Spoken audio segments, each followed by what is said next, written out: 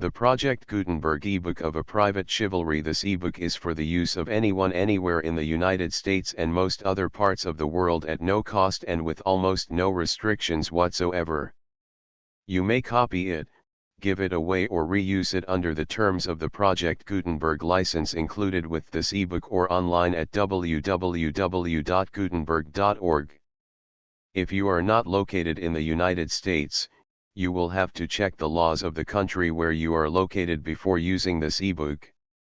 Title: A Private Chivalry. A novel. Author: Francis Lynde. Release date: February 1, 2024. Ebook number 72849. Language: English. Original publication: New York, D. Appleton and Company, 1900. Credits: D. A. Alexander, David E. Brown, and the online distributed proofreading team at https://www.pgdp.net.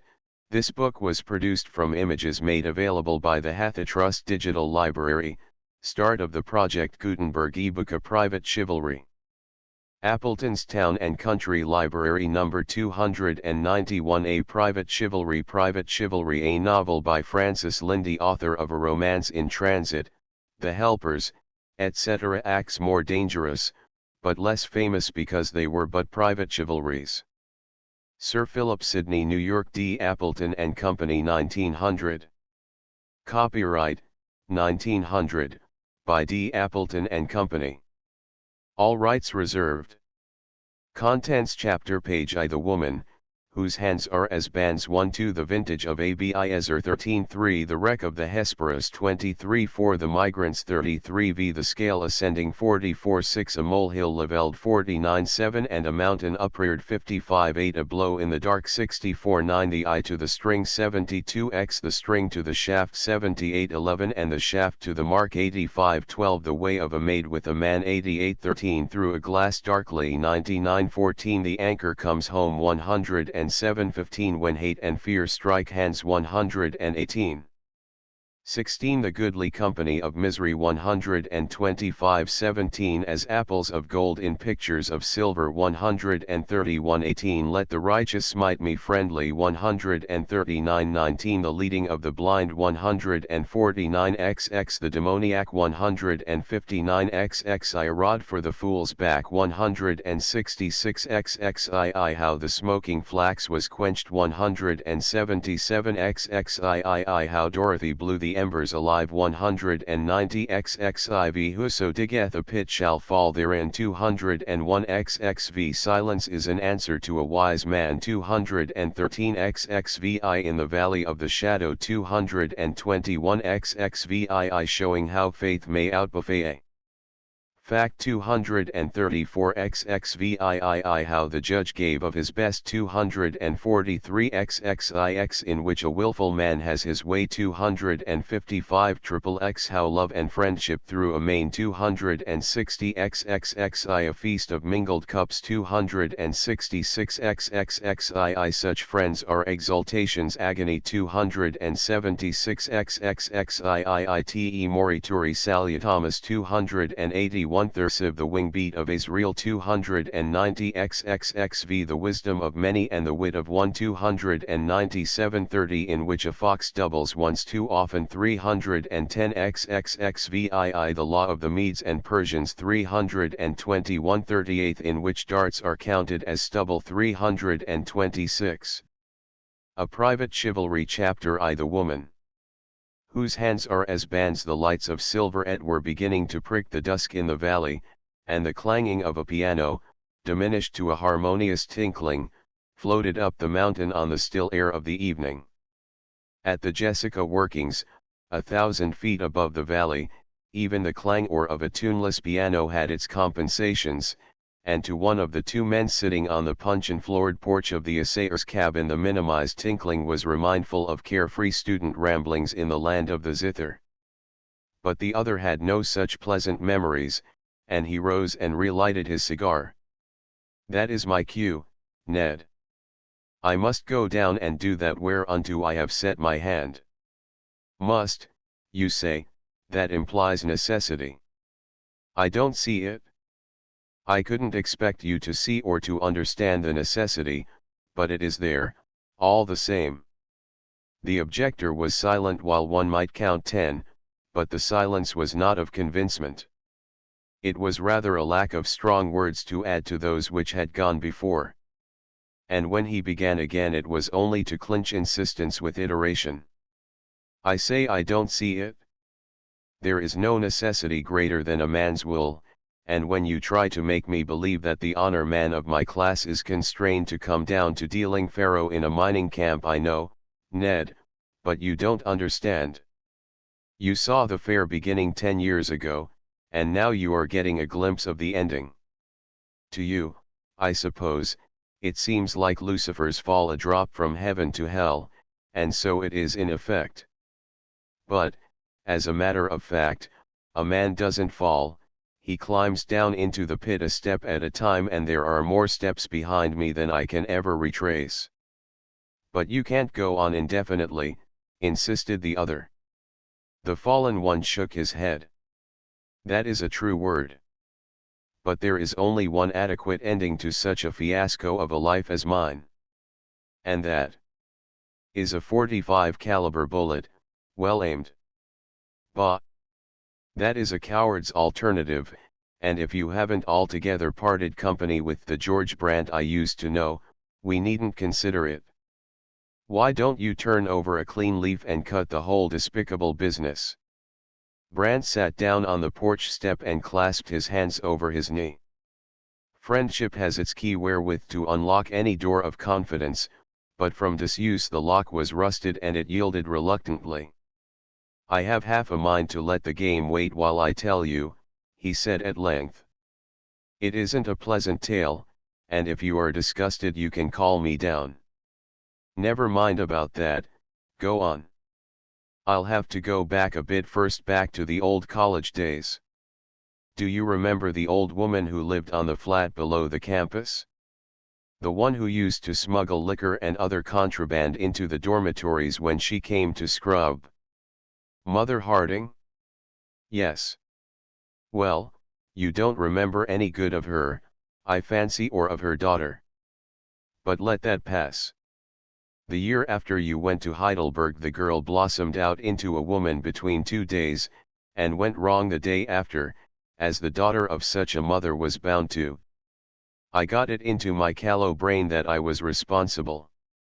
I know better now, I ought to have known better then, but well, to shorten a long story, she has managed to spoil my life for me, root and branch. The assayer got upon his feet and swore out of a full heart. Good God, Brant. You don't mean to say that you married that brazen? But Brant stopped him with a quick gesture. Don't call her hard names, Ned, I shot a man once for doing that. No, I didn't marry her, I did a worse thing. Now you know why I can't turn the clean leaf. Let the blame lie where it will, and it is pretty evenly divided between us now. I'm not cur enough to turn my back on her at this stage of the game. Hobart tramped up and down the slab-floored porch, 4 strides and a turn, for 2 full minutes before he could frame the final question. Where is she now, George? Brant's laugh was of hardihood. Do you hear that piano going down there in Dick Gaynard's dance hall? She is playing it. Heavens and earth! Then she is here in Silverette. Certainly. Where else would she be? Hobart stopped short and flung the stump of his cigar far out down the slope. Brant, he said solemnly, I thank God your mother is dead. Amen, said Brant softly. There was another pause, and then Hobart spoke again. There was a brother, George, what became of him? He went to the bad, to the worst kind of bad. He laid hold of the situation in the earliest stages, and bled me like a leech year in and year out, until one day I got him at a disadvantage and choked him off. How did you manage it? It was easy enough. He is an outlaw of the camps, and he has killed his man now and then when it seemed perfectly safe to do so. But the last time he slipped a cog in the safety wheel, and I took the trouble to get the evidence in shape to hang him. He knows I have it, and he'd sell his soul, if he had one, to get his fingers on the documents. In the meantime he lets me alone. He will murder you some day for safety's sake, Hobart suggested. No, he won't. I have made him believe that his life hangs on mine, that when I die the dogs of the law will be let loose. Oh. The assayer made another turn or two and then came to sit on the step beside his guest. One more question, George, and then I'll let up on you, he said. Do you love the woman? Brant shook his head slowly. No, Ned, I never did, at least, not in the way you mean. And for years now it has been a matter of simple justice. She was bad enough in the beginning, but she is worse now, and that is my doing. I can't leave her to go down into the hotter parts of the pit alone. For a few other minutes neither of them spoke, then Brant rose and girded himself for the tramp down the mountain. I must be going, he said. I'm glad to have had an hour with you, it has given me a glimpse of the old life that is like the shadow of a great rock in a thirsty land. And I want to see more of you, if you will let me. It will be your own fault if you don't. Have you got to go now? Yes. There is a tough crowd up from Carbonado, and Gaynard will have his hands full tonight. Wait a minute till I get my overcoat, and I'll go with you. Brant waited, but when Hobart reappeared he made difficulties. You'd better stay where you are, Ned. It's likely there will be trouble and a free fight, and you are new to the place. New to Silverette, but not to mining camps and rough crowds, Hobart amended. Brant still hesitated. I know, but there is always the risk the bystanders risk, which is usually bigger than that of the fellow with his gun out. Besides, you have a wife. Hobart pushed him into the downward path. You don't know Kate, he objected. She would drive me to it if she were here and knew the circumstances. She knows the camps better than either of us. 15 minutes later they entered Dick Gaynard's dance hall together, and the assayer loitered in the barroom while Brant edged his way back to the alcove in the rear, where stood the faro table. Presently Hobart saw the dealer rise and give his chair to Brant, then the loiterer felt free to look about him. There was nothing new or redeeming in the scene. There was the typical perspiring crowd of rough men and tawdry women surging to and fro, pounding the dusty floor to the time beaten out of the discordant piano, the same flaring oil lamps and murky atmosphere thick with tobacco smoke and reeking with the fumes of alcohol, the same silent groups ringing the roulette boards and the faro table. Hobart looked on, and was conscious of a little shiver of disgust, a vicarious thrill of shame for all concerned, but chiefly for his friend. And Brant had come to this for his daily bread. Brant, the honor man, the athlete, the well-beloved of all who knew him. Hobart let himself drift with the ebb and flow of those who, like himself, were as yet only onlookers, coming to anchor when he had found a vantage point from which he could see and study the face of the fallen one. For all the hardening years it was not yet an evil face. The cheeks of the man were thinner and browner than those of the boy, and the heavy mustache hid the mouth, the feature which changes most with the changing years, but the resolute jaw was the same, and the steady grey eyes, though these had caught the gambler's trick of looking out through half-closed lids when they saw most. On the whole the promise of youth had been kept. The handsome boy had come to be a man good to look upon, a man upon whom any woman might look once, and turning, look again. The assayer was not given to profanity, but he swore softly in an upflash of angry grief at the thought that the passing years had marred Brant's soul rather than his body. None the less, it was shipwreck, hopeless and unrelieved, as Brant had asserted, and from contemplating the effect of it in the man, Hobart was moved to look upon the cause of it in the woman. Perhaps there was that in her which might make the descent into the pit less unaccountable. Hobart would see. He worked his way slowly around two sides of the crowded room, and so came to the piano. One glance at the performer was enough. It revealed a woman who had once been beautiful, as the sons of God once found the daughters of men. Nay, the wreck of her was still beautiful, but it was the soulless beauty whose appeal is to that which is least worthy in any man. Hobart saw and understood. There be drunkards a many who look not upon the wine when it is red in the cup, and Brant was of these an inebriate of passion.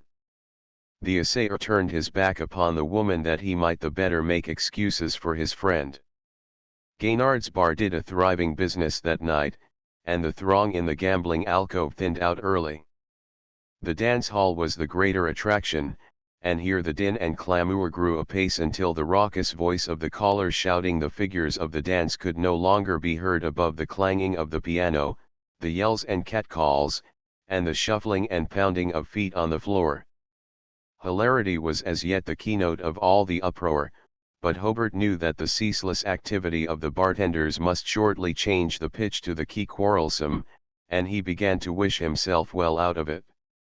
Brant glanced up from time to time, always without pause in the monotonous running of the cards, and when he finally succeeded in catching Hobart's eye he beckoned with a nod. The assayer made his way around to the dealer's chair, and Brant spoke without looking up, "Get out of here, Ned, while you can. There will be the devil to pay before midnight, and there is no earthly use in your being mixed up in it." Hobart leaned over the table and placed a coin on one of the inlaid cards to keep up appearances. "I'm here with you, and I mean to stay," he insisted. "You may need, by Jove, it's begun." The dance stopped and the clamour sank into a hush, which was sharply rent by a blast of profanity, a jangling crash of the piano keys, and a woman's scream. Then the two fought their way into the thick of the crowd around the piano. A drunken ruffian was grasping the woman's arm and brandishing a revolver over her head. "You won't play it, won't ye? And ye'll give Ike Gassett a piece of your lip? By God, I'll show ye." Brant's pistol was out before he spoke. "Drop it right where you are, and get out of here before I kill you," he said quietly. The man's reply was a snapshot in Brant's face, and, though his aim was bad, both Hobart and Brant felt the wind of the bullet passing between them. The crack of the pistol was the signal for a scene a description of which no man has ever yet been able to set down calmly in black on white. Shouts, oaths, a mad rush for the open air foiled by a fiercer closing in of the crowd around the piano, all this while the ruffian levelled his weapon and fired again. At the death-speeding instant the woman started to her feet, and the bullet intended for Brant struck her fairly in the breast. Hobart heard the sharp snap of the steel corset stay, and saw Brant, catching her as she reeled, fire once, twice, thrice at the desperado. Then the assayer lifted up his voice in a shout that dominated the tumult, "Silverettes! Out with them, they've killed a woman!" There was a fierce affray, a surging charge, and when the place was cleared Hobart ran back. Brant was on his knees beside the woman. The smoking oil lamps burned yellow in the powder reek, but there was light enough to show that she was past help. Nonetheless, Hobart offered to go for a doctor. Brant shook his head and rose stiffly. "She doesn't need one, she is dead." Hobart grasped the situation with far-seeing prescience. "Then you have nothing to stay here for, let us get out while we can." The din of the street battle rang clamorous at the front, and he took Brant's arm to lead him to the door, which opened upon the alley in the rear. "Come on," he urged, "they will be back here presently, and you have nothing to fight for now." No, Brant yielded as one in a trance, but at the door he broke away, to dart back with the grey eyes aflame and fierce wrath crying for vengeance. Unnoted of all, the wounded desperado had lain where Brant's fusillade had dropped him. But now he was on hands and knees, trying to drag himself out of the room. Brant was quick, but the assayer pinioned him before the ready weapon could flash from its holster. "Good God, man, that would be murder," he panted, wrestling with the avenger of blood, and possessing himself of the pistol. "Come on out of this." Again Brant yielded, and they made their way to the open air, and through the alleyway to the mountain path, and so in silence up to the Jessica and to the assayer's cabin. Not until they were safe within the four log walls did Hobart open his mouth. But when he had struck a light and hung a blanket over the window which looked valleyward, he spoke tersely and to the point. "A few hours ago, George, you told me why you couldn't turn your back on your shame, and I had nothing to say. But now the reason is removed, and you have had an object lesson which ought to last you as long as you live. What do you say?"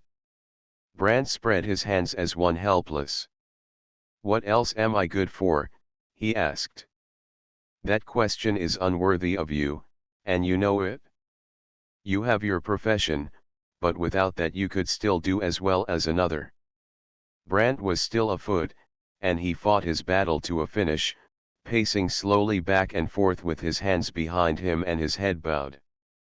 For all his square jaw and steadfast eyes, rash impulse had been the bane of his life thus far, and the knowledge of it made him slow to decide even when the decision leaned toward the things which make for righteousness. So he fought the battle to its conclusion, and when it was ended was fain to sit down awearied with the stress of it. "I am not in love with the degradation of it, I think you must know that, Ned. All these years I've had a yearning for decency and clean living and respectability that I could not strangle, do what I would. So you will understand that I am not halting between two opinions. It is simply this: can a man turn over a new leaf and bury such a past as mine without being beset by a constant fear of its resurrection? Won't it come up and slap him in the face about the time he thinks he has it decently buried and covered up and out of sight?" Hobart's rejoinder was prompt and definitive. "No. The world is wide, and a few years of one man's life are no more than so many texts written in the sand. You're wrong there, Ned. The world is fearfully small, and its memory of evil deeds is as long as its charity is short. Let be, then. You are not a woman. You are a man, and you can fight it out and live it down." Brant acquiesced without more ado. "I was merely stating the case," he said, as if the matter were quite extraneous to him.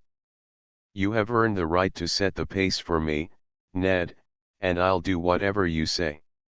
That is more like the George Brant I used to know.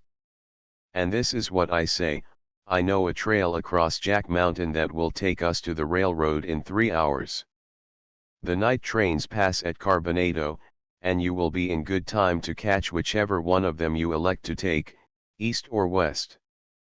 There is no station on the other side of the mountain, but there is a side track for the Hupui mine, and you can build a fire to flag the train.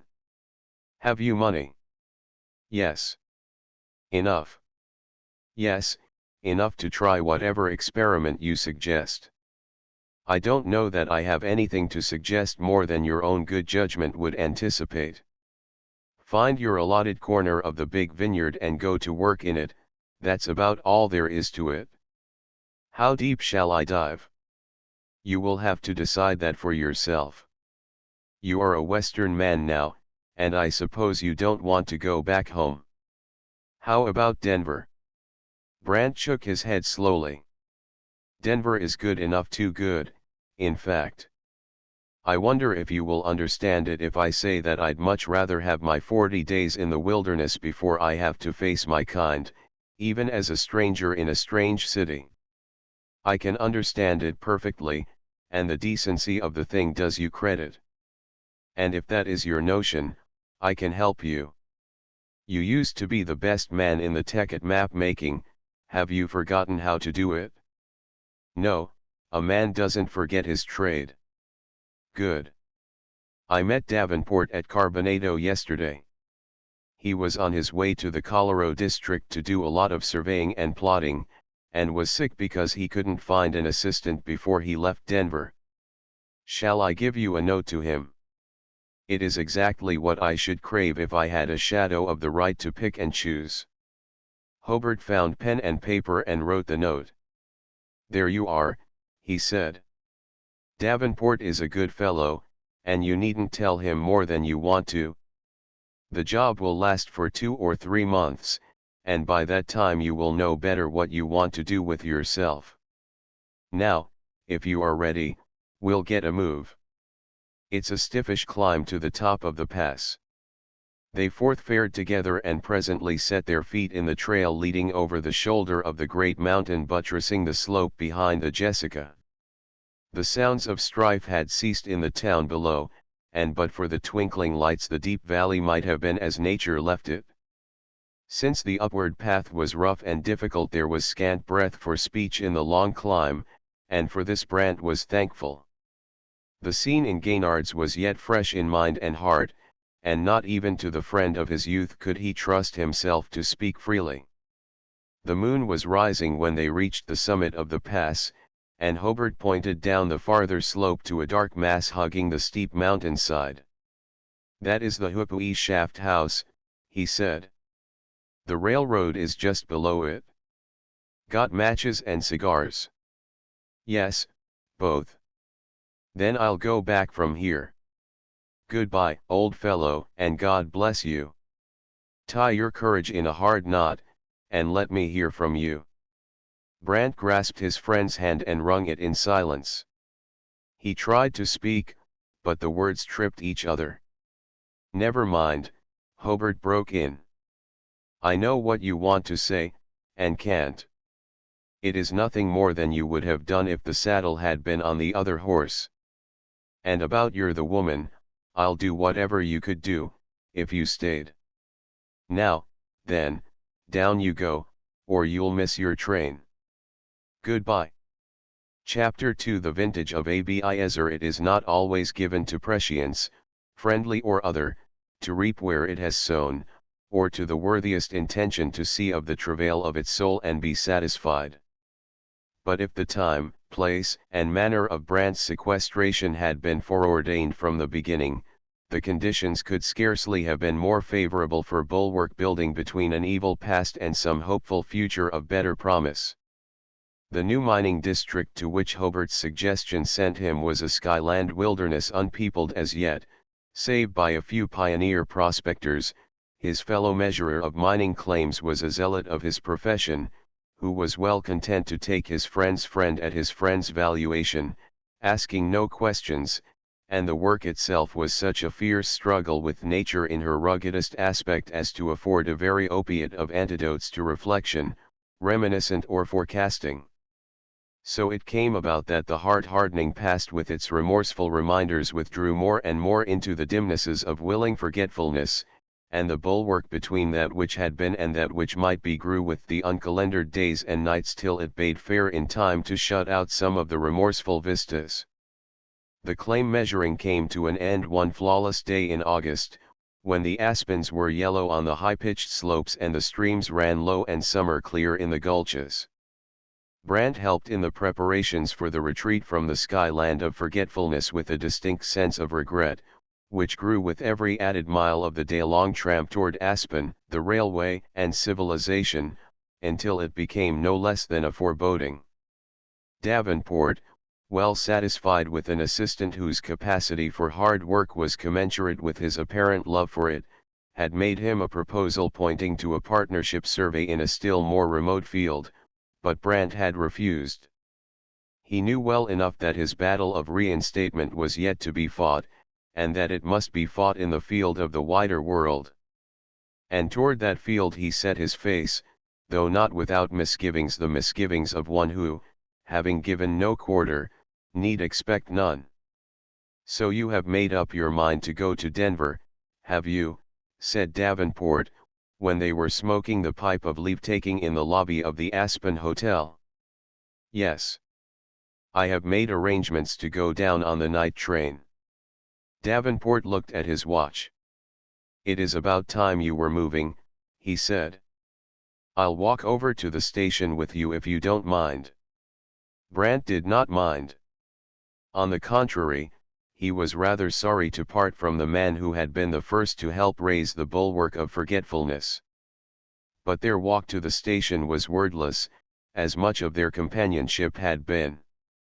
They found the train ready to leave, and at the steps of the Pullman a party of 4, an elderly man and 3 women. One of the women was young and pretty, and she was cloaked and had for a journey.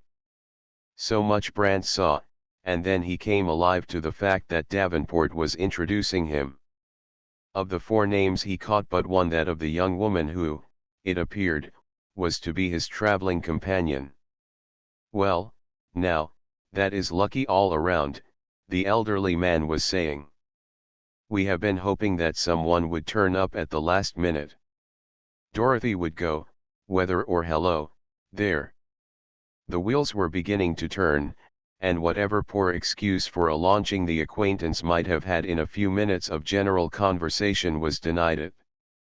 Brant had no more than time to hand his charge up the steps of the Pullman, to stand for a moment beside her while she waved a farewell to the group on the platform, and his responsibility, such as it was upon him full-fledged. He did not make the most of it, as a better man might. So far from it, he erred painstakingly on the side of formality, leading the way with the young woman's belongings to her section, asking her rather stiffly if he could be of any further service to her, and vanishing promptly to the solitude of the smoking compartment when her negation set him free. But once alone in the stuffy luxury of the smoking den, it was inevitable that the tale of the weeks of voluntary exile should roll itself up like a scroll and vanish, and that the heart-hardening past, and chiefly the tragic valedictory of it, should demand the hearing postponed by the toil-filled interlude in the wilderness. He was well used to scenes of violence, and there was a strain of atavistic savagery in him that came to the surface now and then and bade him look on open-eyed when stronger men blenched and turned away. But now the memory of the tragedy in Gaynard's kennel laid hold of him and shook him in the very stronghold of ruthlessness. He could not pretend to be deeply grieved, for the woman had been little better than an evil genius to him, and yet he would willingly have thrust his own life between her and the destroyer. Instead, she had done that for him, though he did not harrow himself needlessly with the thought that she had intentionally given her life for his. He knew her well enough to be sure that she was only trying to save herself. None the less, when all was said, it was a tragedy of the kind to leave scars deep and abiding, and the remembrance of it might well threaten to be the dregs in any cup of hope.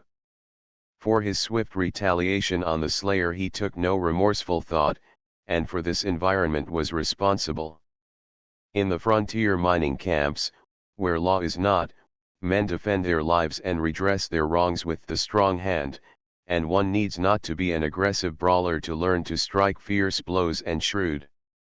So in the matter of retaliation Brant was sorry only that, for all his good will, he had not slain the ruffian outright. That the heart-hardening past with its grim pictures should thus obtrude itself upon his return to civilization seemed natural enough, and Brant suffered it as a part of the penalty he must pay. Not in any moment of the long evening did he remotely connect the sorry memories with the young woman in Section 6, who was at most no more than a name to him. Nevertheless, though he knew it not, it was the young woman who was chiefly responsible. If a good man's introduction had not made him accountable for the welfare of a good woman, Brant might have smoked a cigar and gone to bed without this first reckoning with the past. As it was, he smoked many cigars and was driven forth of the smoking room only when the porter, avid of sleep himself, had suggested for the 3rd time that the gentleman's berth was ready. Even then sleep was not to be had for the wooing, and the grey dawn light sifting through the chinks around the window shades found him still wakeful. The sun of a new day was half meridian high when the porter parted the curtains of the berth and shook his single-man passenger. "Time to get up, sah, 20 minutes to de breakfast station." Brant yawned sleepily and looked at his watch. "Breakfast? Why, it's 10 o'clock, and we ought to have been in Denver an hour ago. Yes, saw. Been laid out all night, mostly, saw, fussed wid a freight wreck, and den wid a hot box. Brant remembered vaguely that there had been stoppages many and long, but with the memory mill at grind he had not remarked them. In the lavatory he found the porter ostentatiously putting towels in the racks for his single-man passenger. "Light car this morning, John?" he asked. The Negro grinned. "Yes, saw, you right about dat, sholy, saw. You all come mighty close to hab an especial cigar last night, saw. So. Yes, saw. De young lady and you all had de hesperus all to you own selves. Po porta ain't gwine get rich out o dis trip, sholy. No, I should say not." Brant was sluicing his face in the dodging basin at the moment, but a little later, when he had a dry pocket hand, he gave the porter a coin of price. "Take good care of the lady, John, they don't remember about these little things, you know." "No, saw t'ank you kinly, saw dat dey don't. But I's take mighty good care o' dat young lady now, saw." Is you all quaintin' wid her, saw?" "I haven't so much as seen her face," said Brant, which was near enough the literal truth to stand uncorrected. And a few minutes later he went back into the body of the car to repair the omission. What he saw stirred that part of him which had long lain dormant. She was sitting in lonely state in the otherwise unoccupied car, and his first impression, at half-car length range, was that she was a sweet incarnation of goodness of the protectable sort. Whereupon he shut the door upon the past and betook himself to her section with a kindly offer of service. "Good morning, Miss Langford," he began. "I hope you rested well. We are coming to the breakfast station, and there will doubtless be the usual scramble. May I have the pleasure of looking after your wants?" Her smile was of answering goodwill, and he had time to observe that the honest grey eyes were deep wells of innocent frankness, and when she made answer, there was something in her speech to tell him that she was neither of the outspoken West nor of the self-contained East. "It was kind of you to think of me," she said. "But I think I needn't trouble you." "Don't call it trouble, it will be a pleasure," he insisted, and when she had made room for him on the opposite seat he sat down. "We are very late, are we not?" she asked. "So late that we are not likely to get in before night, I'm afraid." "A freight wreck and a hot box, the porter says. I thought something was the matter. The train has been stopping all through the night, and I could hear them working at the car every time I awoke." "I heard them, too," said Brant, though his memory of the stoppages was of the vaguest. "It didn't impress me at the time, but it does now. I'm hungry." She laughed at this, and confessed a fellow feeling. "So am I, and I was just hoping for two things, a good breakfast, and time enough to enjoy it.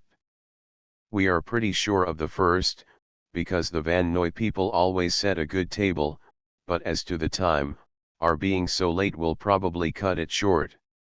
If you please, we'll go out to the front platform and so be ready to get in ahead of the rush." She went with him willingly enough, and a little later they were partakers of the swift downgrade rush of the train in the open air. It was before the day of vestibuled platforms on the mountain lines, and when the lurching and swaying of the car made the footing precarious he slipped his arm through hers for safety's sake. "And she permitted it, does someone gasp?" "Yeah, verily, and, since she was much too clean-hearted to be constantly on the watch for unworthy motives in others, thought no harm of it."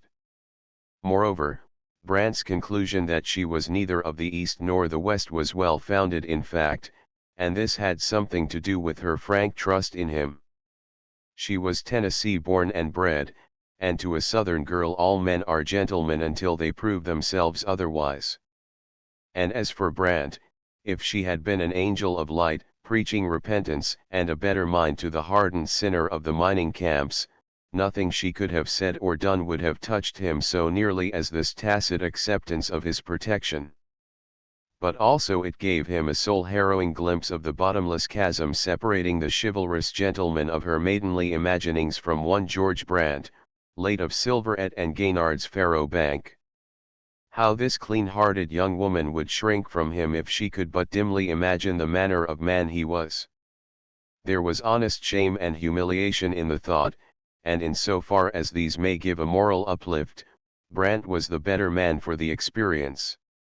Nonetheless, he was glad when the train slowed into the breakfast station and the demands of the present once more shut the door upon the past and its disquieting reminders. Having a clear field for the run across the station platform, Brant and his charge were the first to reach the dining room, and they had chosen their table and given their order before the other seats were taken. As a matter of course, Brant's order was filled first, and thereat his vis-a-vis, a hard-featured man in a linen duster and a close-fitting skullcap, broke forth in remonstrance. "That is the curse of the tip system," he growled, looking pointedly at Brant and addressing no one in particular. "I object to it on principle, and every self-respecting traveler ought to help put it down." Brant's eyelids narrowed and the steel-gray eyes behind them shot back a look that aforetime had quelled more than one wild beast of the gaming tables. But he held his peace, and here the matter might have rested if the irascible fault-finder had not seen the look and accepted it as a challenge. "Yes, sir, I referred to you," he exploded, hurling the explanation at Brant's head. "I submit it to the entire company if it is fair for you to monopolize the attention of the servants while the rest of us go hungry." Now Brant was by nature a very madman of impulse, but the one good thing he had brought out of the hard school of lawlessness was the ability to be fiercely wrathful without showing it. So he said, placeably enough, "I am sure you will excuse me if I decline to discuss the question with you. We were the first comers, and my order was given before you sat down." Here again the matter might have rested, but the hard-featured critic must needs have the last word.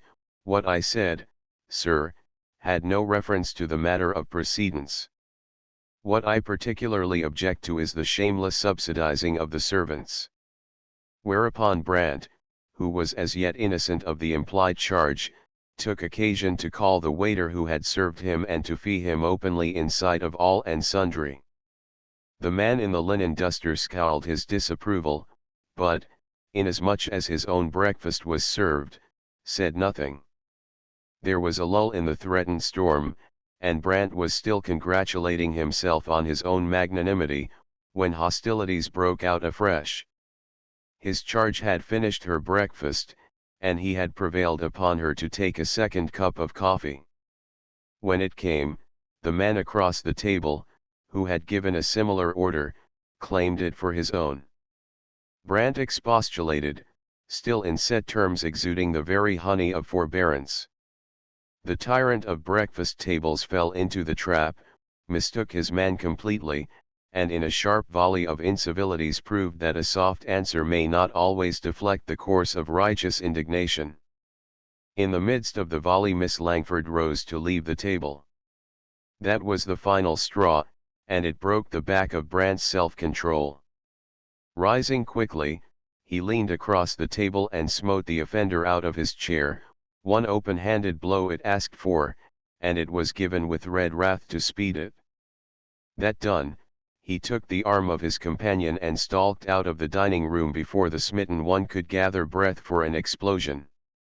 Brant marched his charge straight to the Pullman, drawing deep warrior breaths of defiance world inclusive, but by the time they were halfway across the platform he came to his senses sufficiently to be heartily ashamed of himself, nay, more, to be ready to welcome anything which might come by way of reproach.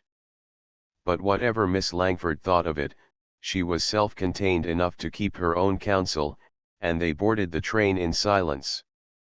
In the seclusion of the deserted sleeping car, Brant laid fast hold of his courage and said what he might by way of apology. "I can't ask your forgiveness, Miss Langford," he began.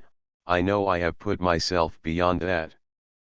But I beg you to let me say just one word in my own defense. For years I have been roughing it in these mountains, eating at tables where that man's insolence would cost him his life before he could measure words with the mildest man in the camp. And so I forgot myself for the moment, forgot what was due you.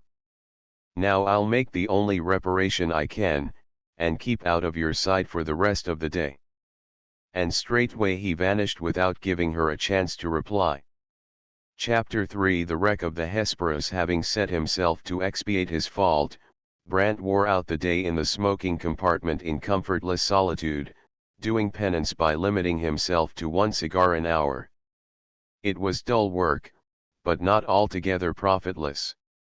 For one thing there was plenty of time to think, and for another the expiatory mill had a chance to grind out a goodly grist of conclusions.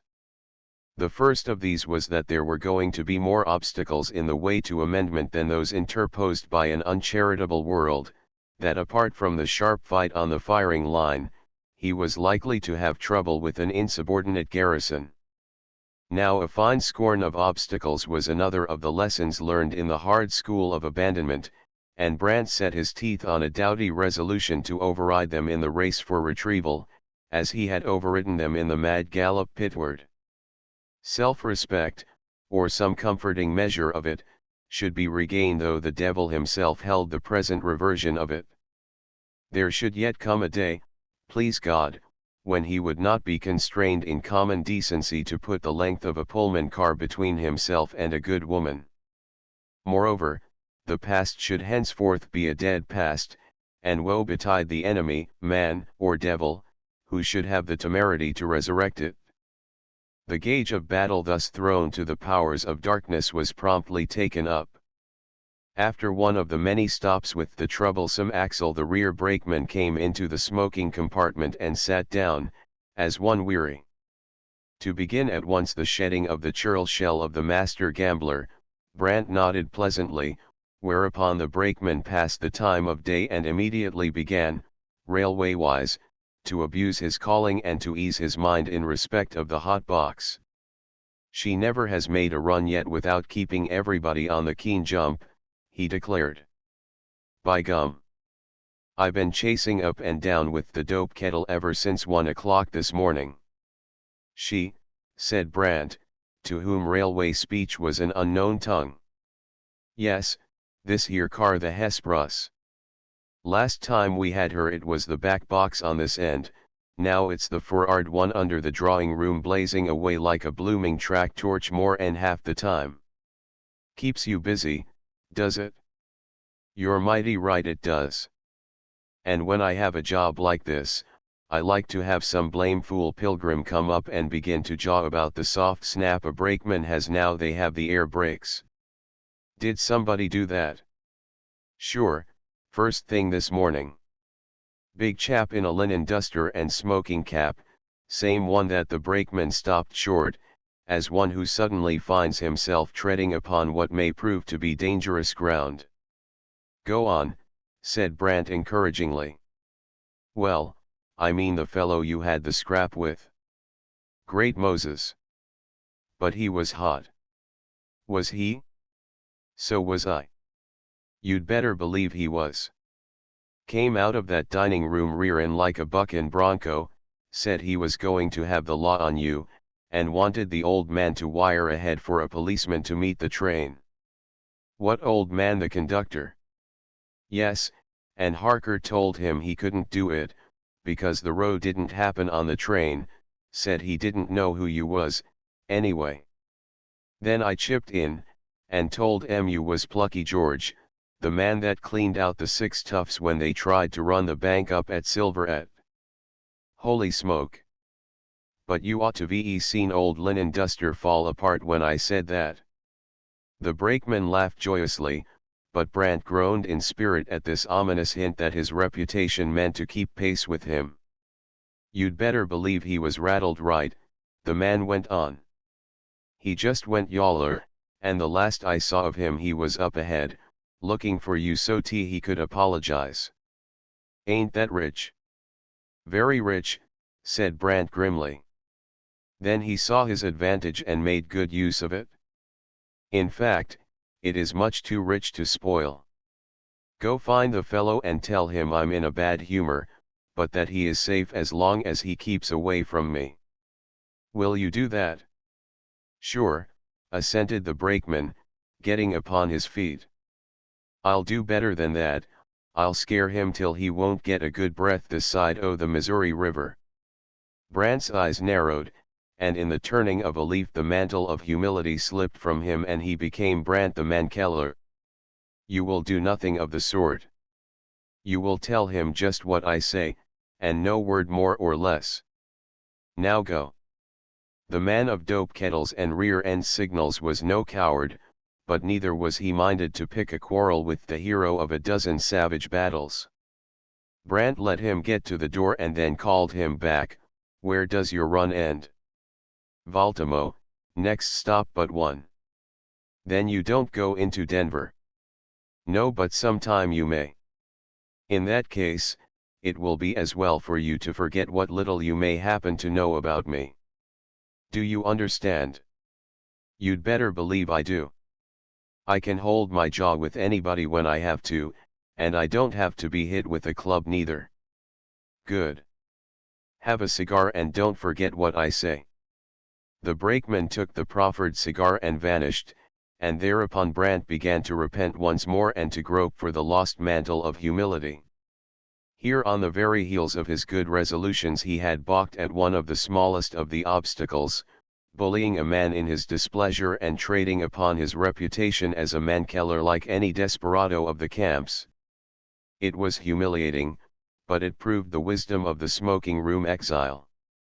Truly, he was far enough from being a fitting companion for the young woman in Section 6.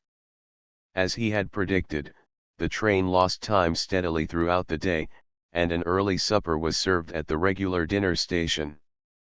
Brant went to the dining room with the other passengers, and when Miss Langford did not appear, he sent the porter to her with a luncheon and a cup of tea. It is about what I had a right to expect, he told himself when he was once more back in the solitude of the smoke den. She was afraid to trust herself in the same dining room with me. Why the devil couldn't I have held my cursed temper just 10 seconds longer? Here I've had to sit all day and eat my heart out, when I might have been getting miles away from the old life in her company. What a fool a man can make of himself when he tries.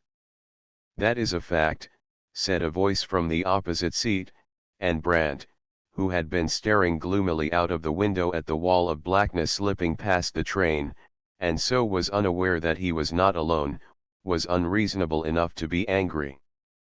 What's that you say?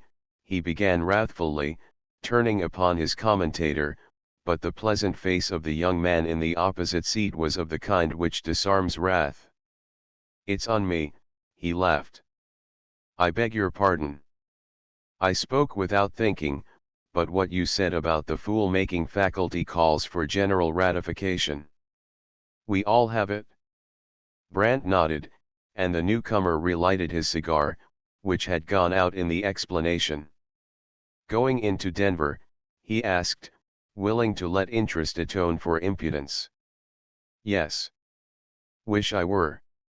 I been out a week now, and I'm beginning to long for the flesh pots. You have my sympathy if you have to stop overnight anywhere between this and Denver, said Brant, who knew the country. Luckily, I don't have to. I am merely riding down to the meeting point with number 3 to kill time. I have to go back to Baltimore tonight. Brant laughed. Do you find it cheaper to ride than to wait? It is quite as cheap in my case, the railway company has to foot the bills, anyway. Oh, you are in the service, are you? Yes. Engineer Corps? No, operating department. I am chief clerk in the superintendent's office. They smoked companionably for a while, and then Brant said, Perhaps you can tell me some of the things I want to find out. Who is your chief engineer now? Colonel Bowron. Good fellow. Out of sight, gentleman of the old school, you know, West Point, regular army, and all that. They say he won't hire a chainman unless he is a college graduate. Is his office in Denver? Yes, right next door to ours. All of which is comforting, said Brandt. I hope you will have me for a neighbor. I am going to try for a billet on the C&W. Good, exclaimed the chief clerk, rising at the sound of the locomotive whistle. My name's Antrim, and you will find me in Superintendent Craig's office. Latch string hangs on the outer wall. And my name is Brandt. Do you quit us here? Got to do it, wish I hadn't, now. Glad to have met you, I'm sure. Don't forget to hunt me up. Good night. They shook hands heartily at parting. It was Colorado, in the day when strangers became friends or enemies on the spot, when one unconsciously dropped the Mr. in an hour, and then slipped easily around the surname to hobnob with Tom, Dick, or Harry in the first interview. For the exile, the little chat with the chief clerk was heartening in its way, and when the train was once more swaying and lurching along its crooked course down the canyon, he looked at his watch and figured out the probable arriving time. 11 hours late, that will make it 10 o'clock in Denver. I wonder if Miss Langford will find somebody to look after her when she gets in. If she doesn't, the interruption was the advent of the porter. The Negro had been trying to get speech with his patron for half an hour, but he was much too discreet to deliver his message in Antrim's presence. "'Bout de supper, saw, de lady in lower 6 say, "T'ank you kindly, saw, and would you all be so kind and step back in de CR a minute?" "Certainly." Brandt rose to comply, but he was no sooner on his feet than he was thrown violently all across the compartment. "Golly Lord, she's on de ties," gasped the Negro, and the exclamation ended in a yell of terror. Brandt kept his head, and thought only of the young woman alone in the body of the car. With the floor heaving and bounding under him like the deck of a storm-tossed ship, he darted out of the smoking room and flung himself against the swinging door in the narrow side vestibule. It was jammed, but the glass of the upper panel fell in fragments under his blow, and he was past the obstruction when the end came. The heavy sleeper lurched first to the right, reeled drunkenly for a critical instant on the brink of the embankment facing the river, righted itself with a jerk when drawbars and safety chains gave way, and then settled back to topple over against the cannon wall, stopping with a crash that sent Brandt to his knees just as he was starting down the aisle. The broken glass was still falling from the shattered deck lights when he reached Section 6. The young woman was unhurt, but she was very pale, and the gray eyes were full of terror. "Don't faint," said Brandt very gently, though he was wondering what he should do in case she did. "It is all over now, I think." "But the others," she faltered. "Let us hope that the other cars have kept the track, that it is only the wreck of the Hesperus." She smiled at the conceit, and asked what they should do. "If you will promise not to faint while I am gone, I'll go and find out." "There is no danger now." "I'm not going to faint, but please don't be gone long." He was back in a moment, gathering up her belongings. "There is nothing smashed but our car," he explained. "They will leave Flagman with it, and go on to Denver with the remainder of the train. Will you take my arm?" The wrecked sleeper was already surrounded by a throng of curious passengers and anxious trainmen, and ready hands were extended to help them down from the uptilted platform. But Brandt put them all aside, and lifted his companion to the ground as if the right were his alone. "It is all right, Mr. Harker," he said, singling out the conductor. "I mean, we are all out. There was no one else in the car except the porter, and he isn't hurt." They made their way through the throng of curious ones, and so on down the track to the train. Brant found a seat in the day coach, disposed his charge comfortably therein, and then, once more laying hold of his courage, sat down beside her. "I am not going to leave you again until I see you safe in Denver," he asserted, "that is, unless you send me away." "I didn't send you away this morning," she rejoined, with a smile that went far toward making him forget for the moment who and what he was. "I know you didn't, but you had a right to. And after what I had done, there was nothing for it but to take myself off." She did not speak until the train was once more lurching on its way. Then she said, "I thought at the time you were very patient, and I think so still." "Do you, really?" "That is very good of you, but I think I don't deserve it. My first thought should have been for you, and I might have kept my temper for another half-minute." Now this young woman could rejoice in an excellent upbringing, as will presently appear, and she knew perfectly well that Brant was right. But where is the woman, old or young, who does not secretly glory in a vigorous championship of her rights, even at the expense of the proprieties? So she spoke him fair, telling him that she was sending for him at the moment of the accident to thank him and to pay him for her supper. Nay, more, she made the next 2 hours so pleasant for him that they were as but a watch in the night, and their flitting seemed to push his life in the camps into a comfortably remote past. And so they chatted amicably until the outlying lights of Denver began to flash past the windows, and then Brant bethought him of her further well-being. "Will there be someone at the train to meet you?" he inquired. "No, but my streetcar line is only a block from the depot, and the car takes me almost to our door." "I will put you on the car," he said, and this he did some few minutes later, bidding her good night, and standing in the street to catch a last glimpse of her as the car droned away to the northward. Then he turned away to seek a hotel, and was well uptown before he remembered that he had not thought to ask her address, or to ask if he might call upon her. "But that is all right," he mused. "Denver isn't London, and if I can ever pull myself up into the ranks of the well-behaved, I shall find her." Chapter 4. The migrant's time was, and is no more, when invalids, hopeful and hopeless, thronged the eastern foothills of the Rockies till there was no longer house room for them in the cities, and a new word lunger was grafted upon the exuberant stock of western folk speech to distinguish them. Unlike the pioneers of a still earlier day, who crossed the plains with their worldly possessions snugly sheltered beneath the canvas tilt of a single prairie schooner, these migrants for health's sake were chiefly of the class which neither toils nor spins, and to the foothill cities they presently added suburbs architecturally characteristic each after its kind.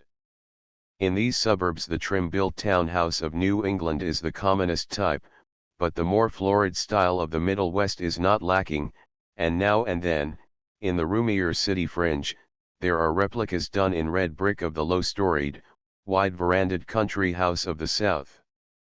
Such was the home of the Langfords in the highlands of North Denver. Driven from the ancestral acres in the bluegrass region of Tennessee in the late afternoon of his life, the judge had determined to make the new home in the life-giving altitudes as nearly like the old as money and the materials at hand would compass, and he had succeeded passing well. He had bought acres where others bought lots, and the great roomy house, with its low-pitched roof and wide verandas on three sides, stood in the midst of whatsoever Tennessee greenery would stand transplantation from the bluegrass region to the less genial climate of the clear-skied altitudes.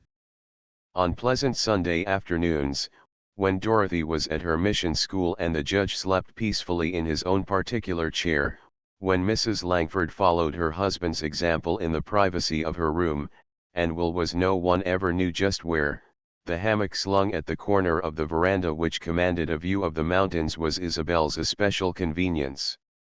For one reason, there was the view; for another, The hammock swung opposite that portion of the low railing which was Harry Antrim's favorite perch during the hour or two which measured his customary Sunday afternoon visit. Being very much in love with Isabel, Antrim was quite willing to turn his back upon the scenery for the sake of looking at her. And as between a winsome young woman swinging in a hammock, a young woman with laughing brown eyes and a profusion of glory-tinted hair framing a face to which piquancy and youthful beauty lent equal charms, who but a scenery-mad pilgrim of the excursion trains would think of making a comparison? In these Sunday afternoon talks Isabel could be abstract or concrete as occasion demanded. What time the young man dwelt overmuch on railway matters, she found it convenient to be able to look over his shoulder at the mighty panorama unrolled and unrolling itself in endless transformation scenes against the western horizon. And when Antrim, finding himself ignored, would come back from things practical to things personal, she had but to close her eyes to the scenic background and to open them again upon the personality of her companion. Conceding nothing to what he was pleased to call her artistic fad, Antrim was willing to condone Isabel's indifference to railway affairs. His business was a part, the greater part, of his life, but he could understand why Judge Langford's daughter, as such, might easily weary of railway shop talk. True, there had been more or less of it all along in the old days in Tennessee, when the judge was counsel for the railway company of which Antrim's father was the superintendent, but that was because the Langfords and Antrims dwelt side by side and were friends as well as neighbors. Here in Colorado it was different. The judge was an invalid, a migrant for health's sake, with gear sufficient to make him independent of railway councilorships, and with little left of his former connection save a pocketful of annual passes and a warm affection for the son of his old friend the superintendent.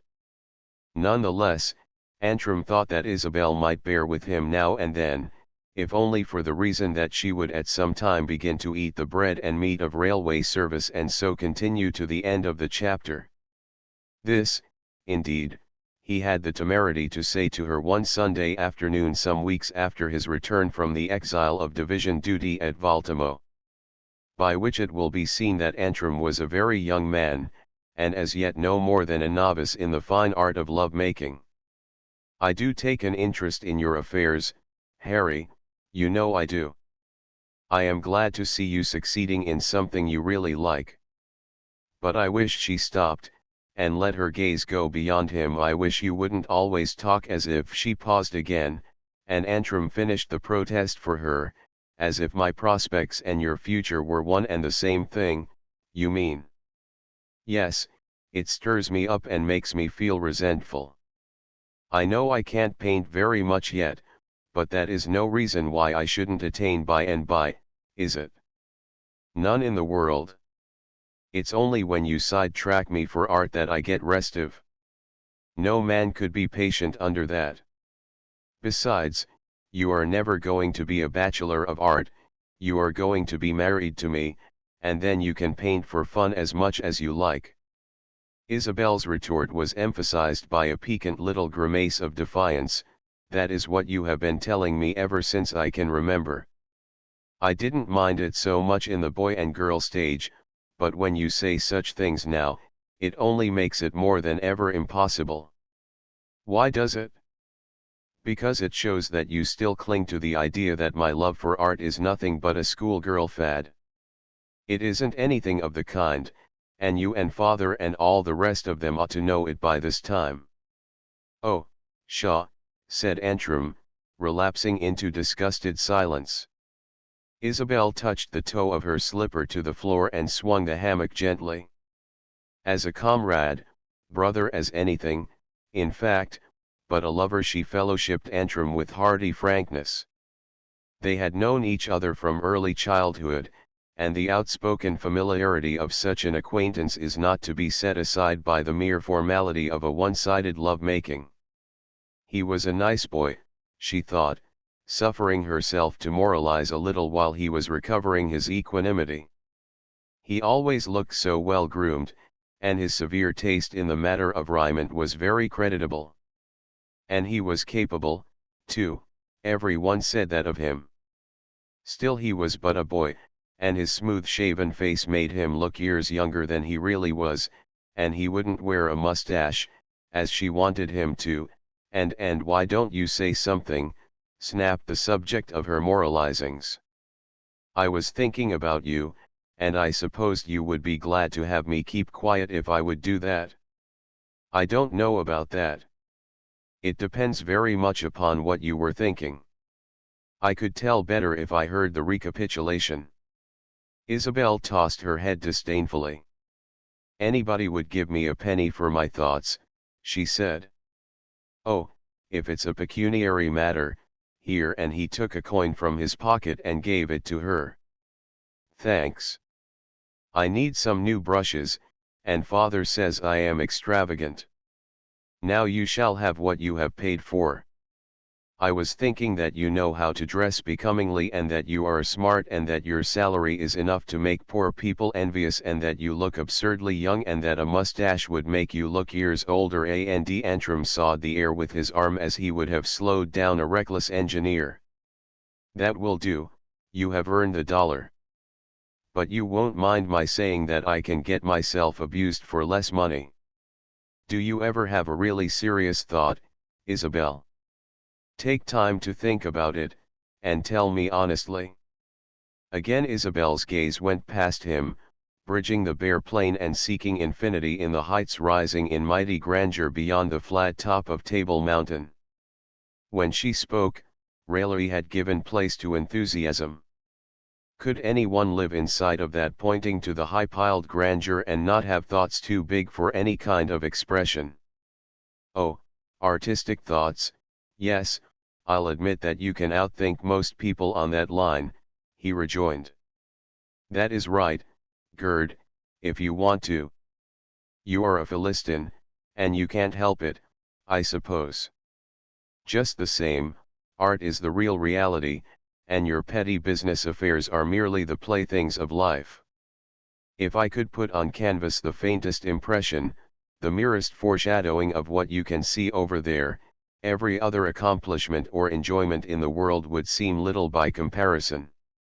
There you go again, said Antrim. Now I like pretty things as well as anybody, but when you try to make me believe that the painting of them is the chief end of man or of woman, for that matter, why, it's like he searched for a sufficiently strong simile, and not finding one, ended rather irrelevantly. Between you and Brandt, I have a hard time of it trying to keep my feet on the everyday earth. Isabel ignored the tirade and went off at a tangent, as was her custom with Antrim. Mr. Brandt is a college graduate, isn't he? She asked. Yes, I believe so. What of it? Demanded Antrim, who was so wholly imbued with the afflatus of business as to think small of scholarly attainments. Nothing, only I was thinking how much a college man has to be thankful for. I don't see your point, Antrim objected. Take Brandt, for instance, how is he any better off than the rest of us? The mere fact that you can ask such a question is its best answer, replied Isabel pertly. You are a specialist, you have lived in a business rut until you can't see out over the edges. You know that rut well enough, I suppose, but you would be utterly helpless if you should ever happen to be dragged out of it. I don't mean to be dragged out of it. A rut is a good thing when you come to know it well. Furthermore, I never saw the time when I was as helpless as the average college graduate. That is nonsense, said Isabel sweetly. And, besides, it isn't original nonsense, you have had it said for you by every self-made man the world ever saw. The college man has this advantage in your own particular field, he can usually take hold of things where other people leave off. That isn't mine, it's father's. But I agree with him. It was Antrim's turn to scoff. I don't believe that. I have seen too many of them shoved into railway positions that they couldn't hold down. There was Pollard, on the West End, given a division when he didn't know the difference between a mogul and a switch engine. Nice mess he made of it before he got through. That may be, but at the same time Mr. Pollard had probably forgotten more things than most railwaymen ever know. Now, there is Mr. Brandt, he doesn't ever have to talk shop. He knows books, and art, and penology, and 100 other things. Whereat Antrim lost patience, as who would not? Brandt be hanged, he exclaimed wrathfully. I am sick and tired of having him held up to me as an example. I wish I had never brought him here. Thank you for nothing, snapped Isabel, and for 5 full minutes neither of them spoke. As usual, it was the man who finally made the overture toward peace. How is the sunset in the Platte Cannon coming on? He asked placidly. It is done as much as anything of that kind ever is done. Shall we go in and look at it? Isabel got out of the hammock rather reluctantly, and they tiptoed past the sleeper at the other end of the veranda. In the room which Isabel called her studio she uncovered a canvas on an easel and ran the shades up to get a better light. Antrim made a proper show of examining the picture, and was silent so long that she was moved to say, well, with a sharp little upward inflection. It's no use, he admitted good-naturedly. You say I can't criticize, and when I try, it only makes you angry. It is your duty to try, anyway. Besides, I am in a lovely temper today. Antrim had his own opinion as to that, but he stood off and tried to imagine himself at the impossible point of view from which the picture was painted. Failing utterly in this, he drew up a chair and sat down to go over it patiently for small errors in detail. Isabel presently grew restive, knowing well from past experience what was coming. It doesn't seem to me that the station at Buck Creek looks just like that, he said at length. It's a longer building than you have made it, and the platform comes out farther this way. Anything else? Asked the artist sweetly. Yes, you have put 2 gondolas and a boxcar here on the side track. I don't believe there ever were that many cars set out there at one time. How dreadfully unfortunate, said Isabel, with well-simulated concern. Yes, it is rather awkward. Can't you paint 1 or 2 of them out? Then, you have put this switch stand on the wrong side of the track, the engineer couldn't see that target until he got right up to it, and then he'd be in the ditch. Isabel said, yes, go on, and Antrim went on, glad enough to have found something which he was competent to criticize. Then, these cars again, if you don't paint them out you'd better paint them over. There are no high-sided gondolas on the narrow gauge, and no cars of any kind as big as these you have here. It was unkind of Isabel to stand at the back of his chair where he could see none of the signs of the gathering storm, and there was no note of warning in her reply. Do you really think they are too large? I don't think, I know. And I'll prove it to you, said he, confidently, taking his pencil and a slip of paper, and making sundry measurements on the station building in the picture. Now, see here, this is what I mean. If you have kept the proportions right on this building, it ought to be about 6 feet between these 2 marks. Using that for a scale, you see these cars are about twice as long as they ought to be. And when you come to the height, Isabel flung the cloth over the painting and burst out passionately, that is enough, it's a picture, not a mechanical drawing. I knew there were miles enough between us, but you never miss a chance to count them all over to me. She choked, and turned quickly to the window, and Antrim, who was slow to anger, tried to make amends. I'm sorry, he said. You know I told you it was no use. I'll admit that I don't know a good picture when I look at it. I shan't trouble you to look at any more of mine. This to the window. I like to look at them, and I'll praise them, too, if that is what you want. But you always say you want criticism. And so I do, but I don't care to be made fun of. I wasn't making fun of you, I was merely pointing out the things I know are wrong. And what I said may be nothing against the picture as a work of art, it may be a masterpiece, for all I know about such things. This he said, being willing to pour still more oil on the troubled waters. You didn't say anything at all about the coloring. Because I don't know anything at all about color unless it's the color of your eyes and hair. Let's drop it, Isabel, and talk about something of a great deal more importance to me. When are you going to put me out of my misery? The time was ill-chosen, and she answered him accordingly, that is dead and buried, there is no use in going back to it. Yes, there is, he insisted. I have waited pretty patiently for a long time, Isabel, and well, I can't wait always.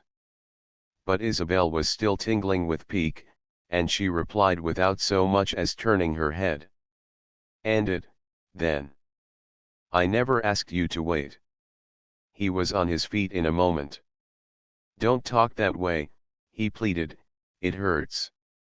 I am not going to urge you any more now, because you are angry about the picture. But I want to say this, I can't take a jesting answer, or an angry one, always. When we speak of it again you must either take me or send me away, and you'll listen to reason, won't you, Isabel? She continued to look steadfastly out of the window and gave him no word of encouragement. Won't you, Isabel? He repeated. Still no answer. Isabel, I'm going now. She did not speak or move until she heard the front gate latch behind him. Then she ran to the easel and snatched the cloth from the newly finished picture. Oh, I hate you, she burst out spitefully, and when Dorothy came in, a few minutes later, the offending canvas had disappeared from the post of honor in the studio. Chapter V. The scale ascending. As for Brandt and the successive steps in his reformatory experiment leading up to the good repute hinted at by Isabel's praise, fortune, good and ill, had befallen in this wise. After the incident on the Denver journey and his instant recognition by a chance brakeman on the train, he had steeled himself, looking for similar embarrassments at every turn. But uphill paths are not always rough or slippery throughout, and in proof of this the beginnings were made easy for him. From the first he met no inopportune acquaintances, and, again, the question of employment answered itself congenially and promptly. Colonel Bowron needed a draftsman, also, he happened to hold Brandt's College in high repute, since its professor of mathematics had been an alumnus of his own alma mater. This and that, yoked together, plowed Brandt's furrow for him, and 2 days after his arrival in Denver he was perched upon a high stool in the chief engineer's office, giving himself mind and heart to the practice of a profession which had once been an artistic passion with him. A fortnight later Antrim came back, the acquaintance was renewed, and Brandt exchanged his room at the hotel for lodgings in the quiet private house recommended by the chief clerk. For a few weeks the reincarnated one went about his business circumspectly, spending his days at the office and his evenings with a fresh gathering of books in his room at Mrs. Seeley's, and showing himself in the streets as little as might be. This guarded walk brought its own reward. Not once in his goings and comings did he see a familiar face out of the disregarded underworld, and when the sense of security began to tread upon the heels of continued immunity, he ventured to take another step and went with Antrim to call upon the Langfords. They are nice people, and I am sure you'll like them, said the chief clerk. My father was the judge's oldest friend back in Tennessee, and our houses stood in the same acre. I've known them ever since I can remember. Antrim signaled a North Denver car, and Brandt ventured a single question, large family of them? No, 2 girls and a boy. Dorothy's good, but not pretty, Isabel is pretty, but not well, I'll leave her out, and you can judge for yourself. As for Will, he is another sort altogether. I call him an unlicked cub. 20 minutes later Antrim was introducing his friend in the double drawing room of the transplanted southern mansion in the Highlands. "Mrs. Langford, my friend, Mr. Brandt. Judge Langford, this is the hermit I promised to bring you. Isabel, let me present Mr. Brandt." Dorothy, but the elder daughter was smiling her remembrance of him, and she forestalled the introduction. "I am so glad to be able to thank you in our own house, Mr. Brandt," she said. "Mama, this is the gentleman who was so kind to me on the night of the wreck." That was the beginning of it, and Brandt's heart warmed within him when he allowed himself to hope that something more beneficent than chance had brought them together again. Later in the evening, however, it cooled, till the former generous glow became a mere memory. The chilling process began in a turn of the conversation which defined Mrs. Langford's attitude toward sin and sinners, and her point of view was that of a mother of marriageable daughters. She had small charity for sowers of wild oats, and was strongly in favor of a social code which should embody a goodly measure of expiation. If every young man were held strictly accountable, were given to understand that every misstep would shut one or more respectable doors to him, the crop of wild oats would grow smaller with every generation. Brandt went dumb before the suggested accusation, was ill at ease during the remainder of the evening, and was much relieved when Antrim finally gave the signal for departure. On the walk cityward, they had missed the car. The chief clerk harked back to this discussion on culpability. "I could hardly keep a straight face while Mrs. Langford was laying down the law for us," he chuckled. "She has a very dark brown sheep in her own household, though she would be the last person in the world to admit it." "So? The son, I suppose." "Yes, Will. He is only 19, but I am afraid he has sounded the pond pretty thoroughly. I haven't kept track of him here in Denver, partly because he has no use for a friend of the family, and partly because I haven't much use for him. But he promised to be a terror when he was only a schoolboy back home, and I have no doubt he is keeping the promise." "It's a pity," said Brandt, thinking of the boy's elder sister. "It's all of that. There is plenty of good blood in him on the Langford side, but his mother was a troop, and the troops have had at least one black sheep in every generation. But the father and mother are to blame, too. They have had one standard for the daughters and another for the son. Will has never known the meaning of obedience, and he has never been required to do anything he didn't want to do. Consequently, he is a hardened sinner at 19. What is his particular weakness? I'm not sure that he has any favorites. To the best of my knowledge, he is as impartial as a callow youth can well be. I've heard more about his gambling than anything else, though. Quiet games with amateurs, or the other kind." Antrim laughed. "The other kind, of course. Penny ante in a parlor wouldn't be half tough enough to suit him." "That's bad." "Yes, especially bad in his case. He is a surly young cub, as vindictive as he is quarrelsome. Somebody will lay him out one of these fine nights, and that will be the end of it." Brandt held his peace for 2 whole squares, then he spoke his mind freely as to a friend. "It is none of my business, Antrim," he began, "and I don't know how you stand with the family, but it is 1,000 pities to let that boy go to the devil without turning a hand to save him." "I don't half like the way you put it." Antrim laughed again. "You must remember that while you're hearing it for the first time, it is an old story with me. Besides, I shouldn't have a ghost of a chance with him. He doesn't like me, and I don't like him. If I should try to interfere, I'd simply get myself into hot water with all concerned." "Just the same, something ought to be done," Brandt insisted. "I agree with you, but who is to do it? By Jove, I have an idea. Suppose you try your hand. Mrs. Langford wouldn't thank you a little bit, because she would never admit the necessity, so far from it, she'd probably write you down in her black book. But the judge knows, and he'd be your friend for life. Brant smiled rather grimly at the thought of his becoming a bear warden for wayward youth, but he answered not a word, and presently their arrival at Mrs. Seeley's put an end to the talk. Contrary to his custom, Brant did not read himself to sleep that night. In room of a book he took a problem to bed with him, lying awake far into the small hours to wrestle therewith. And the name of the problem was William Langford.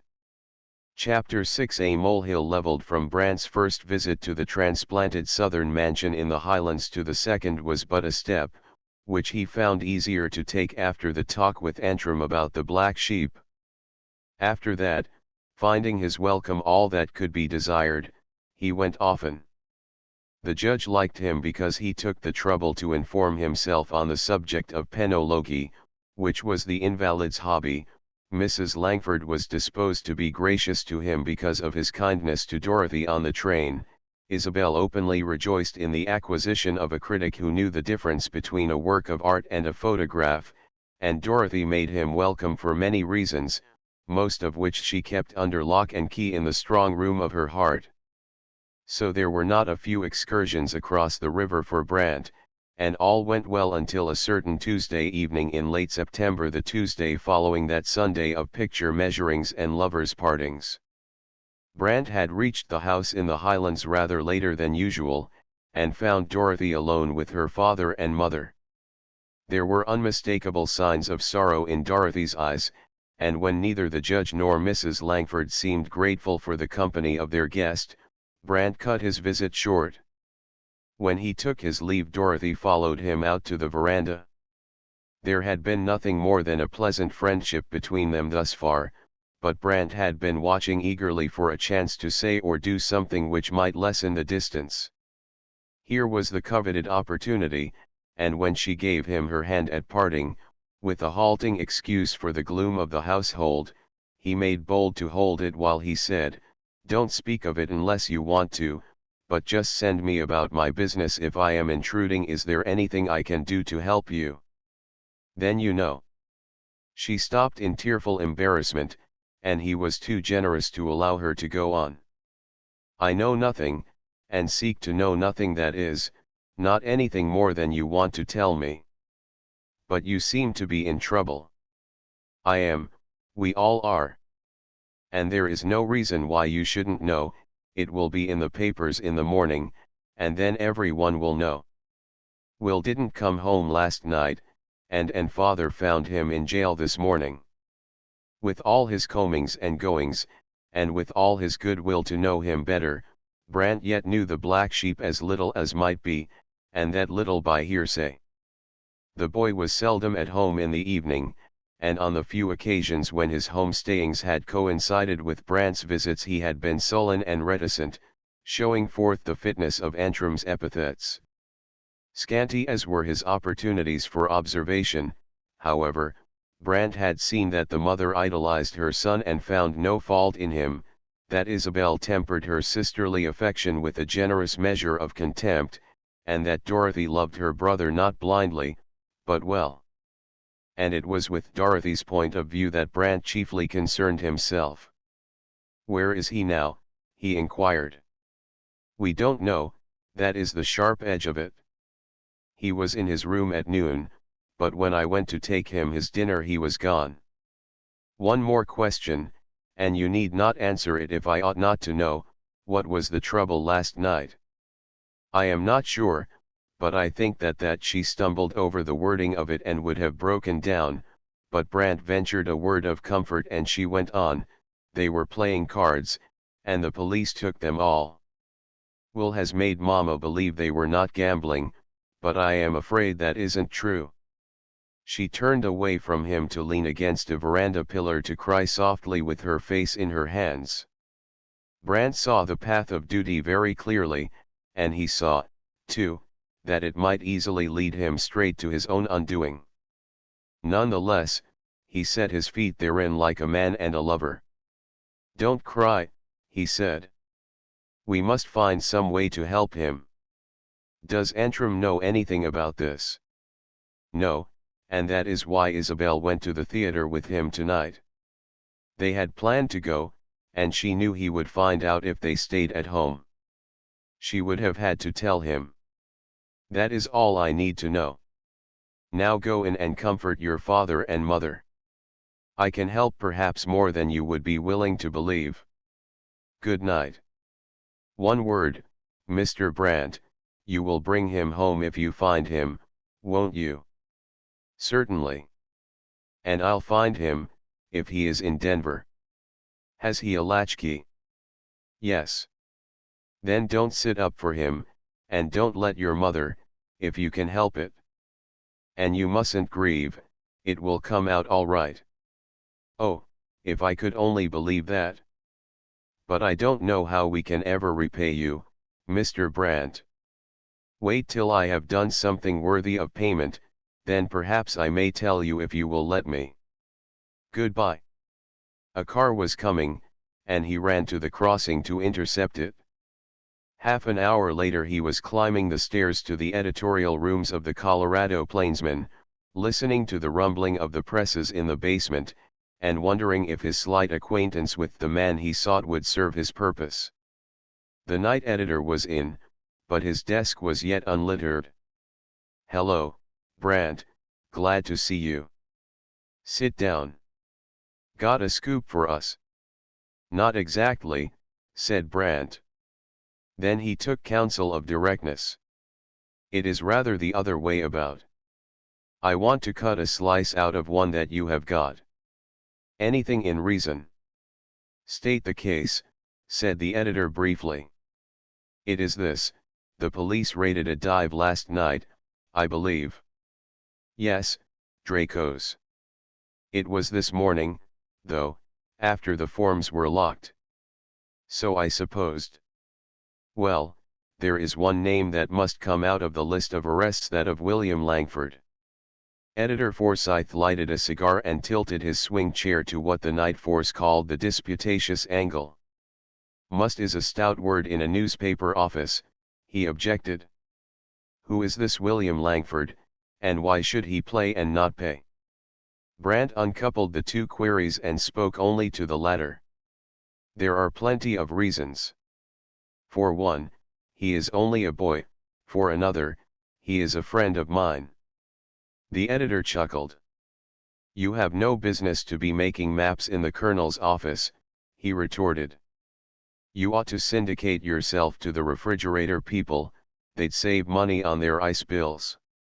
Never mind about that. Will you do what I want you to? Oh, sure. Forsyth took down the copy hook, found the report of the raid, and blue-penciled the name of William Langford. It's rank treason muzzling the press, you know, but anything to oblige a friend. What else can I do for you? Much, this is only the beginning. Put on your hat and coat and go with me to the other morning papers. I don't know any of the newspaper men, but they will do it for you. The chair of the night editor righted itself with a crash. By Jove! Say, Brandt, you've got the cold nerve of your namesake over in the Silverette district, I'll be hanged if you haven't. Oh, I'll go, he went on. I suppose the other fellows will say there is a woman in the case, and devil me accordingly, but that won't matter. Come on, and let's have it over with. There is a woman in the case, said Brandt calmly. Otherwise I shouldn't be here. But she must not be mentioned. Of course not. Langford is your cousin, and you are his natural guardian, that's the line. Light a fresh cigar and we'll be about it. They made the round of the newspaper offices together, and when it was completed Brandt thanked Forsyth at the foot of the Plainsman stairway. I owe you one, Forsyth, and I'll pay it when I can, he said. Let me know when the time comes, say some dark night when you need a bodyguard, for instance. Forsyth laughed. I believe you would fill the bill about as well as the Silverette man. By the way, is he a relative of yours? No, but I know something of him. Good night." And at the word Brant turned away to begin the search for the lost sheep of the house of Langford.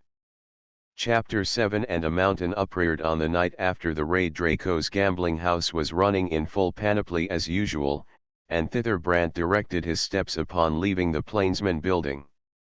Arguing from experience, he made sure that young Langford would be found in the kennel of the dog that had bitten him, and carrying the deduction a step farther, he was prepared to find the lad playing the part of lead captain to some older villain. It was not likely that the boy had developed a passion for play of his own motion. Brant knew that trade well. It had its master workmen, its slipshod journeymen, its tramps, and its apprentices. He doubted not that young Langford was still of the undergraduate guild, in which case a heroic remedy might yet effect a cure. This train of reasoning led to certain conclusions. If he should find the boy serving as a stool pigeon for some older man, his task would be comparatively easy. The professional gambler is sufficiently wise in his own generation, and a word to the wise, such a word as Brant knew how to speak, would quickly release the apprentice. So much for the boy and the first step in his rescue. After that it would be the father's part to keep him from forming a new alliance if he could. For himself, however, Brant foresaw price payings of the dearest. The lower world was thickly peopled in the Denver of that day, and he could scarcely hope to win in and out unrecognized. As a citizen of that world his light had not been hidden under a bushel. He was known to the men of his tribe, and the tribe is nomadic, albeit it keeps well within its own marches. What then? Merely this: it would be passed from lip to ear that plucky George of the mining camps was in town, that, for reasons best known to himself, he was living for the time in retirement. And thereafter he would better cut off his right hand than be seen in public with any woman whose reputation he valued. This was the barb of the arrow, and it rankled sorely while he was measuring the distance between the Plainsman building and the kennel of the dog. Nevertheless, he went on steadily enough until he stood before the baize doors screening the interior of the Draconian kennel. But here he hung reluctant for a moment, knowing that he had reached the turning point. Once beyond the swinging doors it would be too late to go back. So he stopped, and put out his hand and withdrew it, and for the first time in many years the square jaw of him lacked something of its resolute outline. Within he could heard the shuffling of feet, the clinking of glasses, the brrr of the roulette balls, all the familiar sounds of the life he had put behind him. He was far enough away from it now to begin to loathe it, and yet it drew him irresistibly. What if he should be dragged back into the old paths again? Stranger things had happened, and the fascination of the serpent is not less potent because it is loathsome. While he hesitated, it came to him like the thrilling of an electric shock that this was one of the penalties he would always have to pay, this calling to him of the underworld to which he had belonged. In a flash of the inner self-sight, one of those glimpses into hard possibilities that not even a good man may prolong to a scrutiny, he saw that he had lied in telling Hobart that his yearnings were altogether for better things. They were not. The woundings of the evil years were not healed, and they might never be. He turned and took a step away from the doors of peril. There and then he saw a picture of a grief-stricken young woman leaning against a vine-covered veranda pillar and sobbing softly as one who mourns without hope. Then and there the thought of his promise to Dorothy Langford nerved him afresh, and the swing doors fell apart under his hand. The baize screens were yet winging to rest behind him, and he had no more than taken the measure of the place, when the bartender threw up his hand by way of welcome. Here was recognition on the very threshold of the undertaking, and since it had come, Brant set his teeth and determined to make such use of it as his errand would warrant. So he went around to the end of the bar and waited until the man was at liberty. That was not long. "Well, say, old partner Shake. I thought you'd turn up all right. How are they coming, anyhow?" Fellow came in here a while back and said you'd killed a man up on the range and lit out.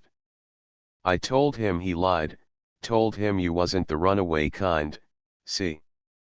What'll you take?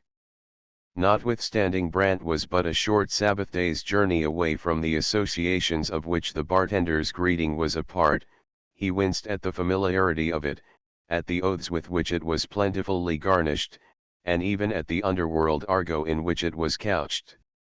Then he humbled himself and put his newly found dignity underfoot. "Thank you, I am not drinking anything tonight, Tom. I merely dropped in to ask a question or two." "Fire away."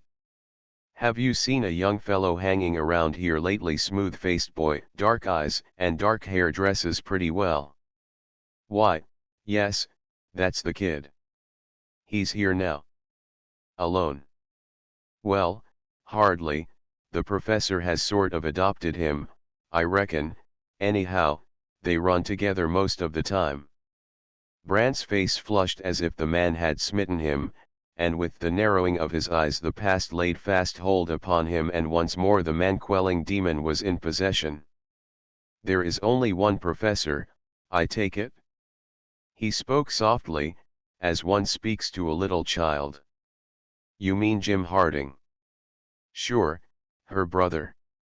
"You ought to know him, if anybody does." "Yes, I know him." The recusant sinner turned his back to the bar and let his gaze go adrift down the long room. It was comfortably filled. There were pairs and trios and quartets at the card tables, little groups around the marble games and roulette boards, a front rank of sitters about the faro table, with a standing reserve playing over the shoulders of those in the chairs, and in the midst an uneasy throng revolving about the various centers of attraction, like the slow-moving figures in a timeless minuet. Somewhere in this devil's dragnet was the boy who was Dorothy's brother. To keep that in mind asked for an effort, because with the boy he should find his enemy, the man who had traded upon a sister's shame. At the thought the gray eyes grew hard and cruel, and his hand went back toward the bartender. "Give me your pistol a minute, Tom, I may need it," he said, without looking around. "It won't do down here, George. They'd hang you too quick for any use." "Never mind about that, give me the gun." The weapon was passed across the bar and Brant dropped it into his coat pocket. Then he dipped into the uneasy throng and began a search which ended beside one of the roulette boards. Young Langford was watching the game dry-lipped and hot-eyed, and at his side stood a man who might have passed otherwhere for a schoolmaster. He was tall and slightly stooping, his garments were of the clerical cut, and his lean face was clean-shaven. Only in the Faraday eyes was there a hint of the unfathomable wickedness of the man. The nickname of the professor fitted him aptly, and he dressed the part, playing it with all the skill of a trained actor. To outward appearances no more harmless person than James Harding could have been met in a day's journey, but Brant knew his man. Coming softly up behind, he seized Harding's right wrist and held it helpless while he spoke. "Excuse yourself to the boy and come out with me," he whispered at Harding's ear, and the vice-like grip turned the soft-spoken words into a command. Harding's answer was a stealthy movement of his free hand toward his breast pocket, but Brant checked it with a word. "Don't be a fool, or take me for one, unless you are ready to quit. Do as I tell you, and be quick about it." There was murder in Harding's eyes what time he was measuring his chance against the weapon in Brant's pocket. Then fear took its place, and he obeyed the command. "All right," said the boy, without taking his eyes from the spinning roulette ball. "I'll wait here for you." Brant marched his man to the swing doors and out into the deserted street. Just beyond the circle illuminated by the arc light in front of Draco's he backed Harding to the wall. "Hands up," he said briefly. Harding's thin lip quivered like that of a snarling dog, but again he obeyed. "Turned hold up, have you, George?" he sneered. Brant ignored the taunt and deftly disarmed his captive. Then he spoke tersely and to the point, as one who may enforce his commands. You know me, and there is no need to measure words. I brought you out here to tell you what you are to do. You are going to take that boy home and turn him loose, and then you are going to keep out of his way. Oh, am I? Yes, and this is the way you are going to do it. You will go back in there and bring him out, then you will walk him up the street and put him into the first carriage you come to. Do I make myself perfectly clear? Sure thing. You've got it all down to a fine point, haven't you? Then you will get in with him and go wherever the driver takes you. By the time the carriage stops you will have explained matters in any way you see fit, only young Langford must be given to understand that it is all off between you. And after that I think it will be best for you to leave Denver. It is a fair-sized town, but I am afraid it isn't big enough to hold you and me at the same time. And what if I refuse? What if I tell you to go to? Brant took out the borrowed pistol and balanced it on the palm of his hand. In that case I shall be obliged to make sure of you here and now, and remembering what you are, I'd about as soon do it as not. The man at bay fought the fear back out of the telltale eyes and tried to laugh heartily. You are a pretty smooth talker, George, but you can't bluff me. I don't know just what you are driving at, but I do happen to know that you don't care to get your name in the papers just now. All the same, I'm willing to oblige you for a consideration. How much? Asked Brant, still balancing the weapon. 100, say, in money, and that little package of papers you took the trouble to have sworn out against me up in Taggart's Gulch. Brant considered it for a moment, and the man at bay began to have a dim premonition that he had gone too far, that his life hung in the balance while he waited. The terror of it grew with the lagging seconds, and he had opened his mouth to withdraw the condition when Brant spoke again. You know very well that I don't have to make terms with you, but you shall have the money. The papers I keep. Now go and get the boy, and don't make any bad breaks. If you do, I shall shoot first and talk afterward. Harding drew breath of relief and re-entered the kennel with Brant at his heels. Inside the swing doors the latter gave another order. Go on and get your man, I'll wait here while you are doing it. When Harding was about it Brant turned to the bartender. Here is your gun, Tom, much obliged. And, while I think of it, I'll turn over the professor's arsenal. You can give it back to him when he calls for it. A murderous-looking knife, a life-preserver, and a set of brass knuckles changed hands, and Duvernay swept them into a drawer with an exclamation of surprise. Holy smut! And he let you catch him without his gun, he said. Not much, rejoined Brant pleasantly. But I shall keep that for a little while. I am not through with him yet.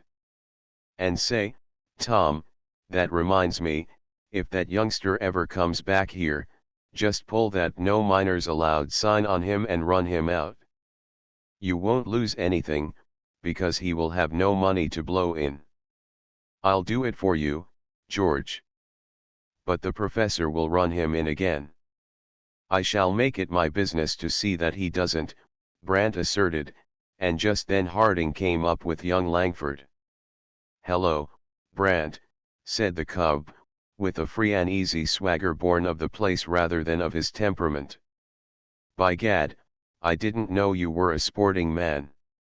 Shake hands with my friend Mr. Harding. Brant scowled, but the boy saw nothing and rattled on, going home early tonight. What will you take, gentlemen?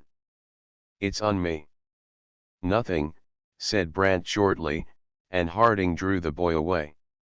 The pair left the place and went up the street, with Brant a few steps in the rear.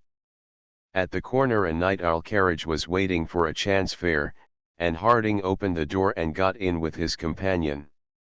At the click of the door latch, Brandt climbed to a seat beside the driver and gave the order. "No 16 Altamont Terrace," he said, and when the horses were fairly headed for North Denver he lighted a cigar and ventured to anticipate success. But the triumph was short-lived. While the carriage was yet rumbling over the viaduct, the little upflash of triumph flickered and went out. For, however worthy the cause in which he had fought and won, it was Brandt, the man of violence, and no repentant sinner of them all, who had done the fighting. For the time being he had lapsed as thoroughly as if the new leaf had never been turned, and the dregs of that cup were bitter. Chapter 8. A blow in the dark. When a careful man blunders he is apt to make thorough work of it. If Brandt had suspected the use Harding would make of an uninterrupted quarter of an hour with William Langford, it is safe to assume that no preventive, however heroic, would have failed to commend itself to the rescuer, and he should have foreseen. Any tenderfoot of them all would have been less blunt-witted, he told himself afterward in much bitterness of spirit. But that was after the fact. While he was smoking his cigar on the box and tasting some of the aloe dregs of the cup of lapsings, Harding was making the most of his opportunity. "No, Willie, I can't say when I may be back in Denver. A man with a big mine on his hands can't play marbles all the time, you know. Has to look after his ante or they'll steal him blind." "Of course," agreed Will, and then, "Where is your mine?" Now one place is as good as another for the location of purely mythical real estate, but, for safety's sake, Harding went far afield. "It's on the other side of the range, in the Silverette district." "Is that so? Then you must know all about the Jessica." "The governor's got some stock in the Jessica." Yes, oh, yes. I know the Jessica, of course. But the Silverette is a big district, you know. My claim isn't anywhere near the camp, and I'm glad of it. Tough town, is Silverette. And that reminds me, how did you happen to catch on to George Brandt?"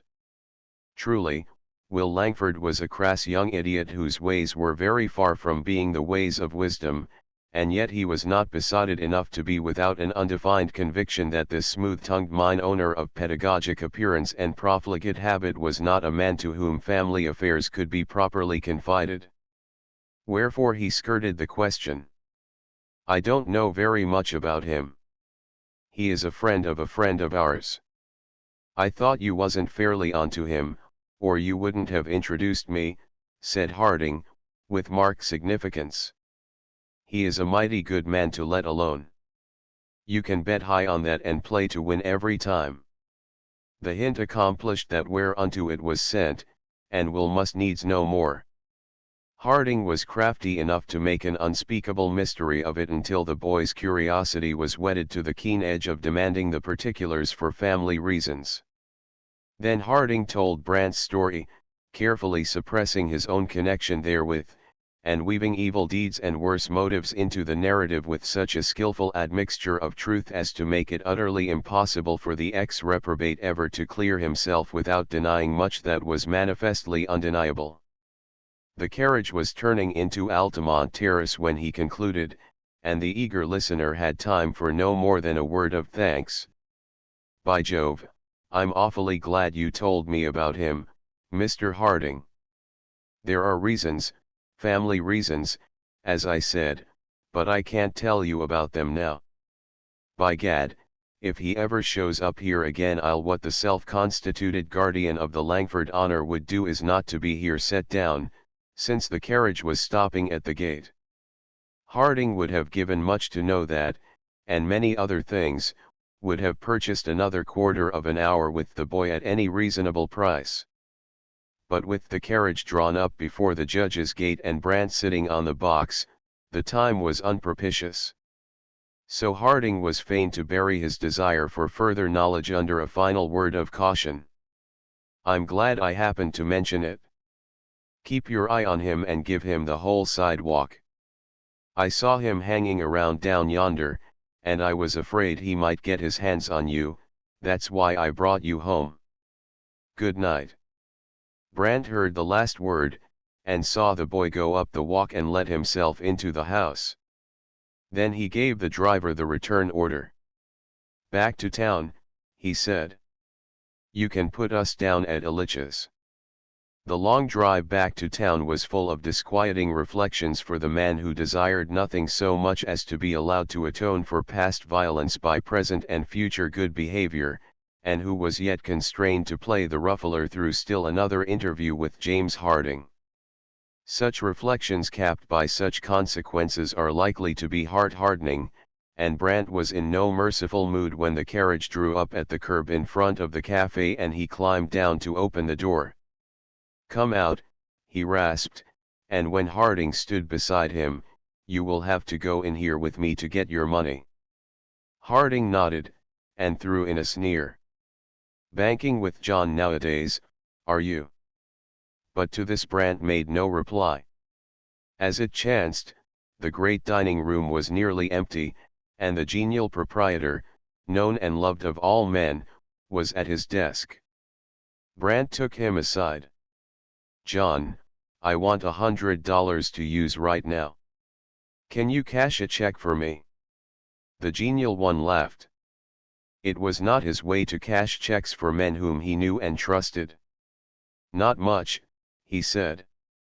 You can have the Century, but I don't want your paper. And he found the money in the little safe behind the desk. Anything else I can do for you? Yes, I want to use one of the private rooms for a few minutes. Ilitch held up a finger for the head waiter, a stalwart young fellow who looked as if he might be a college athlete working his way through a lean vacation. Parker, show these gentlemen to number 4, and light the gas for them. No orders. The athletic one led the way to a small private dining room partitioned off in the rear of the public tables. It was a mere box, lighted by a chandelier pendant from the ceiling, and furnished only with table and chairs. When they were alone, Harding dropped into one of the chairs and Brandt drew up another on the opposite side of the table. Now, then, talk quick and tell the truth if you can. What did you say to the boy? The soul of the real James Harding peered out through his half-closed eyes for a fleeting instant, but the veil was drawn again before one might note the levin flash of triumph. I did what you wanted me to, told him I'd got to go and look after my mine. What excuse did you make for taking him home? Told him he shouldn't ought to be out so late. He'll do anything for me, that young fellow will. Yes, that is very evident, Brandt commented dryly. Then, what else did you say to him? Again the levin flash of triumph, but Brandt did not see it. Nothing, you didn't tell me to say anything else to him. No more I didn't. Well, all you have to do now is to keep out of his way and mine. Here is your money. Take it and make yourself scarce. The roll of bills changed hands, and Harding made sure of the price before he spoke again. Then he squared himself against his side of the table and asked if he might have his weapons. Verney has them all but the gun. I think I shall keep that as a souvenir.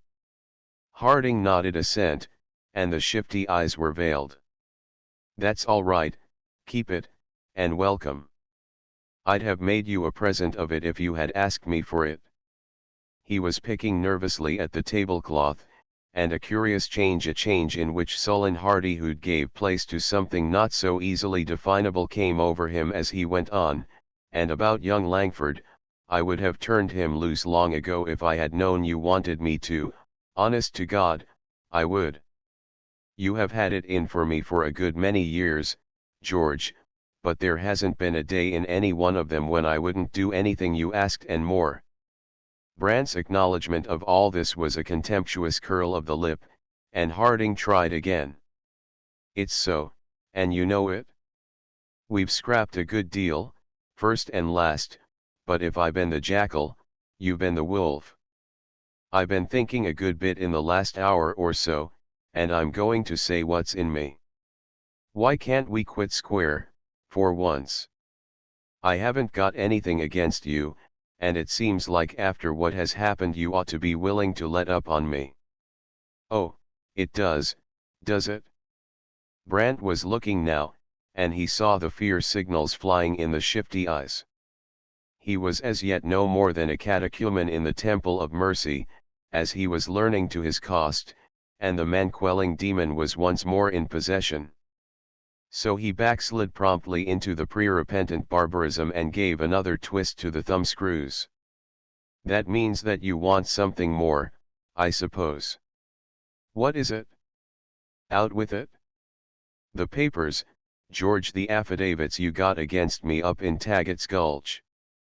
I haven't had a good night's rest since I found out you had 'em, so help me God, I haven't. Wherever I go, and whatever I do, I can feel that cursed hangman's knot pulling up under my ear. For Christ's sake, give 'em to me, George. Don't send me to hell before my time. Truly, Brant was yet very far from sainthood, either in act or intention, since he could look unmoved upon the ghastly face of the terror-sick man across the table. Harding leaned forward until his chin was nearly touching the cloth. His shifty eyes were for once fixed and glassy, and the perspiration of fear stood thickly upon his narrow brow. And with the dropping of the mask of self-control, the old age of dissipation wrought its will on the clean-shaven face, furrowing it with wrinkles that seemed to deepen visibly with the dragging seconds.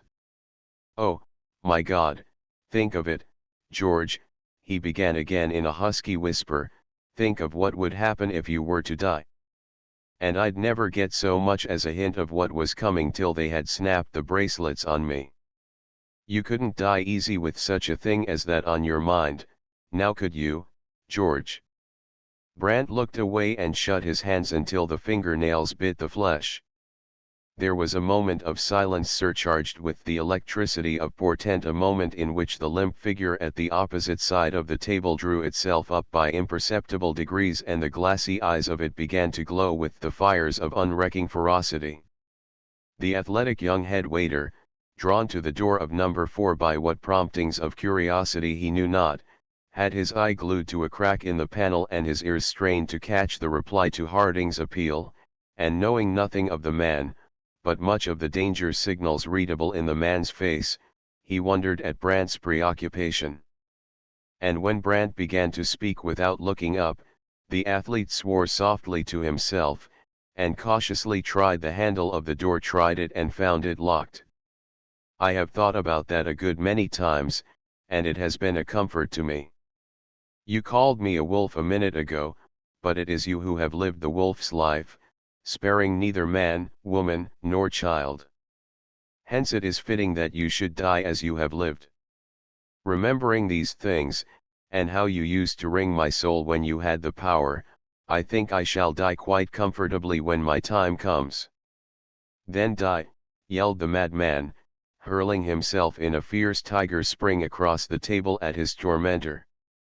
Brant was by far the stronger of the twain, but the onset was so sudden and unexpected that he was borne down among the chairs, and Harding's fingers were at his throat before he could gather himself in defense. After that he was helpless, and the dancing gas jets of the chandelier were about to go out in a flare of red lightning when the weight was lifted from his chest and he began to breathe again. Then he saw that the athletic waiter had set his shoulder to the door at the opportune moment, that he had flung Harding into a corner and was standing guard over him with a chair for a weapon. "Say the word, Mr. Brant, and I'll smash him one for good luck," he said, but Brant sat up and shook his head. "No, let him go," he said huskily. "I can kill him later on if I need to." The young man stood aside, and Harding ran out. Then the athletic one helped Brant to his feet. "He didn't cut you, did he?" he asked. "No, I believe he was trying to choke me. I don't know how I came to be so careless. How did you happen in?" The young man laughed, and was not beyond blushing a little. "I guess I might as well make a clean breast of it. Business isn't very brisk at this time of night, and I overheard a little of what was going on, not much, but enough to make me wonder if I could smash the door in if the need arose. I suppose I ought to be ashamed of myself, but it was rather lucky, as it turned out. Very lucky, indeed. And there was nothing particularly private about my part of the interview. Has John gone home? Yes. Shall I call a cab for you? Oh, no. Give me your shoulder to the sidewalk and I can make it all right. But I am beginning to think I had a rather close call. You did that? The head waiter took Brandt's arm, and the course between the tables of the public room was safely steered. At the door the breath of the night air was revivifying, and Brandt found speech in which to thank his rescuer. Oh, that's all right, laughed the athlete. It's all in a day's work. Good night. Chapter 9. The eye to the string. In the Langford household the judge and Dorothy were the only early risers, and on the morning following Will's home-bringing they breakfasted alone together as usual. Dorothy and her mother had sat up for the wayward one the night before, but at the breakfast table the daughter saw that the news of his son's return brought small comfort to her father. The cause of his disquietude was not far to seek. The morning papers lay unopened beside his plate, and he left them there when he retreated to the library. Being a woman, Dorothy did not thus deny herself the luxury of suffering with full knowledge. She opened the papers and read the reports of the raid on Draco's, and she did not fail to put up a little paean of thanksgiving when she found that her brother's name was omitted in the list of the arrests. Stopping only long enough to make assurance doubly sure, she hastened to the library. Here are the papers, father, she began, and when he looked up from his book and shook his head in refusal, she went on quickly, you needn't be afraid to read them, Will's name isn't mentioned. The judge took the papers and scanned them with interest newly aroused. The fine old face of the master of Hollywood, with its heavy white mustache and pointed goatee, was military rather than judicial, and Dorothy was joyed to see the lines of stern sorrow soften a little as he read. You are right, he said, after he had scanned the list of the incriminated ones. Let us thank God that we are spared so much. But I don't understand it. Perhaps Will gave an assumed name, Dorothy suggested. And so added a lie to his other misdoings, rejoined the father bitterly. No, he didn't do that. I saw the record at the police station. Dorothy was puzzled for a moment, and then a light broke in upon her. I think I know how it happened, she said, and then she gave him a brief summary of the talk with Brandt on the veranda. The judge heard her through, and being in no wise less shrewd because he happened to be his daughter's father, he was at no loss to account for Brandt's motive. Nevertheless, he did not forget to be grateful, and he gave the helpful one his just meed of praise. It was a thoughtful thing to do, and the man who would think of it at such a time must know how it grinds to have a good old name dragged in the mire, he said warmly. I shall remember it. Was Mr. Brandt with Will when he came home? I couldn't tell. I saw the carriage drive up, and saw Will stop to speak to someone inside after he got out. Then he came up the walk alone, and the carriage went back toward the boulevard. Well, it was a kindly deed, well meant and well done, and we are Mr. Brandt's poor debtors, said the judge, taking up one of the papers again. I shall go down by and thank him for it. Dorothy went at that, and when the library door closed behind her the judge put the paper down, ostensibly to polish his eyeglasses, but really because the problem of his old age had grown great enough to banish interest in everything else. He had always prided himself on being a good judge of human nature, and so he was when the point of view was the judge's bench in a courtroom. But it is a wise father who knows his own son, and Judge Langford was just beginning to suspect that his experience with human nature, and his courtroom studies therein, had counted for little in the training of his son. More than this, he was coming to understand that there is a time when a father's lost opportunities may not be regained, that the saving of William Langford, if salvage there were to be, must be at other and alien hands. That conclusion set him upon the search for his own substitute, and most naturally he thought of Brant. There was that about Colonel Bowron's assistant which made him easily a beau ideal for a younger man whose tastes were not wholly vitiated. He was a man of the world, a much wider world than his present position with the colonel bespoke, the judge decided, and he was of the masterful type out of which boys are most likely to fashion their heroes. If the thing might only come about without suggestion, but there were too many ifs in the way, and the judge fell to polishing his eyeglasses again, letting the summing up of the matter slip into spoken words. I wish he might be able to tell me what to do with the boy.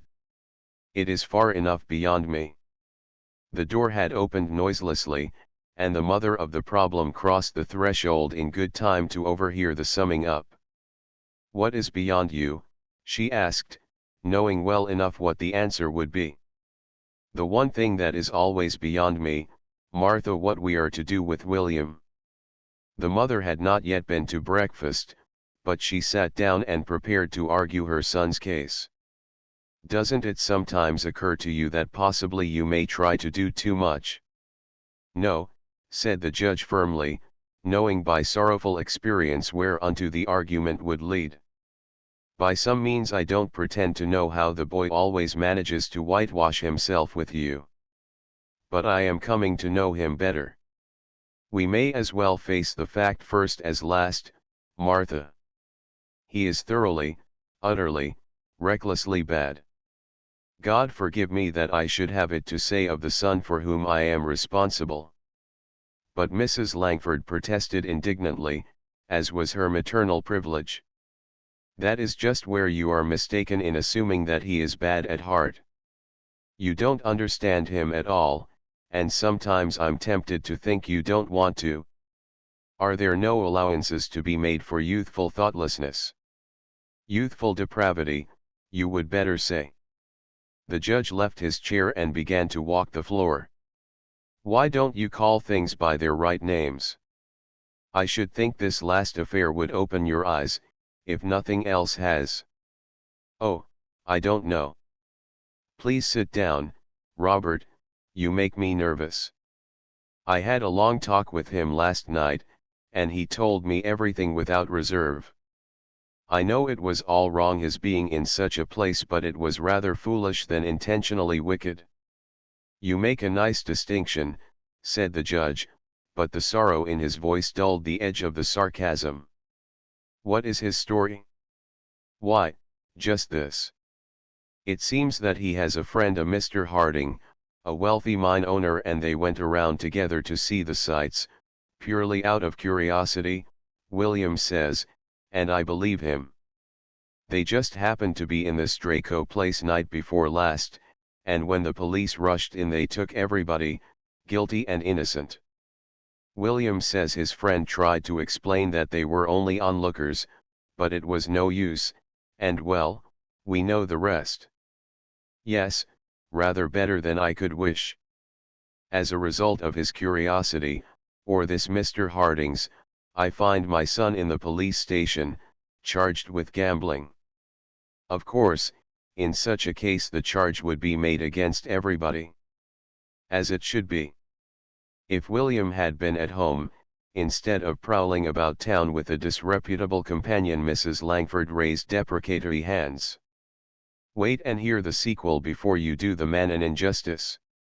When Will went downtown last night, feeling desperate and discouraged enough to do anything, this Mr. Harding found him and insisted on his coming straight home, brought him home in a carriage, in fact.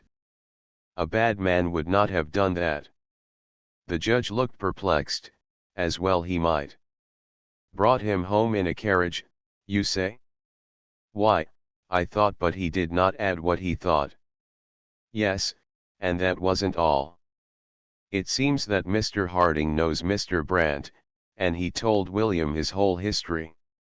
Will wouldn't repeat it. He said it wasn't fit for me to hear, but he told me enough so that I shall know what to say to Mr. Brandt if he ever has the effrontery to come here again.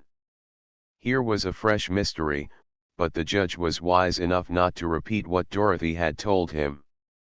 Moreover, he knew his son's failings too well to place implicit confidence in any story of his told in a peacemaking moment after an escapade. Wherefore he counseled moderation. "I shouldn't take too much for granted if I were you, Martha," he said.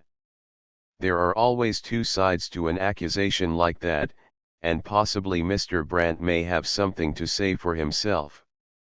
Anyway, I should give him a chance."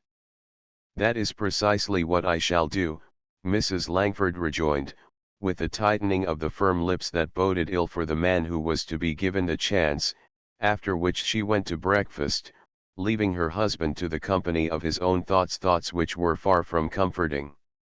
How much of William's story could be believed? And who was this man Harding who claimed to know Brandt? If the latter was the one who had prevailed upon Will to come home, how was it that the boy had come in a carriage with the former? And which of the two had suppressed the mention of William Langford's name in the published lists of the accused?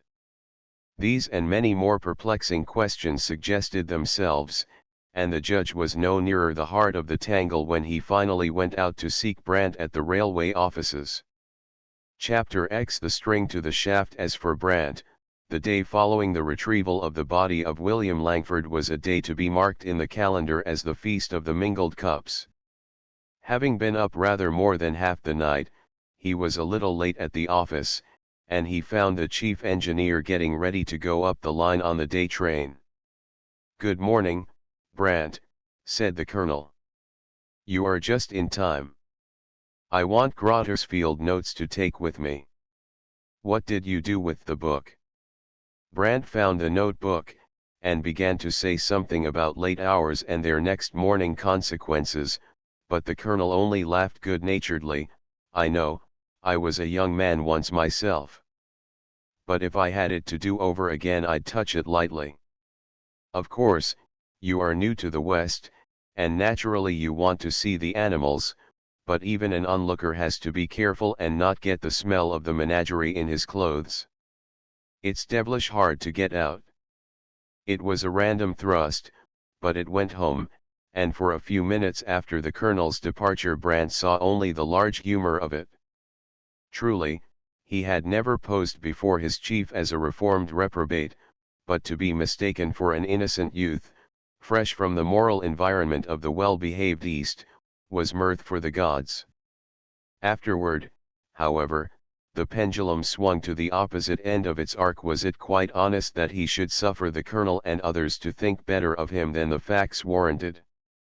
Obtaining money under false pretenses was a crime. Was it any less culpable to carry off booty of good repute in like manner? As far as his chief was concerned, Brandt had come to know the colonel well enough to be sure that a most intimate knowledge of the incriminating facts would have little weight with him on the professional side. He was well satisfied with his assistant, and, unlike many employers, he was frank enough to say so. But there was a standing invitation as yet unused holding the door of the Bowron home open to the draftsman. This might not be withdrawn in so many words, but Brandt put himself in the colonel's shoes. It would probably not be renewed. From the Bowron generalities to the Langford particulars was but a step, and Brandt presently began to ask himself curious questions touching the continuance of his welcome at Hollywood if the facts were known. That was a different matter, and he was not long in arriving at conclusions definite and humiliating.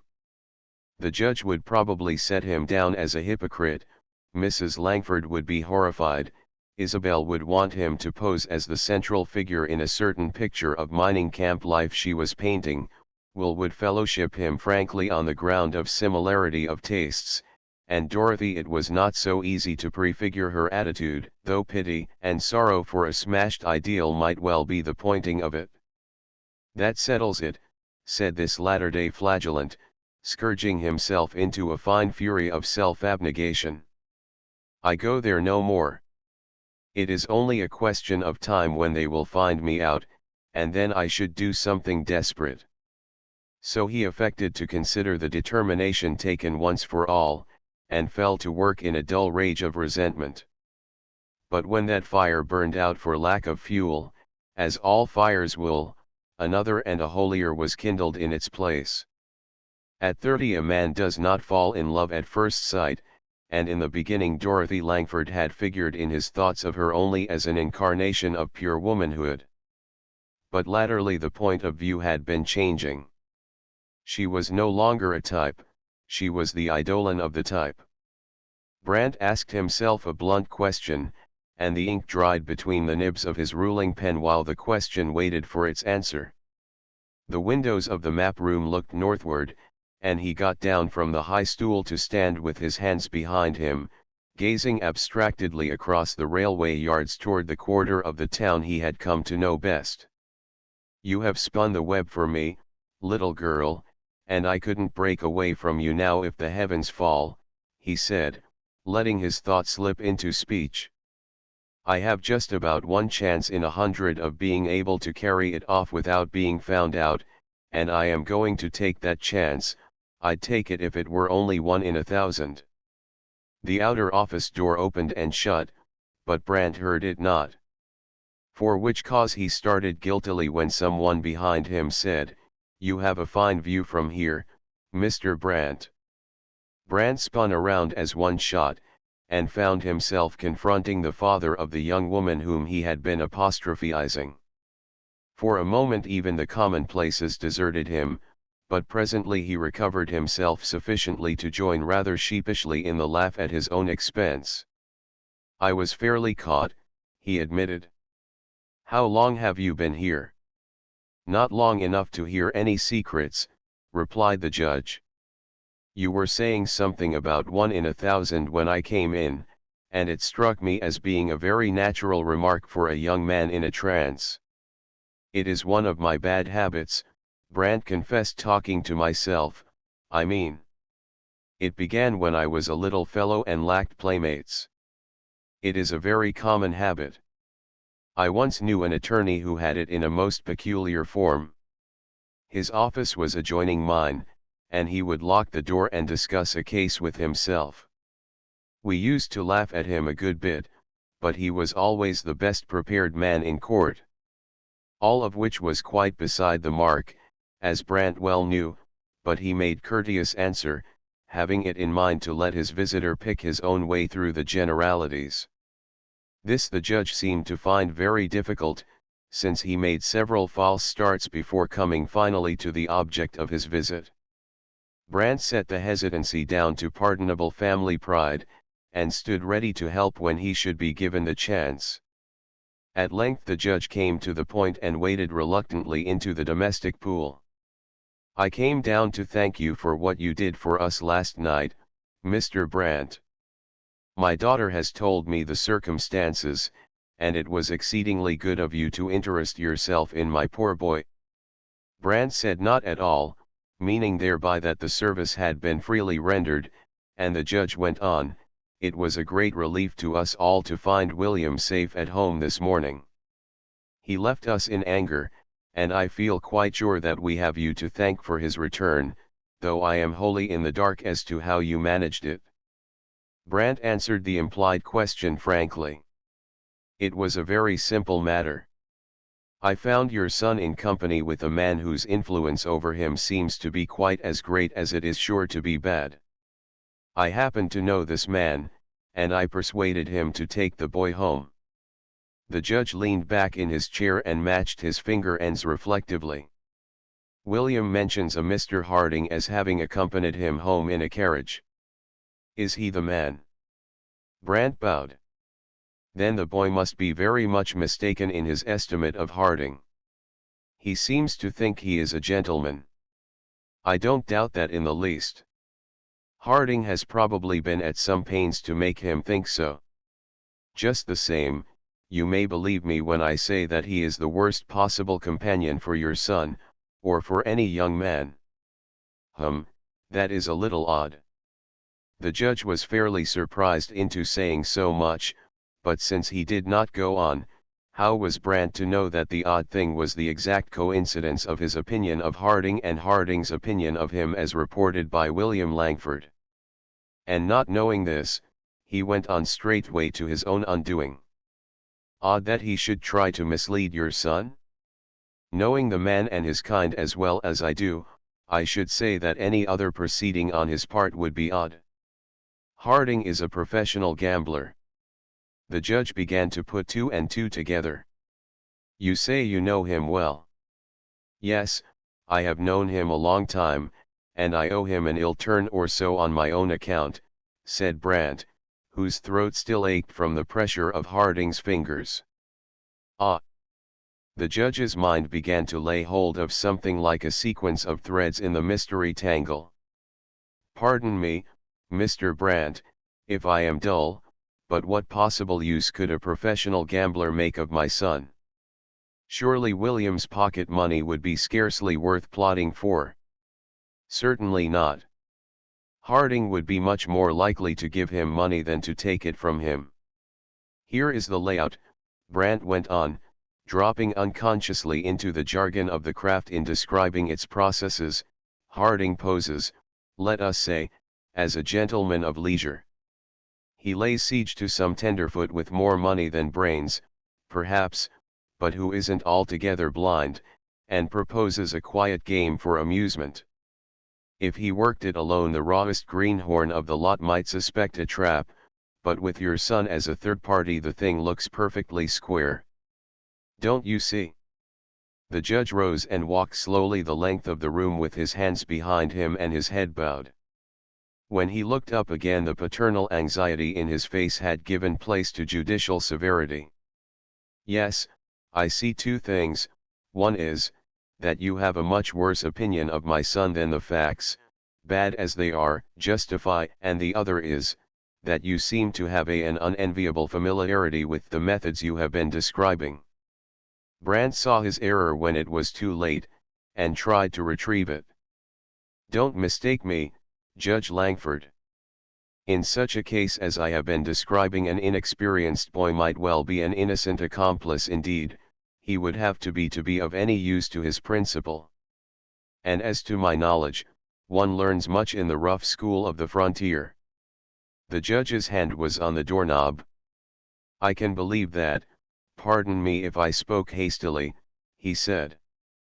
To be very frank with you, I am in deep trouble about William. If what you tell me about this man Harding be true, the boy is ruined. Not necessarily, Brant amended. Harding has left the city, and if you can keep your son from forming another such intimacy, how do you know Harding is gone? Interrupted the father. He went at my suggestion.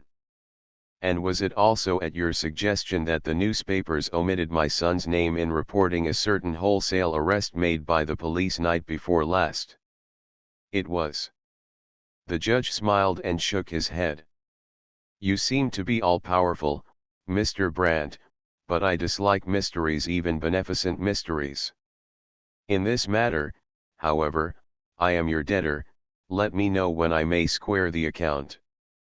And before Brant could add another word in explanation or extenuation, he was gone.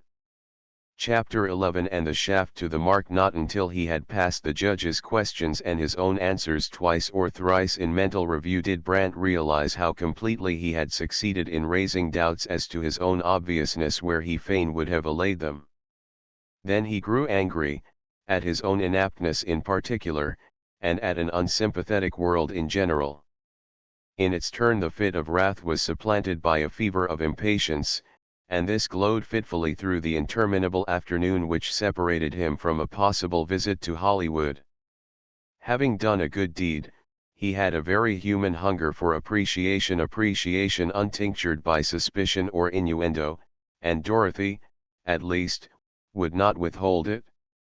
So he believed, and, when evening came, lost no time in presenting himself at the door of the comfortable mansion in Altamont Terrace. He was shown into the double drawing room, and it was untenanted, a fact remarkable enough to make him wonder.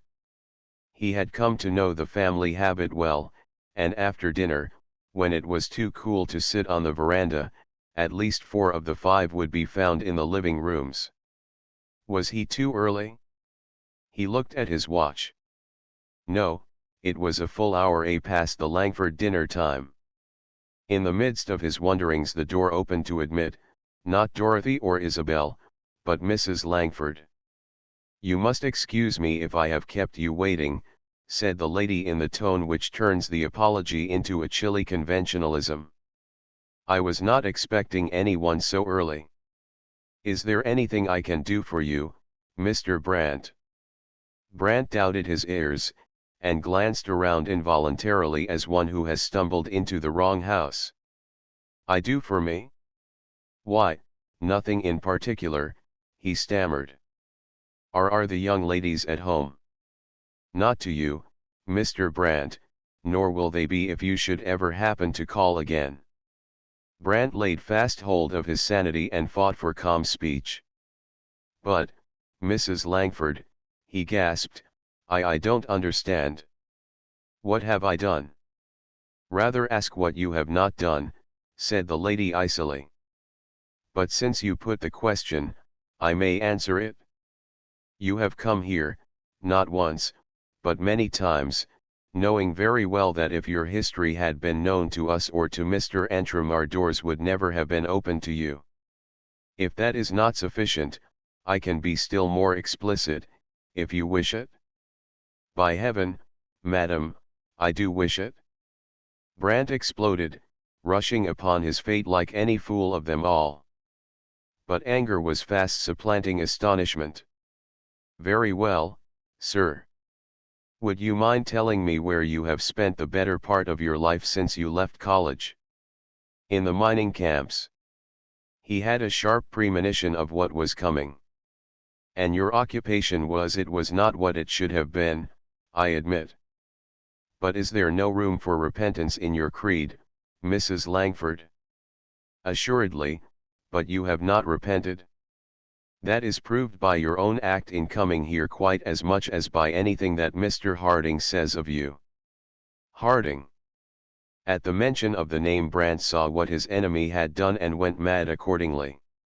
"Do you mean to say you would listen for a moment to anything that damnable hound could say of me, or of anyone?" Mrs. Langford retreated to the door. "Pardon me, Mr. Brandt, if I leave you. You are merely making a bad matter worse. A gentleman does not so far forget himself as to swear in the presence of a lady. I think we understand each other, and I will bid you good evening." When she was gone Brandt found his way out of the house, and spent half the night tramping the hills to the westward of the suburb.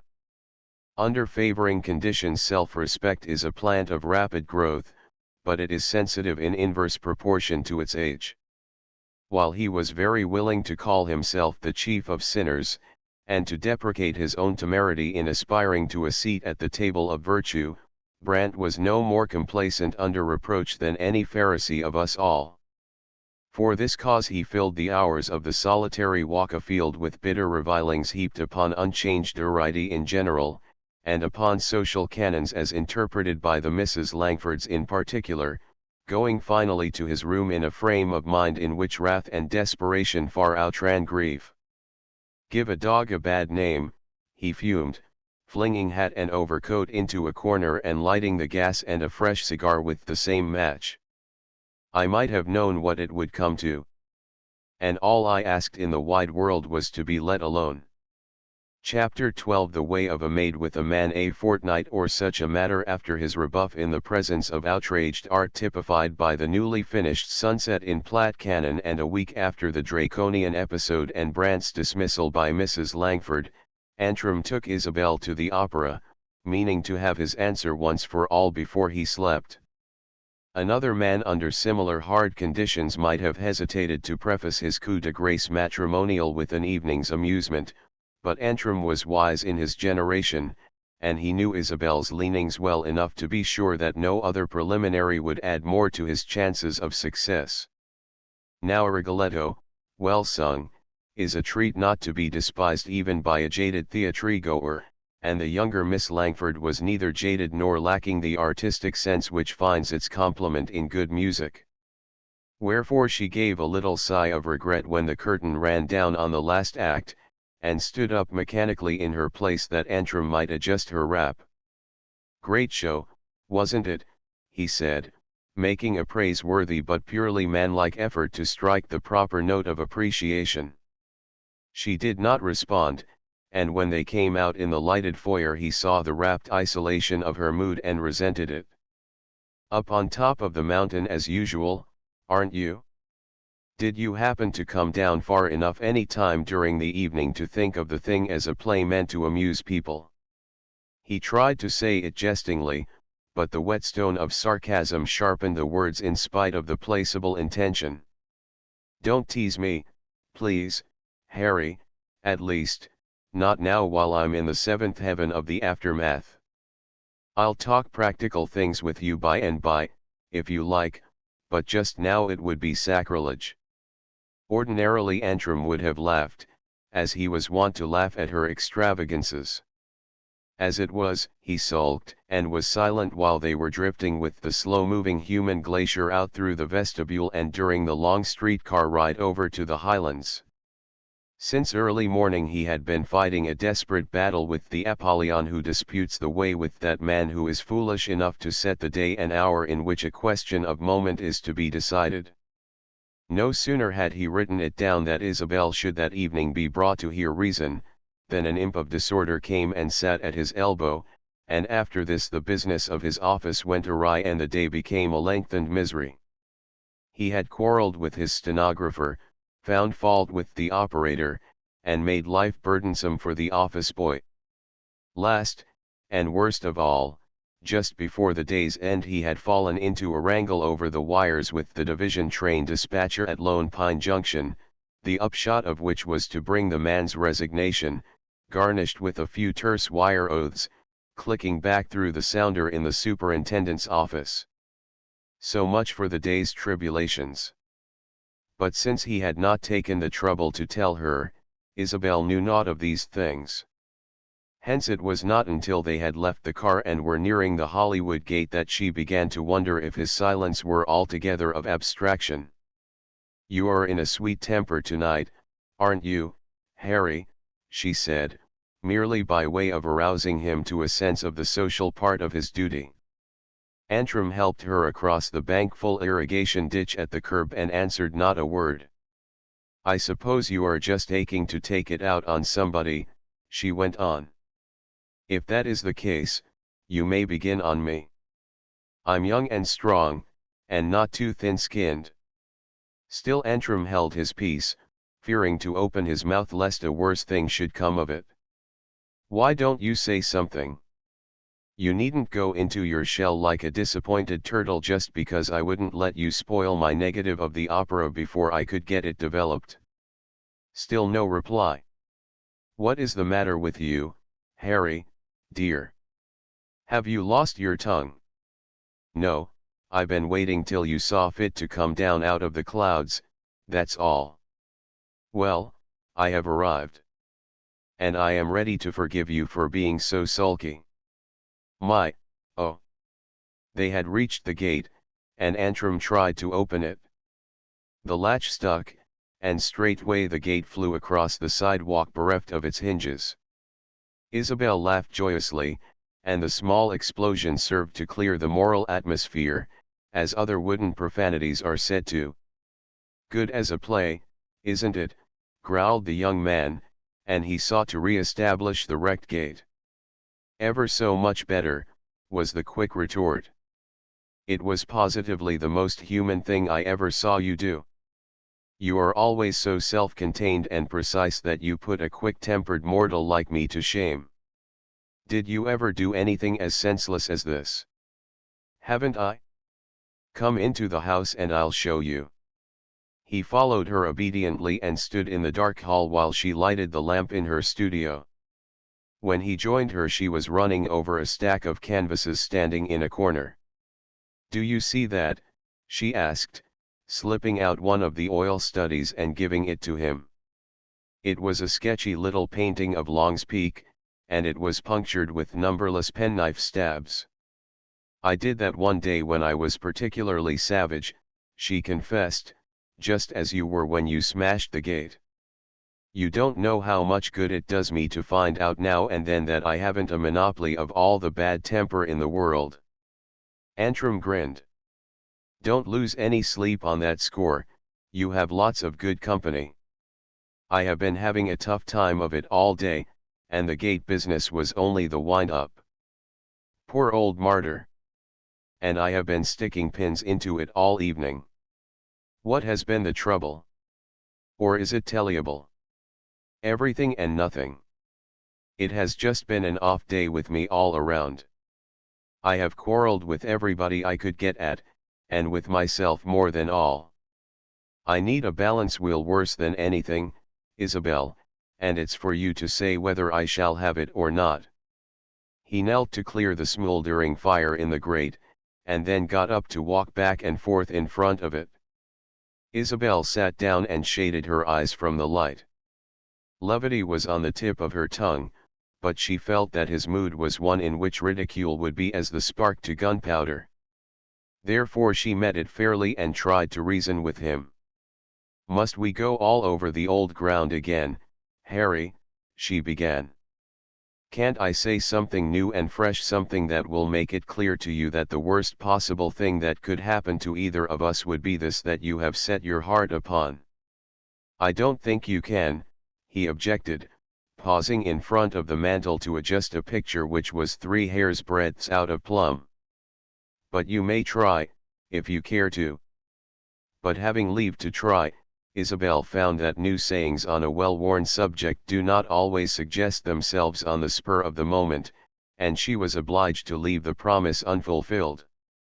It would only be dressing the old things up in new clothes if I did, she confessed, and that wouldn't bring us to any better understanding. It isn't a question of understanding, Isabel, it is your ambition against my love against reason, I had pretty nearly said. I don't believe you love anybody else, and I'd be glad enough to take the chances of winning later on what you say you can't give me now. That is the whole thing in a sentence, and it is for you to say whether I shall go away from here tonight the happiest of men or the most miserable. He said it calmly and with the air of one who has weighed and measured the possibilities of success or failure. Then it was that Isabel first began dimly to understand that Harry Antrim, her schoolfellow and playmate, had somehow come to man's estate what time she had been calling him a boy, and while she replied out of an honest heart, the newborn conviction helped her to choose the words. It wouldn't be right, Harry, even if you are willing to risk it and take the consequences, good or bad. I want you to believe me when I say that I don't seem to know anything about the love that reaches out toward marriage, and I am afraid I don't want to. I love my friends, and you more than any of the others, but I would turn my back on all of them if the doing of it would bring the answer to the question which is always and always at the tip end of my paintbrushes. It's unwomanly, hard-hearted, anything you like to call it, but it is the simple truth. You don't want to marry a woman who feels that way, Harry, dear. He ignored the argument, if, indeed, he had tried to follow it, and pressed her to give him his answer. Which is it to be, Isabel, yes, or no? She parried the direct demand, not because there was any present uncertainty in her own mind, but because she discerned that in his eyes which warned her to deal gently with him. I say you wouldn't want to marry a woman without a heart, a loving, home-making heart, I mean, and that is what you would do if you took me. I have my own little battle to fight, and I must fight it alone, Harry. That is simple justice to you, or to any other good man who might ask me to marry him. Antrim pounced upon the suggested alternative with unreasoning and vindictive acerbity. Any other man, you say? Who is the other man, Isabel? The steel of jealousy struck fire at once upon the flint of Isabel's quick temper, and her mood changed in a twinkling. You intimated, the other day, that it might be Mr. Brandt, she retorted with malice aforethought. Antrim set his teeth hard to keep back the bitter sayings that came uppermost, and when he could trust himself to speak again tried hard to make her deny his own assertion. "Just tell me there is no one else, Isabel, and I'll be satisfied," he pleaded, but Isabel, caring at that moment very little for Brant and a great deal for Antrim, yet stubbornly refused to give her lover even this small crumb of comfort. Then once more, "Isabel, give me my answer. Is it to be yes, or no? Oh, can't you see? Can't you understand that it must be no? There is no reservation, no little green twig of hope that you can hold out to me. Not as I hope to be sincere, Harry. Not if I should wait until you had won or lost the battle." The little arrow of self-effacement found its mark, and Isabel hesitated. With the enthusiasm of a young devotee she had striven to unsex herself in the singleness of her purpose, but Antrim's pleading stirred the woman within her, and in that fleeting instant of introspection she saw how frail was the barrier defending her ambition from his love. Honesty, pure and simple, the shame of taking so much where she could give so little, stepped in to save her. "No, not even then, Harry. You deserve the full cup, and I couldn't be mean enough to offer you the dregs. If I fail, I shan't be worth anybody's having, and if I succeed, God knows, but I am afraid I should be still less the woman you ought to marry." "As you will," he said, and held out his hand. "Let us say goodbye and have it over with." She put her hand in his and let him keep it while she said, "It mustn't be goodbye, Harry. I can't afford to lose you as a friend, as a brother." He smiled reproachfully. "And you said you would try to say something new." Then the little upflash of pleasantry died out, and he spoke as one who leaves hope behind. "No, Isabel, I meant it literally. It must be goodbye, so far as I am concerned. I couldn't go on as we've been going on all these years. I should go mad, some day when the right man turns up, and do that which would make you hate me." "No, I shouldn't." The denial came quickly in response to the distress that crept into her eyes. "No, I shouldn't do that, for your sake, but I should be sore and miserable, and that would hurt you, too. You wouldn't want that, would you?" She shook her head, and he stood irresolute for a moment. Then he said, "Won't you kiss me, Isabel? You haven't, you know, since we used to play boy and girl games in the old days." She withdrew her hand quickly. "You mustn't ask that." It would. How was he to know that she was trying to tell him that it would undo all that had gone before, that it would break down the frail barrier she had been at such pains to uprear? How was he to guess that he stood at last before the open door of the woman's heart of her, that he had but to take her in his arms to possess her? Not by anything that she said or did, truly, and yet at that moment her love for him sprang full-armed into being, filling her with joy unspeakable, and promising thenceforth to dominate ambition and all else. But her lover knew it not, and he turned away to grope in thick darkness for the door because the vertigo of failure was blinding him. On the threshold he stopped, and when sight returned looked back at her as she stood under the light of the high easel lamp. He made sure that the picture and its setting would be a lasting memory, and the sight of it brought back a swelling wave of recollection that went nigh to submerging him. There was the piano, where he had so often stood beside her, turning the leaves of her music while she played for him. In the corner, where the cross light from the windows could be shaded and controlled from her chair, stood her easel, the workbench before which she had spent so many patient hours. On the wall opposite, hanging just where she could see it while she worked, was the little Vedder, his one valuable gift, and beside the fire, which was now burning brightly, stood the easy chair which had come to be called his, so often had he claimed it. Some such background he had always imagined for his own home, the home wherein he could escape from the growing responsibilities of his work, the home which Isabel was to make for him. But she had said it could never be, and she was sending him away without hope, and with nothing but the remembrance of her pity to fill the place she had made for herself in his life. She might have kissed him once, he thought, and the thought set itself in words before he could check it. It couldn't have made much difference to you, Isabel, a kiss is only a little thing. And yet I had an idea that if you gave me one, the remembrance of it would tide me over some of the hard places. That was all. Her eyes met his when he began to say it, but she neither saw nor heard him when he went away. When she looked up and found him gone, she ran to the door to call him back, but she was not quick enough. The night had swallowed him, and when she made sure of it, she went back to the studio to bury her face in the lounge pillows and to cry bitterly for what, she knew not, save that her world seemed suddenly to have fallen out of its orbit. Thus the maid. And the man? As Brandt had left the same house a few nights earlier with the devil beckoning him, so went Antrim, stumbling over the curb at the crossing and splashing through the pools made by the overflowing irrigation ditches without once realizing the discomfort. It was mirth for the gods, doubtless. His trouble was only a microscopic bit of side play in the great human comedy.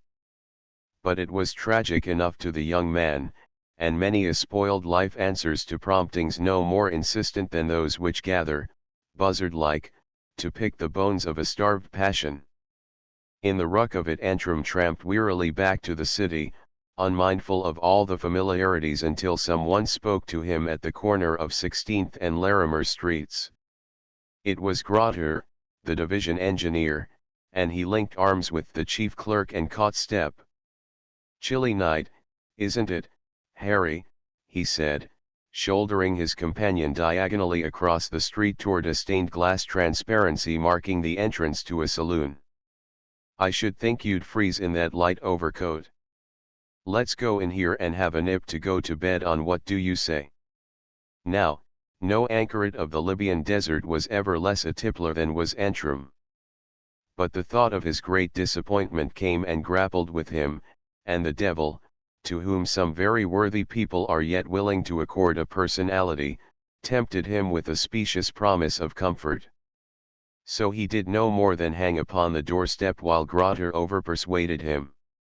This was at midnight, and therein lay one of life's little ironies.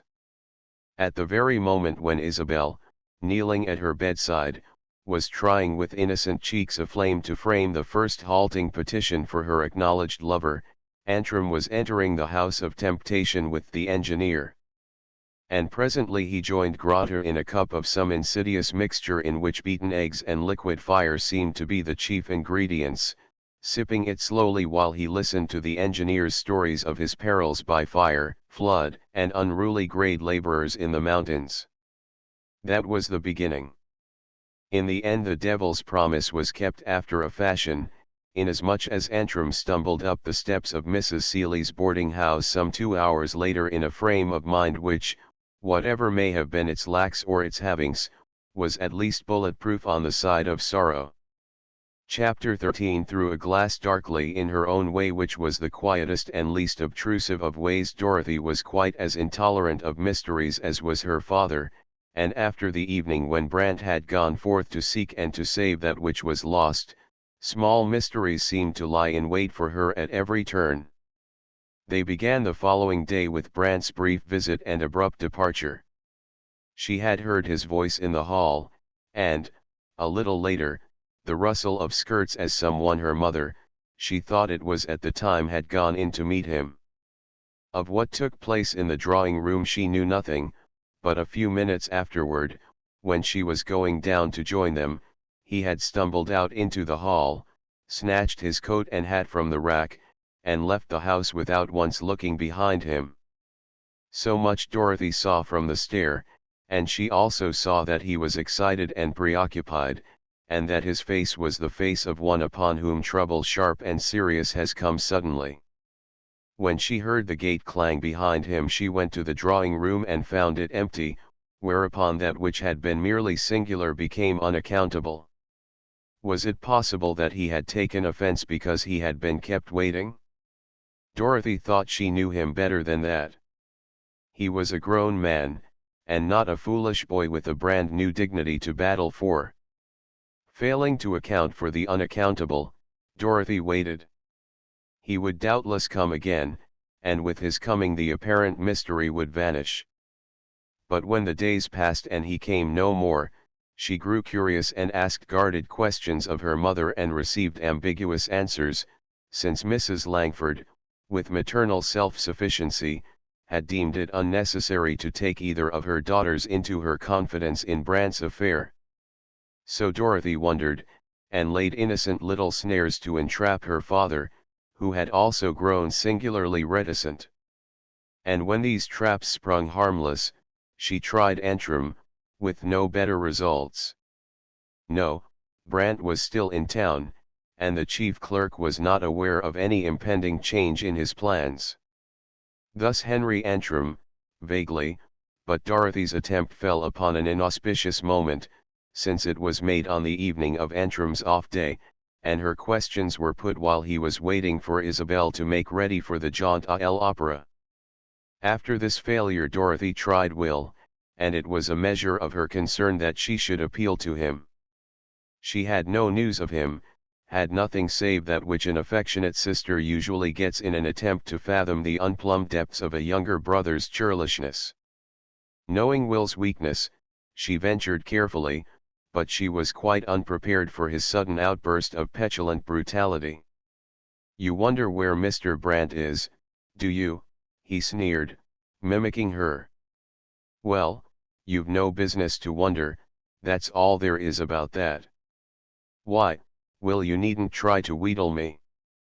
I don't know where he is, and, what's more, I don't care, as long as he keeps away from here."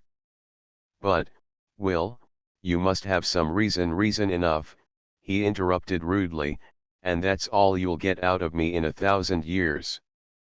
And he lighted a cigarette and put distance between himself and the chance of further questioning. Knowing nothing of Harding or his story, Dorothy set her brother's anger down to the account of a natural feeling of resentment toward a comparative stranger who had interfered in Will's private affair. Nonetheless, the incident added another shrouding to the mystery involving the draftsman, and Dorothy's curiosity and concern went one step farther on the road toward anxiety. It was about this time that she began to notice a rather remarkable change in Isabel. From being the most outspoken member of the family, the younger sister had developed a degree of reticence which was second only to Will's churlishness, though Dorothy fancied it was sorrowful rather than sullen. From day to day she spent less time at her easel, and twice Dorothy had come upon her when her eyes were red with weeping. To inquiry, jesting or solicitous, she was stonily impervious, and when the thing became unbearable Dorothy went to her mother again, meaning to be at the heart of things if persistence could find the way. She chose her time cunningly, attacking after her mother had gone to bed, so there would be no chance of retreat. "How should I know, dear?" was the mother's reply to her first question about Isabel. "I haven't noticed anything wrong with her." "But there is something wrong," Dorothy insisted. "She hasn't been like herself for days. She mopes, and she doesn't paint, and twice I have caught her crying, though she denied it spitefully." Mrs. Langford's answer to that was conventionally sympathetic. "It is another of the unthinkable pictures, I suppose. I do wish the child wouldn't torment herself so over her work. It is all well enough as an accomplishment, but she needn't make a martyr of herself. Harry is quite right about that." Having a very considerable reverence for art, Dorothy was not so sure of this, but she left the point uncontested and asked a question suggested by the mention of Harry Antrim. "You don't suppose she has quarreled with Harry, do you?" "It is quite possible. It's a way they have had ever since they were children together. Still, it might be serious this time. No fear of that, said the mother easily. Isabel thinks a great deal more of him than she has ever admitted, even to herself, perhaps. And as for Harry, I would as soon think of the world coming to an end as of his giving her up. Dorothy was silenced, but not convinced. That was one thing I wanted to speak about, Mama, she said, gathering herself for the plunge, but there is another. I want to know what has come over us all lately. We seem to be groping about in the dark, trying to hide things from each other. What is the mystery? And why can't I share it? Mystery? Nonsense, child. There is no mystery. But Dorothy was insistent. Yes, there is. First, Mr. Brandt does us a kindness and drops us, all in the same day. Then, when I wonder at it, you put me off, and father goes deaf, and Will gets angry. And when I ask Harry a civil question about his friend, he snaps me up only a little less savagely than brother. Now Isabel has turned blue and won't talk, and, altogether we seem to be turning into a family of freaks. What is at the bottom of it all? Why doesn't Mr. Brandt come here any more? The mother's smile would have been full of meaning for the daughter if the darkness had not hidden it. Mr. Brandt probably has his own reasons for not coming, and they are doubtless very good ones. What makes you say that? Do you know what they are? Dorothy demanded, being fully determined not to be baffled. It was a point-blank question, but Mrs. Langford evaded it with considerable skill. What a question! Mr. Brandt is not likely to take me into his confidence. For the moment Dorothy had an uncomfortable feeling that she had been making mountains out of molehills, and in that moment she retreated. But when she was alone the perplexities assumed their normal proportions again, nay, they grew even larger when she was reluctantly driven to the conclusion that the late attack on the maternal stronghold had failed because her mother was the better fencer.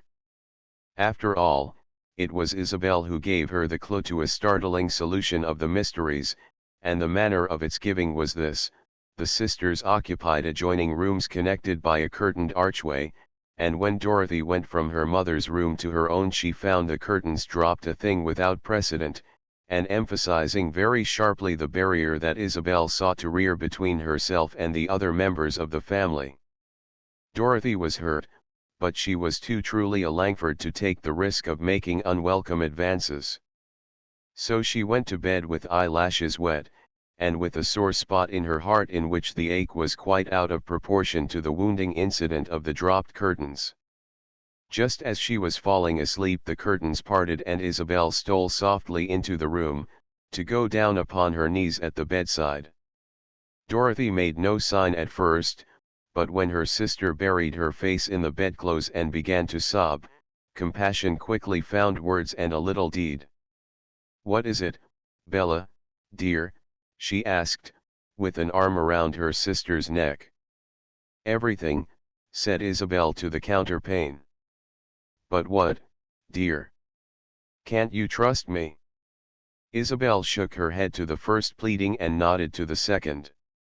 Dorothy understood, and pressed the point gently. "Is it a picture? Won't the new one find itself?" It's something a great deal worse than unthinkable pictures," said Isabel dismally. "Then it must be very bad indeed. Tell me about it, Bella, dear." "I can't, there isn't anything to tell. He is gone, I sent him away, and he will never come back," sobbed Isabel, with womanly inconsistency. Dorothy permitted herself a little sigh of relief. It was only a lover's quarrel between her sister and Harry, the last of many, and perhaps a little more serious than some of the others, but still only that. The wound would heal of itself, as such hurtings do, yet she made haste to pour the wine and oil of sympathy into it. "Don't cry, dear. He will come back, he can't help coming back," she prophesied confidently. Isabel shook her head as one who knows and may not be comforted. No, he won't, not the man that I sent away. Harry, the good-natured, obstinate boy that we used to tease and make fun of, might, but this grown man that I never knew till the other day is quite different. He will never put it off with a laugh and come back as if nothing had happened. I know he won't. Thus Isabel, thinking only of the seeming change wrought in her lover by the quick shifting of her own point of view, and Dorothy, with the chill of a nameless fear benumbing her, could only repeat her prophecy, "He will come back, never fear, Bella." I wish I could believe it, but I can't. Oh Duthie, if you could have seen his face when he went away. I shall never forget how he looked, not if I should live to be 100. Dorothy had a fleeting vision of a man hurrying out through the hall with a look of desperate trouble in his eyes, and in a flash the apparent ambiguity in Isabel's confession vanished. It was her sister, and not her mother, who had gone to meet Mr. Brant. It was he, and not Harry, whom Isabel had sent away, and for whose loss she was grieving. Dorothy shut her eyes hard, and for a moment the pain of it was sharp enough to make her shrink from the innocent cause of it. Then a great wave of thankfulness swept over her when she remembered that her secret was yet her own. And close upon the heels of gratitude came a growing wonder that she could have been so blind. She might have known from the first that it was Isabel. It was plain enough now. His gentle deference to her sister's moods, his helpful criticism of her work, his evident determination to give Antrim the preference which was his by right, leaving Isabel free to choose between them. All these things pointed to but one conclusion, and Dorothy was thankful again, this time for the darkness which hid the hot blushes. For she remembered how ready she had been to read quite a different meaning into all of his sayings and doings. And the little sister of fickleness? Dorothy was loyal after her kind, and she quickly found excuses for Isabel. Was it not what always happens when a man of the world and a stranger is pitted against a playmate lover? So the pyramid of misapprehension was builded course by course until it lacked only the capstone, and this was added in the answer to Dorothy's question, "When did all this happen, Bella, dear?" "The last time he was here, years ago, it seems to me, but perhaps it is only months or weeks." This was the capstone, and there was now no room for doubt. It was nearly 2 weeks since Brant had stopped coming, and there had been no intermission in Harry's visits. Indeed, it was only a few days since he had taken Isabel to the opera. Dorothy choked down a little sigh, put herself and her own dream of happiness aside, and became from that moment her sister's loyal and loving ally. "Don't be discouraged, dear," she said caressingly. "You must learn to wait and be patient. I know him better, perhaps, than you do, and I say he will come back. He will never take no for an answer while you and he live." Isabel got up and felt under her sister's pillow for a handkerchief. "You are good and comforting, Duthie," she whispered, "and I think I am happy in spite of my misery." She bent to leave a kiss on the cheek of goodness and comfort. "I am going to bed now, good night." "Why, how hot your face is. How cold your lips are, you mean," said Dorothy playfully. "Go to bed, dear, and don't worry any more. You will make yourself sick." But when her sister was gone she lay very still, with closed eyes and trembling lips, and so fought her small battle to the bitter end, winning finally the victory called self-abnegation, together with its spoils, the mask of cheerfulness and the goodly robe of serenity. Chapter 14 The anchor comes home. Brant awoke on the morning following his excommunication with one idea dominant, and that pointed to flight. Whatever he might be able to do with his life elsewhere, it was evident that the Denver experiment was a pitiful failure. This he said, cursing the fatuous assurance which had kept him from flying to the antipodes at the outset. The city of the plain was merely a clearing-house for the mining camps, and sooner or later his story would have found him out, lacking help from Harding or any other personal enemy. Anybody but a crazy fool would have known that without having to wait for an object lesson, but, of course, I had to have it hammered into me with blows, was the way he put it to himself on the walk downtown. Well, I have had the lesson, and I'll profit by it and move on like little Joey. If they would give me the chance, I'd rather be a sheepdog than a wolf, but it seems that the world at large hasn't much use for the wolf who turns collie. Damn the world at large. If I hadn't given my word to Hobart, I'd be tempted to go back and join the fighting minority. As it is, I'll run for it. So he said, and so he meant to do, but a small thing prevented. Colonel Bowron was away, and he could not well desert in his chief's absence. But this need no more than delay the flight. The chief engineer's absences were usually short, and a day or two more or less would neither make nor mar the future. So ran the prefigurings, but the event was altogether different from the forecasting, as prefigured events are prone to be. For 3 days Brant made shift to sink his trouble in a sea of hard work, but on the 4th he had a note from the front, saying that the chief engineer's absence would be extended yet other days. At the same time, lacking the data contained in the field notes carried off by the colonel, he ran out of work. After that the days were empty miseries. In the first idle hour he began to brood over the peculiar hardness of his lot, as a better man might, and with the entrance of the remorseless devil of regret such poor forgetfulness as he had been able to wring out of hard work spread its wings and fled away. At the end of 24 hours he was fairly desperate, and on the second day of enforced idleness he wrote a long letter to Hobart. "The devil has another job for me," he began, "and if it wasn't for my promise to you I should take it. Things have turned out precisely as I knew they would, and you are to blame, first, for dragging me out of the pit when I wasn't worth saving, and next, for telling me that I might come to Denver when I should have gone to the ends of the earth. By which you will understand that my sins have found me out.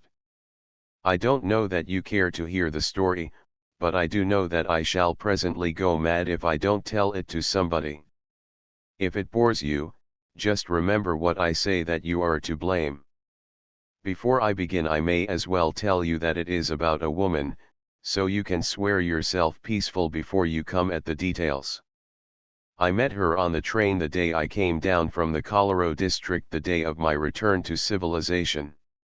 Nothing came of that first meeting, save that I got a glimpse of the gulf that separates a good woman from a bad man, but later, after I had begun to look ahead a little to the things that might be, we met again, this time in her own home, and I with an introductory godfather. That was 2 months ago. Up to last Wednesday everything went as merry as a marriage bell. The father liked me, the mother tolerated me, and the young woman but let that pass. I was welcome enough, and sufficient unto the day was the good thereof. As a matter of course, I was living in a fool's paradise, walking daily over a mine that any chance spark might explode. I knew all that, and yet I was happy till last Wednesday. That was when the mine was fired. It came about in the most natural way, but the story is too long to write out, and I don't mean to weary you needlessly. It is enough to say that the mother found me out. You can guess what happened. I went to the house, knowing nothing of what was in store for me. There was a little scene in which I played the heavy villain to the mother's part of outraged virtue, and the end of it is that I am once more a pariah. I didn't see the young woman, that wasn't permitted, of course. But I suppose she knows all about it, and the thought makes me want to run amok. In the whole dreary business there is only this single grain of comfort: I know who gave me away. And when I meet that man, God do so to me and more if I don't send him where he belongs, and that without benefit of clergy. And you won't say me nay when I tell you that his name is Harding. I suppose you will want to know what I am going to do next. I don't know, and that is God's truth. The day after the thing happened I meant to vanish, but the chief was away and I couldn't very well shut up the office and walk out. Since then the mill has been grinding until I don't know what I want to do. Sometimes I am tempted to throw the whole thing overboard and go back to the hog wallow. It is about all I am fit for, and nobody cares unless you do. For pity's sake write me a letter and brace me up if you can, I never needed it worse. The chief is still away, I can't do another stroke of work till he comes back with the field books, and there isn't a soul here that I can talk to. Consequently I'm going mad by inches. I suppose you have taken it for granted that I love the young woman, though I believe I haven't said so in so many words. I do, and that is what racks me. If I go away, I give her up for good and all. If I stay I can't get her. If I go to the devil again, but we won't discuss that phase of it now. Write, and hold me to my word, if you love me. This letter was mailed on the train Wednesday evening, and in the ordinary course of events it should have brought an answer by the Saturday. This Brant knew, and he set himself to wear out the interval with what constancy there was in him, doing nothing more irrational than the devoting of 2 of the evenings to aimless trampings in the Highlands, presumably in the unacknowledged hope that he might chance to see Dorothy at a distance. He did not see her, did not venture near enough to Altamont Terrace to stand any chance of seeing her, and when the Saturday passed without bringing a letter from Hobart, hope deferred gave birth to heaviness. He is disgusted, I suppose, and I can't blame him, was his summing up of it when the postman had made his final round. God in heaven, I wish the Colonel would come back and give me my quittance. If I have to sit here and grill through many more days I shall be ripe for any devil's sickle of them all. By which it will appear that despairing impulse was already straining at the bit. None the less, when 6 o'clock came he went home, ate his supper, read till midnight, and then went to bed, though not to sleep. On the morrow, which was the Sunday, he set on foot a little emprise the planning of which had eased him through the wakeful hours of the night. It was this: Dorothy had a class in a mission school, and this he knew, and the place, but not the hour. For the latter ignorance he was thankful, since it gave him an excuse for haunting the neighborhood of the mission chapel during the better part of the day. Late in the afternoon he was rewarded by catching a glimpse of her as she went in, and, heartened by this, he did sentry duty on the opposite side of the street until the school was dismissed.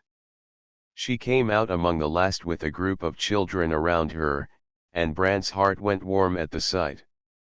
God bless her, he said under his breath, and then he crossed the street to put his fate to the touch. If she knew, if her mother had told her, her greeting would show it forth, and he would know then that the worst had befallen.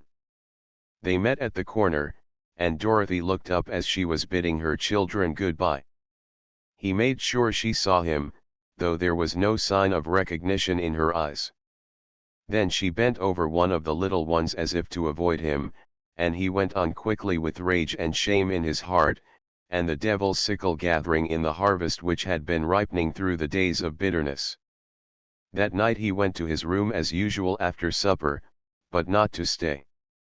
At 8 o'clock he flung down the book he had been trying to read, slipped the weapon which had once been James Harding's into the pocket of his overcoat, and left the house. Half an hour later he was standing at the bar in the Draconian Kennel, and Tom de Verney was welcoming him with gruff heartiness. "Well, say. I thought you'd got lost in the shuffle, sure. Where have you been, over the range again?" "No, I haven't been out of town." "You took blame good care not to show up here, then," retorted de Verney. "First, you know you'll have to be packing a card case, that's about what you'll have to do." "I have been busy," said Brant. Then the smell of the liquor got into his nostrils and he cut himself adrift with the word. "Shall we have a drink together?" and call it square, Tom. Verney spun a glass across the polished mahogany and reached for a conical bottle in the cooler. I don't know as I ought to drink with you. You wouldn't drink with me the last time you showed up. What shall it be? A little of the same. Always, said Brant. I don't mix. He helped himself sparingly and touched glasses with the bartender. Here's how. Looking at you. Brant paid, and the bartender dipped the glasses. Going to try your luck a while this evening? He asked. The backslider glanced at the tables and shook his head. No, I guess not. I'm a little off tonight, and I'd be pretty sure to go in the hole. Verney laughed. That's what they all say when they are broke. I'll stake you. No thanks, I didn't mean that. I have money enough. He strolled down the long room toward the faro table, turning the matter over in his mind. He had left Mrs. Seeley's with madness in his heart, and with a fell determination to go and do something desperate, something that would make Dorothy's heart ache if she could know of it. But now that he was on the brink of the pool of ill-doing, the stench of it sickened him. Calling the plunge revenge, it seemed very mean and despicable. Halfway down the room he faced about, and but for the drink he had taken would have gone home.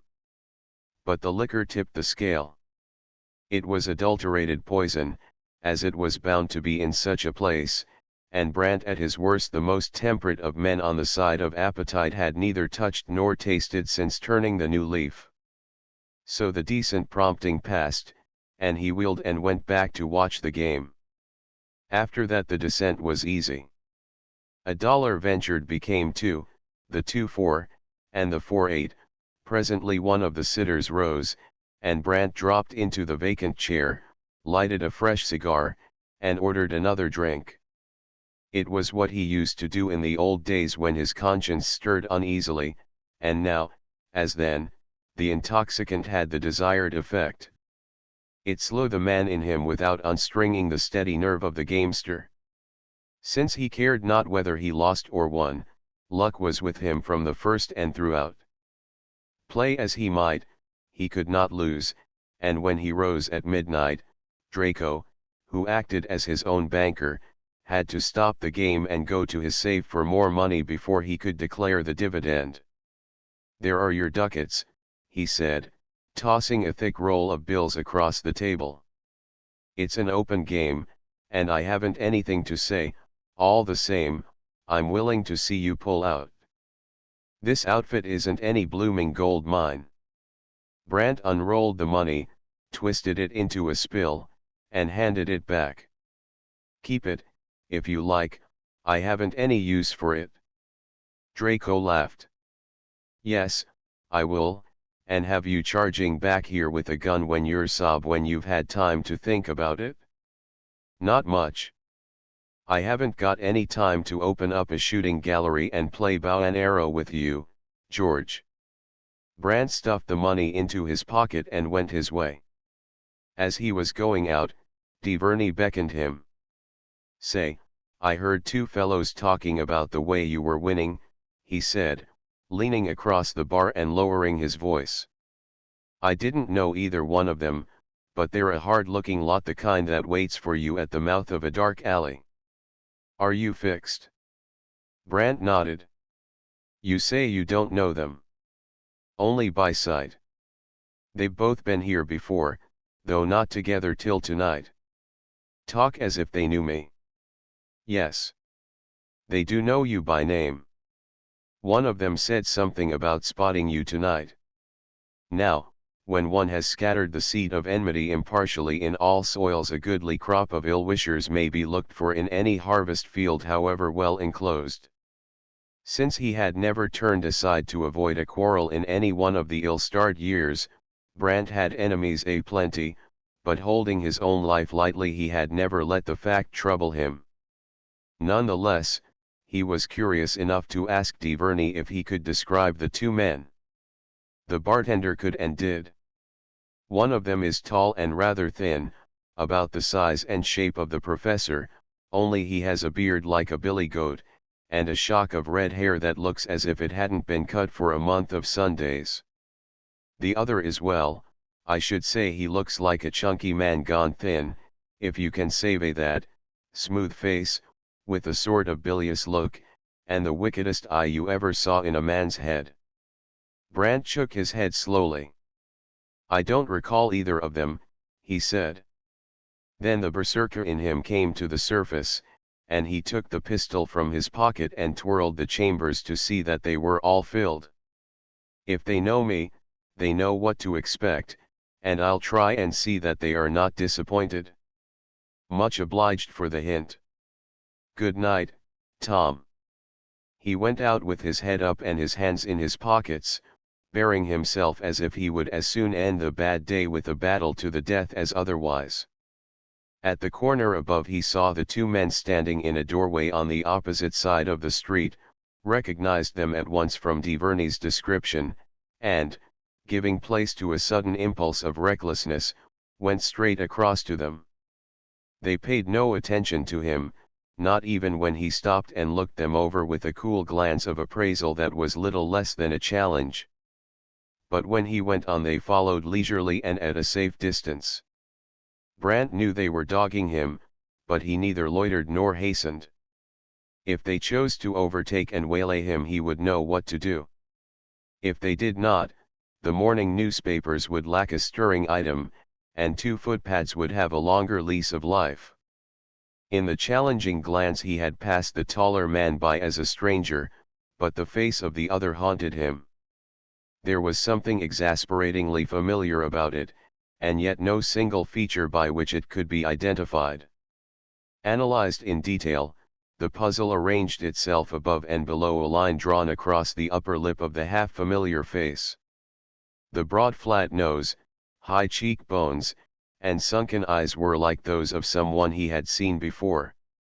But the hard mouth with the lines of cruelty at the corners, and the projecting lower jaw, seemed not to belong to the other features. It's a freak, and nothing more or less, he told himself, when he had reasoned out so much of the puzzle. The fellow has the top of somebody else's head, somebody I have known. I wonder how he got it? There was an easy answer to the query, and if Brant had guessed it he would have been careful to choose the well-lighted streets on the way uptown. If he had chanced to remember that a thick curling beard, unkempt and grizzled, would mask the cruel mouth and ugly jaw, he would have recognized the face, though it chanced that he had seen it but once, and then in a moment of fierce excitement. And if he had reflected further that a beard may be donned as well as doffed, and that the wig-maker's art still flourishes, he would have realized that out of a very considerable collection of enemies made in the day of wrath none were more vindictive or desperate than the two who kept him in sight as he made his way back to Mrs. Seeley's. They closed upon him, or made as if they would, when he reached the gate, and he fingered his pistol and waited. The few hours which overlaid his late meeting with Dorothy had gone far toward undoing the good work of the preceding months of right living. While he waited, the man-quelling fiend came and sat in the seat of reason, and it was plucky George of the mining camps rather than Colonel Bowron's draftsman who stood at Mrs. Seeley's gate and fingered the lock of the ready weapon. As if they had some premonition of what was lying in wait for them, the two men veered suddenly and crossed the street. Had Brant known who they were and why they had followed him, it is conceivable that their shadows would never have darkened the opposite sidewalk. As it was, he opened the gate and went in with a sneer at their lack of courage in the last resort. 2 to 1, and follow a man a mile at midnight without coming to the scratch, he scoffed. I have a good mind to go over and call their bluff alone. It would serve them right to turn the tables on them, and I'd do it if I thought they had anything worth the trouble of holding them up. Chapter 15. When hate and fear strike hands. When he was suffered to escape after his attempt upon Brant's life in the private room at Ilitch's, James Harding tarried in Denver only so long as the leaving time of the first westward-bound train constrained him. Nevertheless, he went as one driven, and with black rage in his heart, adding yet another tally to the score of his account against the man who had banished him. But, like Noah's dove, he was destined to find no rest for the sole of his foot. Having very painstakingly worn out his welcome in the larger mining camps, he was minded to go to Silverette, hoping to pick a living out of the frequenters of Gaynard's. Unluckily, he was known also in Silverette, and unluckily again, word of his coming preceded him from Carbonado, the railway station nearest to the isolated camp at the foot of Jack Mountain. Harding walked up from Carbonado, was met at a sharp turn in the wagon road by a committee from the camp above, and was persuaded by arguments in which levelled rifles played a silent but convincing part to retrace his steps. Returning to Carbonado, his shrift was but a hand's breadth longer. On the second day, when he was but barely beginning to draw breath of respite, he was recognized as the slayer of one William Johnson, was seized, dragged into the street, and after an exceedingly trying half-hour was escorted out of camp and across the range by a guard of honor with drawn weapons. Under such discouragements he promptly determined to face the ills he knew, drank deeply at the well of desperation, and, making a forced march to the nearest railway station, boarded the first train for Denver. It was a hazardous thing to do. Brant was a man of his word, and the banished one had known him to go to extremities upon slighter provocation. But, on the other hand, Denver was a considerable city, and their ways might easily lie apart in it. Moreover, if the worst should come, it was but man to man, with plenty of old scores to speed the bullet of self-defense. So reasoning, Harding stepped from the train at the Denver Union Station in the gray dawn of an October morning, argus-eyed, and with his hand deep buried in the pocket of his ulster. The time was auspicious, and he reached a nearby lodging-house without mishap. Through one long day he remained in hiding, but after dark, when the prowling instinct got the better of prudence, he ventured out. In a kennel some degrees lower in the scale descending than Draco's he met a man of his own kidney whom he had once known in the camps, and who was but now fresh from the Aspen district and from an outpost therein known as Taggart's Gulch.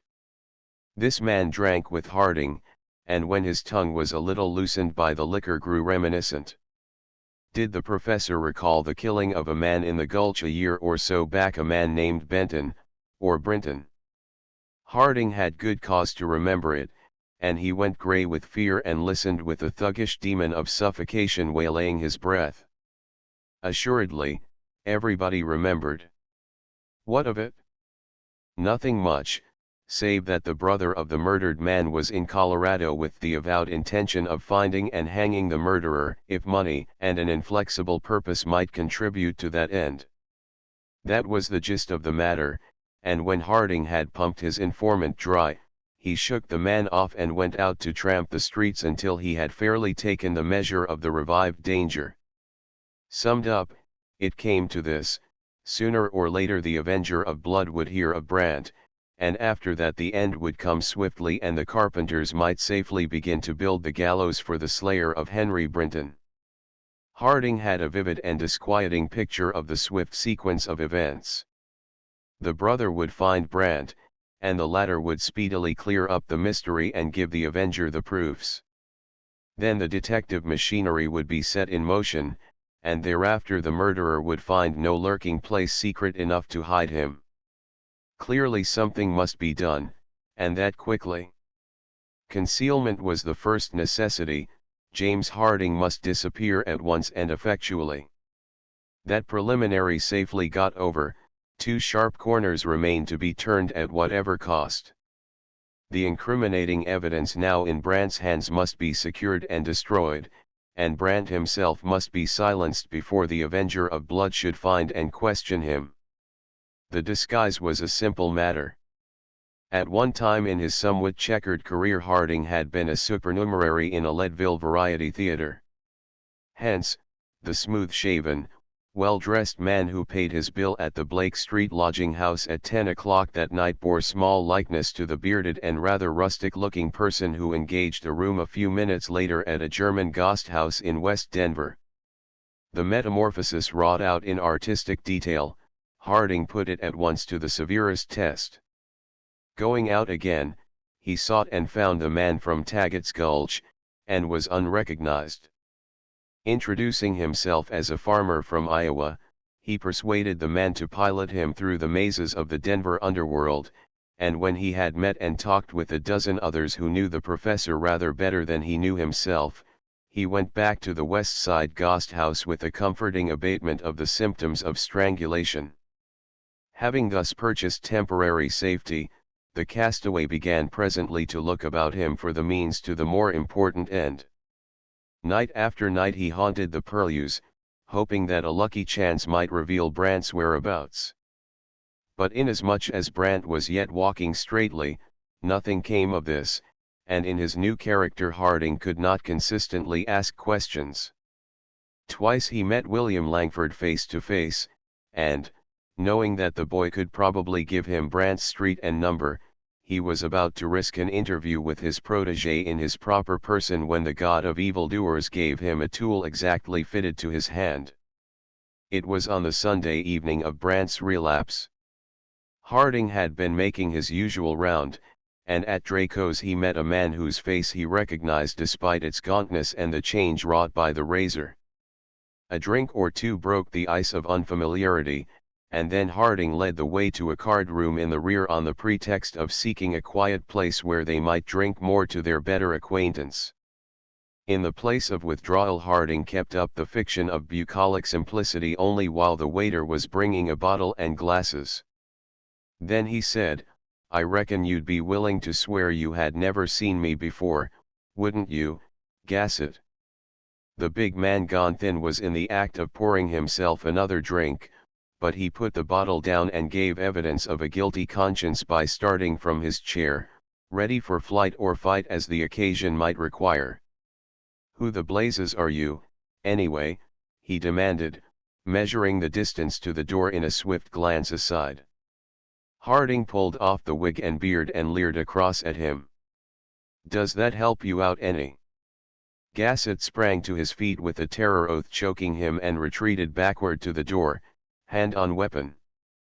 "Don't you do it, Jim," he gasped. "Don't, I say. I never meant to hurt her, any of 'em will swear to that." Harding struck a match and relighted his cigar. He did it with leisurely thoroughness, turning the match this way and that and ignoring his quarry much as a cat ignores a mouse which can by no means escape. Gassett stood as one fascinated, watching every movement of the slim fingers and feeling blindly behind him for the knob of the door. Whereat Harding laughed mockingly and pointed to the bottle on the table. "You had better come back here and take a little more of the same to stiffen your nerve, Ike. You couldn't hit the broadside of a barn just now." Gassett found the doorknob finally and breathed freer when it yielded under his hand. "Give me a show for my life, Jim," he begged, widening the opening behind him by stealthy half-inches. "It ain't worth much, but, by God, I want it for a little while yet." Harding laughed again. "What is the matter with you? You would have been a dead man long ago if I had wanted to drop you. Come back here and finish your drink." Having more than once set his life over against his thirst, Gassett did it once again, filling his glass with hands that shook, and swallowing the drunkard's portion at a gulp. The liquor steadied him a little and he sat down. "Then you ain't out gunning for me," he ventured. "No, what made you think I was?" Gassett scratched his head and tilted the bottle again. "I don't know, if you don't. But it appears like to me, if anybody had killed a sister of mine I'd want to get square. And I reckon I wouldn't split any hairs about his being drunk or sober at the time, nor yet about whether he went for to do it meaningly or just did it by happen so." Harding ignored the implied reproach and went on to the more important matter. "Damn that. It is enough for me to know that you were trying to kill George Brandt, he said coolly. Do you still feel that way? Gassett rose unsteadily and the dull eyes of him glowed in their sockets. Look at me now, Jim, and then recollect, if you can, what all I used to be. You know what that was, not any man in the camp could put me on my back unless I was drunk. And now look at me, a poor, miserably, broke-up rack, just out o' the orpidal. He done it filled me plumb full of lead when I was too crazy drunk to see single, that's what he done. Then I suppose you wouldn't be sorry if you had the chance to even up with him, said Harding, hastily building up a plan which would enable him to make use of this opportune ally. Now you are talking. Say, Jim, I'm hanging on to what little scrap of life he has left me for just nothing else. Understand? Good, that is business, quoth Harding. I am with you to stay. Find him for me, and I'll help you square the deal. Find him, echoed Gassett. Why, man alive, he is right out yonder at the faro table. You rubbed up against him coming in here. The devil you say. Harding hastily resumed the wig and the false beard, with a word explanatory. He mustn't recognize me, or the game will be up before it begins. Pull up your chair and we'll talk this thing over. Half an hour later the two conspirators left the card room and made their way singly through the crowd in the game room to meet at the bar. Gassett had lingered a moment at Brandt's elbow, and, having seen the winnings, incautiously spoke of them to Harding in Tom DeVerney's hearing. Harding shook his head, and dragged his companion out to the sidewalk. You will have to look out for DeVerney the barkeeper, he said. He is Brandt's friend. The first thing is to find out where he sleeps. We'll go over to the other corner and wait for him till he comes out. Chapter 16 The goodly company of misery having gone so far astray on the Sunday, it was inevitable that Brandt should awake repentant and remorseful on the Monday. He slept late, and when he had breakfasted like a monk and had gone downtown to face another day of enforced idleness in his office, conscience rose up and began to ply its many-thonged whip. What a thrice accursed fool he had made of himself, and how completely he had justified Mrs. Langford's opinion of him. How infinitely unworthy the love of any good woman he was, and how painstakingly he had put his future beyond the hope of redemption. If Colonel Bowron would only come back and leave him free to go and bury himself in some unheard-of corner of the world. This was the burden of each fresh outburst of self-recrimination. So much by way of remorse, but when he thought of Dorothy, something like a measure of dubious gratitude was mingled there with a certain thankfulness that the trial of his good resolutions had come before he had been given the possible chance of free speech with her, a chance which might have involved her happiness as well as his own peace of mind. Good Lord, he groaned, flinging himself into a chair and tossing his half-burned cigar out of the window. I ought to be glad that I found myself out before I had time to pull her into it. If they had let me go on, and she would have listened to me, I should have married her out of hand, married an angel, and I with a whole nest of devils asleep in me waiting only for a chance to come alive. God help me.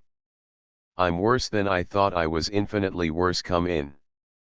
This last to someone at the door. It was only the postman, and Brandt took the letters eagerly, hoping to find one from Hobart. He was disappointed, but there was another note from the end of track on the Kandahar extension, setting forth that the chief engineer's homecoming would be delayed yet other days. Brandt read the colonel's scrawl, and what was left of his endurance took flight in an explosion of bad language. A minute later he burst into Antrim's office. "Where is Mr. Craig?" he demanded. "He has gone to Ogden," said Antrim, wondering what had happened to disturb the serenity of the self-contained draftsman. "The devil he has. When will he be back?" "I don't know, the last of the week, maybe." "Damn. Antrim laughed. What ails you this morning? You look as if you'd had a bad night. Come inside and sit down if you're not too busy. Brant let himself in at the wicket in the counter railing and drew up a chair. I am not busy enough, that is one of the miseries. And I want you to help me out, Harry. You have full swing here when the old man is away, haven't you? Why yes, after a fashion. What has broke loose? Brant looked askance at the stenographer, and the chief clerk rightly interpreted the glance. Oh John, he said, I wish you would take these letters down and put them on number 3. Hand them to the buggageman yourself, and then you'll be sure they have gone. And when the door closed behind the young man he turned back to Brant. Was that what you wanted? Yes, but I don't know as it was necessary. There is nothing particularly private about what I want to say. You see, it is this way, Colonel Bowron is out on the extension, and Grotter is with him. I am alone here in the office, and I've got to leave town suddenly. What I want you to do is to put somebody in there to keep house till the Colonel returns. The chief clerk smiled. It must be something pretty serious to rattle you that way, was his comment. You are a good enough railroad man to know that my department has nothing to do with yours, except to ask questions of it. And that reminds me, here is a letter from the general manager asking if we have a late map of the Denver yards. The president is coming west in a day or two, and there is a plan on foot for extensions, I believe. Well, said Brant. It isn't well, it's ill. We haven't any such map, and I don't see but what you will have to stay and make one. Now, to a man in Brant's peculiar frame of mind, employment was only 1 degree less welcome than immediate release. Wherefore he caught at the suggestion so readily that Antrim was puzzled.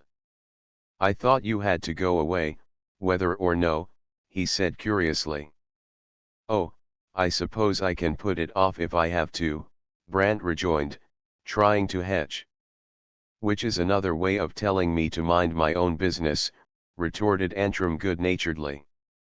That's all right, only, if you have struck a bone, you can comfort yourself with the idea that you have plenty of good company. No one of us has a monopoly of all the trouble in the world. No, I suppose not. Brant said so much, and then got far enough away from his own trouble to notice that the chief clerk was looking haggard and seedy. You look as if you had been taking a turn at the windlass yourself, Harry. Have you? Yes, something of that sort, replied Antrim, but he turned quickly to the papers on his desk. Nothing that I can help you figure out, is it? No, said the chief clerk, so savagely that Brant smiled. Which the same is none of my business, and so we are quits, he rejoined. Antrim was much too good-hearted to let the matter rest there, and he made halting amends. I would give you a chance, Brant, quicker than I would anybody else I know, but it is no use. Every fellow has to take his own medicine. Brant nodded, and after a little Antrim went on as one who changes the subject. Been over to the Highlands lately? No, I thought you hadn't. Dorothy was asking about you the last time I saw her. When was that? The question was so eager that Antrim, remembering his unjust suspicion of Isabel, had a pang of honest shame. Last Wednesday. She wanted to know if you had left town. Brant was plunged at once into a problem in which there were many more unknown quantities than integral facts. When he came to the surface it was to catch at a straw. Perhaps, after all, Dorothy was yet in happy ignorance of all the distressing things her mother could tell her, in which case she had merely failed to see him when he had lifted his hat to her the day before. And, if that were true, his late excursion into the realm of things evil was nothing better than the sequence of a hideous mistake. The logic of the thing appalled him, and he made haste to go back to first principles, planting himself desperately upon the assertion that she must have seen him.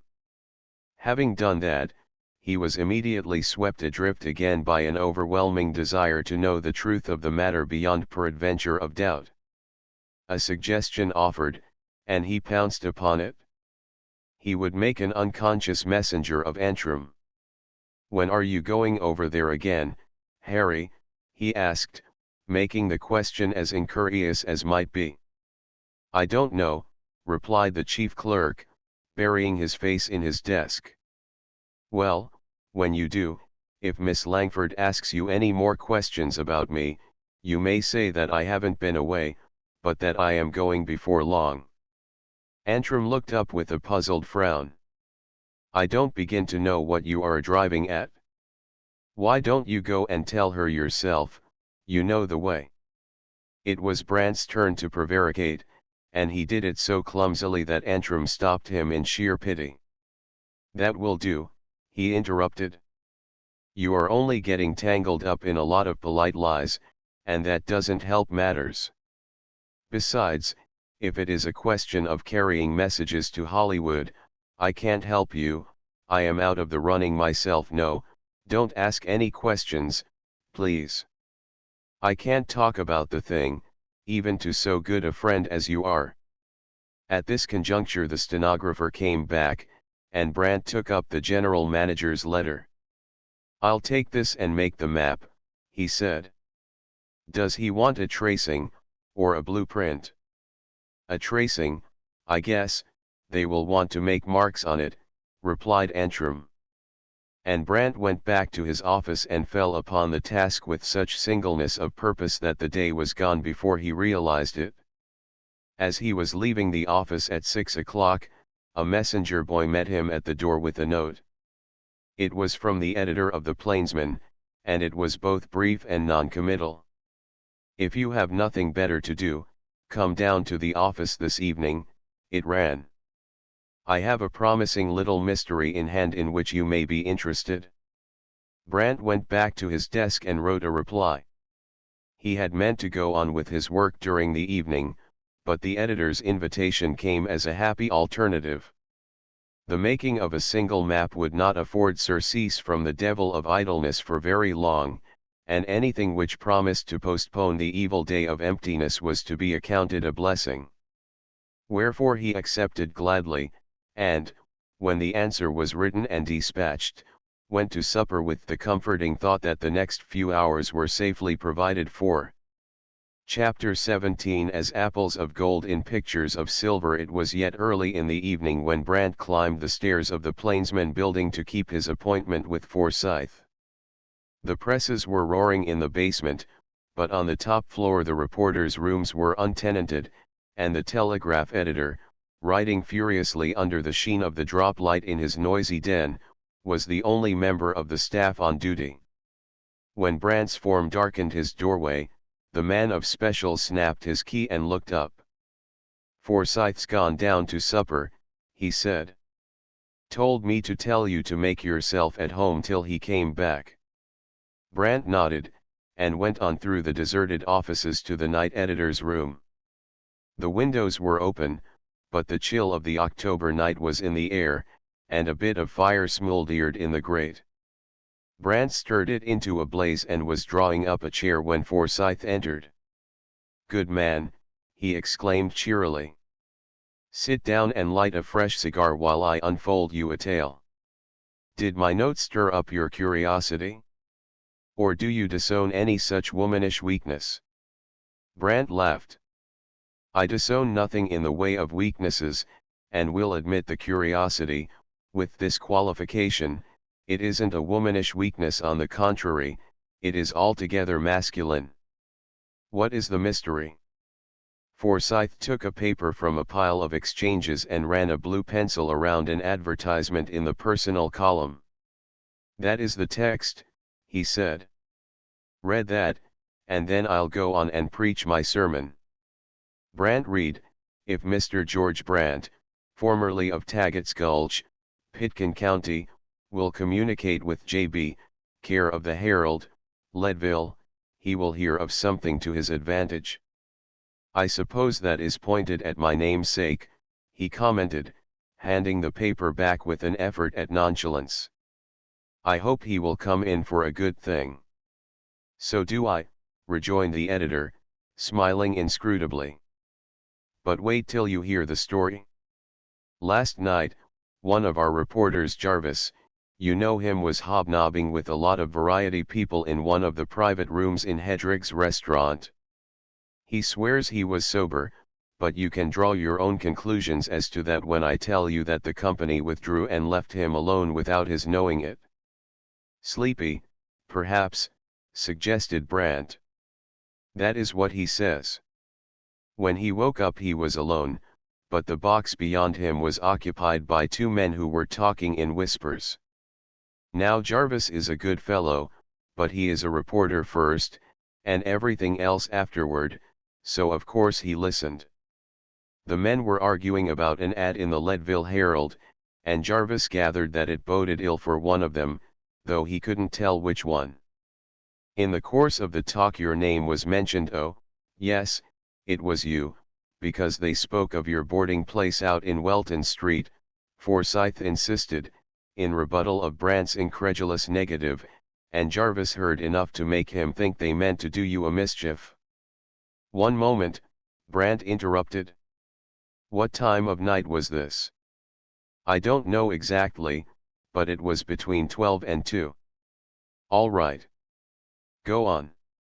That is all. Only, as I say, Jarvis thinks they mean mischief, though he caught only a few words pointing to the necessity for haste in what they had to do. They seemed to be much afraid that you would see the ad. Brandt leaned forward to flick the ash from his cigar. I presume Jarvis saw them when they went out. What did they look like? That is just where the otherwise irreproachable Jarvis fell down, said the editor. He posted himself conveniently behind the curtains of his box when they stirred, but unfortunately there is a back door to Hedrig's place, and they used it. Leaving the Herald behind them, queried Brandt. Not much. But Jarvis went through the file and found the ad after he came back here. Brandt smoked reflectively for a few minutes and then rose to go. I am much obliged to you, Forsyth. It was good of you to give me the pointer. The editor made an effort to detain him. Don't be in a hurry, the night is young. Yes, but I think I would better be going. Forsyth tilted his chair and made a monocle of one side of his pince-nez through which to quiz his visitor. Brandt, you are most provokingly cold-blooded, don't you know it? Here I have been at the trouble to put you in the way of opening up a veritable mine of first-class sensation, and you are going away without so much as giving me a squint down the shaft thereof. Do you call that giving a man a fair shake? Brandt sat down again. What do you want me to say? He asked. Say? Why, everything. Do you know these men? Or is it a case of mistaken identity? Are they after your scalp? Or do you yearn for theirs? Can't you open up the blinds and let in a little daylight? Brandt shook his head. Not for publication. You don't know what you ask, Forsyth. Publication be hanged. Who said anything about printing it, I'd like to know. Don't you suppose a newspaper man has bowels as well as other people? I didn't get you up here to work you for the plainsman. Then that is different, Brandt conceded. I'll tell you what I can, which isn't much. I have seen these men, they followed me home last night at midnight. But if I ever knew them, I have forgotten who they are. As to the advertisement, I can only guess its purport. If the guess is right, there is only one man in Colorado who need be disturbed about it, and he is not in Denver. The editor turned to his desk and ran through a pile of telegrams, pausing at one dated from Leadville. Does that help your guess? He inquired, handing the message to Brandt. Advertiser's name is John Brinton, was what the typewritten line said, and Brant nodded. Yes, and no, I can't understand. Forsyth, I am going out to hunt those fellows down. Forsyth looked at his watch. Will you take a partner? My rush won't be on for a couple of hours yet. I shall be glad to have you along, if you don't mind going into the dog kennels. I can't promise you a pleasure trip. I'd like to go, said the editor. I suppose you share the opinion of the public, that all newspaper men are seasoned rounders, but it is a fiction in my own case and in that of many others too, I think. They went down together, and in the street Forsyth asked if it would not be well to take an officer along. Whereat Brant laughed. You forget my errand, don't you?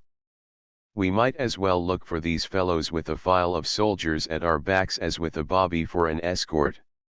We shall get around all right by ourselves, and if we should happen to run afoul of trouble, you just stand from under while I cover the retreat. Are you armed? Asked Forsyth. Assuredly.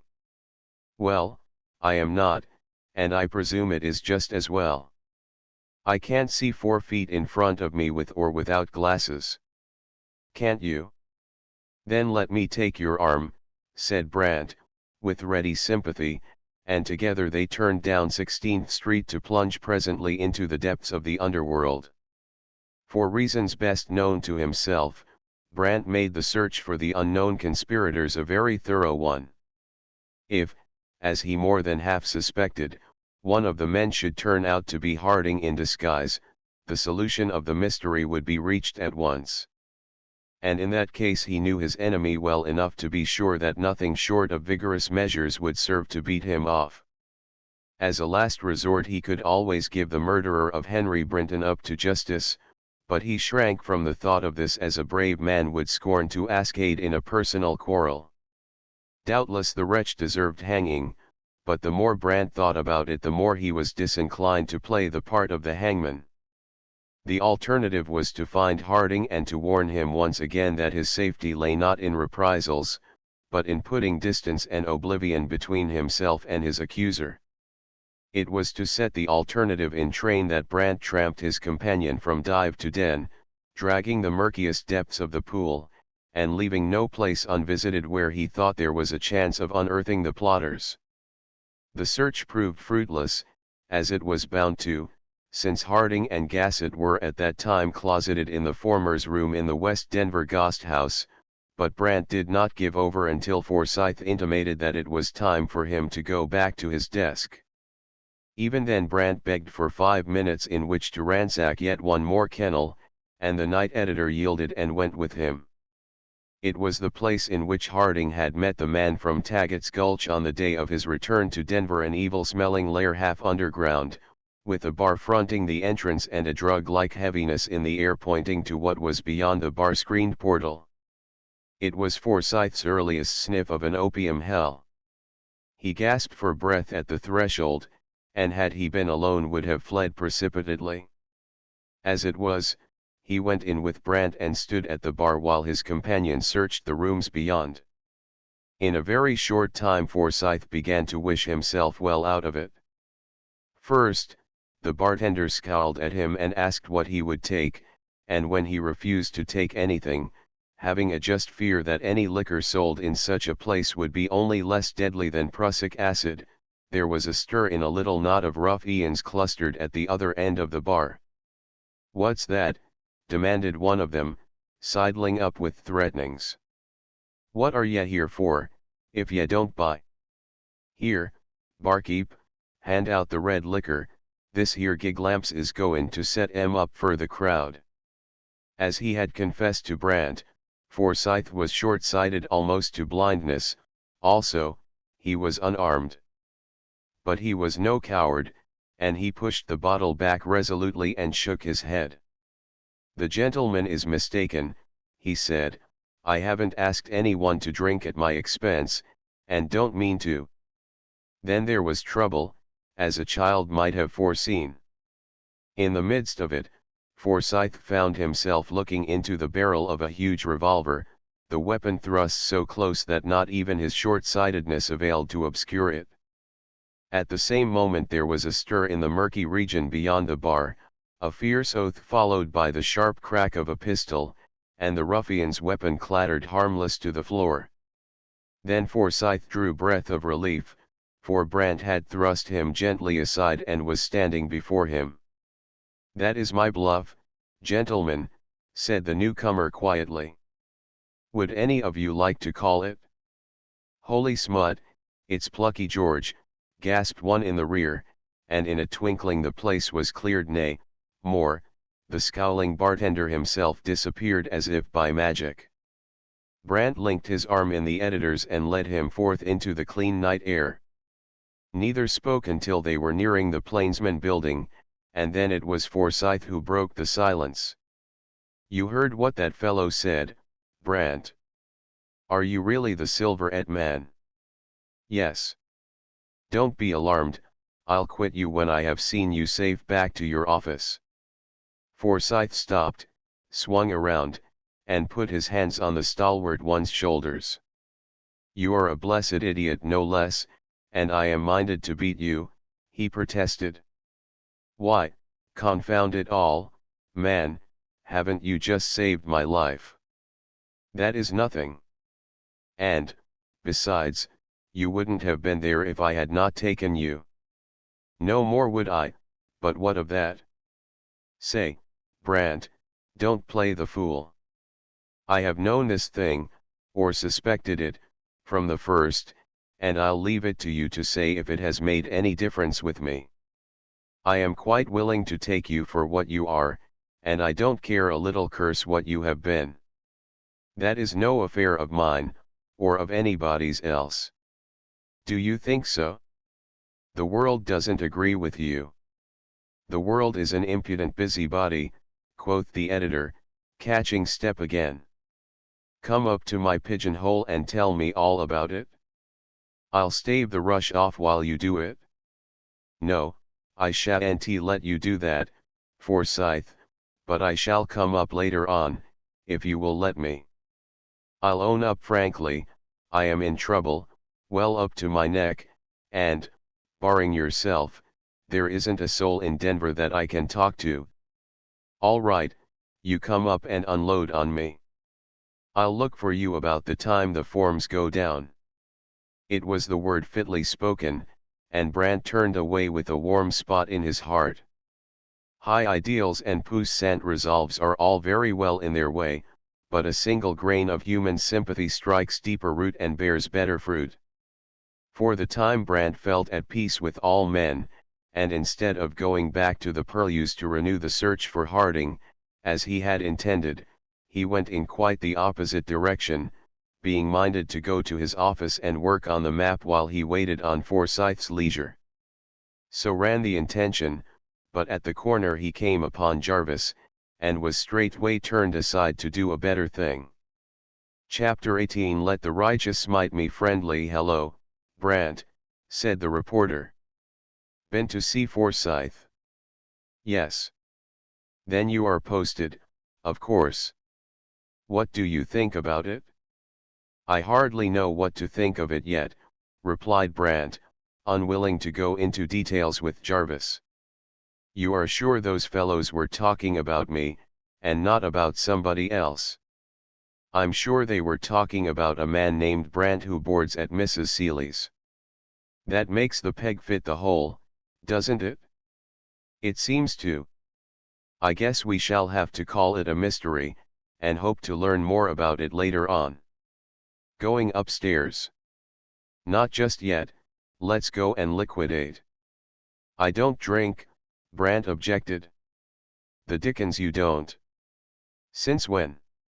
"Never mind the date, since I quit." "I'll bet money that was no longer ago than yesterday." "Come and take a cigar, then." "I don't mind doing that, if you are thirsty enough to drink alone." "I am thirsty enough to envy the fellow who went and got himself drowned in a butt of Momsey," rejoined the reporter, linking arms with Brant and pointing like a trained retriever for the nearest pothos. "That thirst will be the death of you, my boy, if you are not careful, ventured the older sinner, catching step. Don't you lose any sleep about that. I know blessed well when to take a drink and when to let it alone. Yes, I have met you before, said Brant ironically. You are one of a fair-sized crowd. The first one is whenever you happen to think of it, the second is when the thing itself is temporarily out of reach. Jarvis whistled derisively, and his retort was out of the heart of flippancy. You missed your calling, old man, your layout is the Prohibition platform. Why don't you join the Salvation Army? For good and sufficient reasons, but that has nothing to do with your bad habits. Oh, come off. You're a one-horse lay preacher, that's what you are. Your theory is all right, but the wheels won't go round in practice. Man can't be a reporter and not drink. Without knowing more than I have to about the askings of your job, I'll venture to dispute that, Brant asserted. According to my notion, a man can't be the best of anything so long as he hobnobs with any devil of appetite. Oh, let up, you make me limp. I'll bet a gold mine against a skinny little Indian pony that you've got wickedness enough in your system to cover my one little weakness like a bedspread and tuck in all around the edges. Come now, own up. But for obvious reasons Brant could not own up, and since the random thrust found a joint in his harness, he must needs go dumb. But a little later, when they were standing together at the bar, he was again moved to protest at the spectacle of Jarvis putting absinthe into his whiskey. The red liquor is bad enough by itself, my boy, he remarked, clipping the end of his cigar, but the other is enough worse. It will make an idiot of you before your time. That's right, share a man's hospitality and jump on his personal preferences all in the same breath. If you've got to reform somebody, why don't you tackle that railroad friend of yours over there in the corner? He is sliding down the stair on the balustrade thereof. Go over and preach to him, while I see if I can't rustle up an 11th-hour suicide for Forsyth. Brant wheeled at the word and saw that which suddenly buried his own trouble deep under the debris of a shattered ideal. At a small table in the corner of the room 2 men sat playing cards. One of them was so good a type of his clan that Brant was able to summarize him tersely in the word rook. The other was Harry Antrim, the self-contained, the immaculate, the very pride and pattern of the well-behaved. The chief clerk was evidently much the worse for liquor, his face was flushed, and his hands trembled when he dealt the cards, but he was sober enough to recognize Brant when the latter came up and accosted him. It's about time you were going home, Harry, he said. Get your overcoat, and I'll walk up with you. The obscene bird across the table took Brant's measure in a swift glance, and, scenting trouble, sought to make his peace with the newcomer. We were just having a little game for pastime, you understand. Low man pays for the dr for the cigars, he explained. Brant ignored the peaceful overture and the maker of it, and asked Antrim what he had done with his coat. It's all right about the coat, replied the foolish one, making a pitiful effort to keep the consonants in their proper places. Man don't need any overcoat in summertime. Le's go home. Brant saw that the man across the table wore an overcoat, and that he was sitting upon another. I'll trouble you to let me have my friend's coat, he said mildly, but the cold grey eyes narrowed and shot a look with the words that made the request a demand. Oh, certainly, if he is a friend of yours. The rook had never laid eyes on Brant before.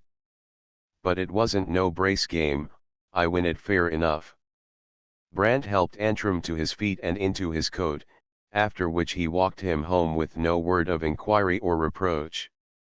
Truly, the foolish one was far enough beyond the reach of admonition, but he was also sane enough to appreciate the value of the silence which is golden, and he made an effort to say as much when Brant led him into his room and lighted the gas. Much obliged, George, for what you haven't said. He steadied himself with his hands on the table and tried to catch Brandt's eye. "'Nother fellow would have preached, and a sermon isn't just what I need." "I know that." "Good night," said Brandt, and therewith he left the prisoner of fools to the company of an accuser which is not to be silenced save by many applications of the searing iron. The night editor of the Plainsman was in the midst of the last batch of copy when Brandt redeemed his promise to return, and Forsyth motioned to a chair. "Sit down, I'll be with you in a minute," he said, and when the desk was cleared he wheeled the pivot chair to face his visitor and drew up another for a footrest. "Thanks be, that is the last of it for one more day. It's a demnition grind, but I suppose that is true of every occupation under the sun. Haven't you found it so?" "Honestly, no. I think I am in love with my profession. If I didn't have other things to trouble me, I believe I could go on making maps to the end of the chapter. You think that now because the drudgery is preferable to the other things, maybe. Tell me about the other things." "I shall, and I'll cut it short. You know what the public knows about George Brandt of Silverett and elsewhere, so we needn't go into that, though perhaps you will let me say that I was no worse than other men of my tribe. I mean by that that I never dealt a brace game, and I never picked a quarrel of my own motion. These things say themselves.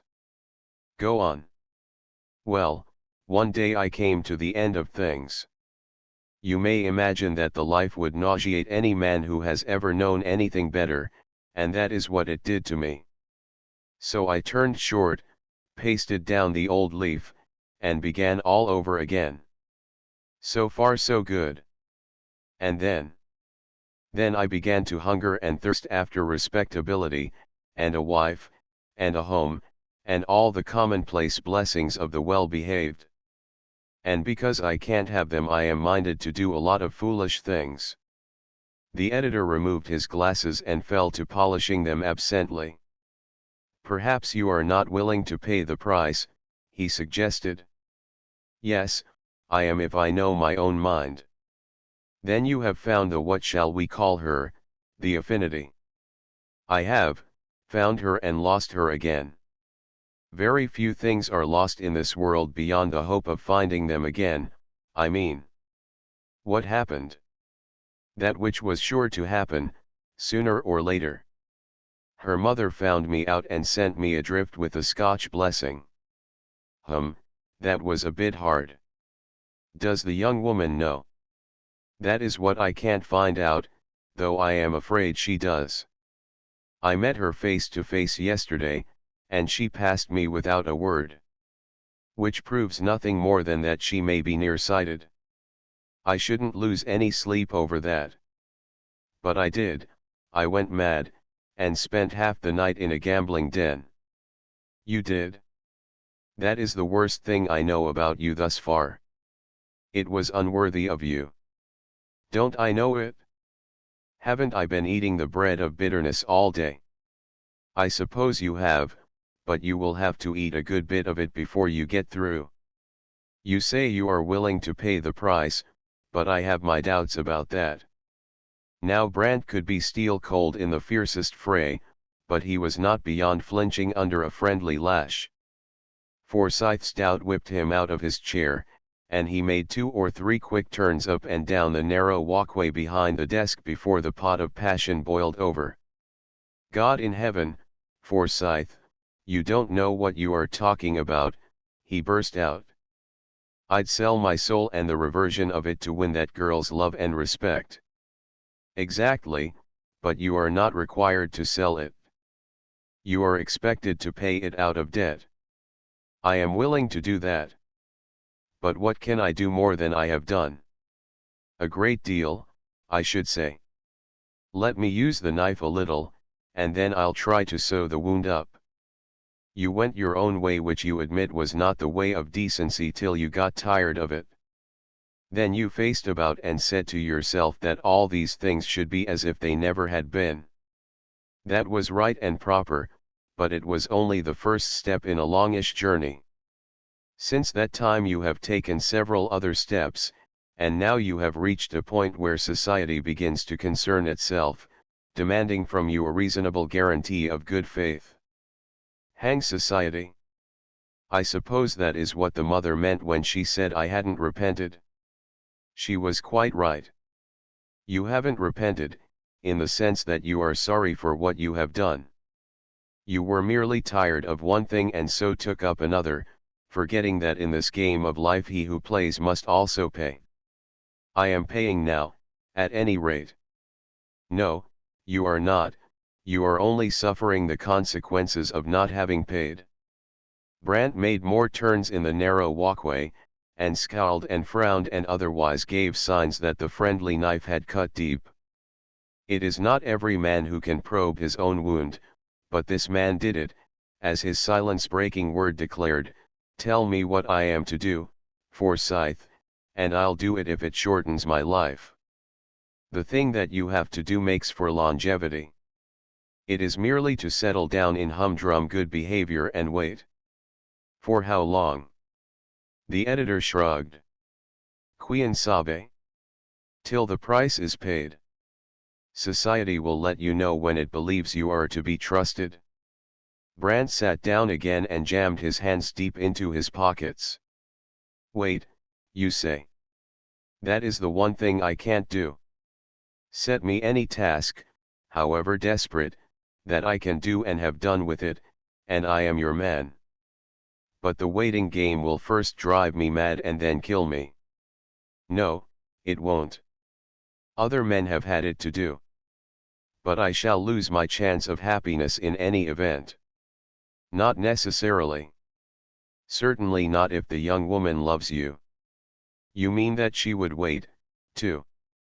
Possibly she might, if she knew, but she doesn't, you know. Forsyth shrugged again.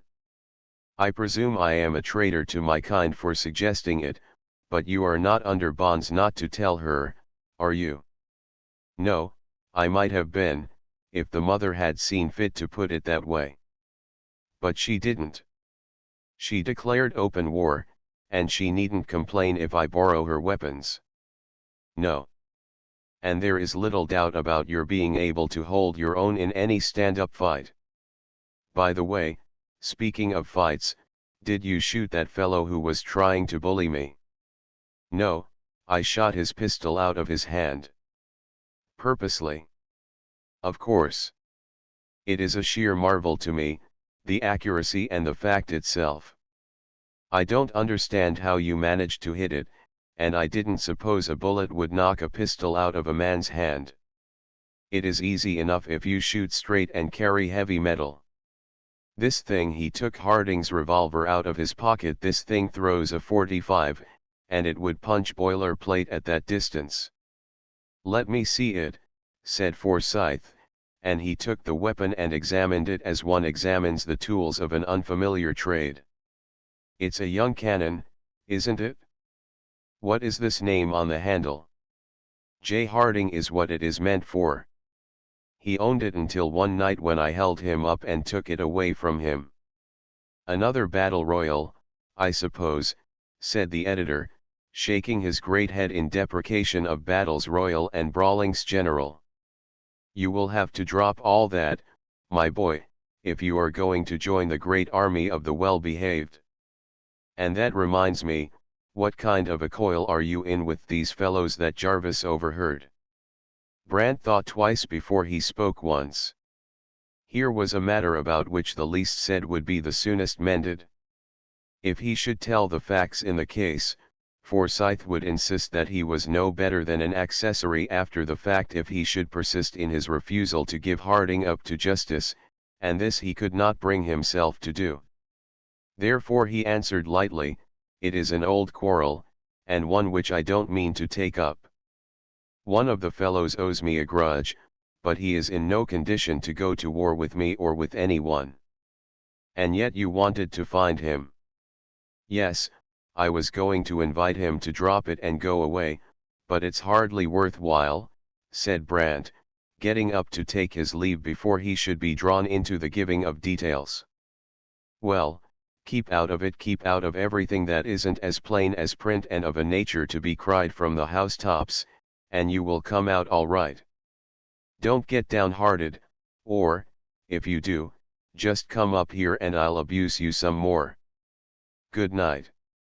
Brant went down the stairs and out into the street, and so on up to Mrs. Seeley's, with his square jaw set and two ideas dominating all others in his thoughts. One was that without Dorothy's love to sustain him he would be unequal to the task of maintaining the long probationary struggle outlined by Forsyth, and the other was an intense longing, born of the militant soul of him, to be given some desperate penance, to be tried by the fire of some crucial test which, should it leave him but a single day to glory in the victory, would prove him once for all a man and a gentleman, worthy to have lived and loved. This he yearned for, and, yearning, put it aside, little knowing that he had within the hour reached and passed the parting of the ways, or that his feet were already in the path leading straight to the goal of his soul's desire. Chapter 19 The Leading of the Blind. On the morrow's morning Brant went to his work with a choir of new resolves making melody in his heart. He would get speech with Dorothy by fair means or other and make a frank avowal of his love, telling her what she should know of his past, and pleading only for the time wherein to make good his promises of amendment. Then he would settle down to his work, walking straightly and shunning even the appearance of evil through the weeks or months or years of his probation. And in the end he would win her and wear her in the face of all the world, and none should say him nay. Thus he planned as he bent over the drawing board, etching in the scheme of the future while he traced the intricate lines of the map. From summarizing he presently came down to the successive steps in the outworking of the problem, and then he remembered that he still held the money won in the night of madness at Draco's. Then and there he determined to return it, whether the chief gambler would or no, and on the heels of this resolve came a nobler. He would draw out of his bank balance every dollar that had not come to him hallowed by honest toil, and, since it was manifestly impossible to make individual restitution, he would give the money to some worthy charity. Being a man of action, he did not suffer the good resolution to cool by delay. Within the hour he had made a deposit in his bank, purchased New York exchange for the amount won at Draco's, and cashed his check for $608.15, the exact sum with which he had left Silverette on the night of the tragedy. Then he begged a sheet of paper and an envelope from the cashier and scribbled a note to Draco. "Here is the money which you refused to take back the other night," he wrote. "It is not yours, but it is still less mine, and I don't want it. I have put it into New York exchange, so you will know it is out of my hands. Keep it, or throw it away, as you please." That done, he began to wonder what he should do with the $600-odd. There were worthy charities a-plenty, but he shrank equally from giving without explanations and from telling any part of his story to a stranger, however charitable or devout. Since it had to be done, he finally chose Dorothy's clergyman as his beneficiary, and, having so decided, sought out the address and boarded a streetcar for the house of the minister. A servant answered the bell, and, in reply to Brant's inquiry, sent him across the street to the church. "You'll find the study at the back," she said. "If Mr. Crosswell ain't there, you can go in and wait. He'll not be long gone." Brant did as he was directed, and when his tap at the half-open door was unanswered, he went in.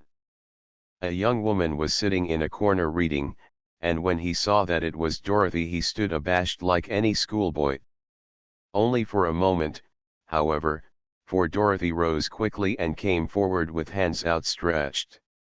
"Why, Mr. Brant, you fairly startled me. I heard you at the door and thought it was Mr. Crosswell. How do you do?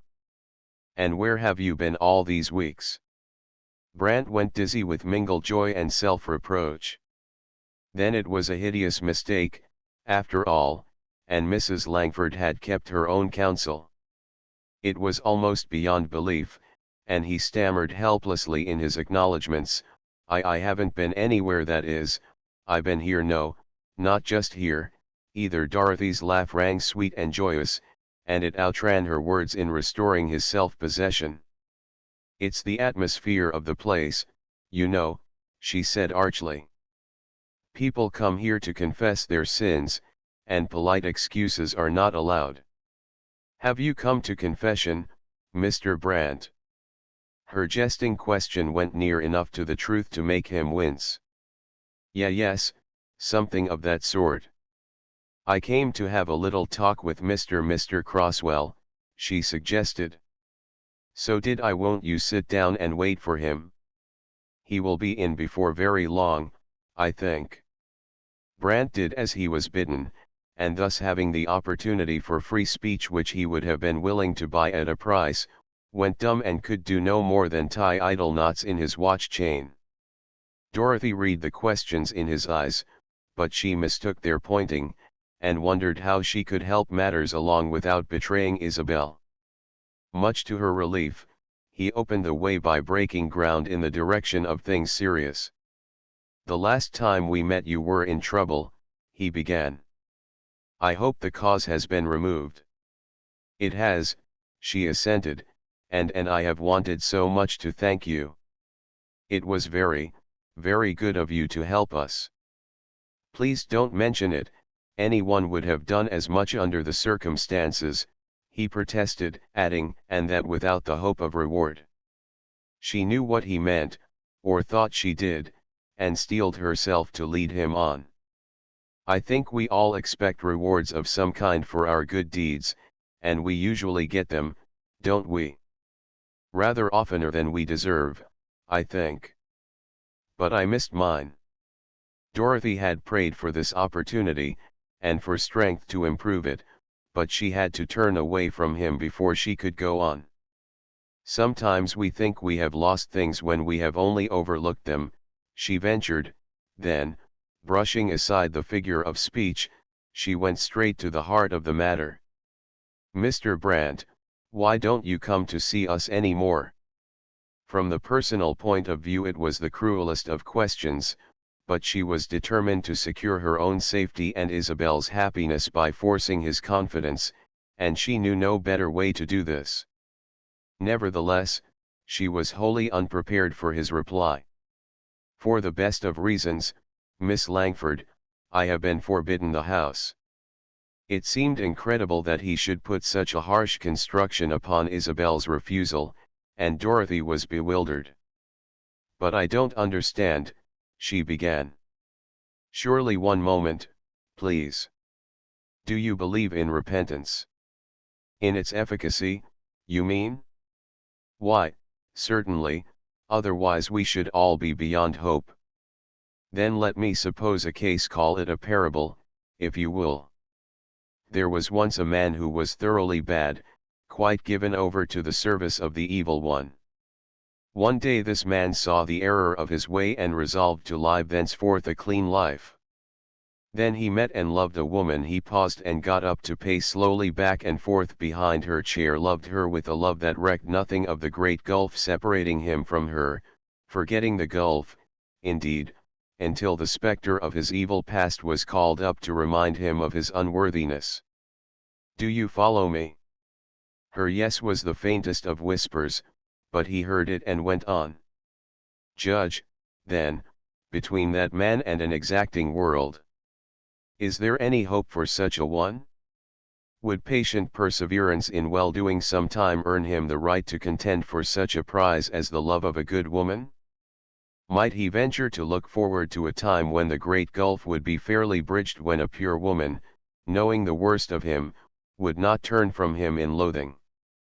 Dorothy rose and faced him with the light of self-sacrifice shining in her eyes.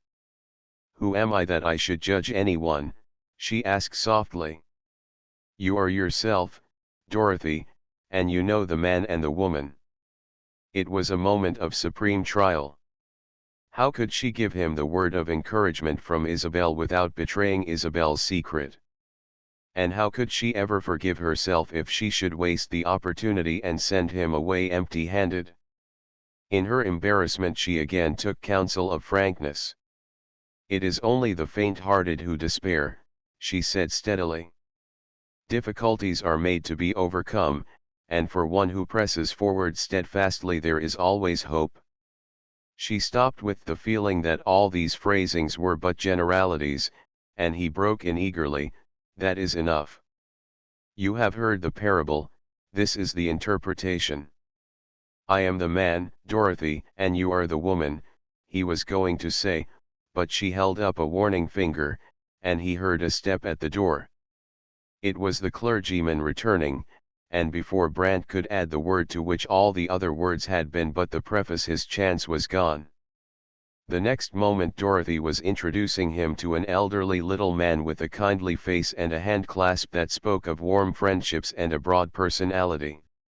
"I am glad to meet you, Mr. Brant, always glad to know any friend of Miss Dorothy's. Sit down, both of you, and let us be comfortable." Brant obeyed, but Dorothy hesitated. "I wanted to see you a moment about the Crowleys," she said. "They are in trouble again, and this time it is beyond me. Mr. Brant wishes to see you about another matter, and if you can give me a minute." "Certainly, certainly, Mr. Brant will excuse us," and they went apart to discuss the case of the unfortunate Crowleys, while Brant took up a book and pretended to read. Presently Dorothy took her leave, giving her hand to Brant at parting and inviting him to call soon at Hollywood. He told no lie in saying that he should be glad to, and he tried to say with his eyes that other thing which had been denied lip utterance. Dorothy flushed faintly under his gaze and her hand trembled a little in his, whereupon he made bold to revert to the object of their common solicitude in another offer of assistance. "About William, be sure to command me if I can ever help you again. I hope the occasion won't arise, but if it does, you must manage to let me know at once." "Indeed I shall," she rejoined gratefully. "But you must come to see us. Goodbye." When she was gone the clergyman drew up his chair opposite Brant's. "A most devoted young woman," he said with kindly emphasis. "I don't know how we should get along in the parish without her. Have you known the Langfords long?" "Not very long, no. Charming family that is, all but the boy. He is a little wild, I'm afraid." "Yes," assented Brant. He was finding his introduction by Dorothy a very considerable hindrance to his errand. "The judge knows it, and tries to do what he can," Mr. Crosswell went on, following out his own line of thought. "But Mrs. Langford puts the lad on a pedestal and so spoils him. But pardon me, you came on an errand of your own, didn't you?" "Yes." Brant braced himself and took the simplest way out of the entanglement. "You probably have many ways in which you can use money for charitable purposes, haven't you, Mr. Crosswell?" "Yes, indeed." "You are always safe to assume that in the case of a working clergyman," was the reply. "I supposed so. I have some money here taking the roll of bills from his pocket, which is, in a certain sense, what you might call conscience money. Would you object to adding it to your charity fund?" "Not at all, if it be truly conscience money. But you must give me some assurance that there is no possibility of restitution to the proper parties." "There is none whatever. It is money which was won across the gaming table not recently," he added, in deference to the look of pained surprise in the kindly eyes, "but some months ago. I don't know what else to do with it, and it will be truly an act of charity to me if you will take it. Under those circumstances I shall be quite willing to disperse it for you, Mr. Brant. It is very commendable in you to take such an honorable view of the matter, a thing as commendable as it is rare, I assure you." But Brant could not let that stand. "It is a simple matter of justice, and I am afraid the motive is purely selfish. To be very frank about it, the stuff burns my fingers. A most hopeful sign, my dear sir, said the little clergyman, warming to Brant as most good people did, without any reason that could be set in words. It is not often that we are given to see such practical proofs of repentance. Being an honest man in the better sense of the word, Brant made haste to remove the false impression. Don't misunderstand me. I am not at all sure that I am repentant in your meaning of the word. In fact, I am quite sure I am not. I drank the cup of evil living to the dregs, and the dregs nauseated me, that is all. But that is a very good beginning, very good, indeed, asserted the clergyman benignly. Go on as you have begun, and we shall see better things, I am quite sure of that. Brant remembered his desperate plunge of less than 48 hours before, and smiled. It is very evident that you haven't sounded all the depths of wickedness in the human heart, Mr. Crosswell, and perhaps it is just as well for us sinners that you haven't. We are a sorrier lot than you have any idea of, I fancy. We are all vile earth when it comes to that, Mr. Brant, but I shall continue to consider your case as a most hopeful one. Then, as Brant found his hat, must you go? Come and see me often. I want to know more of you. Brant bowed himself out and went his way musing. As he approached the side gate giving upon the street, a carriage drew up to the curb and a lady descended therefrom. He had opened the gate for her and lifted his hat before he saw that it was Mrs. Langford, but in any case he could have done no less. Notwithstanding, her chilling stare cut him to the quick, and he went back to his office with the comfortable feeling of elation engendered by the meeting with Dorothy and the act of restitution somewhat dashed by the chance encounter. Meanwhile Mrs. Langford had entered the study and made known her errand, which was to call for Dorothy. She said she wouldn't wait, explained the clergyman. Mr. Brant was here, waiting to see me about a matter which was a matter which I presume Miss Dorothy knew to be private, and so she kindly made room for him. Mr. Brant. Mrs. Langford's frown was quite portentous. Do you mean to say they were here together, Mr. Crosswell? Why, yes, that is, I found them both here when I came in. Then, as the lines of displeasure deepened in the lady's brow, he tried to set himself right by adding, a most excellent young man, Mrs. Langford, I am glad to know that he is a friend of the family. He is not, she rejoined with aggressive emphasis. He was never more than a calling acquaintance, and he is not even that at present. I have forbidden him the house. Forbidden him the house, echoed the good man in unfeigned astonishment. May I ask your reason? You may, and I will tell you, if you will tell me what he was doing here. He came on a very worthy errand, I assure you, Mrs. Langford. He came to devote a certain sum of money to charitable objects, money acquired in a manner which is all too common in this our day and generation, but which he felt that he could not conscientiously keep. Humph. Some of the proceeds of his gambling, I suppose. It was a mere trick, Mr. Crosswell, and I hope you won't let him impose upon you. I know his whole history, and it is thoroughly bad and disgustingly disreputable. But, my dear madam, are we not commanded? I know what you would say, she broke in, with her hand on the door. But you know my views, Mr. Crosswell. If a woman had done the 10th part of the evil things this man has, you would be the first to recommend sackcloth and ashes and a sisterhood, if not a solitary cell. The indignant lady swept down the walk and stepped into her carriage. Conscience money, indeed, she said to herself. It is much more likely that he made the whole thing an excuse to get a chance to talk to Dorothy. Well, I'll put a stop to that. But when Mrs. Langford's carriage turned and rolled away, the good little man stood in the doorway of his study and shook his head sadly to the tune of a musing commentary on his latest visitor. Strange, passing strange, that she can be so uncharitable, when her own son stands so sorely in need of the broadest charity. I do hope there is no dreadful day of retribution in store for her, but it is certainly tempting Providence to be so pitiless. Chapter XX The demoniac. The rounds in the descending ladder of dissipation are many or few according to the temperament of the man who makes use of them, the man, I say, for women rarely descend, they fall. As in a galloping consumption it is not infrequently the strongest who succumb first, so in a moral lapse it is often the self-contained who set the pace. Antrim's sudden plunge into the stream of excess was fairly illustrative of this.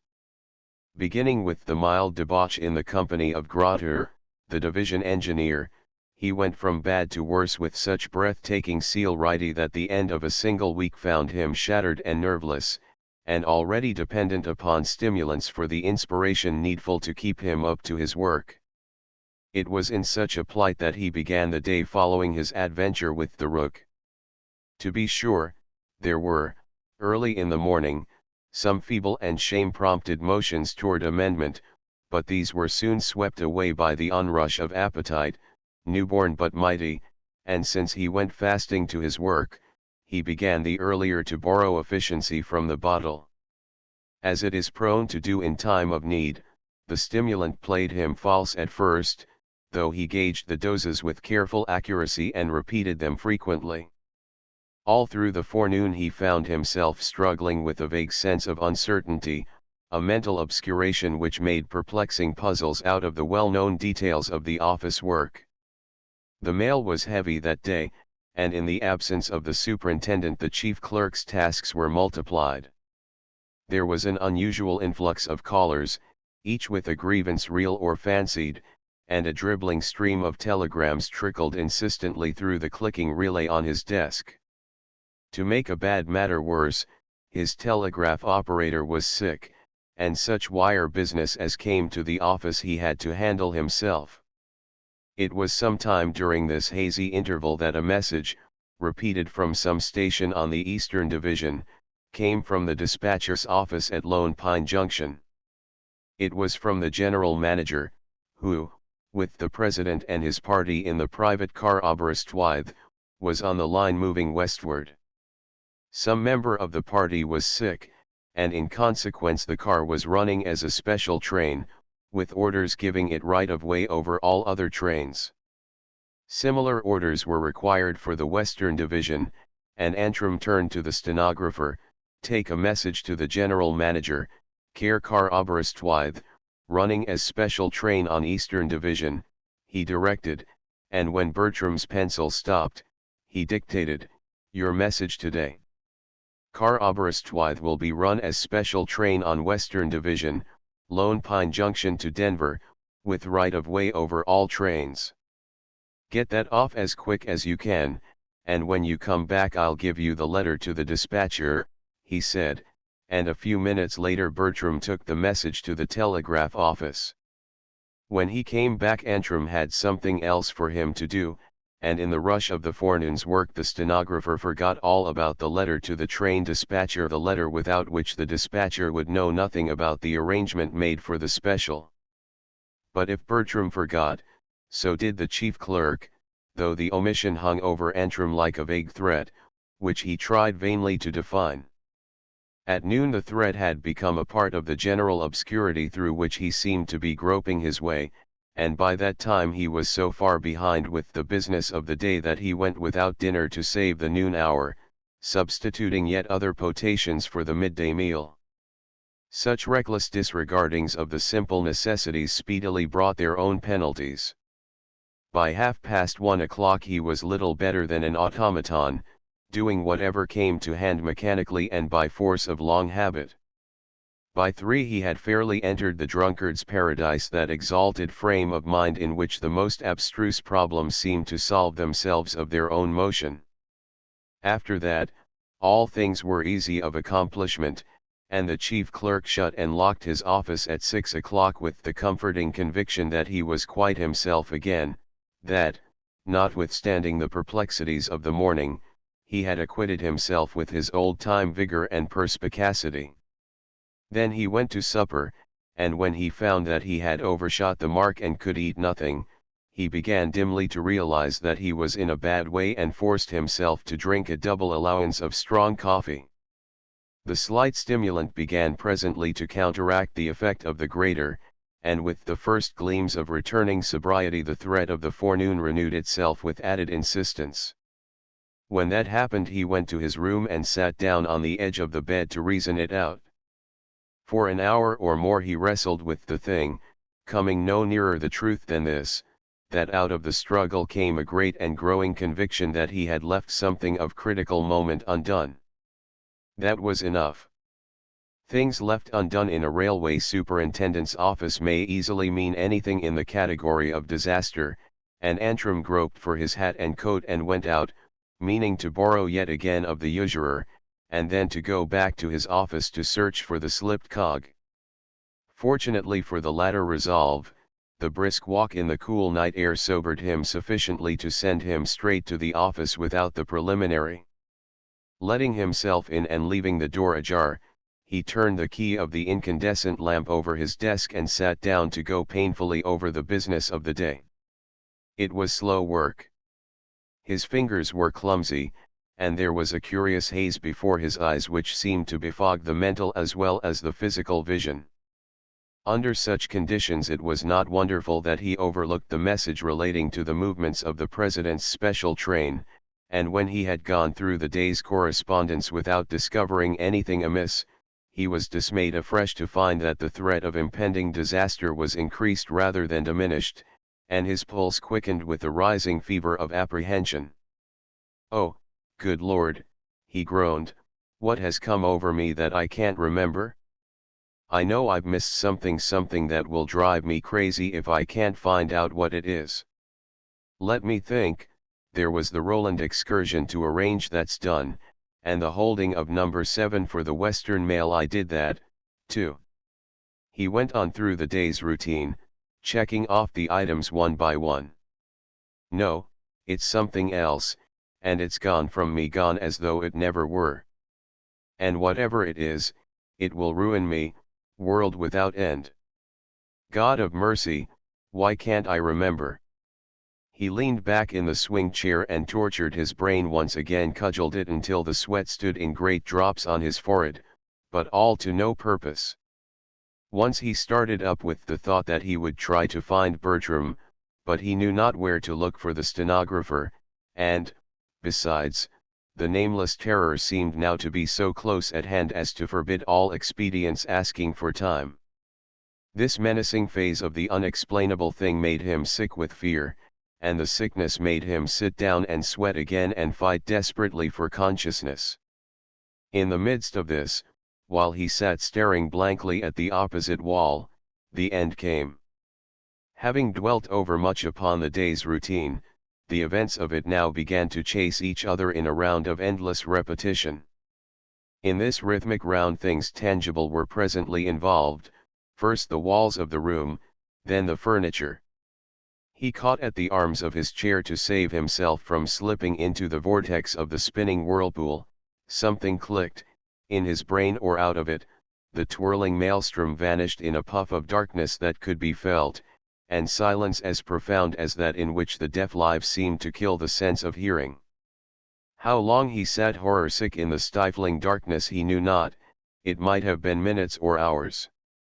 Then a familiar sound broke the stillness, and he listened with the keen joy of one who hears the babble of running water in a thirsty desert.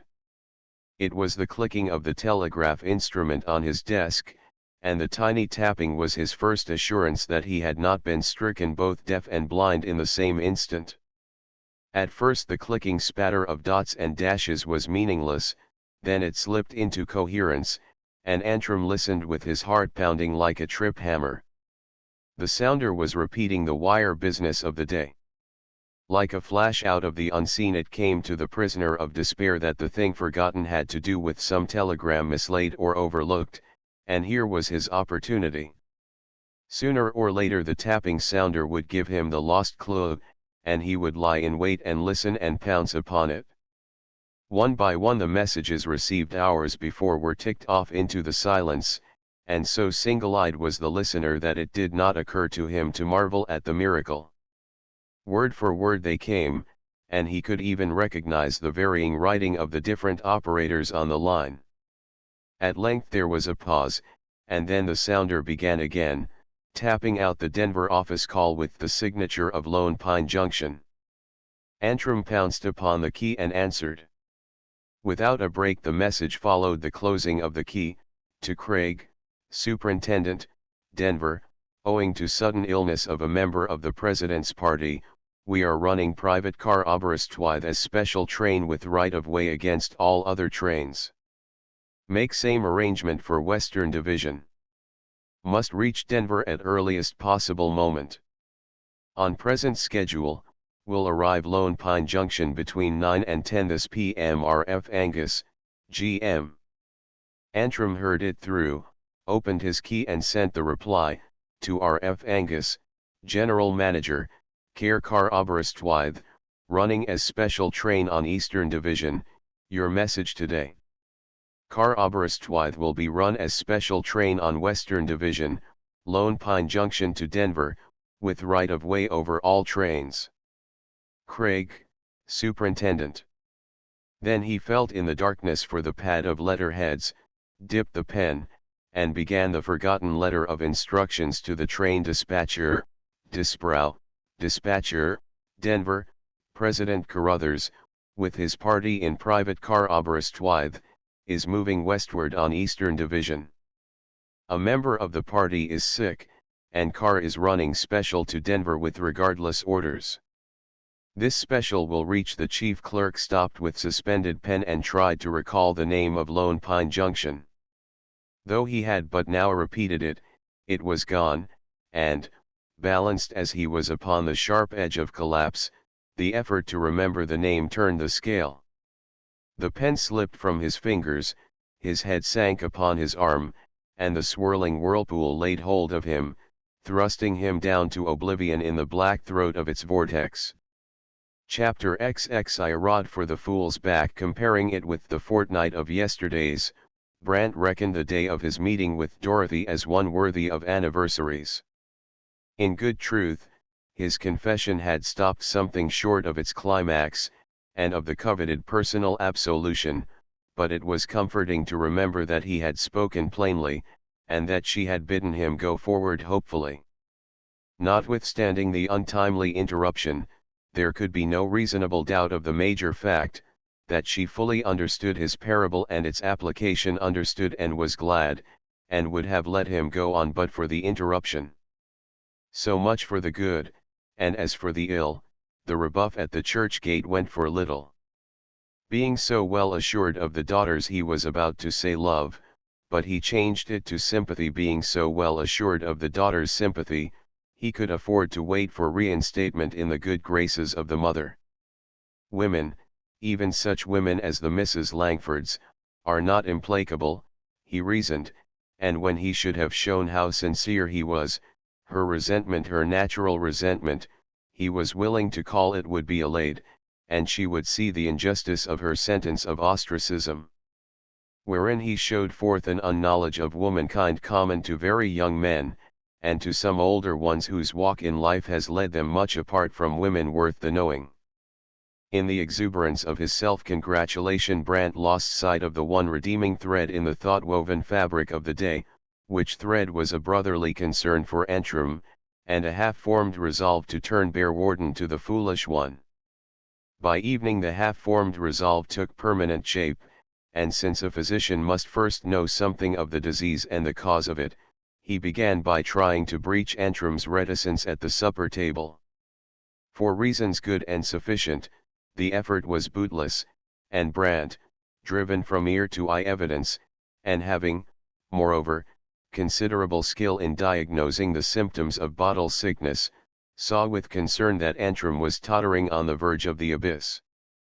From that to keeping a solicitous eye on him was but a step, and when Antrim went upstairs, Brant, whose room was just across the corridor from the chief clerk's, went too, mounting guard with a light, a book, and with his door ajar. For a long time there was no stir in the opposite room, but just as he was beginning to hope that Antrim had gone to bed, the door opened and the chief clerk hurried out. Brandt's first impulse was to follow and bring him back without ceremony. Then he reflected that it is an ill thing to meddle, even with the best of motives, and so cast about for a plausible excuse. Luckily, he found one ready to his hand. The papers containing the evidence against Harding were in the drawer of his writing table, and in view of the late stirrings in that pool it would be well to put them under lock and key. There was a safe in Antrim's office, and the errand would give him a chance to probe Antrim's wound, and so haply he might find the bullet or the arrowhead, or whatever it might be that was rankling therein. So he put the papers in his pocket and went out, and taking it for granted that Antrim would make straight for the nearest bar-room, lost a half-hour or more in a fruitless search among the drinking places. When he had widened the search circle to the farthest limits of the quasi-respectable district, outside of which Antrim would not be likely to venture, he stumbled upon Jarvis and stopped to inquire of him. "Say, Jarvis, have you seen anything of Harry Antrim this evening?" The reporter nodded. Saw him heading for his office half an hour ago, plugging along with his head down and his hands in his pockets. What struck him lately? I don't know, replied the bear warden truthfully enough, much obliged. But when he would have gone on, Jarvis turned and went with him. Going to hunt him up? I'll mog along with you. The old man says the president of the C&W is coming in on a special, and I'd like to get the facts for an item. Can't you telephone? Asked Brandt, remembering the nature of his errand. I suppose I could, but I don't mind the walk. Say, it's queer about Harry, isn't it? Never saw a man let go all holds at once like he has. He will get over it, it's nothing worse than a fit of the blues, said Brandt, taxing his ingenuity meanwhile for an expedient which would rid him of the reporter. Blues nothing. Fit of the jimmies, if he doesn't pull up pretty short. He isn't built right to carry bug juice in bulk, and that is just about what he is trying to do. What was it you said to me about preaching last night? Asked Brandt, as they climbed the stair to the railway offices. Never mind about that, you were preaching at me, and I didn't need it. Now, with a fellow like Harry it's different. They were at the door of the train dispatcher's room, and Brandt paused. Better ask Disbrow about the special, he said, with a glance at the darkened transom of the superintendent's office. Harry doesn't seem to be here. The reporter acted upon the suggestion, and when he was alone in the corridor Brandt went quickly to the door of the darkened office. It was ajar, and when he pushed it open the light from the hall fell full upon the figure of the chief clerk lying inert and helpless across the open desk. Brandt took in the situation at a glance, closed the door softly, and walked back toward the dispatcher's room. Jarvis was a good fellow, but he already knew too much about Antrim's affair, and he must be got rid of at all hazards. He met the reporter as the latter was coming out of Disbrow's door. Get what you wanted? He inquired. No. You railroad fellows are all of a piece when it comes to giving up anything that the public would care to read about. Disbrow says he doesn't know anything about a special train, didn't know the president was coming. Between you and me and the gate post, I think he doesn't know much of anything. Then you'll have to forego the item. Forego nothing. I'll hang around this old shack till morning, now, but what I'll find out about that train. Brandt laughed. I like your persistence, even if it is a little out of proportion to the object. Come into my office here and sit down and smoke a cigar while I try my hand at it. I owe you a good turn, anyway. Brandt unlocked the door of the chief engineer's rooms, and, telling the reporter to make himself comfortable while he waited, left him. But since it was no time for half measures he took the precaution to set the catch of the night latch as he closed the door, locking Jarvis in. Hurrying back to the superintendent's office, he turned on the light and tried to rouse Antrim, shaking him roughly and sparing neither blows nor abuse. Nothing coming of this, he was beginning to despair of any measure of success which should antedate the end of the reporter's patience, when his eye lighted upon the unfinished letter to the train dispatcher. Written as it had been, in the dark, it was a barely legible scrawl, but he made shift to decipher it, pieced it out with Jarvis's information and Disbrow's ignorance, and knowing much more about building railways than about operating them, jumped at once to the conclusion that the special train was rushing onward to certain destruction. Wherefore he forgot the imprisoned reporter, overlooked the very obvious expedient of notifying the dispatcher by word of mouth, and fell upon Antrim with renewed buffetings to which the assumed exigencies lent stinging vigor. No sudorific could hold out long against such an heroic antidote, and with the first signs of returning consciousness Brant dragged his patient to the wash basin in the corner of the room and held his head under the cold faucet. Antrim came up gasping and struggled feebly with his tormentor, but Brant thrust him down again and held him until he found speech and sanity wherewith to protest. "For heaven's sake, let up, you'll drown me," gasped the victim, and Brant desisted. "Got your grip again so it will stay?" he inquired grimly. Antrim staggered back against the wall and groped for the towel which Brant handed him. "I should hope so. What's the matter? What have you been doing to me?" "Matter enough. Drop that towel and come over here." Brant was dragging him back to the desk. "Read that letter, quick, and tell me what to do, before somebody gets killed," he commanded. Antrim sank into the chair. "Great Scott! I feel as if I had been brayed in a mortar," he groaned. Then he took up the letter and read it. "Well," said Brant impatiently. "Pull your wits together and tell me what I am to do, or is it too late to do anything?" The chief clerk blinked at the clock and was evidently unable to see its dial. "Will you tell me what time it is?" he said. "I can't seem to see very well." "It is 10 minutes past 9. "Between 9 and 10, he said," muttered Antrim, quoting the misplaced message. Then to Brant, "Maybe there is time enough." "Can you run a typewriter, Brant?" "Yes, after a fashion." "Then let me give you a letter." "I couldn't write it with a pen to save my life." Brant jerked the cover from the machine and thrust in a sheet of paper. "Go ahead." Antrim handed him the unfinished letter. "Just copy that, if you will, and I'll tell you what to add." "But, man alive, have we got to sit here and fool with red tape when every minute may be worth a dozen lives?" "It isn't so bad as all that," said Antrim soberly enough. "The train can't get past Lone Pine without orders for this division. But I'm a ruined man if Disbrow doesn't get that letter before Lone Pine calls him up. Don't you see?" "No, I don't." "Then I'll explain. The general manager is on that train, and he wired me this morning for regardless orders over this division. I answered that they would be given and they haven't been. If there is a balk at Lone Pine, every operator on the line will know that someone has fallen down, and you can trust the general manager to find out who that someone is. And when he finds out, I'm done." "I see," said Brant, and forthwith he turned and fell upon the typewriter.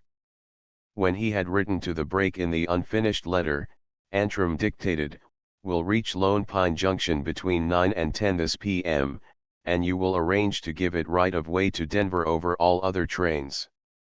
Brant finished with a flourish and jerked the sheet out of the rolls. "Can you make out to sign it?" he asked. "I guess so," responded the chief clerk, and he dipped his pen and made the supposition good, though with no little difficulty. "Now, if you will copy it in that book and tell me how I'm to get it to Disbrow at this late hour without giving myself away, We'll see what comes of it. Brandt took an impression of the letter, laying his plans meanwhile. Can't trust Disbrow, I suppose, he asked. Yes, but he will hold it over me. Then we won't give him a chance. Let me have an envelope.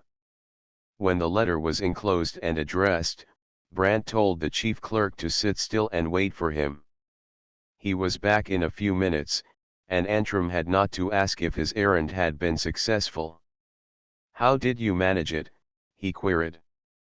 Never you mind about that. I got 2 letters today in the train mail that didn't belong in our office. Oh. What did Disbrow say? Nothing much.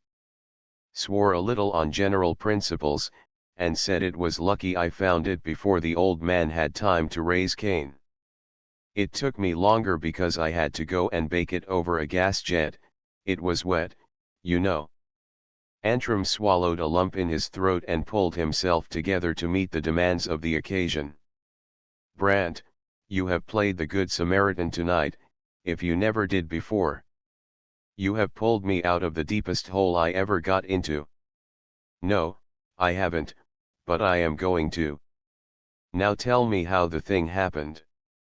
Antrim told the story of the day's miseries, concluding with the curious experience in the darkness. It's all plain enough, but the miracle, and that is beyond me, he confessed. Did I know what I was about, or was I beginning to see things? A little of both, I guess, said Brandt, and as he spoke the key of the incandescent lamp snapped and left them in the darkness. Brandt laughed and got up to turn it on again. That is doubtless the snap you heard, and it accounts for the blindness. As for the rest, your brain was simply making another hunt for the missing clue. Does that satisfy you? It will have to, I guess. Well, then, it is my turn. I want to know why you have been making a bally idiot of yourself for the last week or so. Antrim hung his head. Because I haven't any better sense, I suppose. That doesn't go. Give me the facts. There is only one to give, Isabel won't marry me. Oh, she won't? And so you are going to make a howling wilderness of yourself because a young woman doesn't happen to know her own mind. Is that it? But she does know her own mind, Antrim protested. Oh, nonsense. You are no boy, and you ought to know better. If you love her, and I take that for granted, all you have to do is just to hang on and wait, and that is what you are going to do, if I can make you. Antrim smiled wearily. The way I feel at this present moment, anybody could make me do anything. I am as weak as a cat, and as sore as if I had been through a prize fight. What on earth is that? That was a furious pounding on a nearby door, and Brandt sprang up, oversetting his chair in his haste. It's Jarvis, that's what it is, he exclaimed. Blessed if I didn't forget all about him. Sit in the dark a minute, will you? And he turned off the light and went to liberate the captive. Nice fellow, you are, began Jarvis wrathfully when the door was opened. Lock a man up while you go off and go to sleep, Brandt broke in with an apology which ran smoothly and without a break until he had walked the reporter down the stair and out into the street. Then he gave Jarvis the required information about the president's special, and hastened back to Antrim to explain the interruption. You see, I had to do something with him, he concluded. He is a good fellow, but he talks too much, and the less said about this business of yours the better. I should say so, agreed Antrim ruefully, adding, but it's no use, the whole town must know about it by this time. I haven't been at it very long, but I haven't been hiding my light under a bushel. Oh, I don't know about the publicity. A man doesn't fill the public eye quite as much as he is apt to think. Besides, you have made your last appearance in the idiotic role. Beginning right now, you are going to break it short off and be yourself again. When did you eat last? Supper, last night. Humph. I thought as much. No wonder you had wheels in your head. Let me help you into your overcoat, and we'll go up to Alich's. I don't believe I could eat anything, if it was to save my life, objected Antrim, rising laboriously. Yes, you have got to, and then you are going to let me take you home and put you to bed, and if we hear of any more foolishness, you will come in for a manhauling that you won't get over for a week. Antrim reached backward for the sleeves of the overcoat and groaned piteously.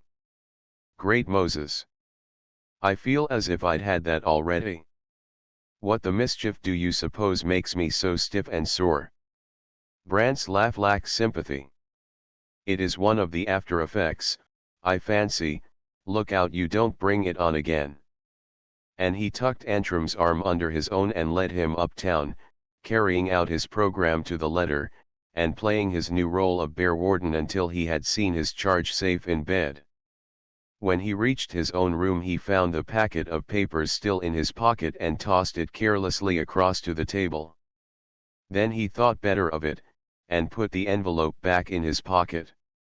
It is climbing into the plane of responsibilities, and my conscience isn't clean enough yet to handle it, he mused.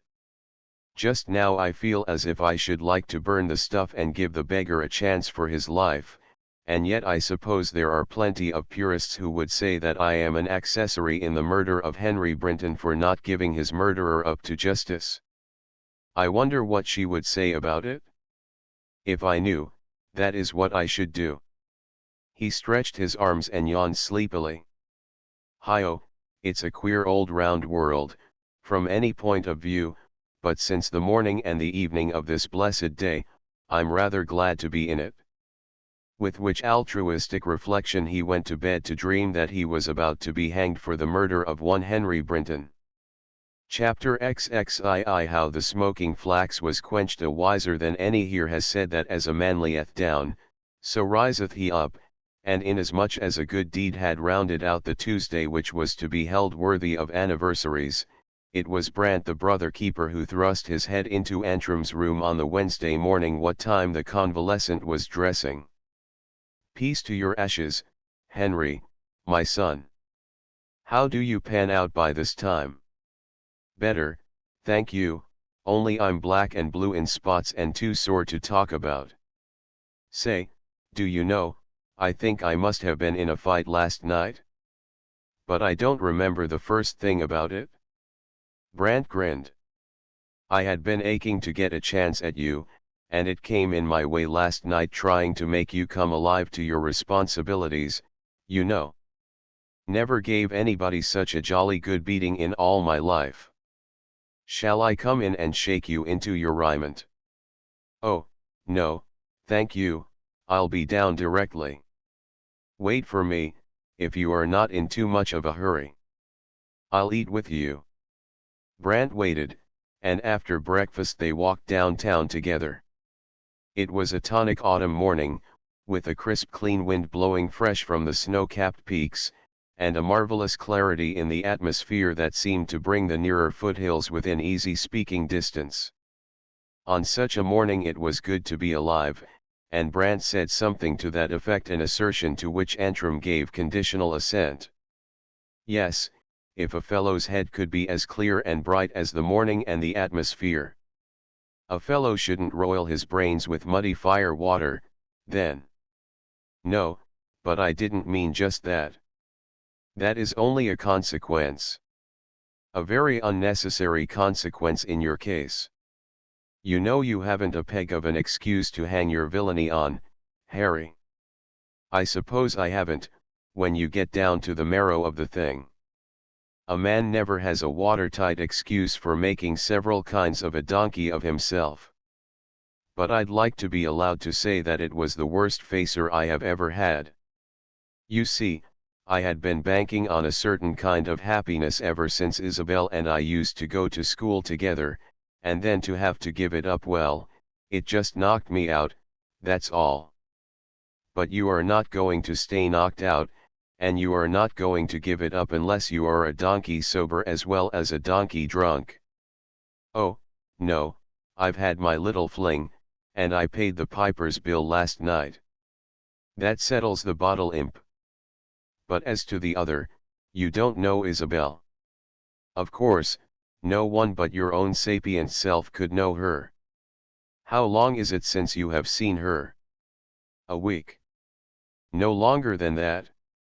Suffering humanity. You didn't lose any time on the way down, did you? Are you far enough out to transplant a few little cuttings of advice? Antrim nodded, and then qualified the nod. I guess so. Anyway, you have earned the right to tell me what I ought to do.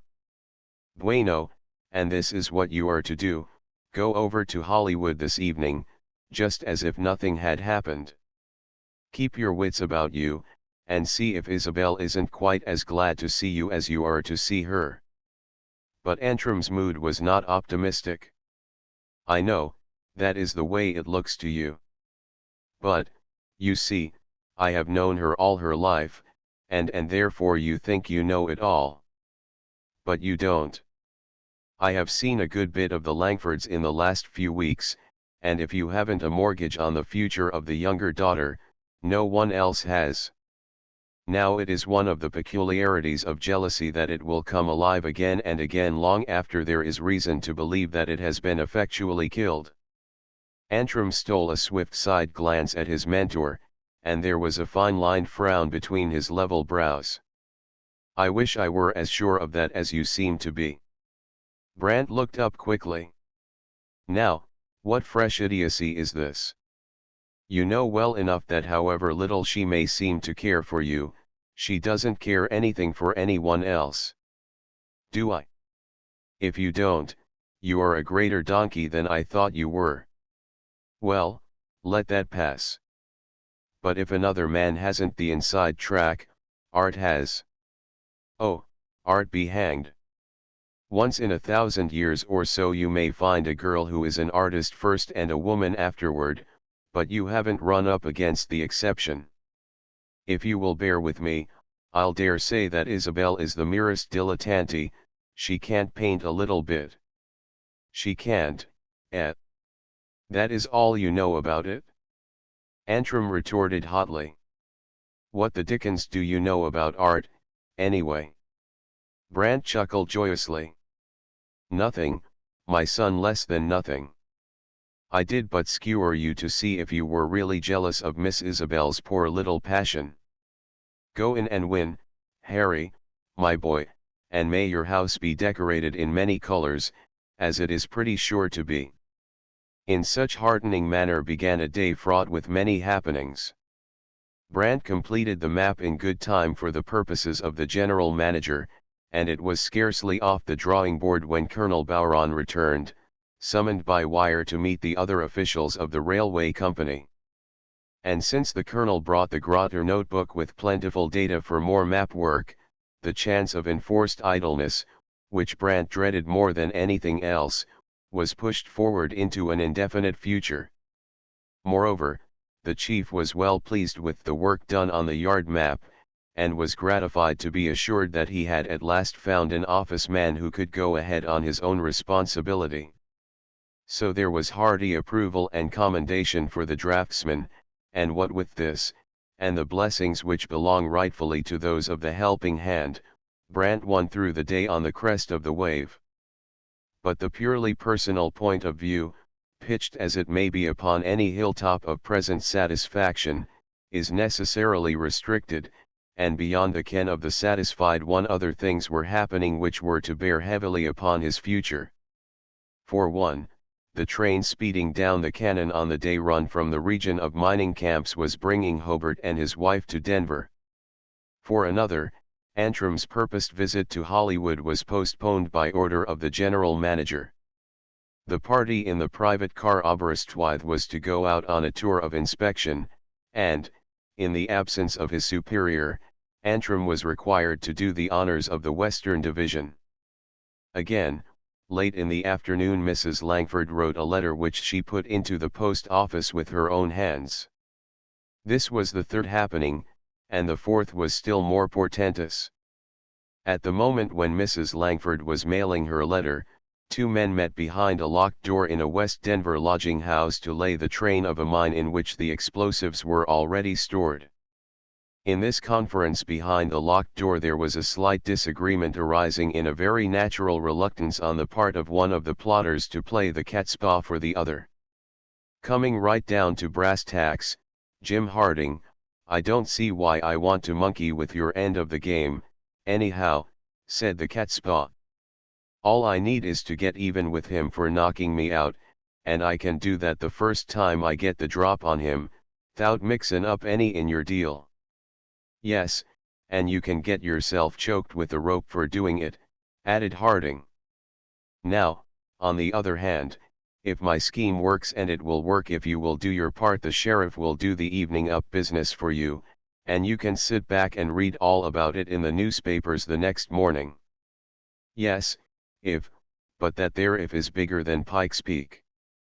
You seem to think if you can get hold o' them documents he's got, you can change a few words in 'em and make out that Plucky George is the man they want, chuck him plumb into your shoes. Maybe you can, but there's a heap o' holes in a skimmer. Seems like you've lived long enough to know that." "That is all right, I know what I am doing," was the confident assertion. "As it stands now, it is between me and Brant." It was an all-around free fight, and he was mixed up in it, too. "Once let me get hold of those papers, and he will have his hands full to prove that he didn't kill Hank Brinton. I don't say it that way, but that part of it is your funeral, not mine." "What is it you want me to do?" "Measure it off. You know, I want you to get the papers." "Why don't you do it yourself?" "It's out of my line. I don't happen to have been over the road for housebreaking as you have, and I am not up in that branch of the business." Gassett scowled and gritted out an oath at this, but finally asked, "Well, when?" "The quicker, the sooner, the first night we can be sure he isn't in his room." "Reckon he keeps the papers in his room?" "Surely. Where else would they be?" "I don't know. But it appears like if it was me, I'd lock 'em up somewheres where they'd be safe." "He might, if he thought anybody was trying to lift them." "But he doesn't suspect anything of the kind. He doesn't even know I'm in Denver." "All right, it's a go. I'll swipe the papers for you if I can find 'em, and after that you fork over, and we're quits. I tell you right now, though, I'd a heap rather play it alone." "Do what you please after you get the papers. When you hand them over to me, it's a cool 100 in your clothes. After that, if you would rather take the chance of dancing on nothing instead of letting him do it, why, go ahead. You may kill him and welcome, so far as I am concerned." "Oh, yes, you're all right. You've got everything to gain, and nothing much to lose, as near as I can make out. But let her go. Better try it tonight. One time is as good as another, if he will stay out late enough to give you a chance." "Enough said. Let's go and have a drink on it." "Not too many drinks, Ike, if you want to earn your money. Keep your head clear till this job is done, and then you can fill your skin to the Queen's taste, if you feel like it." They went out together, and Harding locked the door. In a neighboring barroom, while they were drinking to the success of the plot, the catspaw asked one other question: "How are we going to find out if the coast's clear?" "Had you thought o' that?" "Yes, we'll shadow him from the time he leaves his office and see where he goes," was the reply. "And it is about time to begin that right now. Come on." Thus the varying lines of events converged upon the unsuspecting one, who a little later cleaned his pens and put away his drawing instruments in deference to the failing daylight. It had been a comfortable day, and, contrary to his habit, which was abstemious even on the tobacco side, he lighted a cigar to smoke on the way up to supper. While he was putting on his coat, a footstep echoed in the empty corridor. It was the postman making his final round. The letter slide in the door clicked, and a square envelope fell to the floor. Brandt picked it up, read his own name in the superscription, and went to the window to save the trouble of lighting the gas. The daylight was nearly gone, but there was enough of it to enable him to pick out his correspondent's message from the tangle of fashionable angles and heavy downstrokes. Also there was light enough to show forth the change from disinterest to astoundment, and from astoundment to dull rage and desperation that crept into his face as he read. In view of his clandestine meeting with Miss Langford yesterday, said the writer, Mr. Brandt will not be unprepared for such interference as Miss Langford's natural guardian is constrained to make. Up to the present time the writer of this has refrained from discussing, even in the family circle, a subject which is as repugnant to her as it must prove humiliating to Mr. Brandt, but if Mr. Brandt does not find it convenient to relieve her of further disquietude in the matter by leaving Denver at once, it will become her unpleasant duty to take her daughters into her confidence, a duty which she sincerely hopes Mr. Brandt will not make obligatory. There was no signature, and none was needed. Brandt read the letter through twice, and then tore it slowly into tiny fragments, opening the window to brush the bits of paper out into the twilight, and watching them as they disappeared like circling snowflakes. Suddenly his clenched hands went up and he swore a mighty oath, and in that oath was a recantation of all the good resolves which had been writing themselves down throughout the day of comfort. The outburst of cursing seemed to steady him, as the earthquake subsides when the volcano finds vent. He closed the window carefully and fastened it, and then went to spread the dust cloth over his work on the drawing board, folding it smoothly down at the corners, as one might drape the pall over the corpse of a thing dead. Some thought of the simile must have suggested itself, since he broke out in bitter speech, "That is precisely what I am doing, it is a pall, and it covers the corpse of my little nursling of decency. God help me. 2 hours ago, 2 minutes ago, I thought I had a chance for my life, and now it is all done and over with, and I am banished like an unclean thing. I'll go. She knew I'd go when she thonged that whip for me. I'll go to my own place." Thereupon one may conceive that all the good in him would rise up and plead strenuously for a little respite, for a few hours of sober second thought in which the soul-destroying possibilities of such a relapse might be weighed and measured, but to such a plea such a man must needs harden his heart and drive out the better prompting with muttered curses, as thus, "No, by God! I have listened to that song for the last time. From now on there is nothing to do but to forget, if I can. And I shall forget, I will forget, if I have to smother myself in the reek of the bottomless pit to do it." As he passed the colonel's desk on his way to the door his hand sought the train mail box mechanically and from force of habit. There were 2 letters in the box, letters written by the chief engineer before going out with the party in the private car, and Brandt slipped them into his pocket, excusing himself to himself for letting the bit of routine obtrude itself into the presence chamber of desperate resolves. "I'll take them down and put them on the train. It is my last day of honest work, and I'll round it out fairly." The masthead electric lamps over the platform at the Union Depot lighted the customary train time pandemonium when he passed through the archway and made one in the jostling crowd under the arc lamps. It was before the day of gates and gatekeepers, and the unquiet throng filled the open space opposite the archway. From the open space as a fountainhead little rivulets of humanity filtered away to trickle up and down between the trains headed in either direction. A symphony of sound, pitched in the key of preparation, rose upon the still air of the outer night.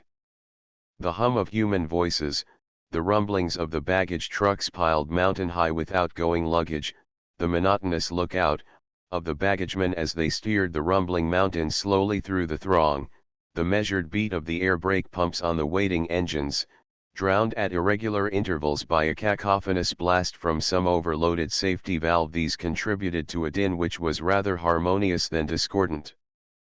But if the savage scowl of him told the truth, Brant was in no mood to find harmony in anything, to find it or to contribute to it. Having mailed the 2 letters in the baggage car, he pushed his way aggressively through the narrow space between the trains, intent only upon getting free of the crowd. At the steps of the Pullman he jostled one man so rudely that the victim turned in pardonable heat. It was Hobart, and when he recognized the offender, resentment gave place to gladness. "Why, George! By all that's good, this is lucky. I had given up all hope of seeing you on this trip." Brant shook hands as if it were a thing which could not be avoided, and his greeting was anything but cordial. "How are you?" he said, and then, reverting to the hope, "I guess it wasn't very hard to give up. I haven't been hard to find." "Perhaps not, but I managed to miss you all around, drove first to your boarding house, and have just come down from your office. I have been in town only an hour and a half, all told, and a good bit of that was used up in taking Kate over to Judge Langford's. But never mind about that, luck is with us for a minute or two. How are you getting along? And why don't you write once in a while?" Brant ignored the friendly questions, and went back of them to the statement of fact. "Do you know the Langfords?" he asked. "Why, yes, didn't I tell you? I meant to send you a note of introduction to them. The judge is one of the stockholders in our mine, the vice president, in fact. And you say Mrs. Hobart is at Hollywood?" "Yes, I brought her down on a visit. Too much altitude for her on Jack Mountain. But tell me about yourself. How has the world been using you?" "As well as I deserve, I suppose," answered Brant shortly, so shortly that Hobart knew not what to make of it. Then the conductor's cry of "all aboard" warned him that he had but a moment more, and he took a card from his case and scribbled a line on the back of it. "Take this and call upon them, only you won't need it if you will make yourself known to Kate. 16, Altamont Terrace, is the number, but if you know Hollywood, you know the place. They are good people to know, and Kate will put you on an old friend's footing from the start." Hobart tossed his handbag up to the porter and turned back for a last word. "Now don't put it off, go soon this evening, if you have time." And seeing that Brant stood as one indeterminate, he bent to whisper, "Kate knows nothing but good of you, if that makes any difference." Now in the face of all this kindly interest none but a churl could withhold the decent meed of gratitude. Brant did not withhold it, but if the light had been better Hobart must have seen that the thanks were little more than perfunctory, or, at least, less than hearty. Then the wheels began to turn, and there was time only for a hasty leave-taking, this also without heartiness on the part of the one who was not going. He stood scowling after the receding train until the 2 red eyes of the tail lights disappeared around a curve, then he turned and walked slowly uptown, with his hands deep in his overcoat pockets and his eyes on the sidewalk. There was little comfort to be got out of the late incident on the station platform. To be sure, it proved that Hobart was still stanch, and that he had not received the letter which was a cry for help. But Mrs. Hobart's presence at Hollywood could only complicate matters. What was in Brant's mind as he tramped up the street was not readable in the face of him, but just before he turned out of the shop-lined thoroughfare he strode into a drugstore and called for a pint of brandy. He had the bottle in his pocket when he reached his room, and when he had locked the door he stripped off his coat, found a glass, and poured himself a drink vast enough to drown a very amphibian trouble. At the moment of pouring the gas burned blue and sank to a pinpoint, as poor gas will, and the sheen from the arc light in the street set the liquor afire in the glass. The illusion was strong enough to draw him to the window, where he stood holding the glass to the light and watching the play of the electric beam in the brown liquid. In the act the gas burned brightly again, and two men who had been watching the house from the opposite sidewalk darted into the blue-black shadows of the curbstone cottonwoods. Brandt put the liquor down untasted, and waited long and patiently for the two figures to reappear beyond the cottonwoods. When it became apparent that the blue-black shadows were still concealing them, he turned out the gas and went back to the window to look again. This time his patience was rewarded by a glimpse of the two men, and when he had made sure of their identity, he drew up a chair and sat at the window to await further developments, with the big revolver laid across his knees. And it was thus, sitting in his shirt sleeves, with his hand on the big revolver, that the morning sun shining broadly in at the casement found and aroused him with a start for which there was no apparent call, since the room and its belongings were undisturbed, even to the uncorked brandy bottle on the dressing case, and the untasted half-glassful on the window-seat. It was characteristic of the man that when he came out of his bath a half-hour later, breathing the fragrance of cleanliness, he should pour the untasted drink back into the bottle, corking it therein against a time not of greater need, but of less responsibility. For he remembered that Colonel Bowron was again out of town, and until his chief returned he could by no means have his quittance from the claims of duty or of decency. Chapter XXIII How Dorothy Blew the Embers Alive. The railway inspection party of which the chief engineer was a member did not return to Denver until late in the afternoon, and by consequence Brandt wore out the day like a caged wild beast, tramping miles on end up and down the long apartment which served as a workroom in the chief engineer's suite. Not once during the lagging hours did he uncover the drawing board, but on the other hand, if he did not work, neither did he put himself in the way of temptation, spirit use or other. It was as if he had promised himself that he would quit clean-handed and clear-headed, that, until the colonel should release him, he would remain, as nearly as might be, the man whom the colonel had befriended. The day was drawing to its close when the burly little man who was partial to college graduates bustled in and struggled out of his greatcoat. Brandt assaulted promptly, saying what had to be said in terms of the simplest. He had made up his mind to leave Denver at once, and he would be glad if the colonel would give him his quittance and let him go. The struggle with the greatcoat paused in the midst, and the burly one, who knew a capable man when he found him, protested vigorously, "What's that? Leave me just when I am beginning to know what a comfort it is to have you about. What's gone wrong with you? Is it too much work, or not enough pay?" "It is neither, it is nothing that you have done, or failed to do, my dear Colonel. On the contrary, your kindness will be one of the things that I shall always be glad to remember.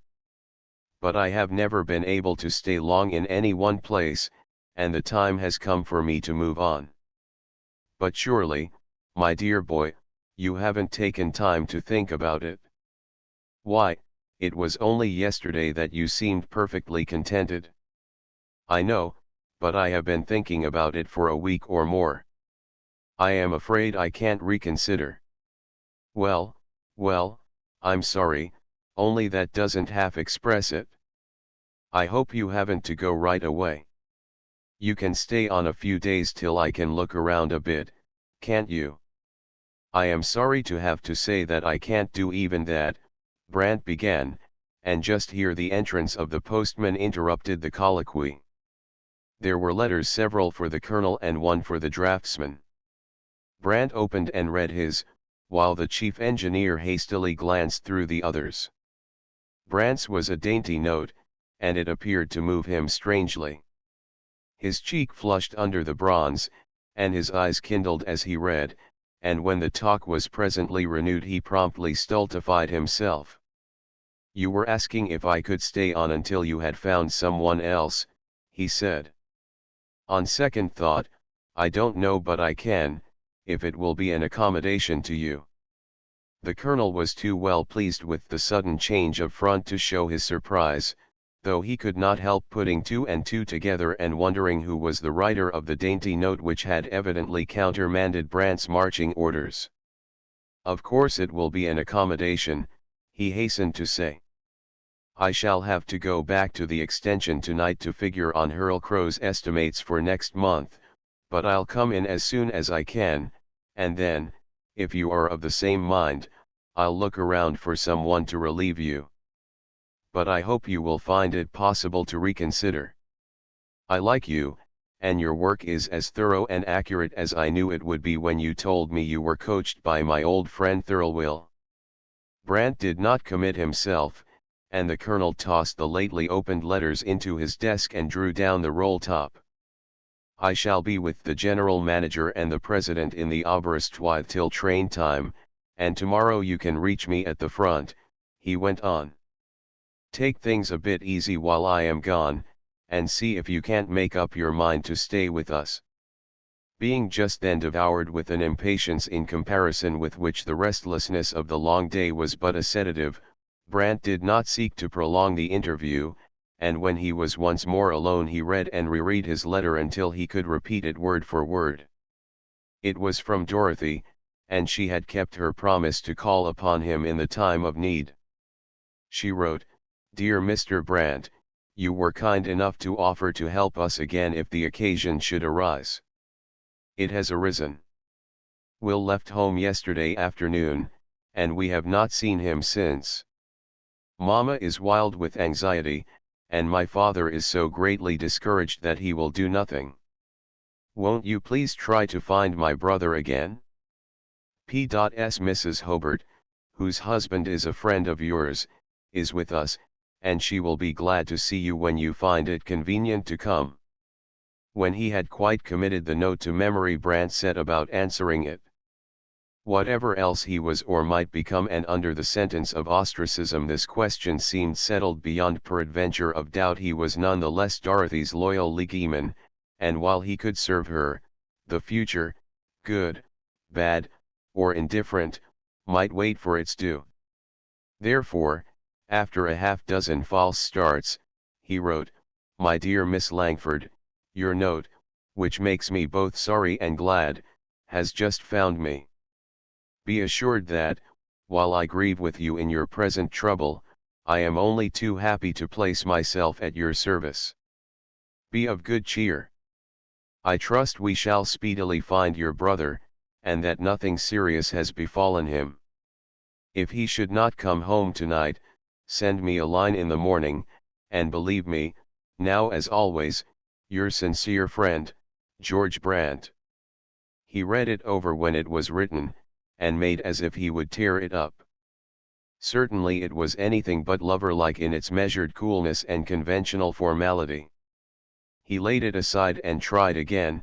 "My loved one, may I write as I should if Mr. Crosswell had not come in upon us the day before yesterday? If I may, if your own heart says I may, I shall not need to tell you how glad your note makes me, what a joy it is to have you turn to me in any time of need. Be very sure, my dear one, that I shall run to do your bidding. There will be difficulties in the way this time, difficulties which did not exist before. An old enemy of mine has prejudiced your brother against me. But if the obstacles were 10 times as many, I should overcome them for your dear sake. Your note found me when I was in the depths of despair, and while it has comforted me by giving me something to do for you, the future is still very dark, and I know not what it holds for me. But this I do know, that if your love may shine for me as a light in great darkness, I shall have strength to keep from turning back, nay, courage and strength to go forward, if only you will stand at the end of the snare-beset way and beckon me. Let me have a line from you again in the morning if William has not returned." Faithfully and lovingly he paused at the signature, and read and reread the 2 replies. And, after all, it was the formal note that a district messenger was presently bearing a will to the transplanted southern mansion in the Highlands, and the love letter lay torn into tiny fragments in Colonel Bowron's waste basket. The answer to Dorothy's note dispatched, Brandt began to cast about for ways and means to the end she besought. As he had intimated in the letter which was not sent, there were difficulties. Harding had doubtless sown the seed of prejudice and ill will, harrowing it well in which case young Langford, when found, would have nothing to do with the man against whom he had been warned. Brandt gave the difficulty a thoughtful half-hour, at the end of which he sought Antrim. The chief clerk was just closing his office to go to supper, and he was glad enough to have company. "What are you going to do with yourself tonight, Harry?" Brandt asked, when they were free of the downtown 6 o'clock sidewalk throngs. "I am just in from the inspection trip, and I meant to go back to the office and work a while." "Why?" "I want you to do something for me, if you will." "After what you did for me last night, you have only to ask," was the grateful rejoinder. "State your case." Brandt stated it at some length, omitting none of the details save those which might have defined his own motive in playing the knight-errant. "I think I know where to look for the boy," he said in conclusion, "but I am more than afraid that any argument that I could bring to bear on him would be so much wasted eloquence. I want you to go along, and when we find him it will be your part of the job to persuade him to go home. He hasn't much use for me, as I have told you," Antrim objected. "But I'll go along and do what I can. It's a great pity the judge doesn't set him to work at something." "What is his bent, or has he any?" asked Brandt. "I don't know that he has any now.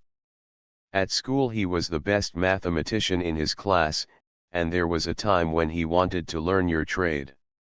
Mrs. Langford was quite willing until it came to field work, and then she put her foot down.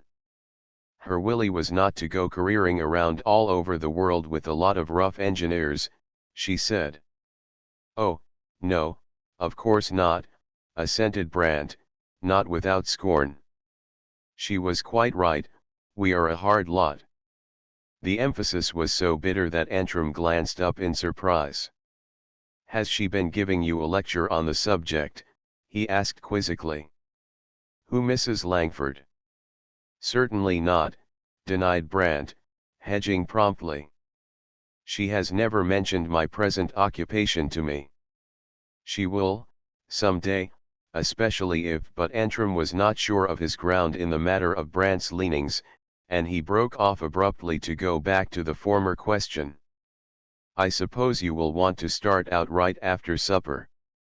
"Yes," said Brandt, and they went into the house and entered Mrs. Seeley's dining room together. After the meal, which was hurried in deference to the urgencies, Brandt went up to his room to prepare for the quest.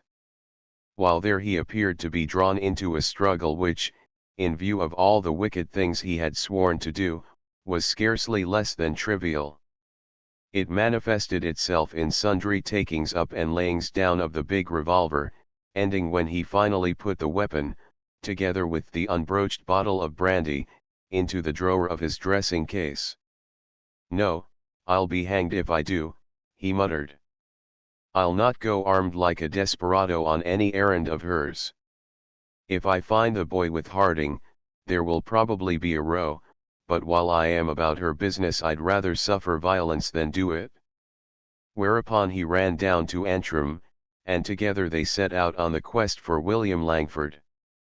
Contrary to his expressed assumption, the first half of the undertaking proved more difficult than Brandt had expected.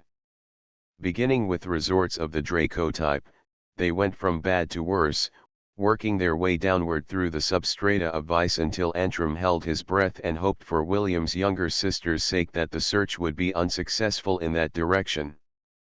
And so, indeed, it proved to be, though Brandt was indefatigable, dragging his companion from dive to den as he had once dragged Forsyth, until the chief clerk was half intoxicated with the mingled fumes of tobacco and opium and alcohol, half intoxicated and wholly disgusted.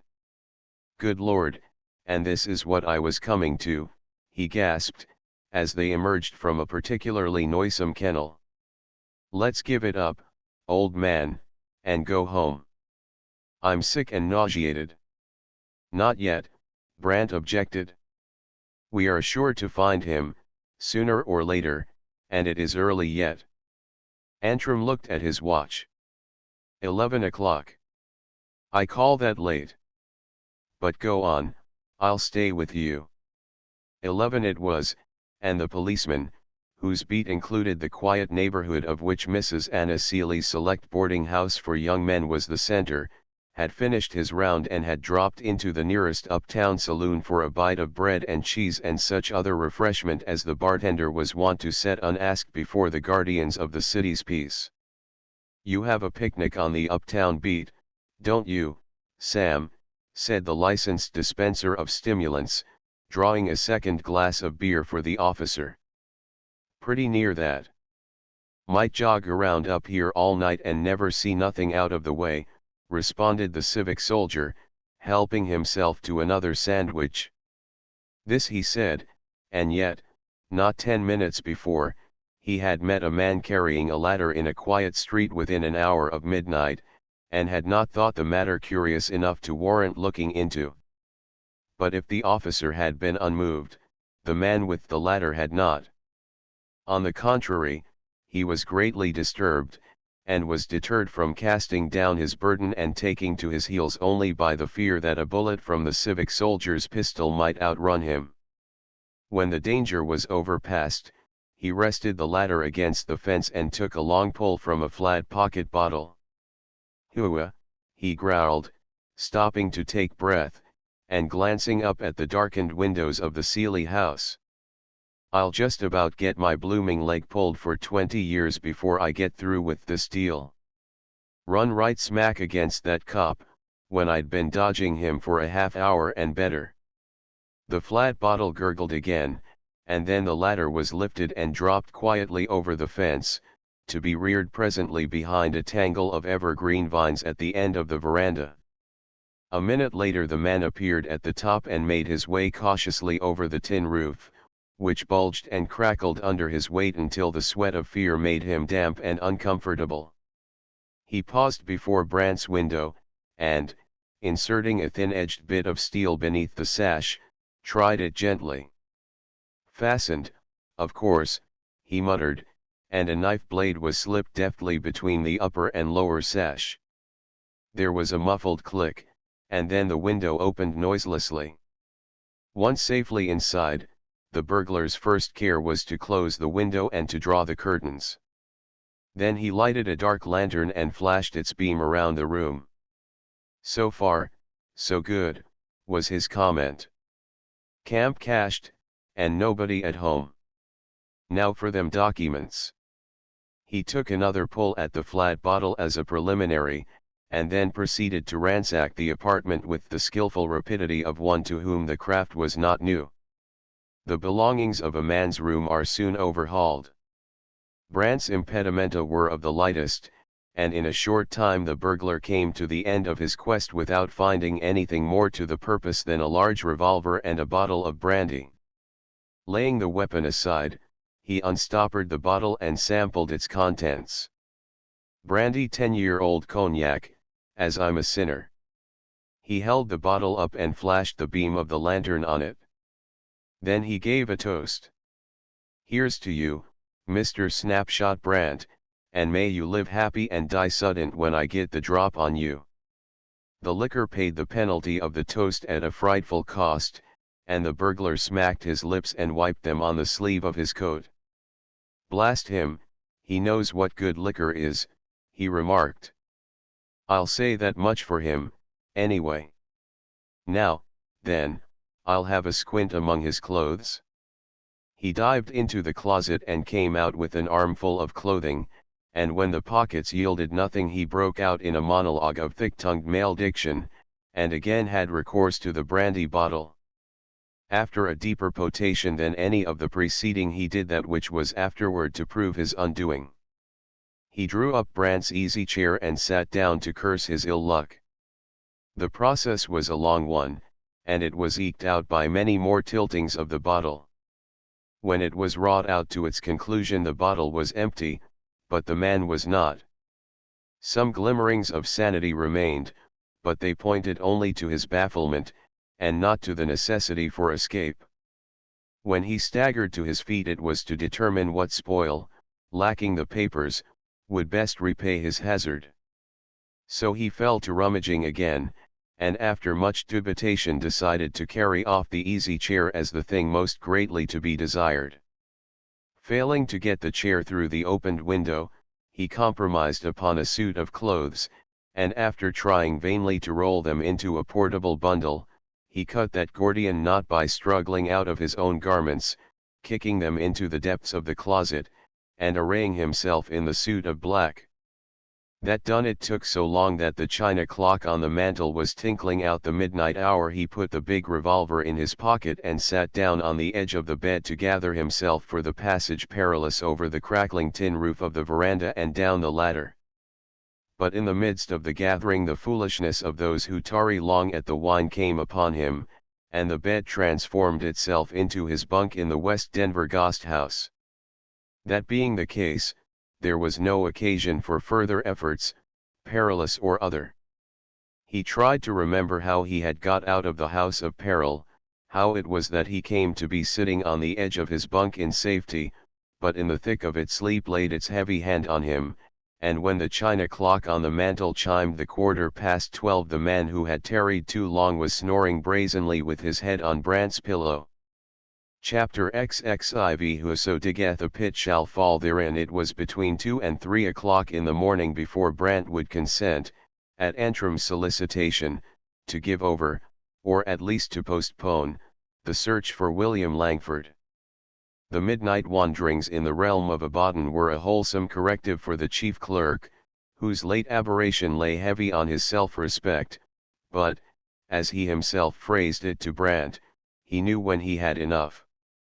One of the results of this glimpse into the deeper depths of the pit he had so narrowly escaped was a fresh stirring of the pool of gratitude, and at the home-going he sought to put his debt to Brant into fitting terms of speech. But Brant cut him off with curt brutality. "Let up on that.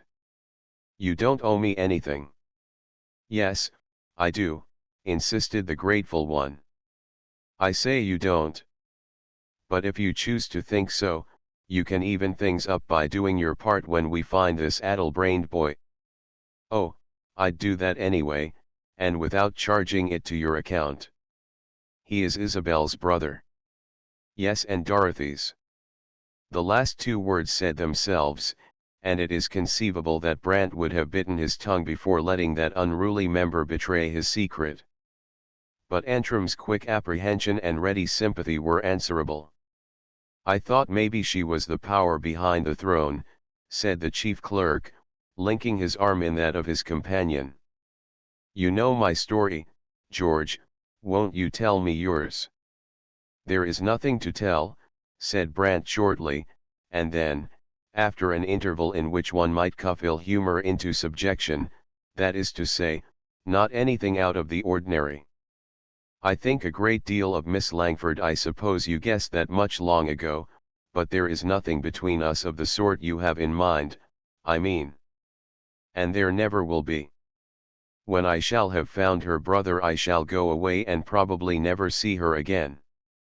"Go away," echoed Antrim. "I thought you had given up that idea. Why are you going away?" They had reached the house, and Brant turned on the doorstep to put his hands on Antrim's shoulders. "Don't ask me, Harry," he said gently. "Passing your own words back to you, it is a thing I can't talk about, even to you. You will know all about it some day, perhaps, and then you will understand if you don't go over to the enemy, horse, foot, and artillery, with the rest of them." Antrim laughed. "I'm not much on making rash promises, and talk is pretty cheap, but when that day comes you will have a friend who will stay with you if you haven't another on the face of the earth." "Don't commit yourself blindfold," warned Brant, fitting his key to the night latch. "The chances are that you will be ashamed to admit that you have ever known me."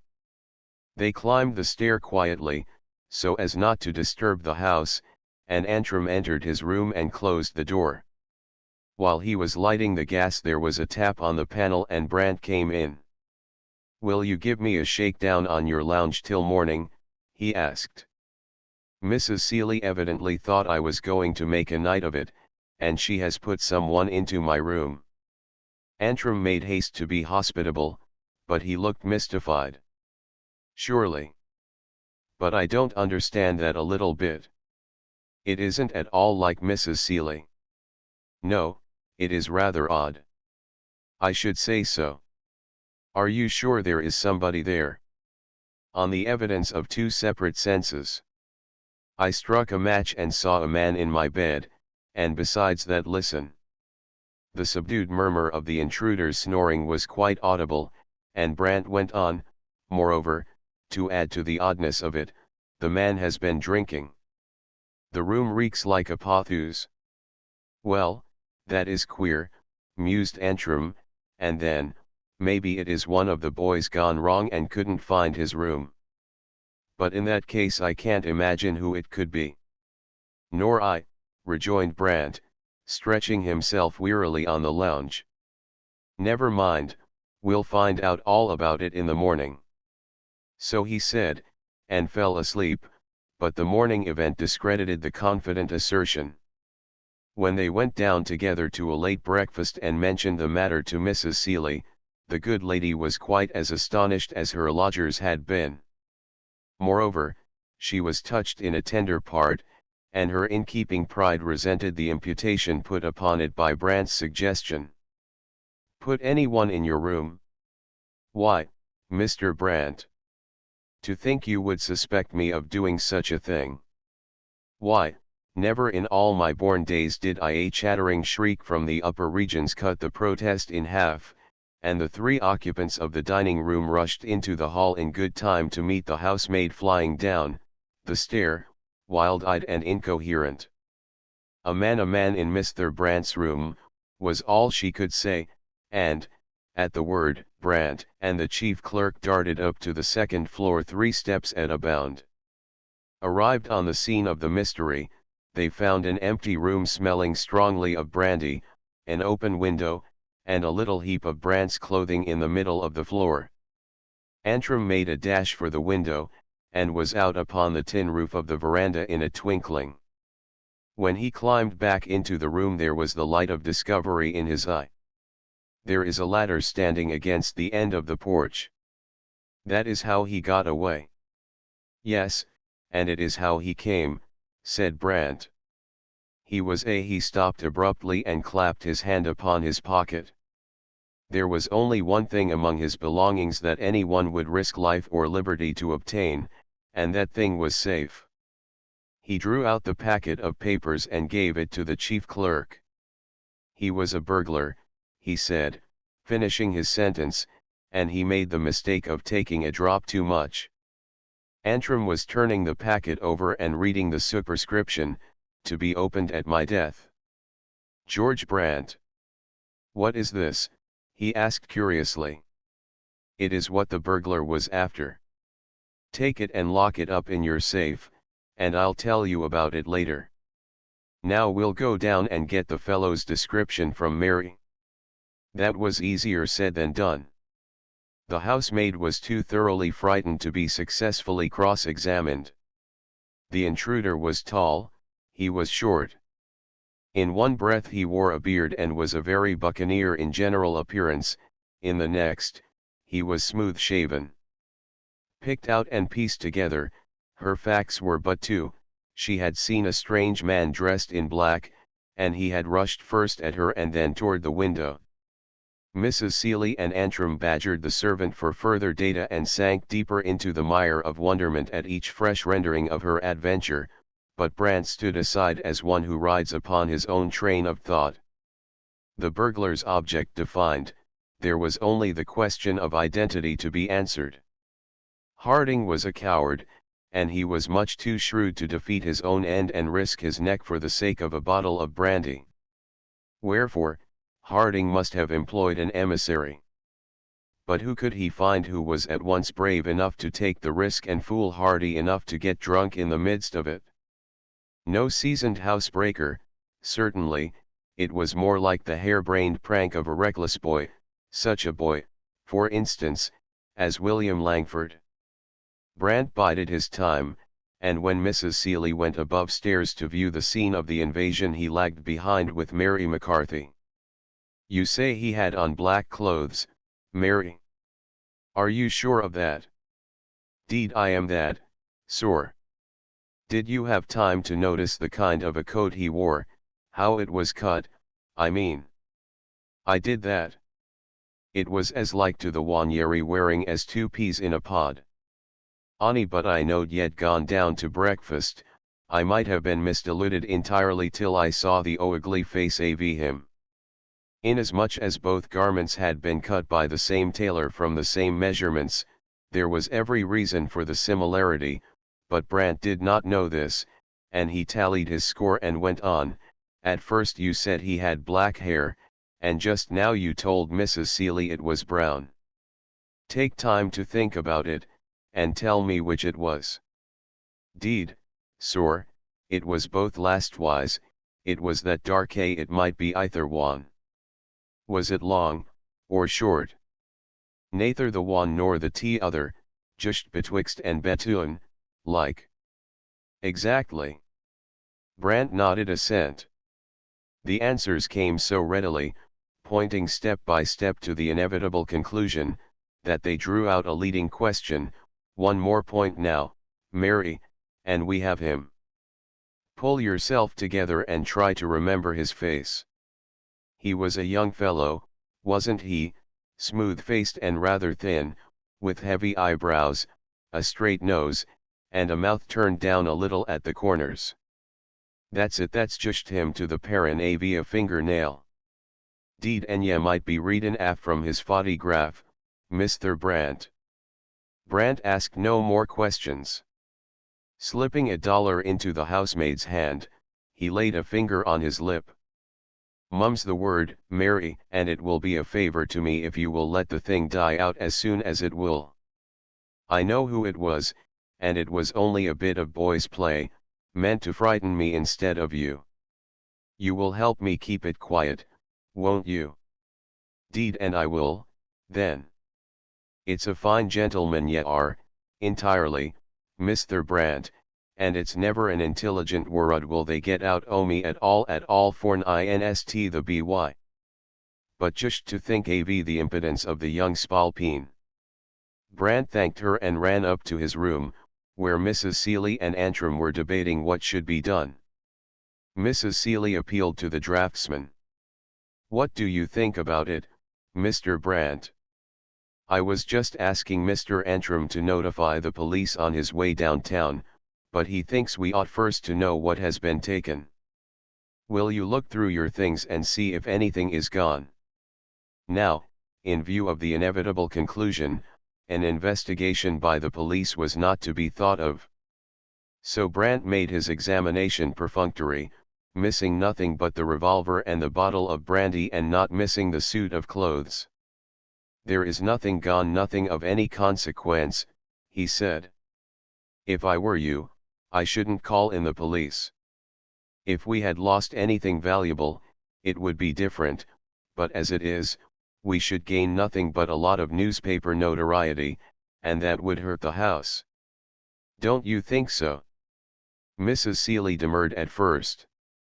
She did not quite like the idea of having her house broken into, and then to be denied the poor consolation of stirring up the lazy, good-for-nothing police. But when Antrim added his word, she yielded. On the way downtown Antrim asked Brant a single question and no more. "Tell me one thing, George. Did you give Mrs. Seeley your real reason for wanting to keep the thing quiet?" "No," said Brant. And as he volunteered no further information, the chief clerk dropped the subject and took up another. "I suppose you will keep on hunting for Will Langford." "I shall, if he hasn't already turned up at home. I asked Dorothy to send me a line this morning, and if he is still missing I shall keep on till I find him." "All right, I'm with you. Let me know what she says, and I'll do what I can to help." I shall be too busy to do much through the day, but after supper I'll be yours to command again. Dorothy's note came just before noon. She had been delayed by the difficulty of finding a trustworthy messenger, she wrote. Her brother had not returned, and the situation at home was most trying.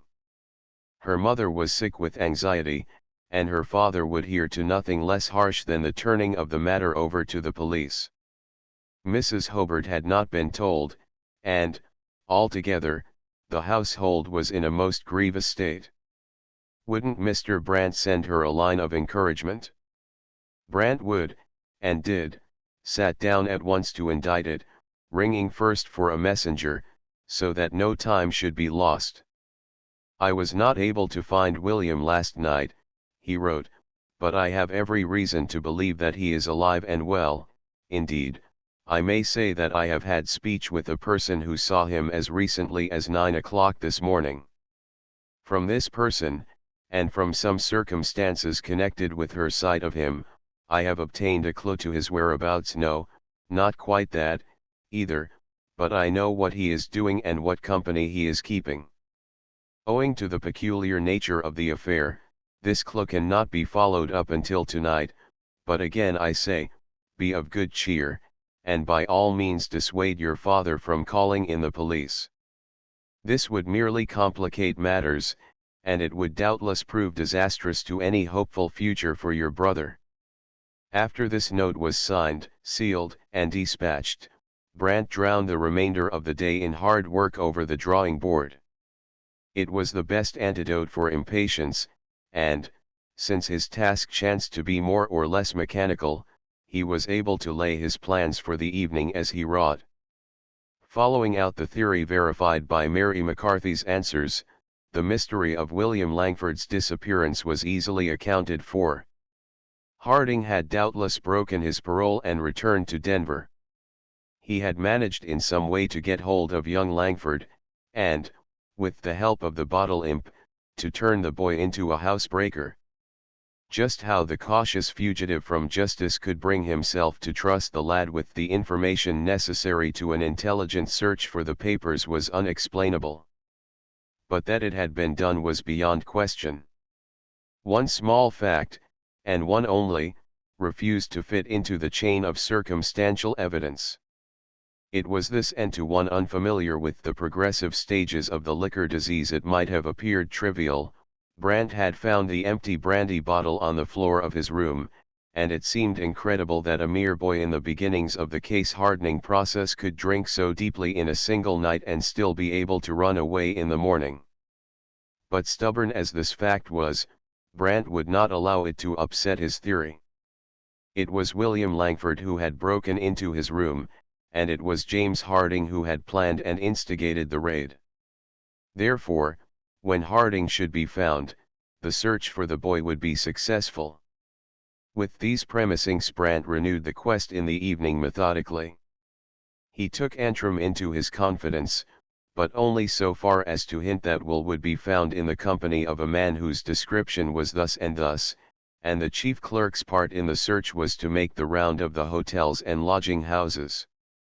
Reserving the more dangerous share for himself, Brant went first to Draco's, and when Diverney assured him that nothing had been seen of Harding since the night of his banishment, he set the peg of conclusion one hole farther along. In his dealings with young Langford, Harding would be likely to keep up the fiction of respectability, hence there would be no frequenting of the more public resorts. Acting upon this suggestion, Brant began a round of the more exclusive clubhouses, making guarded inquiries of doorkeepers, and using his reputation with the craft unsparingly as a passkey to unlock doors which would have been so many dead walls to a detective or a policeman. Since this was a slow process, it was well upon midnight when he ran his quarry to earth. It was in a club called the Osirian, a very palace of the goddess of chance. The doorkeeper was known to Brant, and under question he was able to answer in the affirmative. Two men tallying accurately with Brant's description had come in early in the evening. They were still upstairs in one of the private rooms, the man thought, which room the attendant in the upper corridor could doubtless point out. Brandt went up, and at the Stariad found himself in a large apartment richly furnished, with a high wainscot of polished mahogany and walls and ceilings of bronze pacrust wrought into curious designs centering in clusters of softly shaded incandescent lamps. The central space, which served as a vestibule for a series of ceilingless private rooms built out from the walls, was fitted as a club parlor, and Brandt made his way noiselessly over the thick carpet to the room whose number he had obtained from the attendant at the Stariad. The door was closed, but since the walls of the private room were merely an extension of the high wainscoting, there was no obstruction to sound. Beyond the door there was a clicking as of ivory counters, and the swish of cards across a table. Brandt laid his hand on the doorknob, and at that moment the noises ceased and a boyish oath dropped into the gap of silence. "I won't pay it, that's all there is about it." This in the voice of the boyish oath. "By gad, I'm tough enough, Mr. Harding, and I don't like him any better than you do, but I'm not a sneak thief yet." "I don't see but you will have to pay it, Willie, it is a debt of honor, you see," the gambler insisted. "You put up your promise for a stake in the game, and you have lost, fair and square. It won't be much trouble knowing him as well as you do. But you don't understand, or rather you won't understand. I can't do a thing like that, tough as I am, and nobody but a cursed cad like you would try to make me. And, by gad, I believe you cheated me, anyway. Let me see those cards." "Oh, I cheated you, did I? And you are going to kick out, are you? You're a nice, innocent kid, you are. Now, see here, you have gone too far, a good deal too far, to back down, and, by God, you know too much. You are going to do just what you promised to do before we played this game, or I'll give you dead away for what you did last night. No, you don't, just keep your hands on the table right where they are. I've got the drop on you." Silence for a leaden-winged half-minute, and then Harding spoke again. "Are you going to do it, or not?" The boy's voice was hoarse with passion. "I shan't say anything as long as you hold that gun on me. Put it down, if you want me to talk to you." Brandt's big jaw was set like a mastiff's. The knob turned silently under his hand and the door swung noiselessly inward. The card room, with its red-brown walls of polished mahogany, was lighted by a single incandescent globe bracket from the wainscoting at the right of the doorway. A square table stood in the midst. On the farther side of it sat the gambler, glaring up at the intruder, with mingled terror and ferocity yellowing his lean face and burning in his evil eyes, and with his right hand creeping by hair's breadths toward the revolver lying upon the table. The boy was on the nearer side of the table, he was half out of his chair, poising cat-like for a spring, and at the instant of Brandt's entrance he pounced upon the weapon. Like a stone from a catapult Brandt was upon them, smashing the globe of the bracket light in passing, and while one might draw a quick breath 3 pairs of hands clutched fiercely in the darkness for the weapon on the table. In the midst of the struggle, if that which has no duration in time can be said to have a middle part, came the crash of a pistol shot. There was a moment of ringing silence and darkness, broken by the clatter of a heavy weapon on the floor and a sudden burst of light from a suspended chandelier. Then, as if the light burst had been a trumpet call to summon them, the attendants and habitués of the place rallied quickly, filling the small room to overflowing. The first comers found Harding sitting bolt upright in his chair, with a clean-cut hole in his temple from which the blood was trickling in a thin stream. The boy was shrinking opposite, with his face averted and his hands held out before him as if to ward off a blow. Brandt was leaning against the wainscoting near the broken lamp bracket, his arms folded and his gaze fixed upon the upturned face of the dead man. That was all, save that on the floor at Brandt's feet lay the big revolver with an empty shell in one chamber. Chapter XXV Silence is an answer to a wise man. When the rumor of the tragedy ran through the clubhouse, the small card room on the second floor filled quickly with a curious throng. Some made haste to ease the limp body of the slain to the floor, and others examined the pistol and tried to dig the bullet out of the wainscot.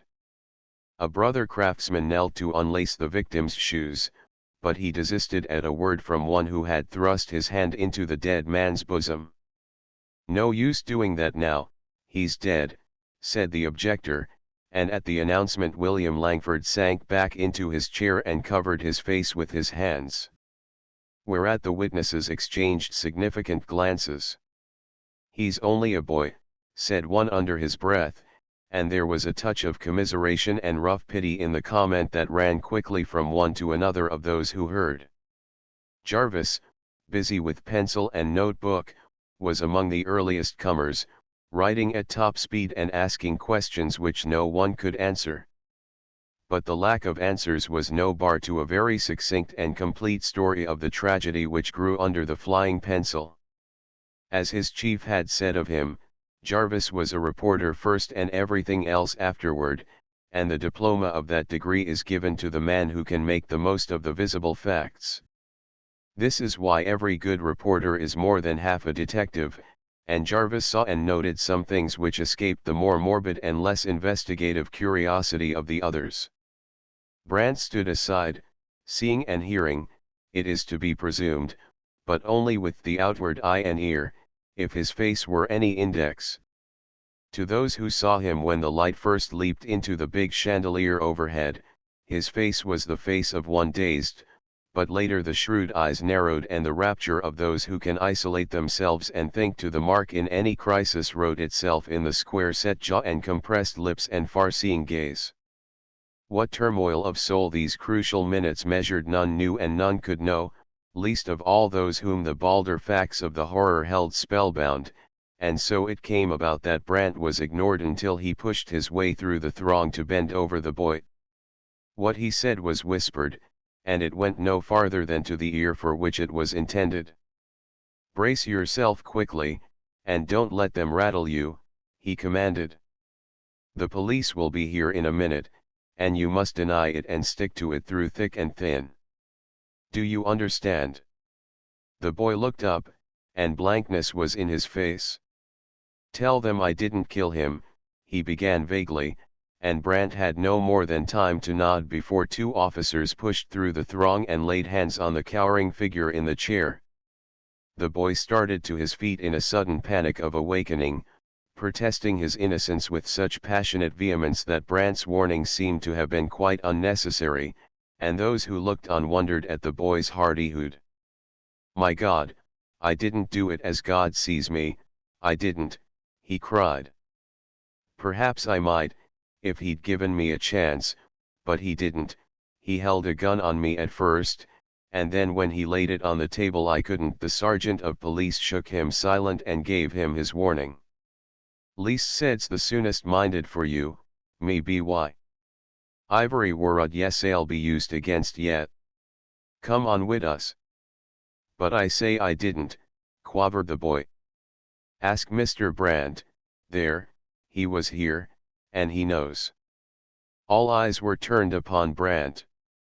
In the excitement of the moment no one had thought of him as having been a witness to the tragedy. It was known that Harding and young Langford had occupied the card room together, and the earliest comers had supposed, if they thought anything about it, that Brant had merely outrun them in the rush to the scene. Jarvis alone seemed to comprehend the situation, and his pencil flew swiftly in the moment of strained silence following Langford's appeal. Brant faced the battery of eyes without flinching and stepped forward. "The boy is right," he said quietly. "I do know, and I am ready to go with you." It was characteristic of time and place that a low buzz of applause greeted the announcement. "That's plucky George, every day in the week," said one who knew him, and at the mention of the name the buzz went around again. But Sergeant McCafferty was not to be so easily turned aside. "Do I understand that ye surrender yourself as the murderer of this man?" he demanded, with a jerk of his thumb toward the limp figure on the floor. In the hush that followed, Jarvis's pencil paused, and the reporter thought it a measure of Brandt's fortitude that he could smile. "I am not required to criminate myself before witnesses," was the reply. "I neither deny nor affirm, but I am ready to go with you and to answer to the charge at the proper time and place." He held out his wrists for the handcuffs, but the sergeant ignored the gesture and contented himself with searching his prisoner for weapons. "You come along wid us quiet like, and there won't be no use for the darbies," he said. "Officer Connell, yell bring the BY." But Brandt protested quickly. "What for?" he demanded. "As a matter of discretion." "I know what I'm doing," retorted the sergeant. "Come on wid you." "Not a step till you turn the boy loose," said Brandt firmly, "at least, not peaceably. I appeal to the crowd. You have just as good reasons for arresting every person in this room as you have for taking this young man. You may say he is a witness, but in that case I ask, who gave you the authority to arrest witnesses?" It was a bold stroke and the argument was altogether specious, but Brandt knew he could count upon the moral influence of the onlookers, and in this he was not disappointed. A murmur of encouragement answered the appeal, and when the sergeant hesitated, Jarvis put in his word. "You know me, McCafferty," he said. "I'll vouch for the young man. He is the son of Judge Langford, and you can find him when you want him." The mention of the judge's name turned the scale, and William Langford was released. Brandt looked his thanks, and the reporter nodded. Then the officers moved off with their prisoner, and in the slight confusion Jarvis got speech with Brandt. "Is there anything I can do for you, old man?" he whispered. "Yes, get the boy into a carriage and send him home." "Is that all?" "Yes." "I'll do it. Keep a stiff upper lip, and you'll come out all right." The reporter fell back when they reached the street, and a few minutes later Brandt was ushered into the presence of the lieutenant on duty at the police station. The officer took his name and entered it in the record, and since the prisoner would answer no other questions, he presently found himself safe behind bolts and bars in the city jail, charged with the murder of James Harding. There was a cot in the corner of the cell, and when the turnkey left him Brandt flung himself down upon it in sheer weariness. He had been up the better part of 2 nights, and whatever tangle of thought there was asking to be set in order, sleep was more insistent. But the trials of the night were not yet at an end. While he was but dozing, the door bolts clanked and the door swung open to admit Forsyth. Brandt would have risen, but the editor prevented him and came to sit on the edge of the cot. "Don't disturb yourself," he made haste to say. "I haven't come to fight with you. Jarvis has told me all about it, and I just came over to let you know that you have a friend or two left, if you are the biggest fool on record." "That was good of you," Brandt rejoined, and he would have been less than human if the editor's kindness had not touched him. "I was sure you would come, but I wasn't expecting you tonight. You might have known I'd be with you as soon as I could get away from the desk. I presume you will get your preliminary in the morning." "I suppose so, though I don't know anything about it." "It's safe to count on it, anyway," Forsyth continued, "and there are 2 matters to be arranged in the meantime: counsel and bail. Give me a list of your friends, and I'll go out and hustle for you." Brandt laughed. "I haven't reputable friends enough to furnish bail in a case of assault and battery. There are plenty of the other kind, but I don't mean to call on them or to let anyone else." "Oh, pshaw, what difference can it make now? You can't hope to preserve your incognito through all the publicity of a murder trial." "I wasn't thinking of that, and it makes all the difference in the world to me," said Brandt doggedly. "I want none of their help, and I shan't accept it, that's all." "Well and good, replied the editor cheerily. In that event I shall have to see what I can do on my own account. My dear Forsyth, you will do nothing of the kind. The case will come up at the next term of court, and I shall stay right where I am until the sheriff's deputy comes for me. Forsyth did not press the point. The day of reckless shooting affrays had passed its Colorado meridian in the cities, at least, and a healthy public sentiment was beginning to demand a more stringent interpretation of the law. Moreover, the Plainsman had kept well to the front in the law and order movement, and its editor had protested often and vehemently against the laxity of judges and juries in murder cases. For this cause he went not unwillingly from the question of bail to that of counsel. "Have you made up your mind whom you will have to defend you?" he asked. "No one," said Brandt. "Nonsense. And why not, pray?" "I shall plead my own cause." "Be your own lawyer and have a fool for a client, I suppose. But that won't do at all. I know you have been living in an atmosphere where, as we say, everything goes, but you mustn't bank on mining camp methods in Denver at this late day. The prosecution here won't leave you a leg to stand on, it can't, under the present pressure of public sentiment." "Nevertheless, I shall plead my own cause," Brandt insisted stubbornly. "You are not going to be allowed to hang yourself after that fashion. I shall retain the best lawyer I can find, and send him to you early in the morning. If you do, I shall send him away again." The editor got up to tramp back and forth in the narrow limits of the cell. "What the devil is the matter with you, anyway?" he demanded. "Can't you see that you are sending yourself straight to the gallows? I tell you, Brandt, you don't realize the change that has been wrought here even in the last few months. The jury that acquitted Steve Baskett last spring did what no jury will ever do again in Denver. And if Jarvis tells a straight story, you haven't a ghost of a show without the best legal help you can get." "What you say is all true enough, and I realize it as clearly as you do," was the calm reply. "But you are talking quite beside the mark.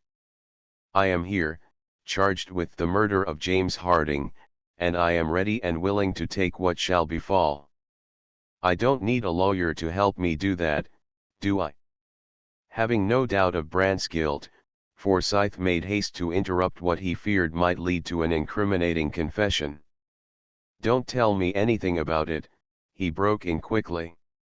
"We are known to be intimate, and it is quite as likely as not I shall be called as a witness against you."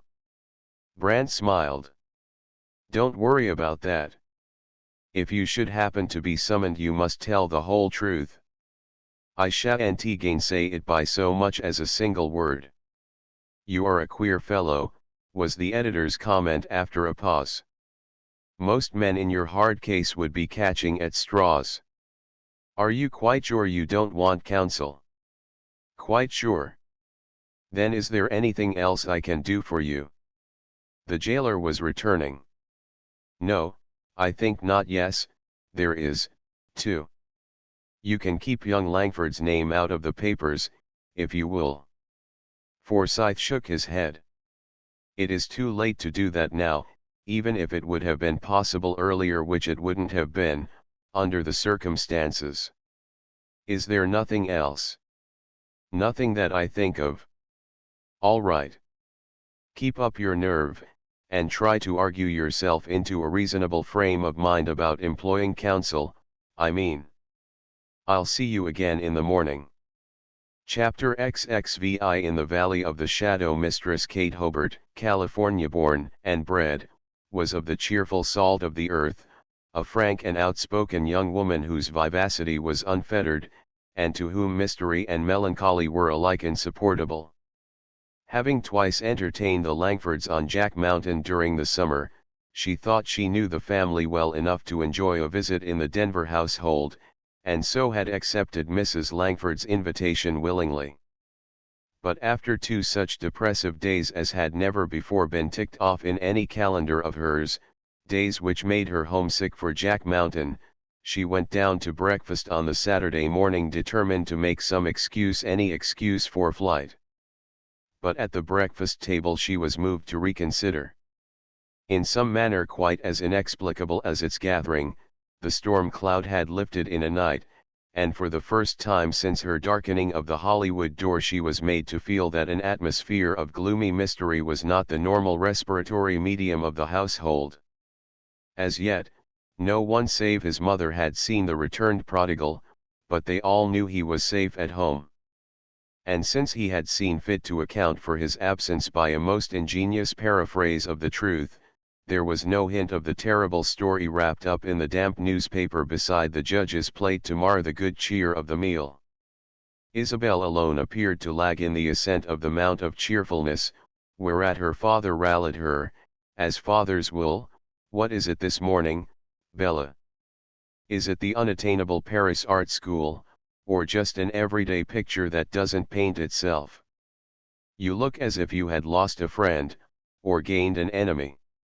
Isabel choked at the unintentional pointing of the thrust, and Dorothy came to her rescue. "Don't be a tease, Papa," she begged.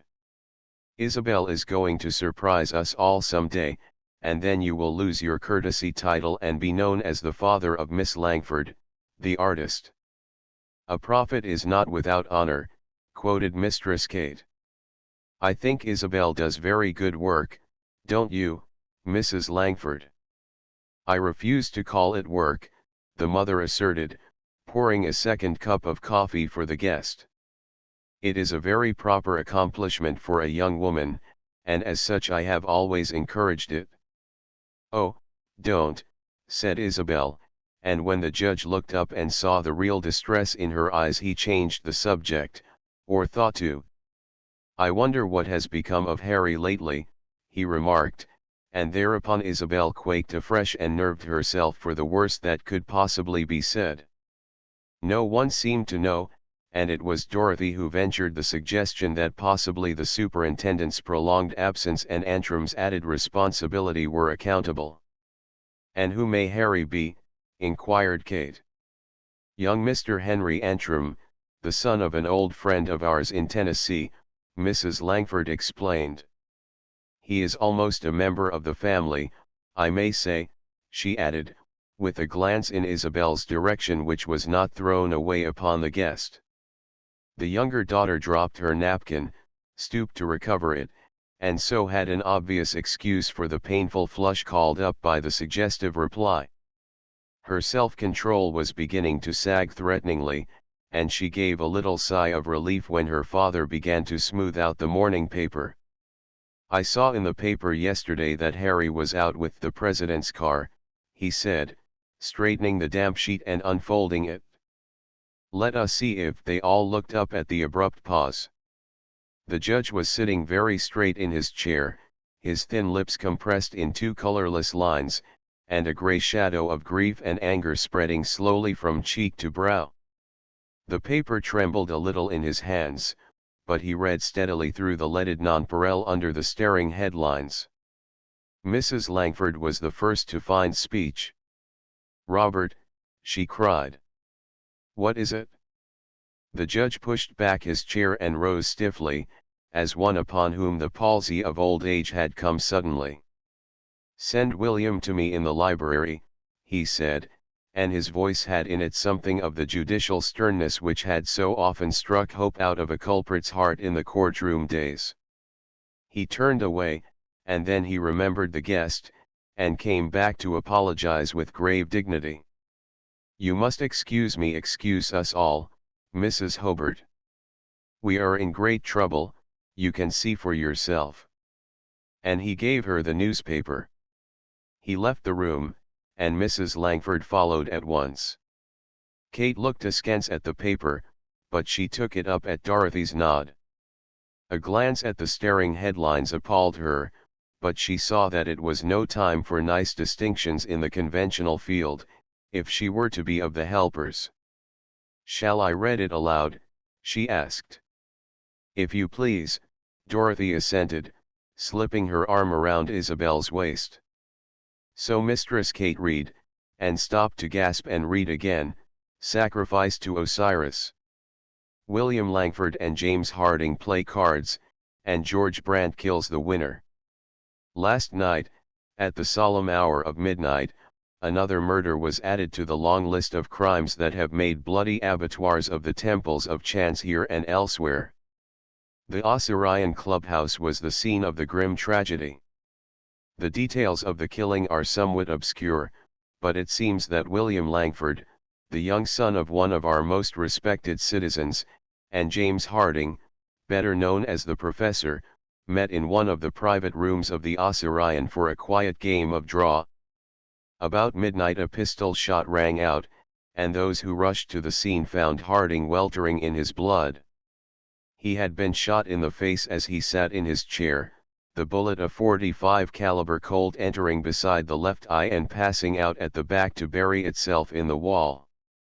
The affair is shrouded in mystery, which will probably not be cleared up until the facts are brought out at the trial.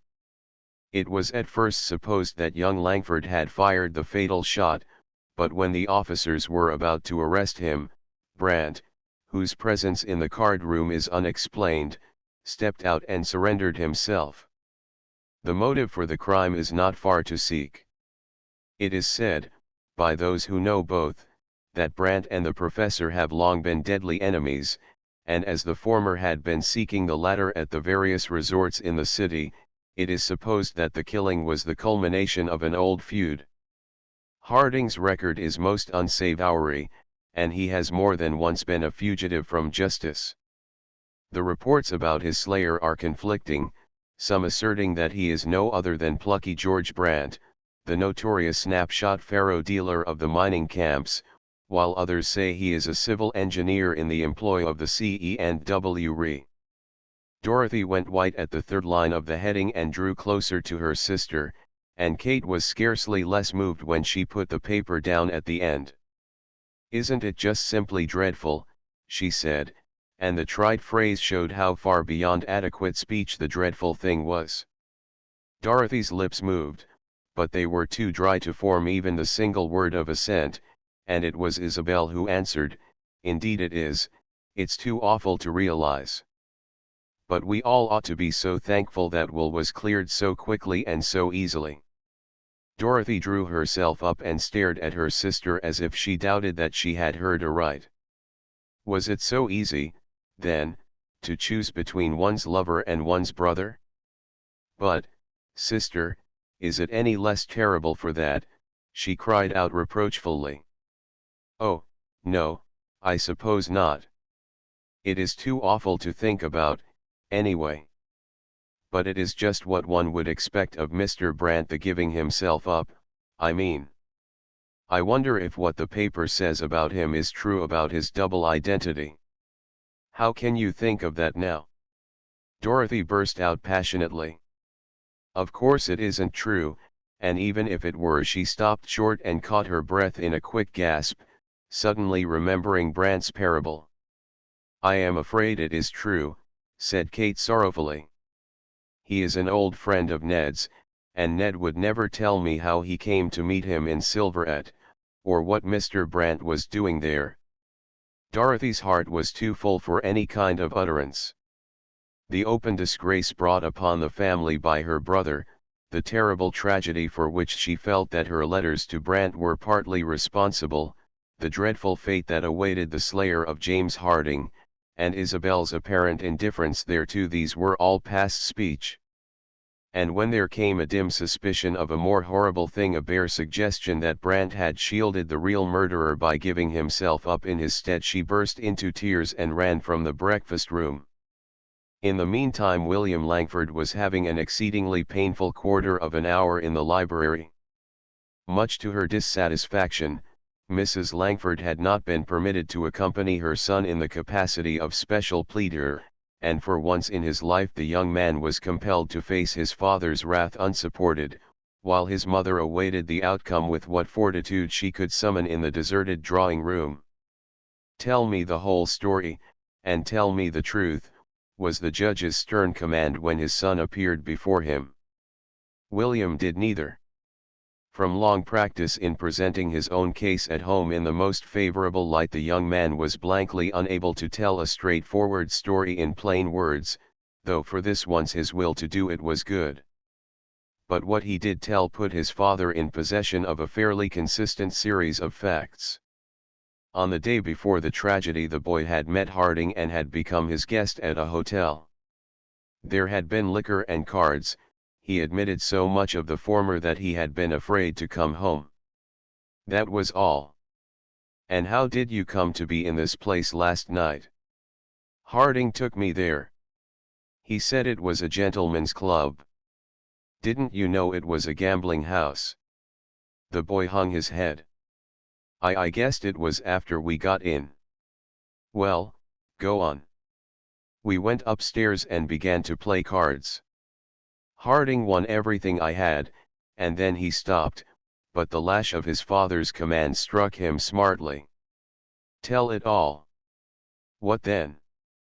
"Then he got me to put my promise to get some papers away from Mr. Brandt up against all the money on the table. I thought he was just joking, you know, and I did it and he won." The judge groaned in the bitterness of his spirit. "It wasn't enough for you to be a knave, you must be a fool as well." "Go on." "Then he said I must pay, that if I didn't, he'd give me away for what I did the night before." "And what was that?" Again the boy hung his head and went dumb. "I don't know. I can't remember." "Which is another way of saying that you were too drunk to know what you were about." "God help us," said the judge, and he got up to walk to the window. When he could trust himself to speak, he began again. "About these papers that Harding wanted you to get from Brandt, what were they?" "I don't know, some affidavits or something that Brandt was holding over him." "How were you to get them?" "Any way I could." "I was to steal them, I suppose." "And you deliberately put your honor, my honor, the good name you have made a hissing and a reproach, on the table as a stake in a game of cards."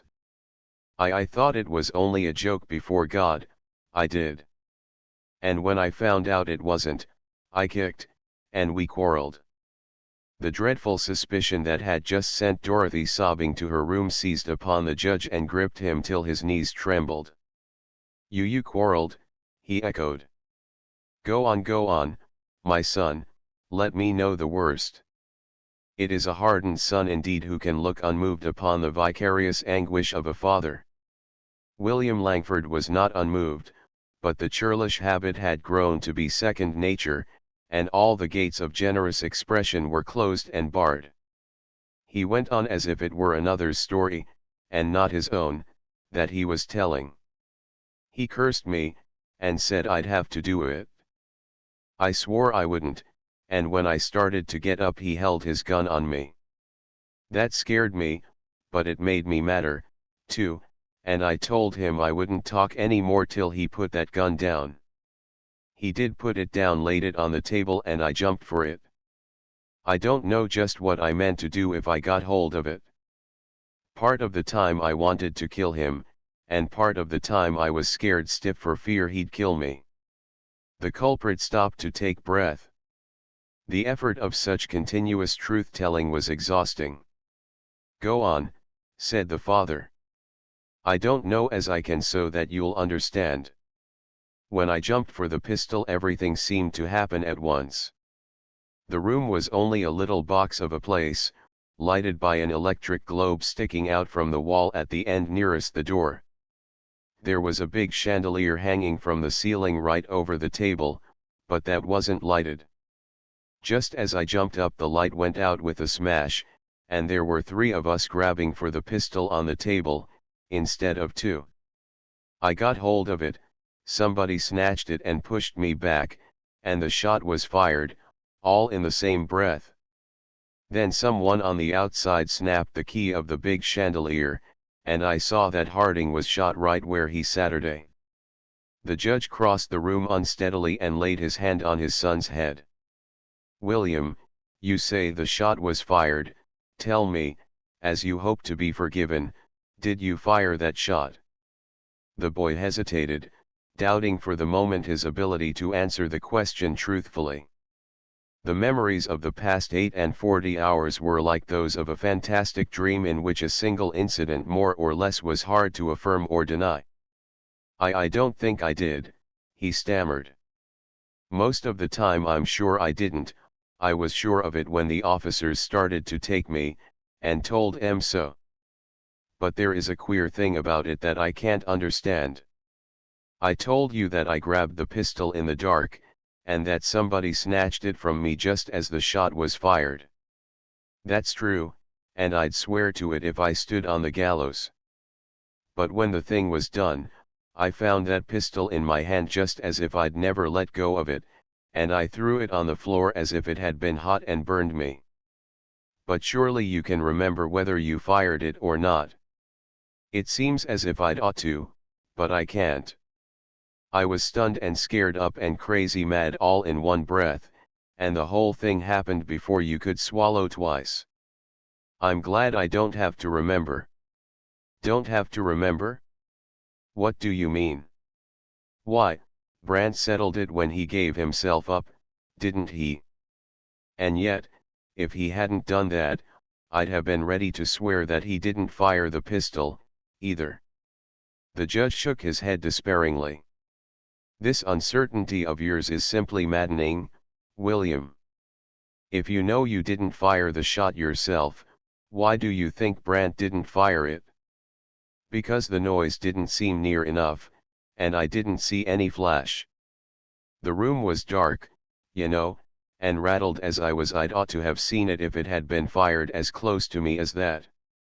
The judge shook his head again, and began to pace the floor in a fresh access of grief and humiliation. But the exigencies of the case presently asserted themselves. "I believe you have told me the truth, or that you have tried to tell it. But you must pull yourself together and get the facts in the shape of a consistent story. You will be put upon the witness stand, and Brandt's life may depend upon your testimony."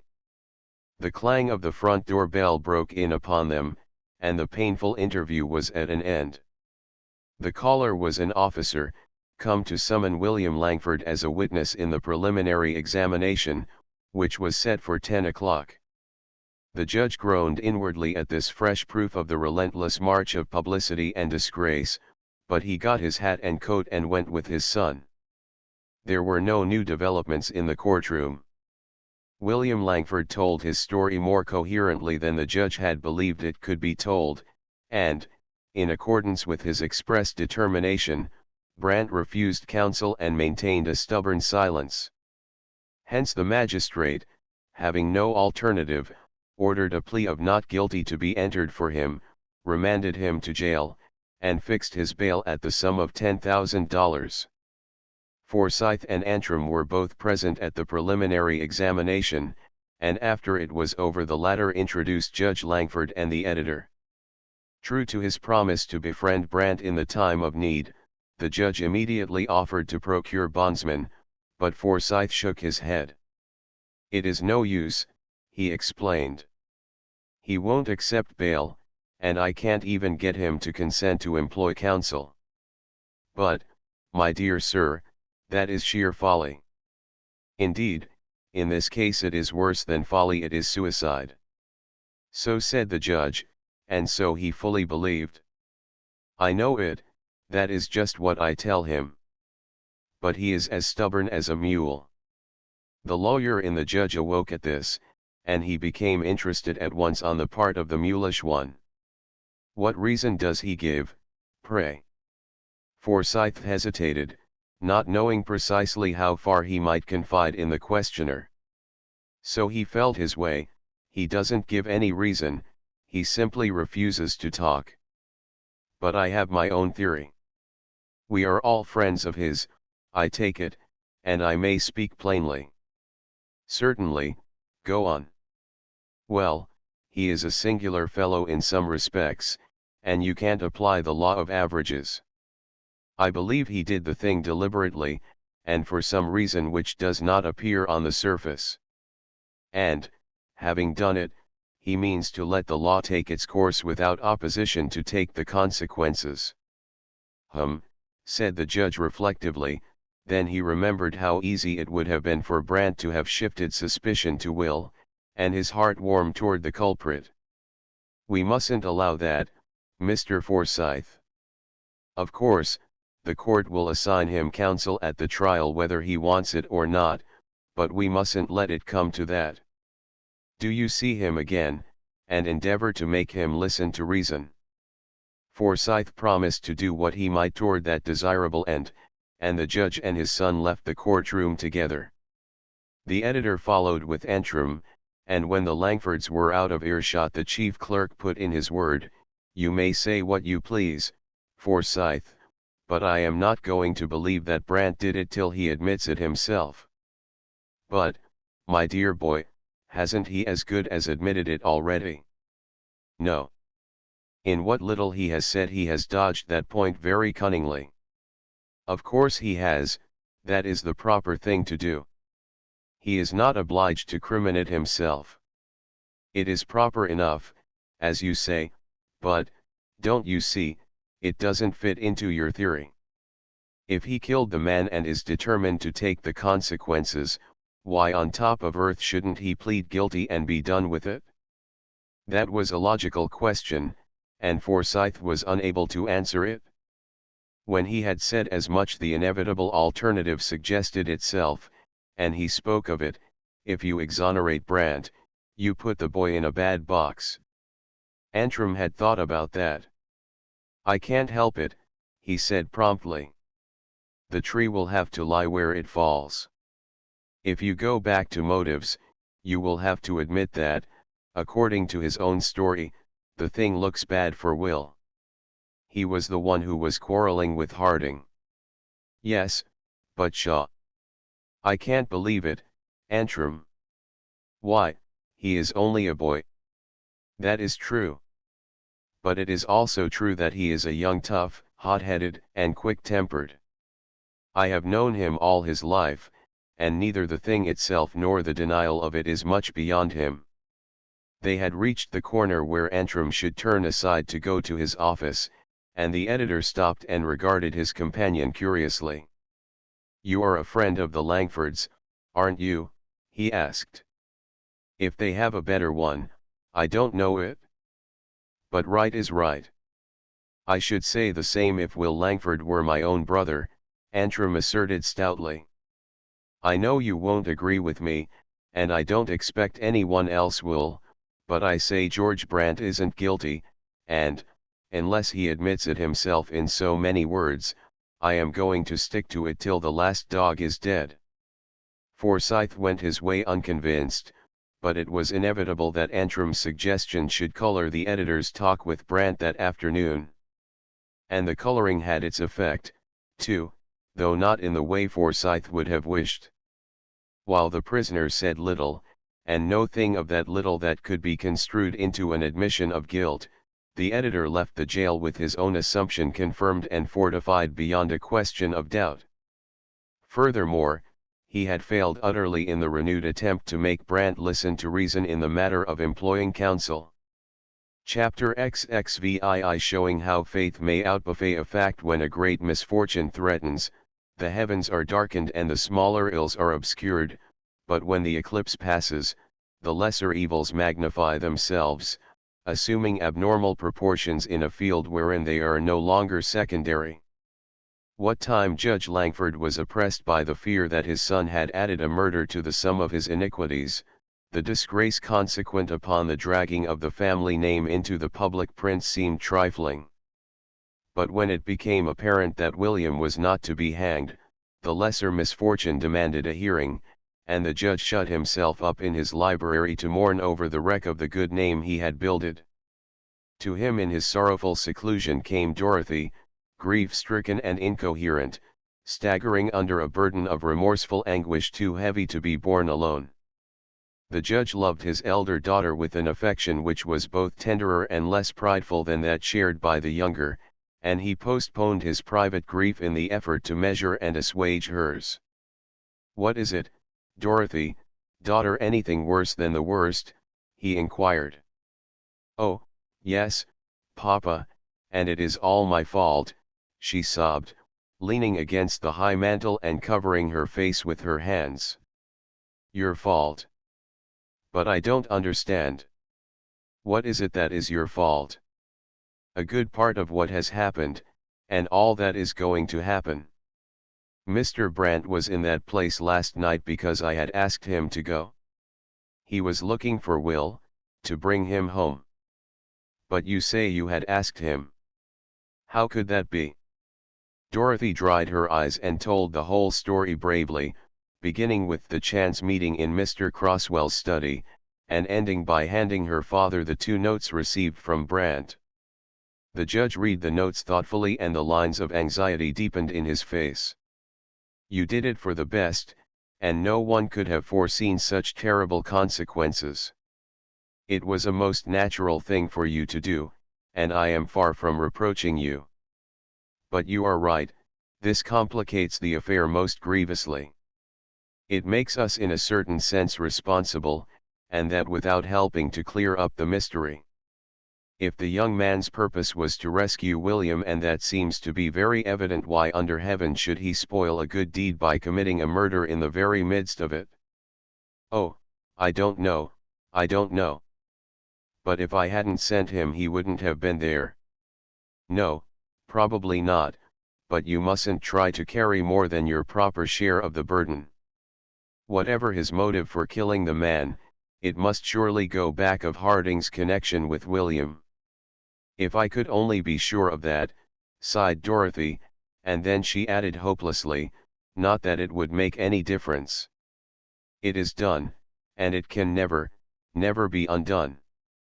Yes, it would make some difference, said the father reflectively, not in fact, but in the ethics of the fact. Nevertheless, it would not greatly lessen our responsibility. We must make this young man's cause our own now, at any cost. Here spoke the loyal Southern gentleman. And he can be cleared, you can save him, she faltered, brightening up a little. But her father shook his head doubtfully at that. It would be more than anyone could promise at present. He is acting very singularly, and Dorothy's hopes were slain when the judge told the story of the preliminary examination. When she had heard him through, the horrible suspicion came again and refused to be driven away, but she could not bring herself to speak of it to her father. Will a murderer? Oh, no, anything but that. Not until his daughter had gone away and he had sat down to go thoughtfully over the details again did the judge realize what his championship of Brandt would require of him. Then it became evident, with a keen pang of fresh misfortune, that he was bound hand and foot, that any effort made to clear Brandt must inevitably result in entangling his own son. As the matter rested, William was free and unsuspected, and George Brandt would hang if the jury so willed.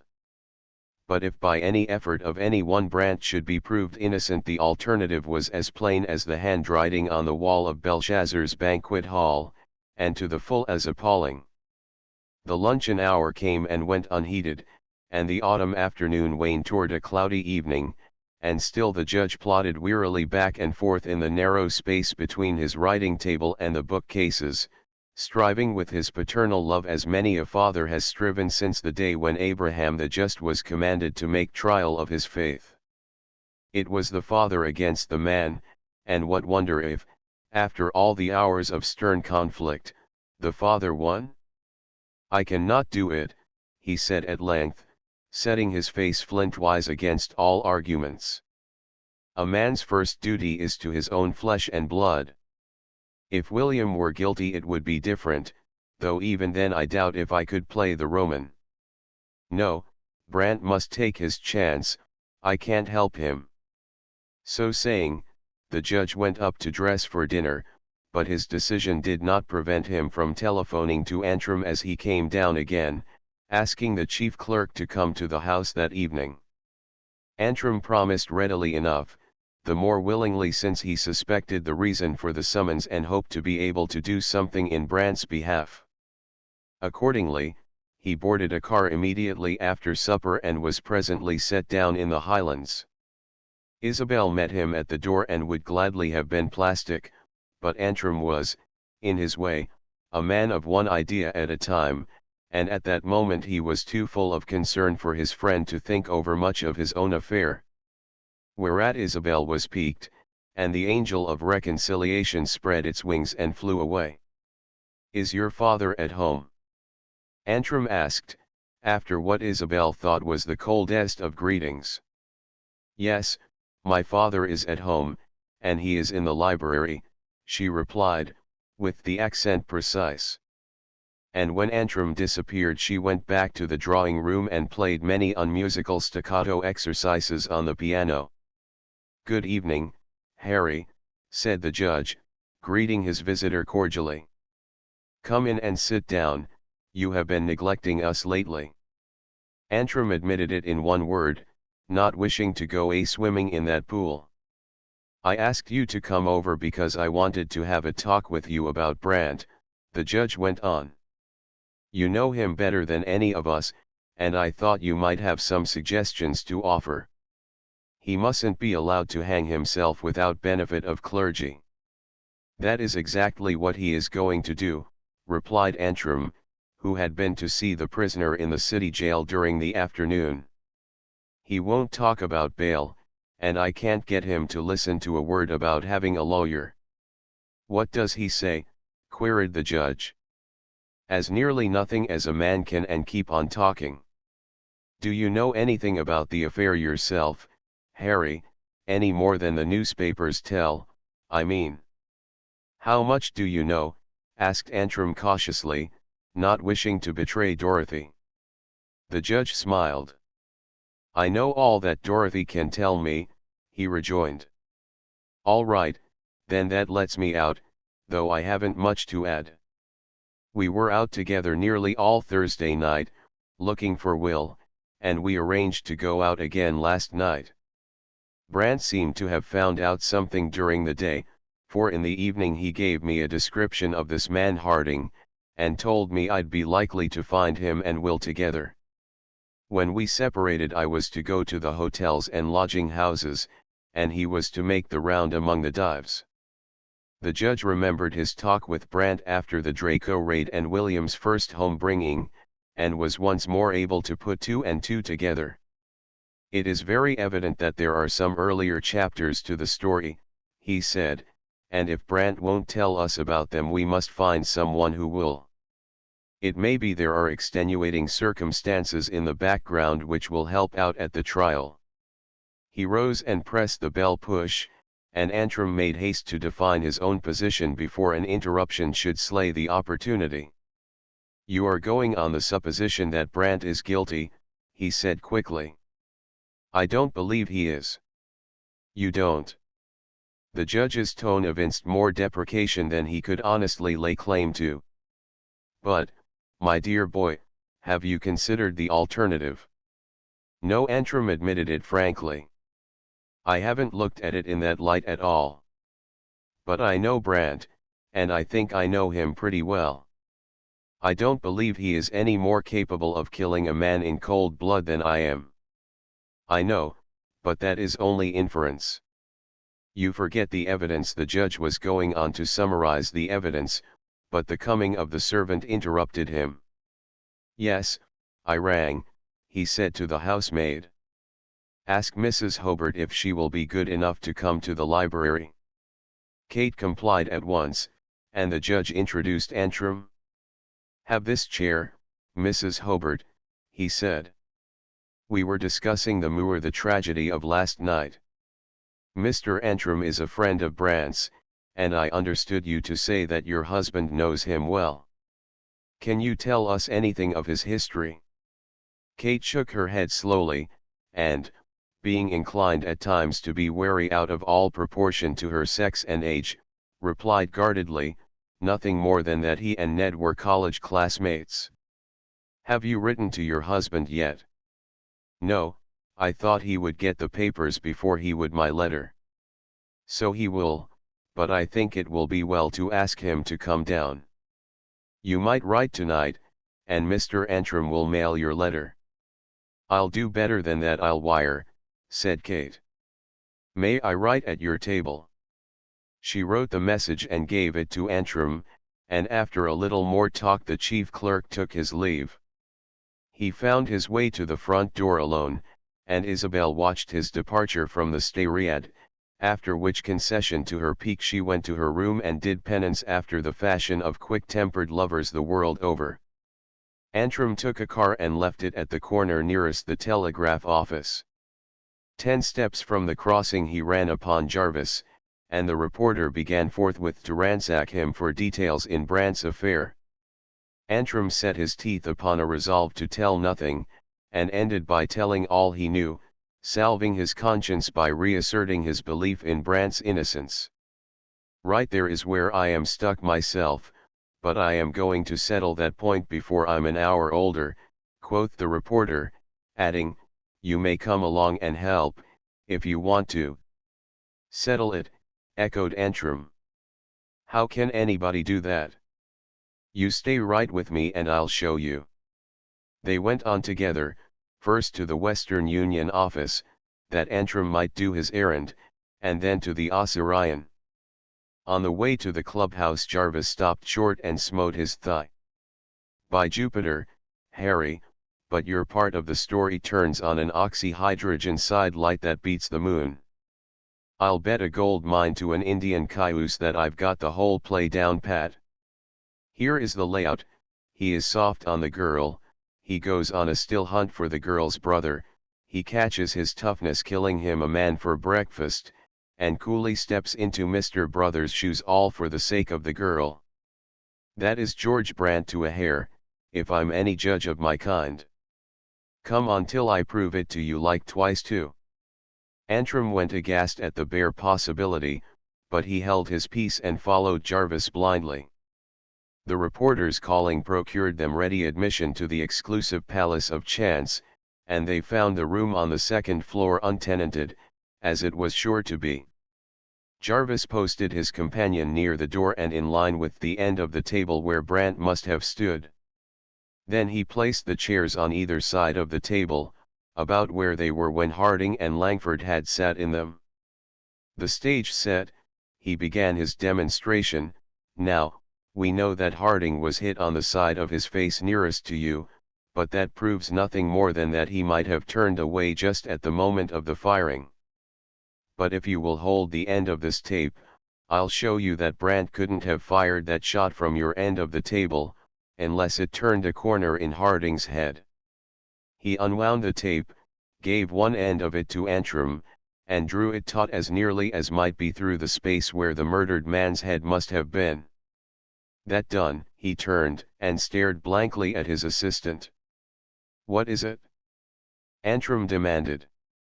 "Begosh, I've proved too much," said the reporter. "Can't you see?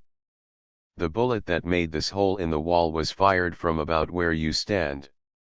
By Jove! That lets young Langford out, but say, it puts Brandt in head over ears." Antrim dropped his end of the tape and thrust his hands into his pockets. "Just the same, I don't believe it," he said doggedly. "And, what's more, I never will until Brandt admits it himself." "Bully for you," cried Jarvis heartily. "You are the kind of a friend to have at a pinch. Well, there is nothing more to be found out here. Let's go down and have a drink, and then you'll tell me more about that burglary business. I was so full of this other thing that I didn't quite catch on." "No drinks," said Antrim briefly when they were once more in the street and Jarvis was pointing for a barroom. "Come up to Mrs. Seeley's with me, if you like, and I'll tell you and show you all there is to be heard and seen." Jarvis acquiesced, grumbling, and the chief clerk was as good as his word. But if the reporter made any fresh discoveries in Brandt's room he kept his own counsel. By this time Antrim was catching at straws. The meeting with Jarvis and the experiment with the tape measure in the card room damped his courage, and left his belief in Brandt's innocence more nearly shaken than it had been at any time during the eventful day.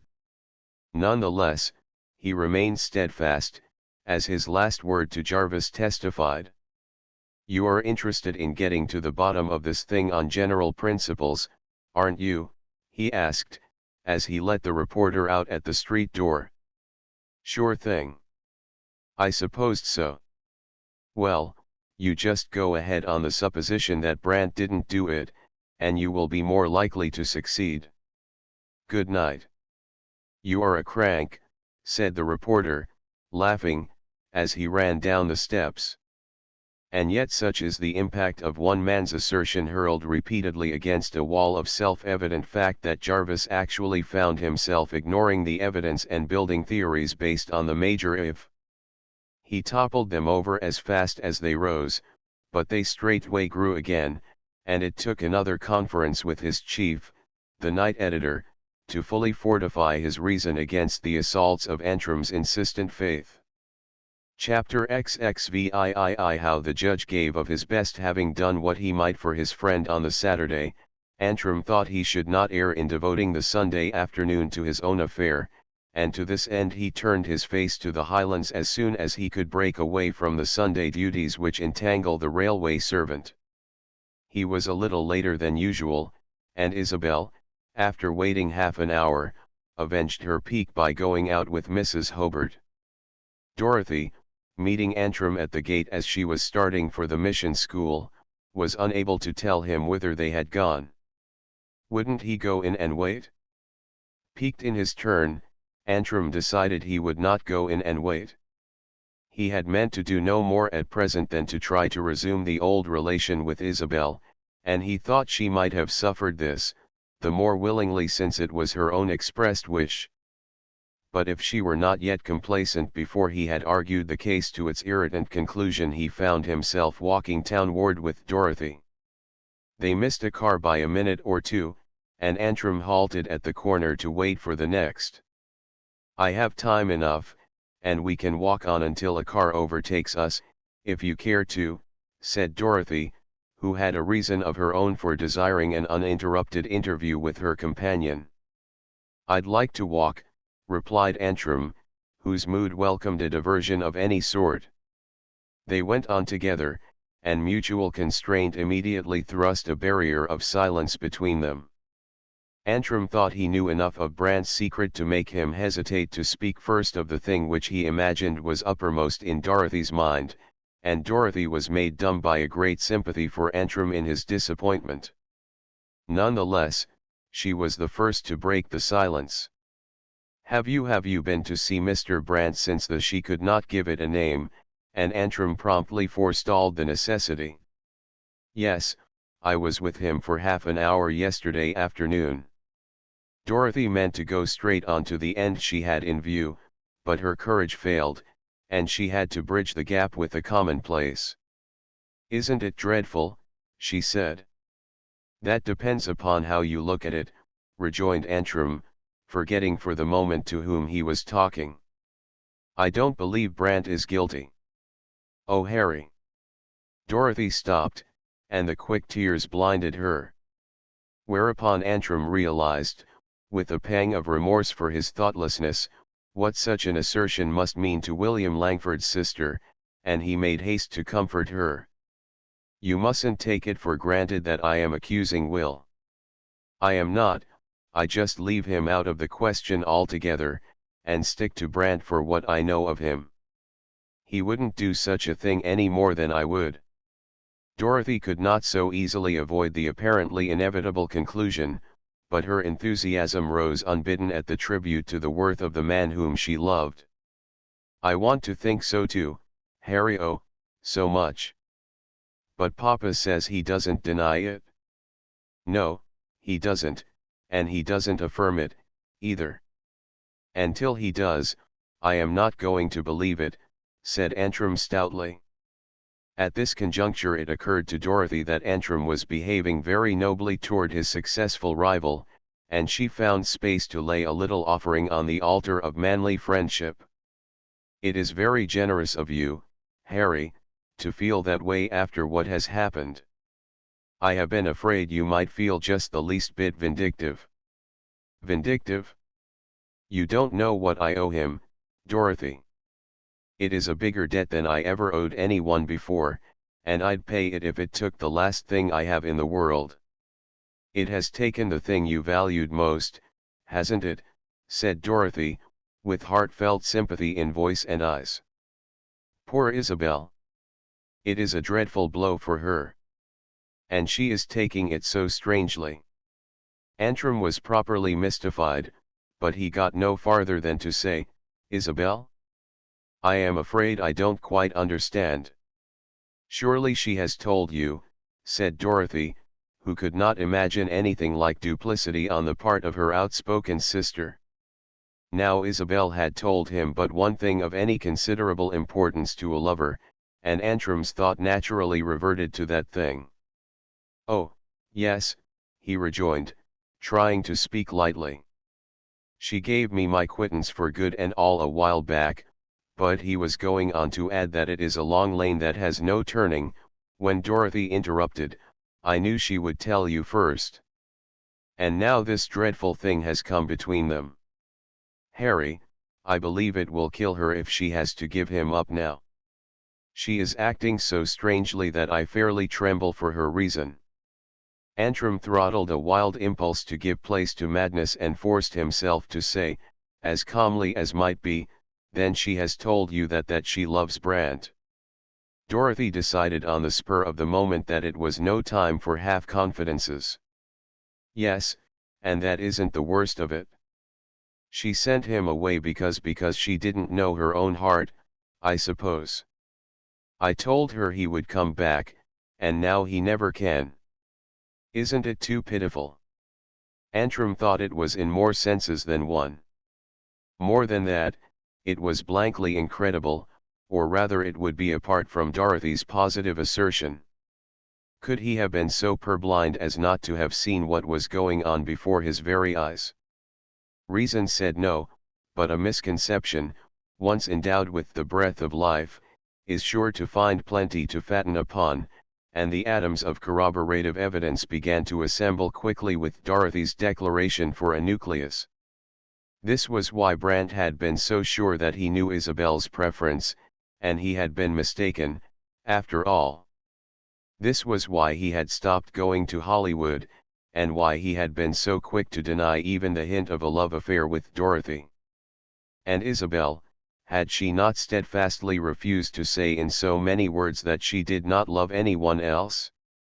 Antrim called himself hard names under his breath, and in the first flush of the new misery would have been glad to be able to charge his friend with insincerity. He saw the injustice of that in time to fight it down, and then rancour gave place to honest admiration. How unselfishly Brant had effaced himself, and how quick he had been to succor and to offer comfort and countenance to his rival. That, too, seemed incredible, even to Brant's best friend, but since incredible things were the order of the day, it was decently in keeping with all the other happenings of a time which was hopelessly out of joint. So Antrim assured himself, with what resignation he could command, but for all that, this latest buffet of the Boxer misfortune was as a bolt from the blue, and he staggered under it, though not toward the abyss, since he had lately had his lesson and had profited by it. While he was trying to face the necessity of discussing this newest phase of the many-sided problem with becoming stoicism, a car overtook them and privacy was at an end. By the time the car had reached the crossing nearest the mission school he had fought and won his battle the fiercest, and, as it chanced, the most unnecessary, that had ever been thrust upon him, and was ready with an assurance of good faith which was quite as sincere as it was costly. "We mustn't be discouraged, and we must just go on hoping against hope," he said, when he took Dorothy's hand at parting. "It is a most intricate tangle, and I can't begin to unravel it yet, but you may count on one thing: what one man may do to help Brant will be done. You have told me some things that I didn't know before, but I shall work all the harder for knowing them. And if you think it will do any good, you may tell Isabel that."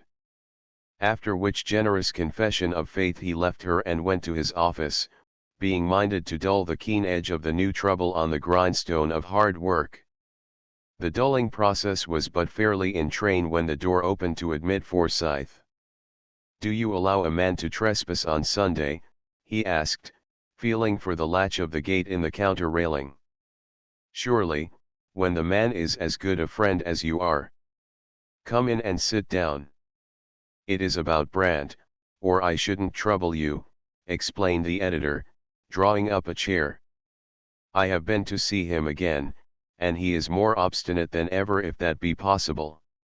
He said you were there yesterday, and I came to see if you had been able to do anything with him." "I wasn't. I was afraid you wouldn't be." "Have you anything new to offer?" "No, well, I have. It is pretty plain to you that Brant will hang, lacking strong counsel, isn't it?" "Plainer than I wish it were." "Very good. Now there is just one lawyer in Christendom, so far as I know, whose services he can't well refuse." "Who is it?" "Judge Langford," said the editor, crossing his legs and nursing one knee. "But, good Lord, Forsyth, you are losing your grip. Have you forgotten that the judge is William Langford's father?" "I have forgotten nothing. From your point of view it would be out of the question, I grant you, but so far as heard from, you are the only person who doesn't believe Brant did it.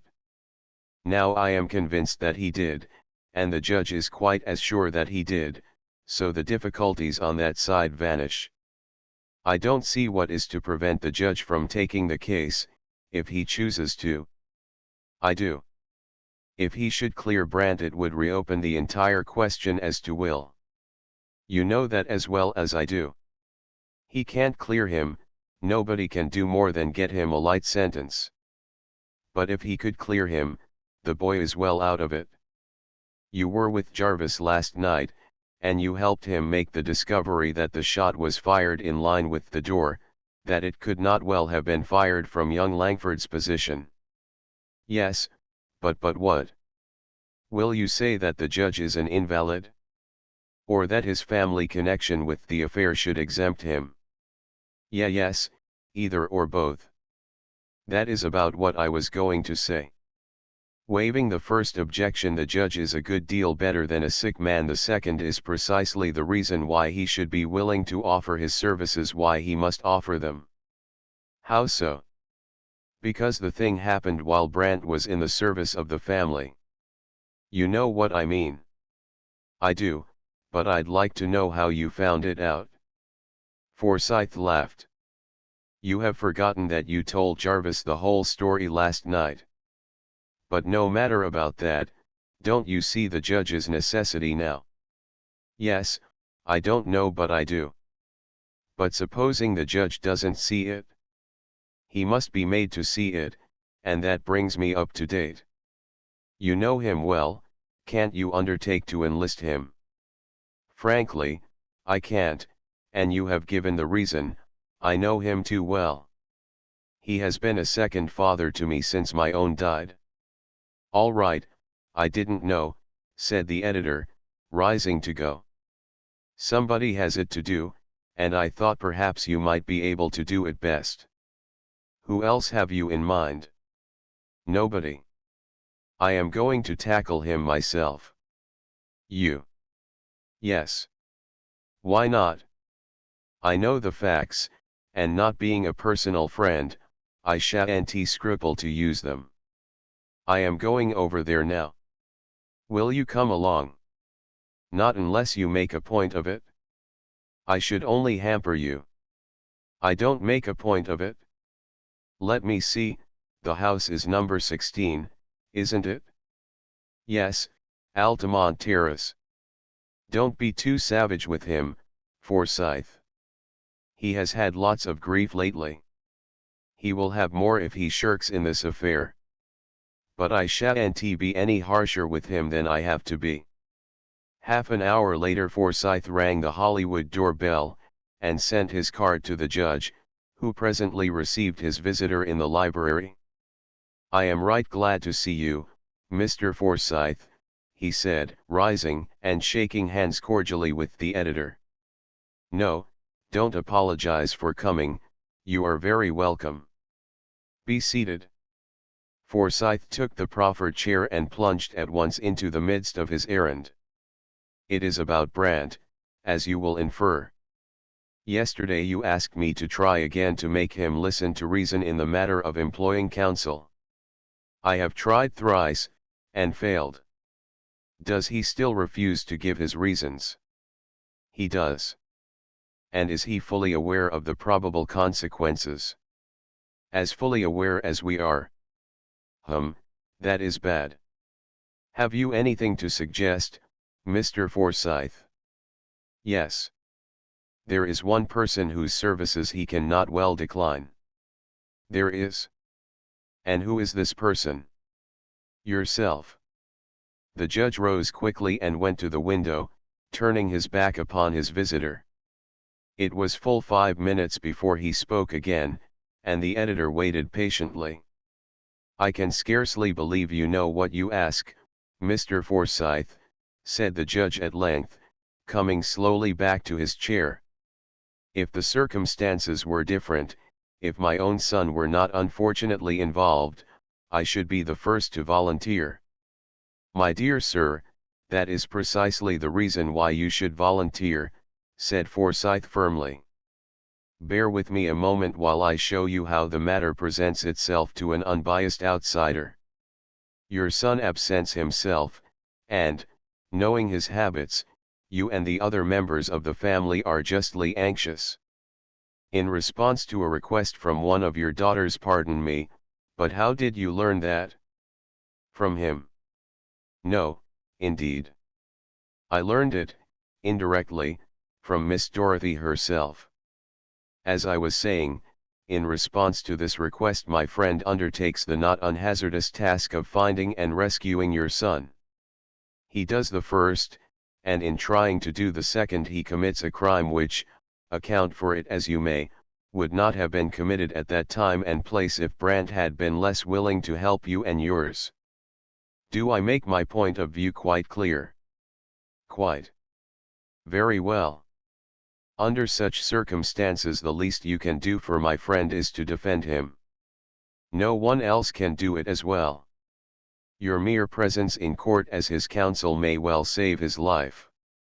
Ask yourself the question seriously, Judge Langford, and if your own sense of justice will allow you to refuse, I have nothing more to say. The judge leaned back in his chair and stared absently at the handful of fire in the grate.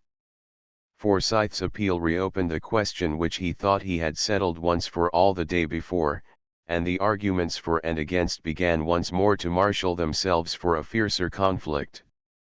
Before the battle began he made one more effort to postpone it. You ignore the fact that I might end by directing suspicion against my own son, Mr. Forsyth. I do. I ignore everything but the question of simple justice and a just man's obligations. The fight was on, and the judge left his chair to pace the floor with his hands behind him and his head bowed. Forsyth had told him no new thing. His duty had been clear enough from the moment of Dorothy's confession. But the frankness of the editor's appeal, the grave ruthlessness with which he held the responsibility up as something to be decided apart from personal considerations, a thing affecting justice and honor and uprightness, this touched him very nearly. But opposed to this his fatherhood rose up in mighty protest, pleading as only paternal love can plead for the supremacy over all abstractions of whatsoever kind or degree.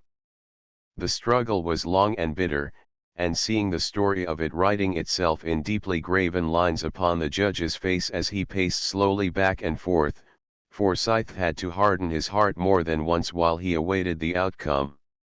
It is the father against the man, but the man will win, he said to himself, and as he prophesied, so it came to pass. You have won your cause, Mr. Forsyth.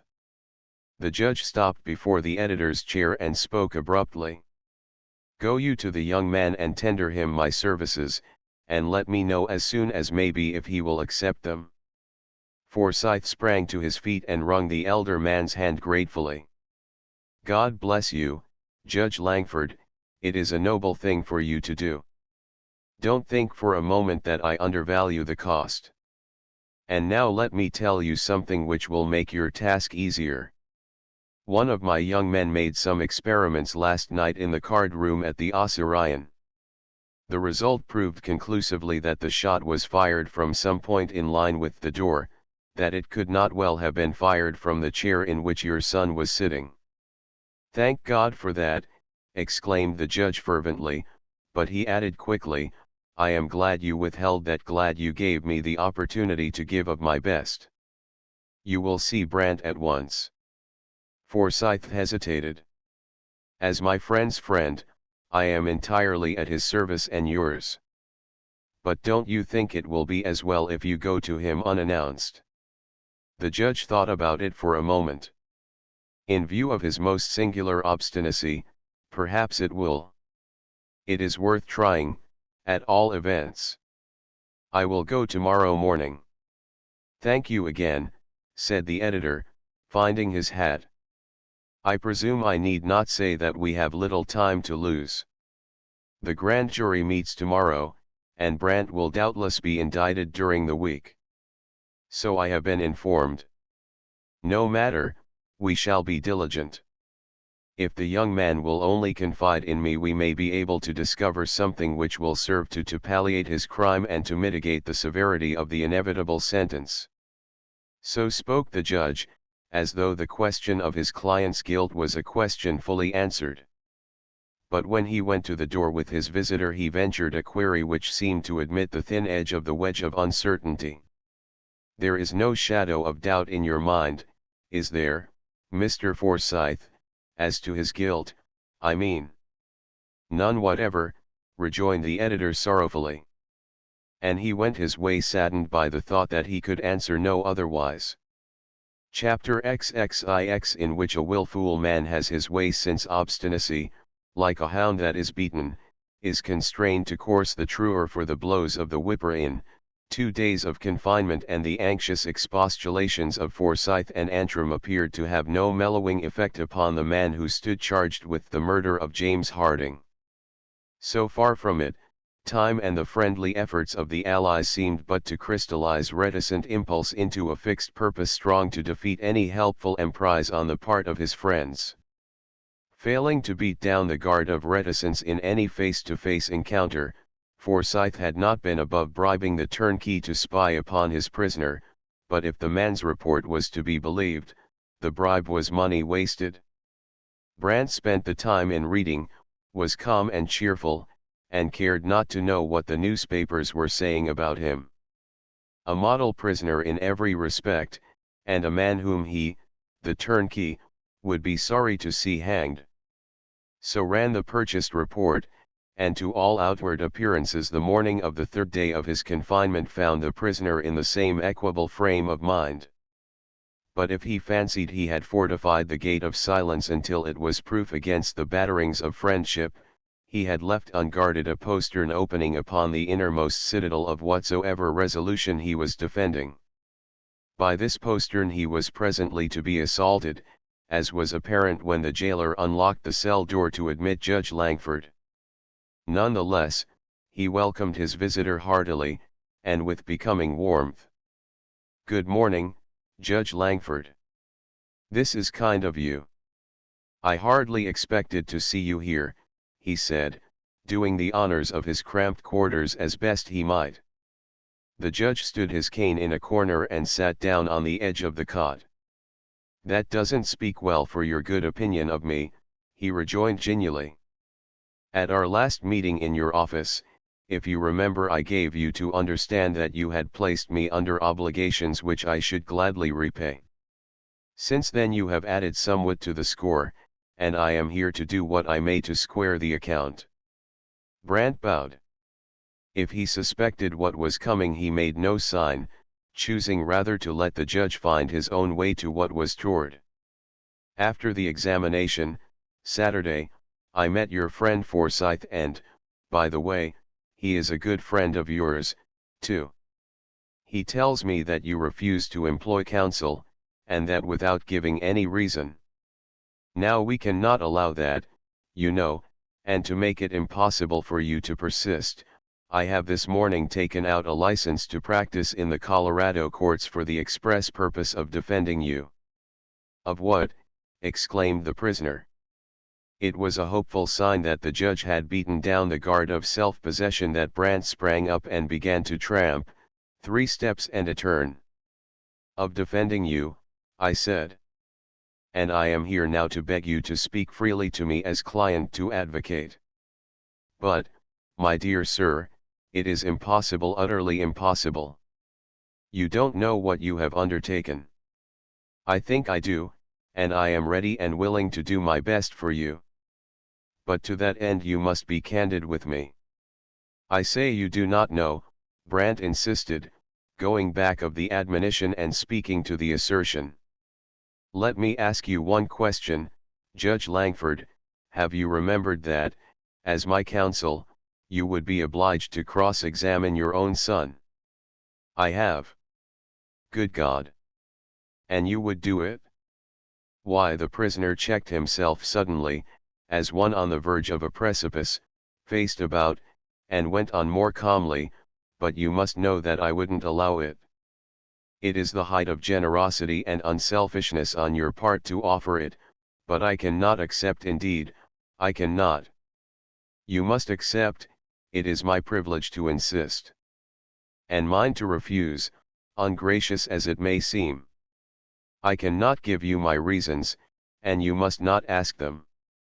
But I'll say to you what I have not said to anybody else. If I should suffer you to do this thing which you propose, you would never forgive me as long as you live." The judge met him firmly on his own ground. "That is only adding mystery to mystery. Be frank with me, Mr. Brandt, at whatever cost to yourself, or to anyone." There was no reply to this, and the judge pressed his advantage vigorously. "Let us put away all equivocation and seek only to understand each other," he went on. "You have committed this crime." The prisoner looked up quickly, and seemed to draw breath of relief. "You have committed this crime, and for some reason, real or fancied, you are determined to make no effort to save yourself. From a purely self-centered point of view this may seem right and proper, but you must remember that no man lives or dies to himself. You owe something to your friends, you owe something to me, since it was at least a part of your errand last Friday night to find my son and to send him home." "Then you know," Brandt began, but the judge went on quickly, "I know that much, and no more. It is for you to tell me the rest."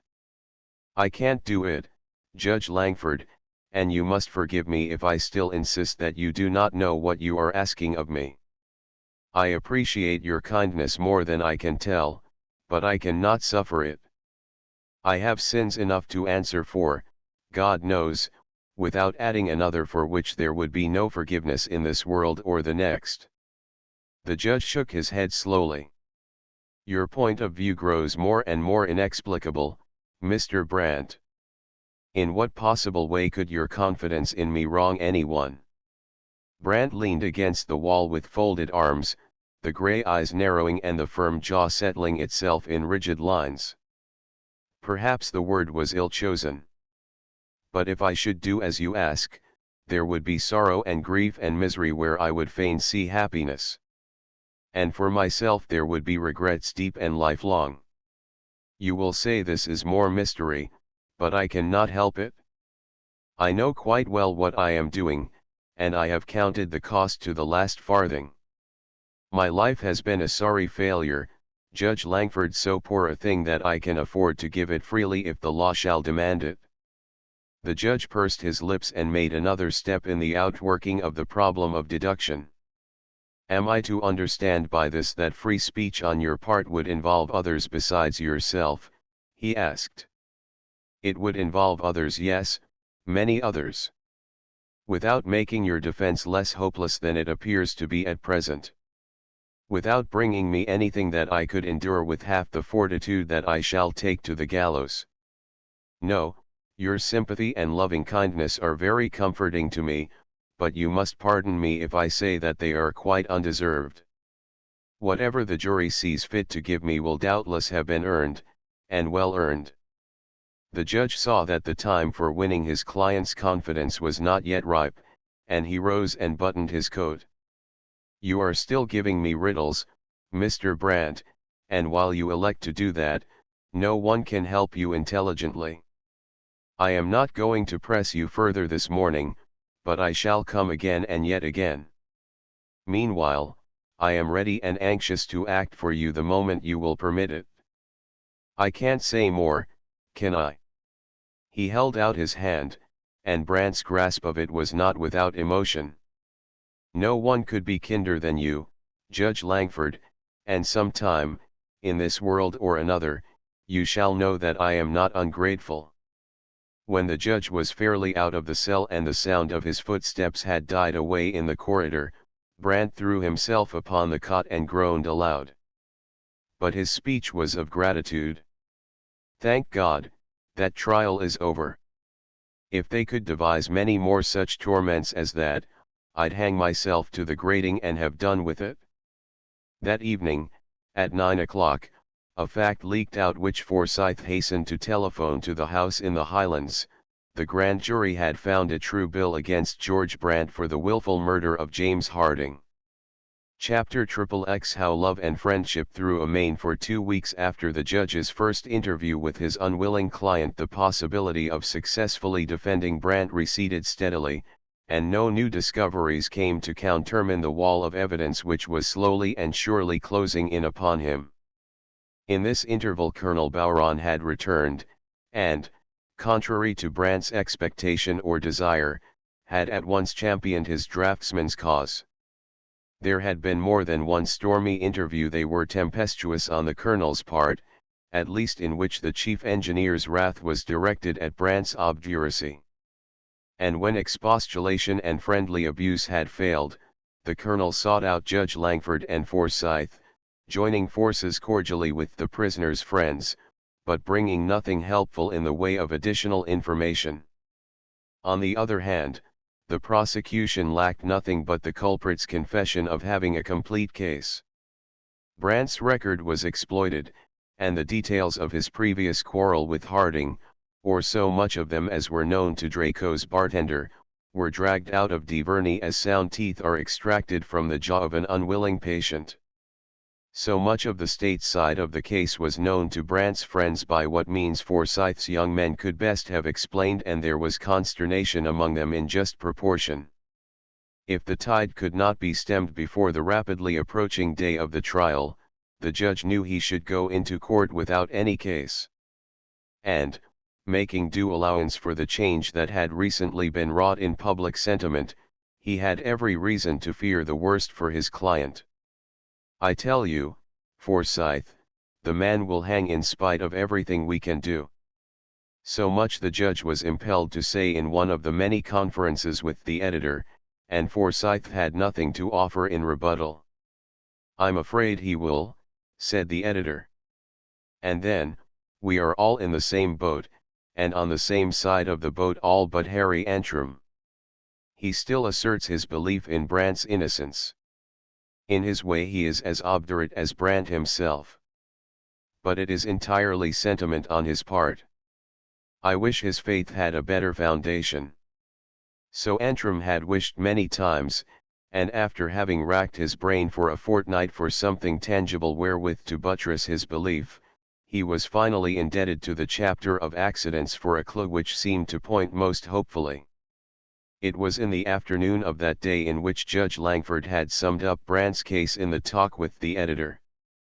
Antrim had been rummaging in his safe for a missing paper, and had chanced to come upon the sealed envelope given him by Brandt for safekeeping on the morning after the burglary at Mrs. Seeley's.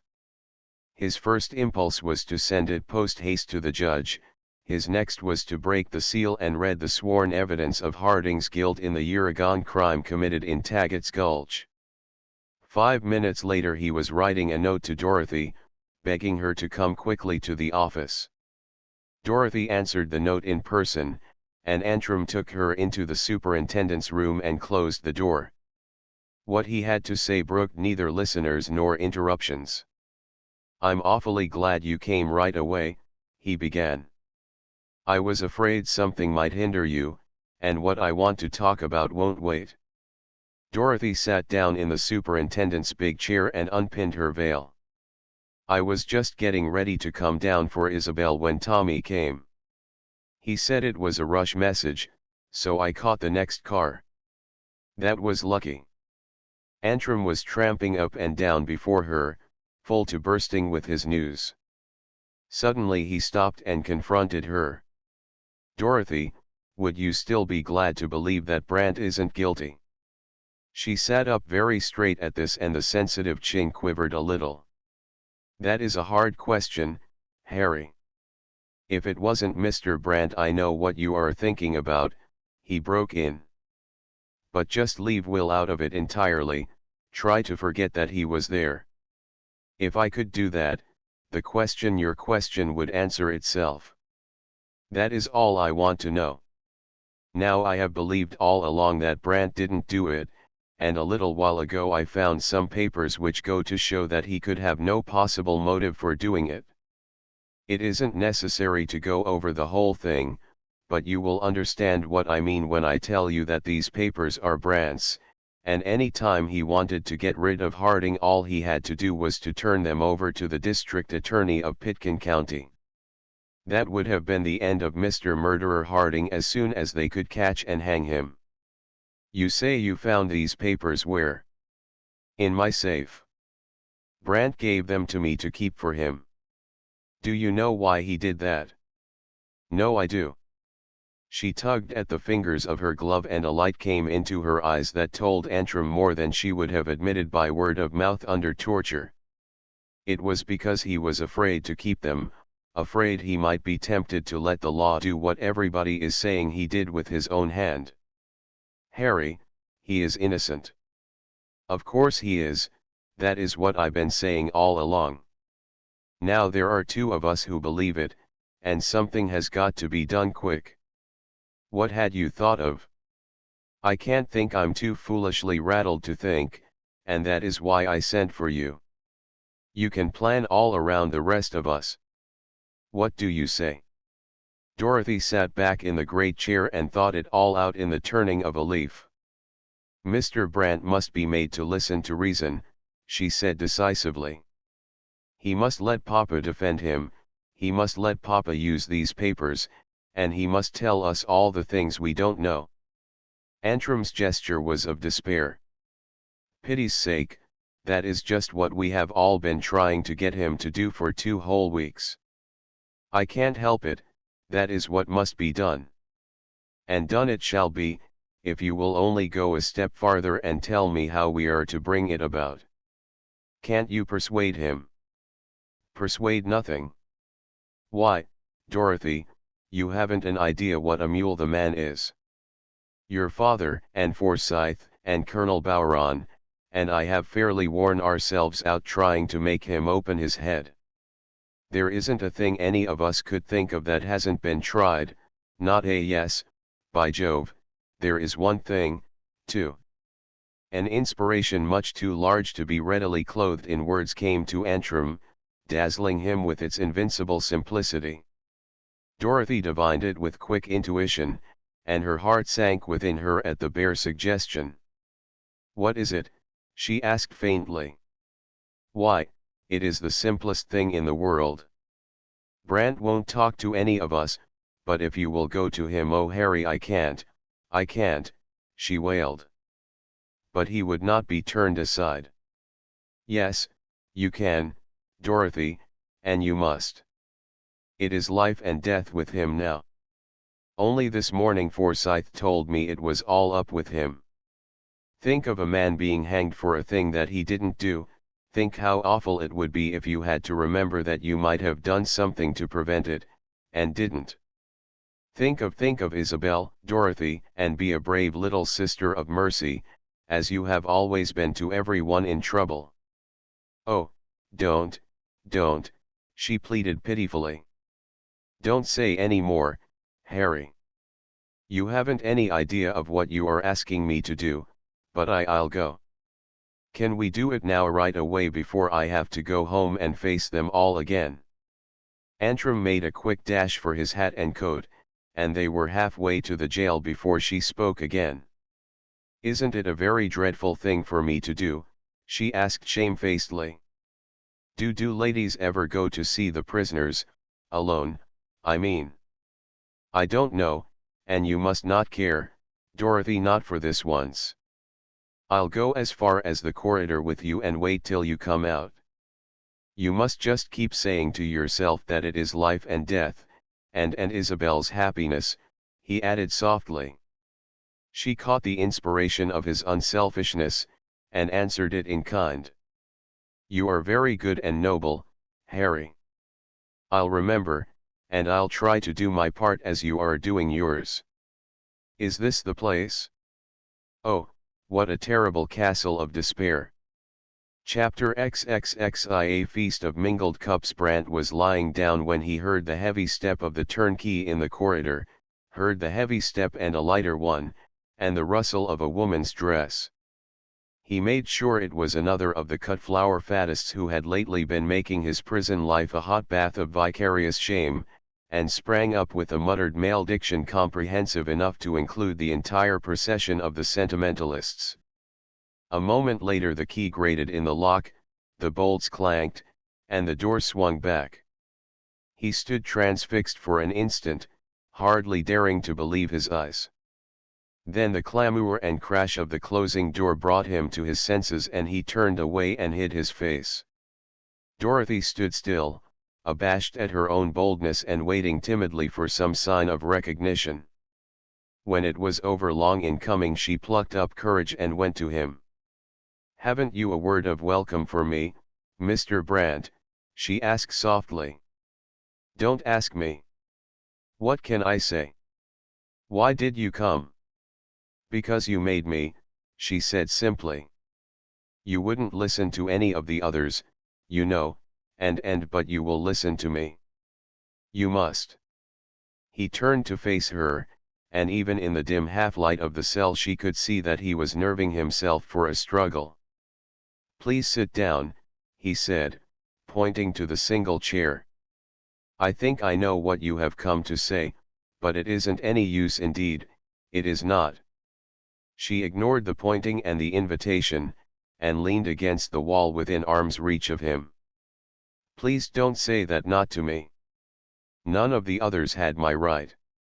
It was I who sent you." He flinched at that and gave ground a little. "You have a good right, Miss Langford, though it isn't builded upon your little cry for help." "What would you have me do?" "Whatever Papa wants you to do," she rejoined quickly, deeming it best not to go too deeply into particulars. "I am sorry to have to refuse you anything, but this that you ask is altogether impossible." "Why is it impossible?" "Because God in heaven, none of you know what you are asking." "Then tell me, so I may know." "I can't do that, either." "Won't you tell me if I guess it?" The pleading eyes unsteadied him, and he receded yet another step. "Perhaps," he said, hesitating. "Are you afraid that if you defend yourself my brother will be in danger? Is there something in the washing of tears that gives insight to sympathetic eyes?" She saw deep into him at that moment, saw that to deny her accusation would be to lie, saw also that he could not look into her eyes and find words to frame the falsehood. So she was prepared for the evasion. "And if that were true, what then?" "You would be making a terrible and utterly useless mistake. Don't you know, haven't they told you? It has been proved that my brother could not have done it." He did not ask how it had been proved. It was enough that she believed it, and it was the final drop of bitterness in the cup of expiation that he had thought to drain bravely to the dregs. To her, as to all others, save only Antrim, he was a murderer. It was more than he could bear unmoved, and he turned from her lest she should see the anguish in his face and be moved by it to say the thing which was not true. When he did not reply she spoke again. "That was the reason, wasn't it? It is.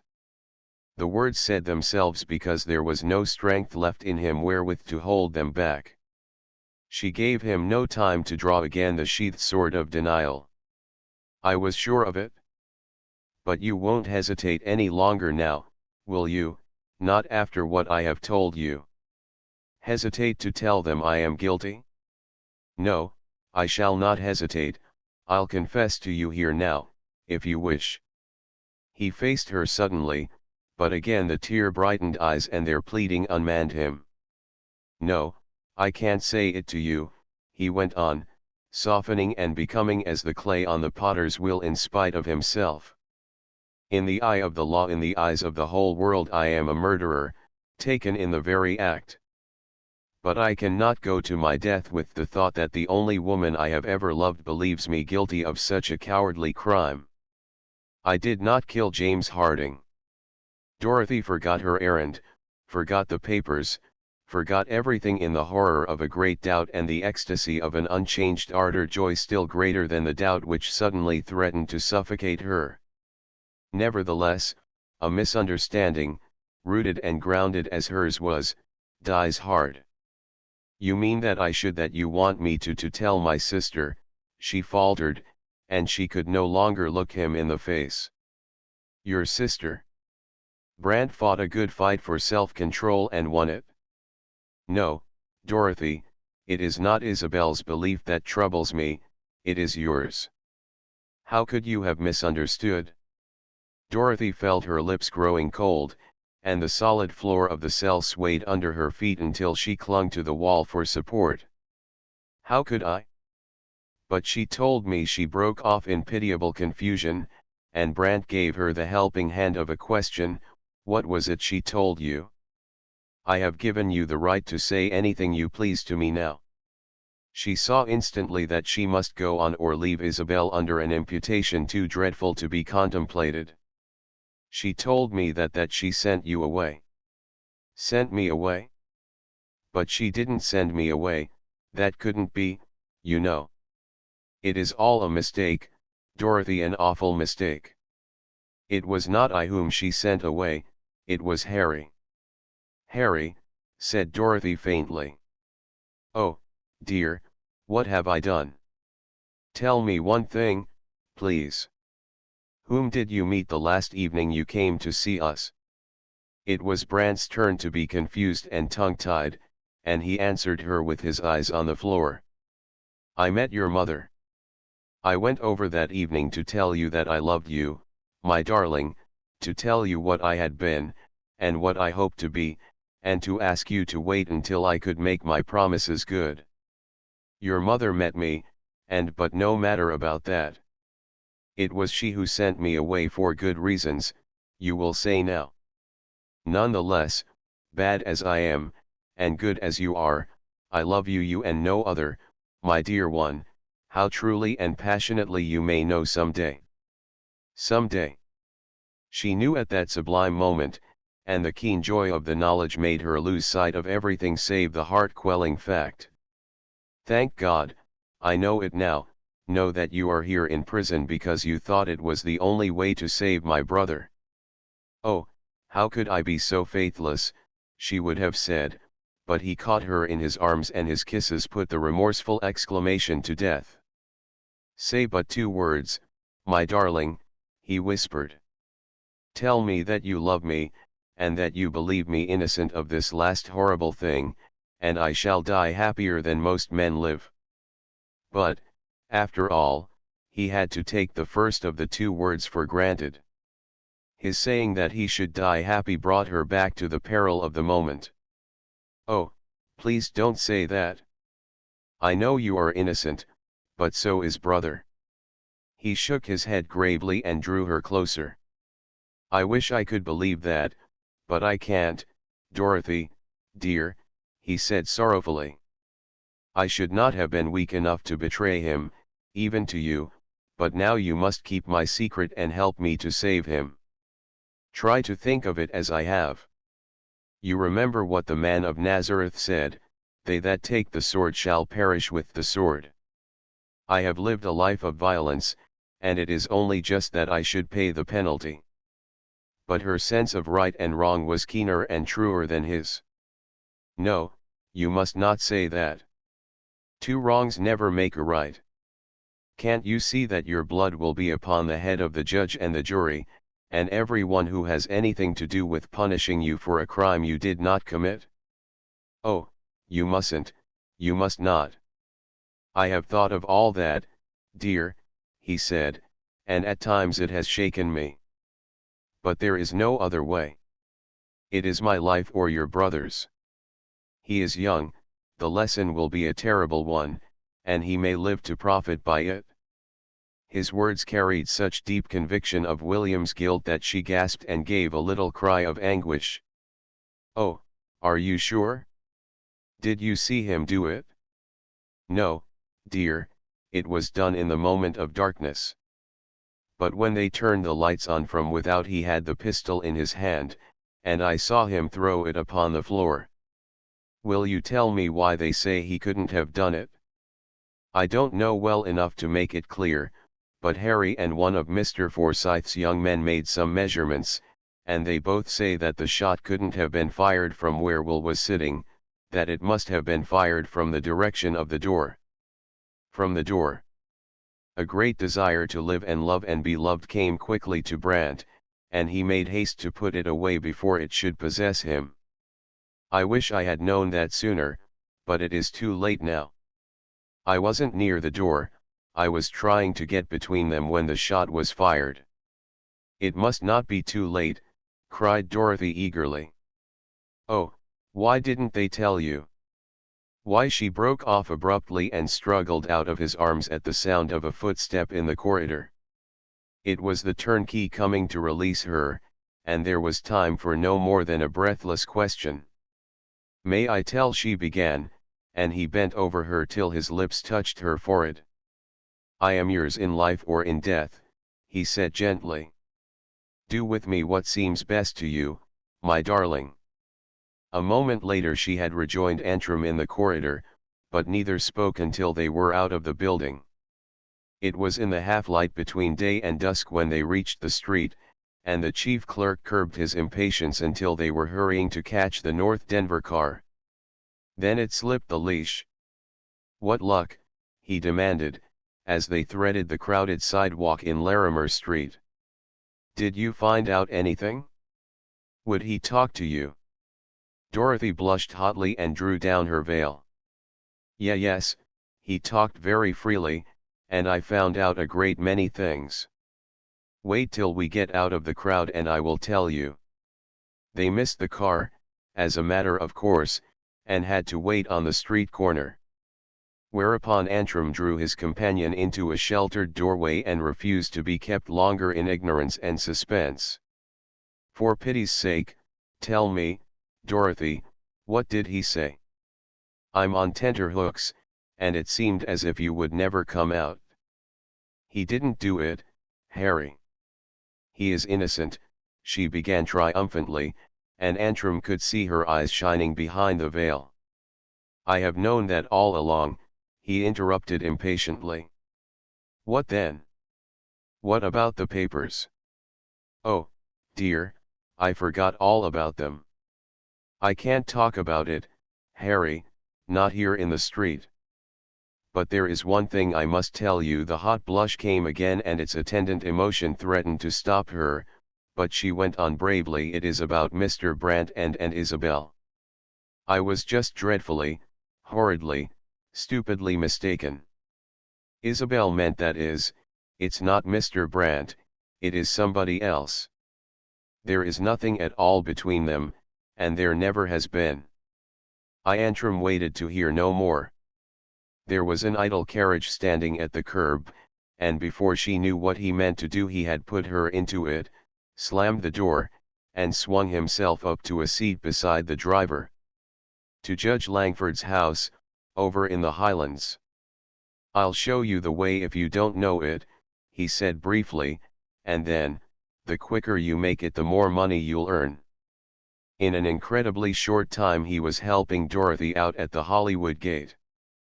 Fix it some way so that I can have 10 minutes alone with Isabel, he begged as they hurried up the walk, and then I'll be ready to hear all about Brant.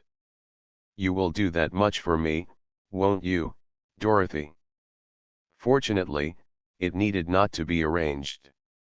Isabel met them in the hall, and Dorothy had but to dart quickly into the library and so leave them alone together. 2 weeks of utter neglect had humbled Isabel rather more than she would admit even to herself, but they had also made her affectionately vindictive. Hence she gave him no more than a cool little good evening, Harry. Won't you come in? I am in, and I'll stay to dinner if you will ask me, he retorted promptly, penning her into the corner between the door and the stair foot. But first I want to say something that I am going to repeat every time we meet, regardless of time, place, or present company. I love you, Isabel, I have always loved you, and I am always going to. Indeed, said Isabel with sweet sarcasm. Yes, indeed, and in thought, and in word. More than that, I know now that you love me. Oh, don't take the trouble to deny it, it's wrong to tell fibs. You told Dorothy you did, and she gave it away without meaning to. So you see it is no use, and you may as well give me that kiss I asked for the last time you told me the biggest fib of all, the not now or ever, she retorted, slipping under his arm and darting down the hall to the drawing-room door. He caught at her as she eluded him, and then ran after her. She paused with her hand on the doorknob. Keep your distance, or I vanish, she threatened. Stand right there where you are and tell me why you went off in a dudgeon that night, and why you froze me out 2 weeks ago, and why you haven't been back since, and why but the catechism was never finished. With a most lamentable want of vigilance she took her hand from the doorknob, an antrim but sufficient unto the day of youth are the small triumphs thereof. 20 minutes later Kate Hobart, coming down to dinner, stumbled over two young persons sitting on the lowest step of the stair. She recognized them even in the darkness, and being but a Sabbath day's journey beyond her own love affair, understood at once why the hall was not yet lighted. Antrim sprang quickly to his feet and made the explanation which does not explain, and Kate benevolently helped him out by asking if there were anything new in Brant's affair. No, yes, there is, too, by Jove. And we have been sitting here talking, that is, spooning, Harry, dear, cut in Isabel with refreshing frankness, tell the truth and shame. But he went on without a break, while Dorothy is waiting to tell us about Brant. Let's go in and hear her story. Isabel tapped at the library door, and they all saw within when the judge opened to her. Dorothy was sitting on the lounge, her hat and gloves still on, her face pale and tear-stained. The judge waved them back. In a moment, he said, and then he crossed the room to bend over the still little figure on the lounge and to whisper a word of encouragement. It is hard to win and lose in the same moment, but you must be brave, my child, for your own sake and mine. I shall keep your secret, your mother mustn't suspect now or ever. She nodded, and the tears came afresh. Go you up to your room, he added, seeing that there was no present balm for the hurt. I'll make your excuses at the table. Then he joined the trio in the hall.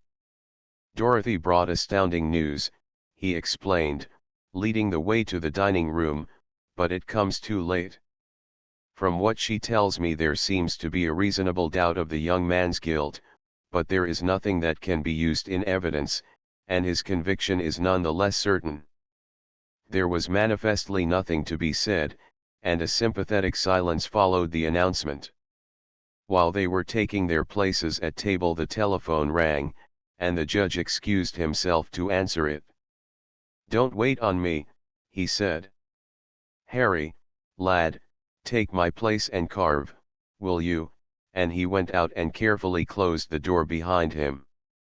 And inasmuch as the hall was not yet lighted, he failed to see a shadowy little figure on the stair. It was Dorothy, and she paused and leaned over the balustrade when her father answered the call. Chapter XXXII Such friends are exaltation's agony ara. Now, Mr. Jarvis, 'tis no use your flattering me the like of that. Fwhat I know, and that I'll keep to myself.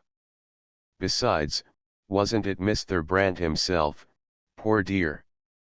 That says he, mum's the worrud, Mary, me jewel, sure 'tis but a bys thrick, and I'll not be having it talked about at all. Yes, but that was before it all came out in the newspapers, Jarvis cut in glibly. He doesn't mind your talking about it now, in fact, he told me to ask you. For something better than a week the reporter had been assiduously cultivating Mrs. Seeley's housemaid, and one of the results of the intimacy was a second visit to Brant's room, made in the landlady's absence and connived at and arranged by Mary McCarthy. Jarvis hoped little from a second inspection of the room, and not much from anything the housemaid could tell. Yet he lied brazenly to make her talk, and the lie accomplished that whereunto it was sent. Ah, then, did he tell you that, poor man, said the unsuspecting Mary. He did, for a fact, couldn't come himself, you know, poor fellow, rejoined the reporter, clinching the falsehood promptly. Now show me just what you did and tell me what you saw. Thus absolved and adjured, Mary McCarthy went circumstantially over the account of her discovery of the burglar, Jarvis absorbing the story as it was told, and leaving the journalistic compartment of his brain to sift the salient facts from the mass of embellishment and exaggeration. Black clothes, you say, he interrupted, when the housemaid came to the describing of the intruder. Black as Father Callahan's cassock. Then he didn't look like a tramp or a tough. Only for the ugly face av him I might have mistook him for Mr. Brant himself. Jarvis strolled to the window and stood with his hands deep in his pockets, looking out upon the tin roof of the porch. Dang the thing, he muttered. It gets blinder with every move. Now, who the mischief is this gentleman burglar whom Brant wants to screen, and what was he here for? By Jove! I wonder if it was young Langford? He always wears gambler's mourning. But what the dickens was he trying to steal? He turned away from the window and made another slow circuit of the room in the vague hope that he might stumble upon some overlooked clue to the puzzle. There was none, and he was about to give it up when he came to the closet at the foot of the bed. "Does this door open into the next room?" he asked. "No, sure, 'tis only the closet where Mr. Brant does be keeping his clothes." Jarvis turned the knob and glanced at the garments hanging in an orderly row at the back of the shallow recess. "These are all Brant's, I suppose," he said carelessly. "'Deed and they are, then. Whose else would they be? Are these all he has?" Mary McCarthy picked a fancied suspicion out of the meaningless question and promptly resented it. "D'ye think anybody would be stealing them?" she demanded. "Av course they are all there, barring fwhat Mr. Antrim and the by tuck to him at the jail." "Boy? What boy was this?" "'Deed, then, I don't know, some little scaramouch from the streets, I'm thinking. But he did be bringing a letter from Mr. Brant, 'tis there on the table." Jarvis sauntered across the room and took a dirty scrap of paper from beneath a paperweight on the small writing table. It was a misspelled pencil scrawl, signed with Brant's name, but he did not have to look twice to decide that it was the clumsiest of forgeries, written evidently by someone who had never so much as seen Brant's handwriting. "Mary, dear," he said feelingly, "you are a pearl of price, and the mate to you has never been found. Be off wid you wid your flattering tongue. It's not flattery, never a word of it. Did Mrs. Seeley see this letter?" "Sure, she did that same. 'Twas to her that the by did be giving it. And she gave the boy the suit of clothes it calls for." "Av course she did. and 'tis myself as was wondering fwhat Mr. Brant would be wanting with them old rags. From all our friends so they be women, good Lord deliver us, said Jarvis under his breath, then aloud, that was quite right, of course. Did you happen to see the clothes yourself, Mary? I did that, an old dirty suit of pepper and salt it was, the likes of what Mr. Brant never did be wearing in the whole swat life av him. Exactly. Jarvis slipped the note into his pocket and got away as quickly as he could. It was but the slenderest thread of a clue, but it spanned one of the many gaps he had been vainly trying for a fortnight to bridge. At the very beginning of his investigation the reporter had stumbled upon Harding's disguise, the wig and the false beard in the West Denver Ghost House, and a painstaking inquiry into the habits of the red-haired and fiery-bearded lodger had developed the fact that he was seen often in company with another man whose description Jarvis had gathered from many sources, but whom he was as yet unable to identify.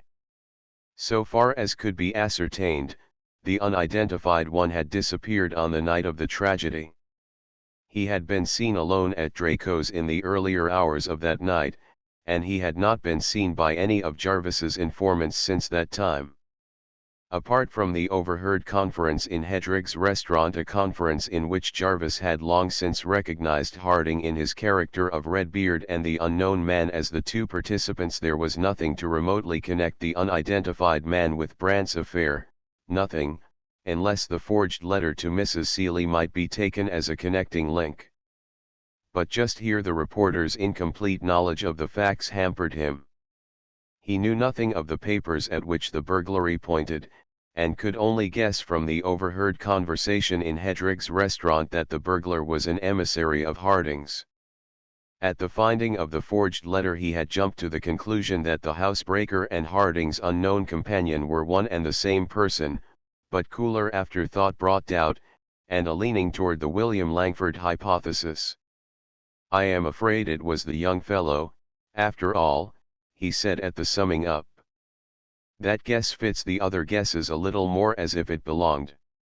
Nobody but a fool of a boy would do such a thing and get stone blind in the middle of it, and there is nobody else in the whole shooting match that Brant would go out of his way to shield. As for the clothes and the letter, they don't count very hard. Even as big a fool as the boy would have sense enough not to wear his everyday clothes while he burgled a house. So Jarvis concluded, and he did not change his mind when, later in the day, in another talk with DeVerney, he learned that Harding's unknown companion had always appeared in dingy pepper and salt. That was a mere coincidence, he argued, and the pattern was certainly common enough to warrant the supposition.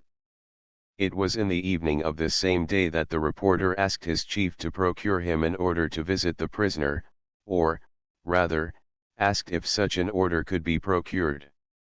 I don't know, said the night editor. It's after hours. But we can try. What have you stumbled upon, anything new? Nothing much. Write me the request for an order, and I'll tell you about it when I come back. I have an idea. The request was written and Jarvis forthfared to the jail. His idea was but the piecing together of some irrelevant facts.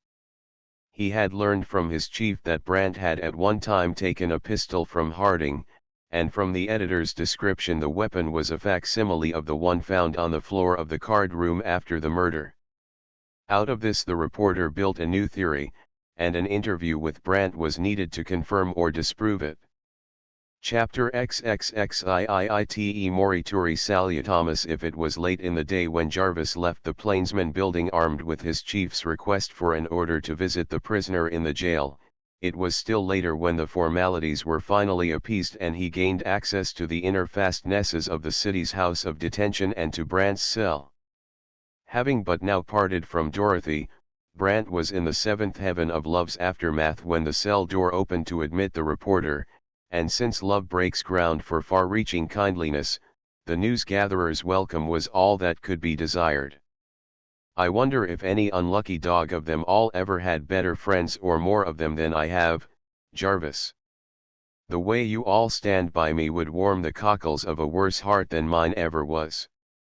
Thus the prisoner of good hope, love-tempered, and Jarvis laughed. You don't deserve to have any friends. May I sit on your bed? Thanks. A fellow that loses the combination on his tongue the way you have ought to be hanged on general principles.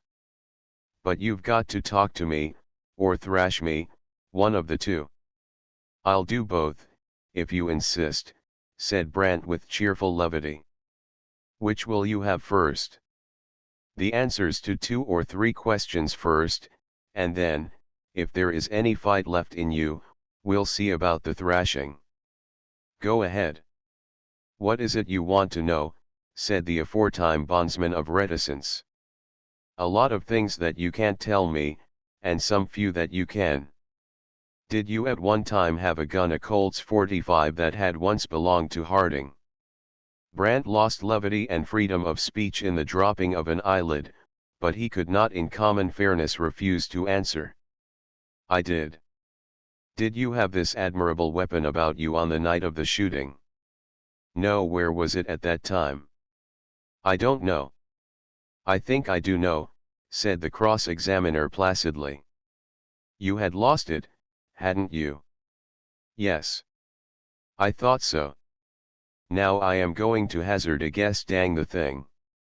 It's all guesses, so far, and I shall know if I've hit it whether you admit it or not. You left that gun in your room the night of the burglary, and you haven't seen it since. Brant did not attempt to deny it. That is also true, he admitted. So far, so good. Now, do you know who it was who broke into your room, and slept in your bed, and stole your artillery? I think I do, but I don't care to discuss that point with you. You needn't, if you don't want to. But it will be discussed in open court next week. Brant's start was not lost upon the young man, who had apparently missed his vocation in electing to be a journalist rather than a detective. Why should it come up at the trial? Brant demanded. Because it is going to have a very considerable bearing on the case, said Jarvis coolly. The man who took the pistol from your room gave it back to Harding. How do you know he did?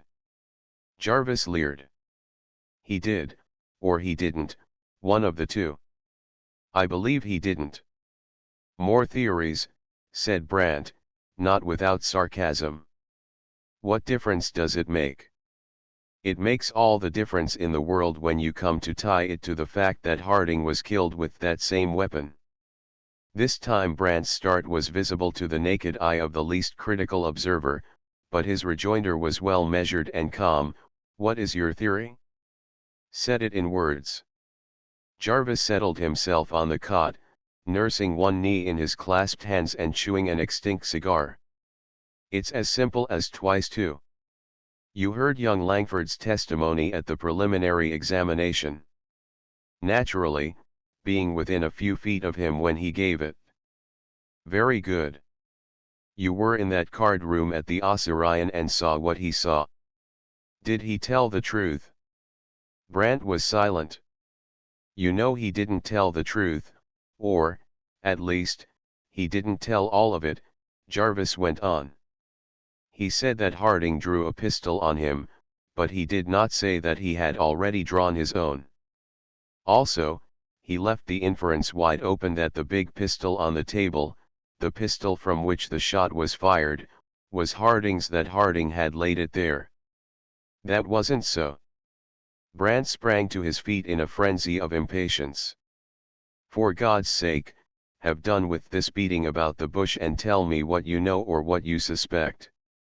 Jarvis complied in set phrase. This, young Langford was the man who broke into your room. He was the man who took the pistol, who carried it all the next day, who drew it upon Harding, who he broke off abruptly, leaving the categorical accusation unfinished. You know what happened just as well as I do. It was that young cub who did the shooting, and you are here because, well, I know the why and wherefore of that, too, but we needn't go into it. You been all sorts of a Don Quixote, and I believe you'd keep it up to the finish, if you had your way. But it won't go, George. Brand said nothing. He was leaning against the wall, just where Dorothy had stood a little while before, and there was a faraway look in his eyes, the look that comes into the eyes of a soldier when duty calls and death beckons. But Jarvis was not skilled in reading face signs, and he went on, secure in the worldly wisdom of his own point of view. I'm not saying it wasn't a fine thing. If you had lived 2 or 3 centuries ago, they would have drawn and quartered you first and made a demigod of you afterward. But it won't go now. When people find out, half of them will laugh at you, and the other half will say you ought to be sent to a lunatic asylum. If you could have carried it through. Brand came out of his reverie and sat down on the cot beside the exponent of worldly wisdom. You say, if I could have carried it through, he broke in. But now there is nothing to do but to switch over and pull in harness with common sense. It will all come out at the trial, it's bound to. The judge is making believe that he is going to be your counsel, whether or no, but you know you are not going to allow it, and the upshot of that will be that the court will appoint somebody else to defend you, and it is 10 to 1 that it will be some keen young fellow with nothing to lose and everything to gain. There are a dozen young lawyers keeping up with the case, and any one of them will snap at the chance. And you know as well as I do what will happen if any lawyer in the wide world, save and excepting his own father, gets a chance to cross-examine Will Langford. Brand nodded, as one who may not contract overt a self-evident fact. But what he said brought the reporter's card house of hypotheses tumbling in ruins. You have made your case, Jarvis, and summed it up, but there is one small flaw in it. You are taking it for granted that young Langford killed Harding, and that I did not. What if I say that your basic premises are wrong? Jarvis laughed, but it was not the laugh of assurance. You can't bluff me out, George, I know what I know. You don't know anything. You are merely guessing from beginning to end. Jarvis took time to think about it, and assurance slipped still farther into the abyss of incertitude. If it is only a guess, you can make it a certainty, he said at length. Brand smiled. You would hardly expect me to tie the rope around my own neck, even in a confidential talk with you. But I will tell you a little, and you may infer the rest. You are pretty good at inferences. My quarrel with Harding was of the deadly sort, and it had been going on for years. A few weeks ago I ran him out of town, telling him plainly that if he came back I should kill him. After he had gone I learned that he had done a thing for which there was no such word as forgiveness, and I swore then, and wrote it down in a letter, that his chance for life lay in keeping out of my way. Can you put 2 and 2 together? Jarvis nodded slowly. You've buried me and my little theory 6 feet deep, with a stone atop, and I'm honestly sorry. I couldn't believe you'd do a thing like that in cold blood, George. Do you call it cold blood?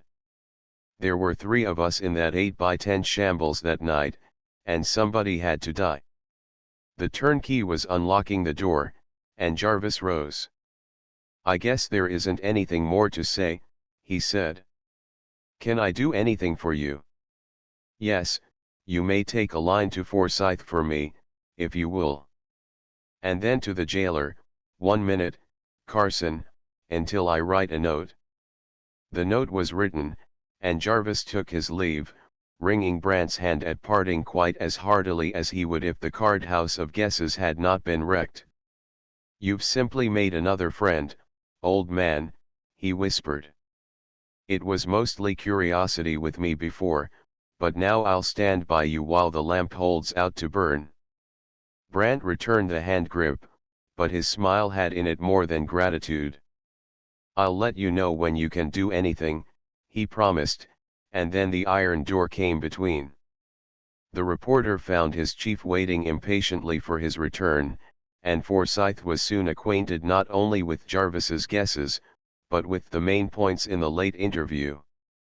"That's all," said Jarvis in conclusion, "except that he gave me this note for you." Forsyth read the note and swore gratefully. "You are to be congratulated, Jarvis, you have done what none of the rest of us have been able to do." He consents to accept Judge Langford as his counsel. And the editor went quickly to the telephone to call up the house in the Highlands. This was the skirling of the bell which had interrupted the master of Hollywood as he was sitting down to his dinner, and which had made Dorothy linger on the stair to hear what should come of it. "What is it, Papa?" she asked, when her father replaced the earpiece in its hook. "It is a message from Mr. Forsyth. Brand has notified him that he will accept me as his counsel, and has promised not to obstruct us any more. You may take that for a grain of comfort." But Dorothy still lingered. "Is the time set for the trial, Papa?" "Yes, Tuesday of next week. But don't grieve till you must. We shall be ready, and we shall do all there is to be done. 1 week from today, one little week." She said it over and over to herself in the darkness after her father had gone back to the dining room, and the grain of comfort was swallowed up in foreboding. The week of waiting was outworn at length, slowly for the state's attorneys, since their case was already made, but all too swiftly for Brandt's friends. At the end of it Judge Langford went into court with as little of weight to say for his client as any advocate of a man who was already tried and found guilty by public opinion could have. Of that little he made the best possible use, and his eloquent plea to the jury had in it all the fire and fervour and pathos of a strong man who had once been the ablest special pleader in a section where eloquence is in some sort a birthright. But the judge fought a losing battle from the beginning. He knew it, and all the others knew it. Though the prisoner had receded from his original determination, and had pleaded not guilty, the plea was taken to be wholly a matter of form. His guilt was tacitly admitted by all, and the judge's appeal was for clemency rather than for acquittal. "If this man had done this thing," was the preface to each fresh outburst of eloquent beseeching. None the less the effort proved unavailing. Forsyth had prophesied truly. Public sentiment was aroused, and there was need enough for a stern example on the side of strict justice. Brandt's friends saw all this written out large in the faces of the jury, and were prepared for the verdict. As a mere matter of decent formality the 12 men left the jury box at the close of the judge's charge to them, but they were back again before the hum of comment in the crowded courtroom was fairly abuzz. And in the silence which fell upon all the foreman announced the verdict. The prisoner at the bar had been found guilty as charged.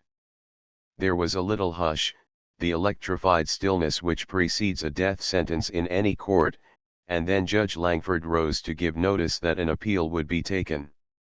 The court heard him through patiently, and sentence was suspended accordingly. Then the prisoner was remanded to jail, and the trial was over. Judge Langford had no hope of securing a new trial, and he admitted as much when Forsyth got speech with him. "It was the only thing there was left for us to do," he said, "and we shall gain nothing by it save a little delay. But having undertaken to plough this young man's furrow, I shall plough it faithfully to the end." Once more, as on a former occasion, the judge's forecasting was rooted in the event. The motion for a retrial was argued, heard, and denied, the prisoner was sentenced, and the day of execution was set for the Friday before Thanksgiving.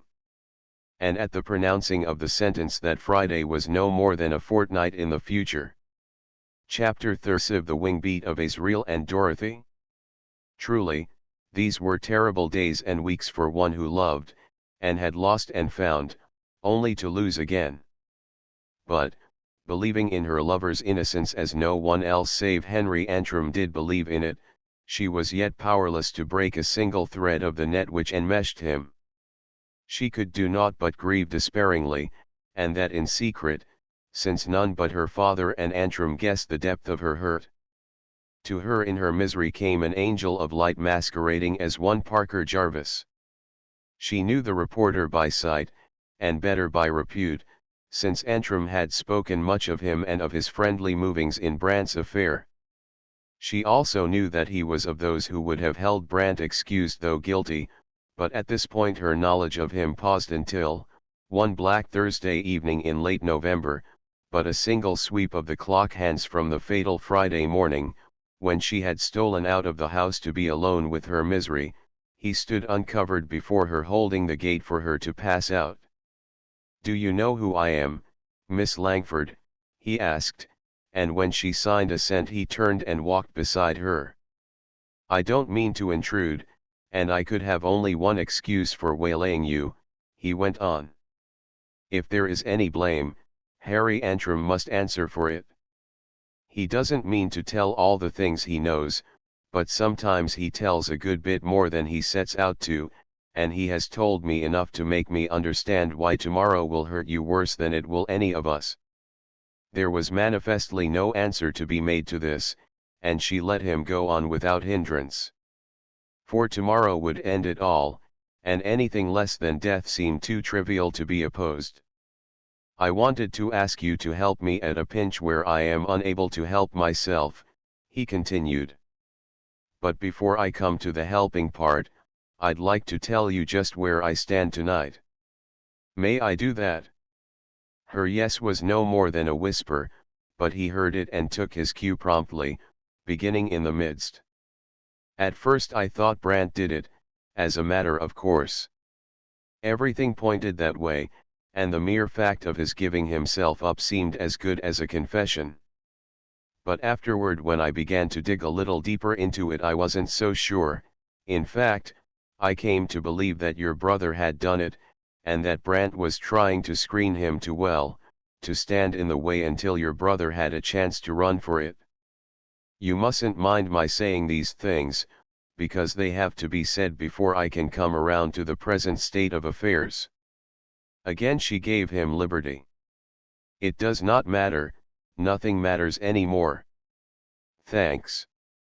Well, about that time I had a talk with Brant, and I'm ashamed to say he made me fly the track again, made me believe he did do it, after all, and I went on believing it till one day about a week ago, when Harry Antrim told me what you told him Brant had told you.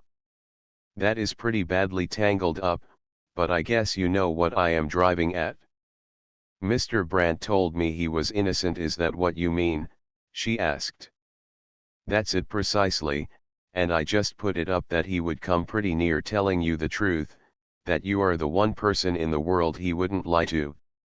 So I had to climb over the fence again, and well, to cut a long story short, I haven't had 10 hours sleep in the last 60-odd, and tomorrow is the day."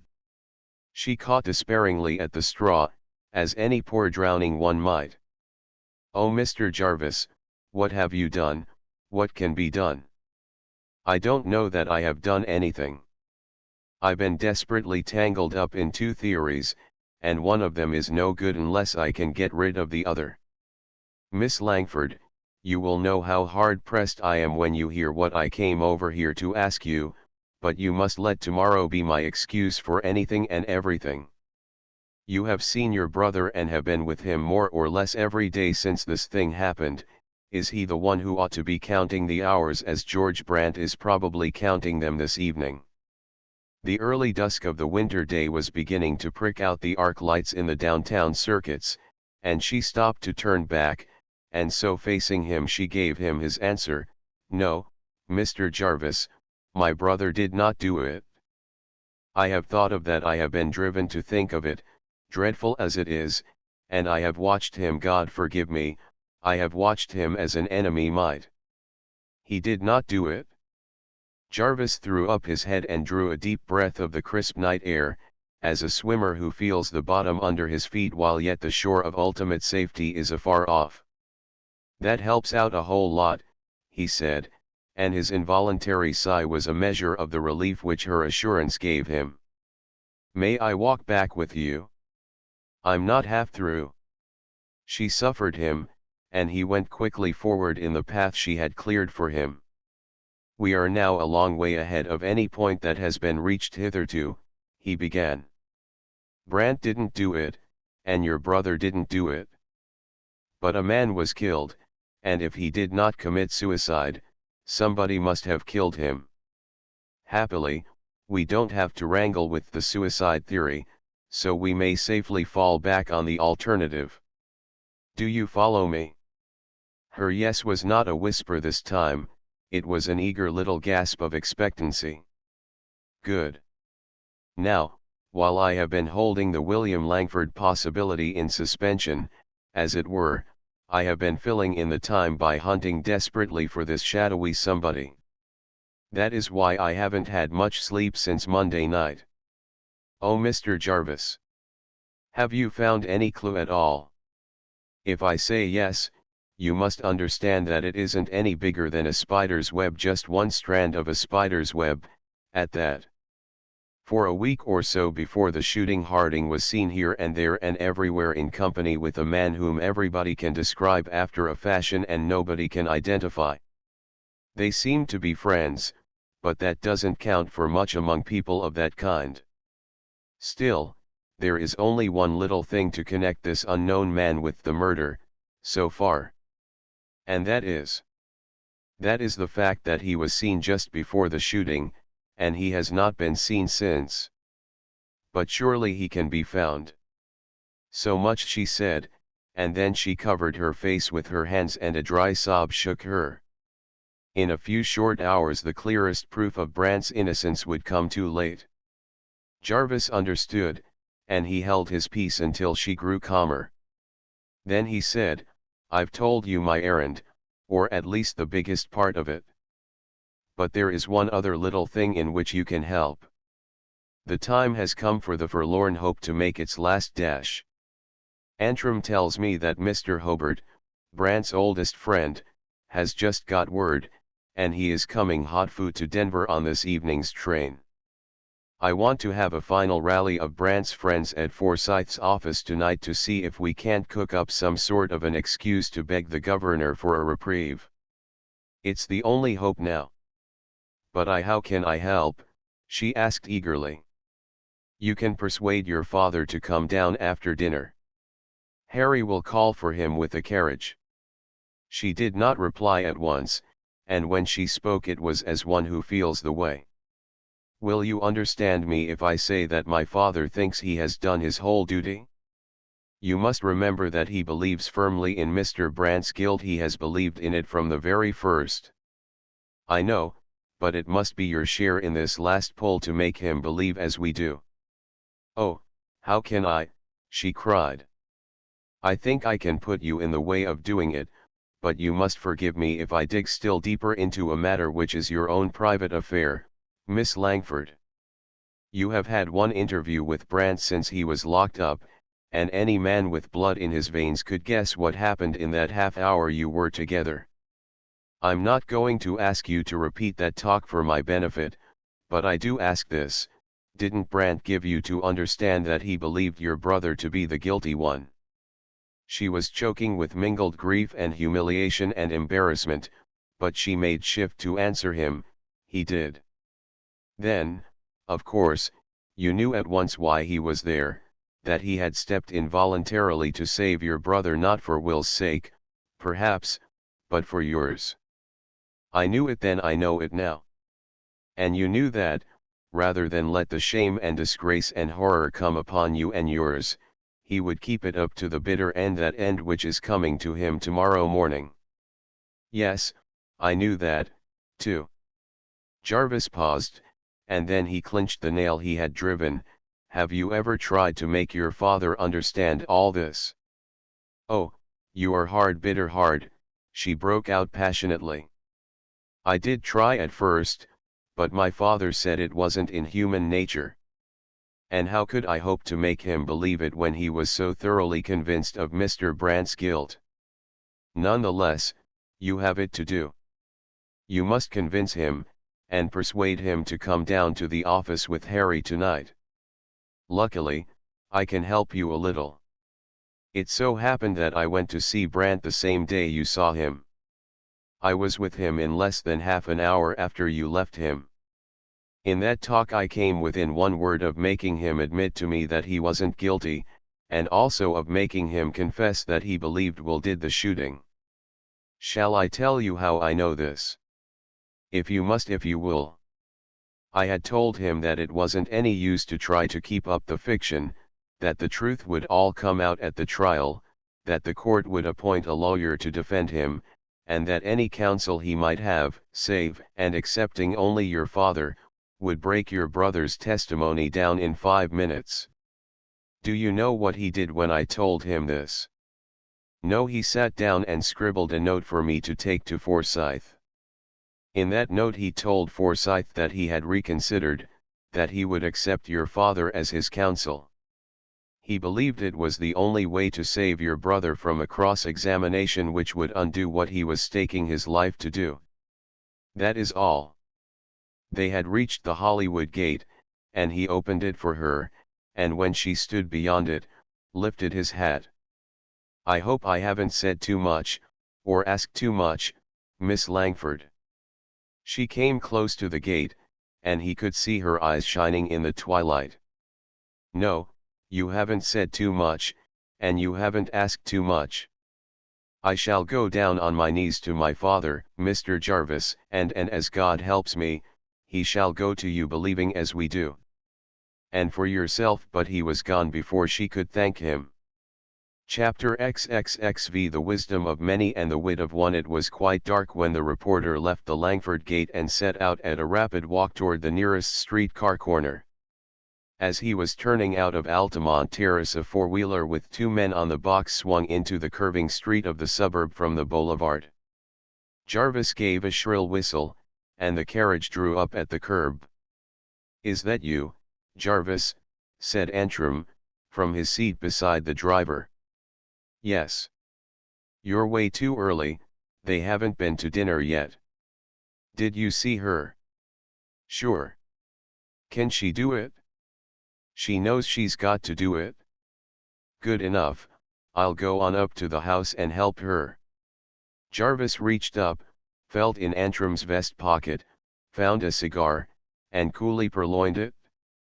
"Begging your pardon, you will do nothing of the kind, savez-vous?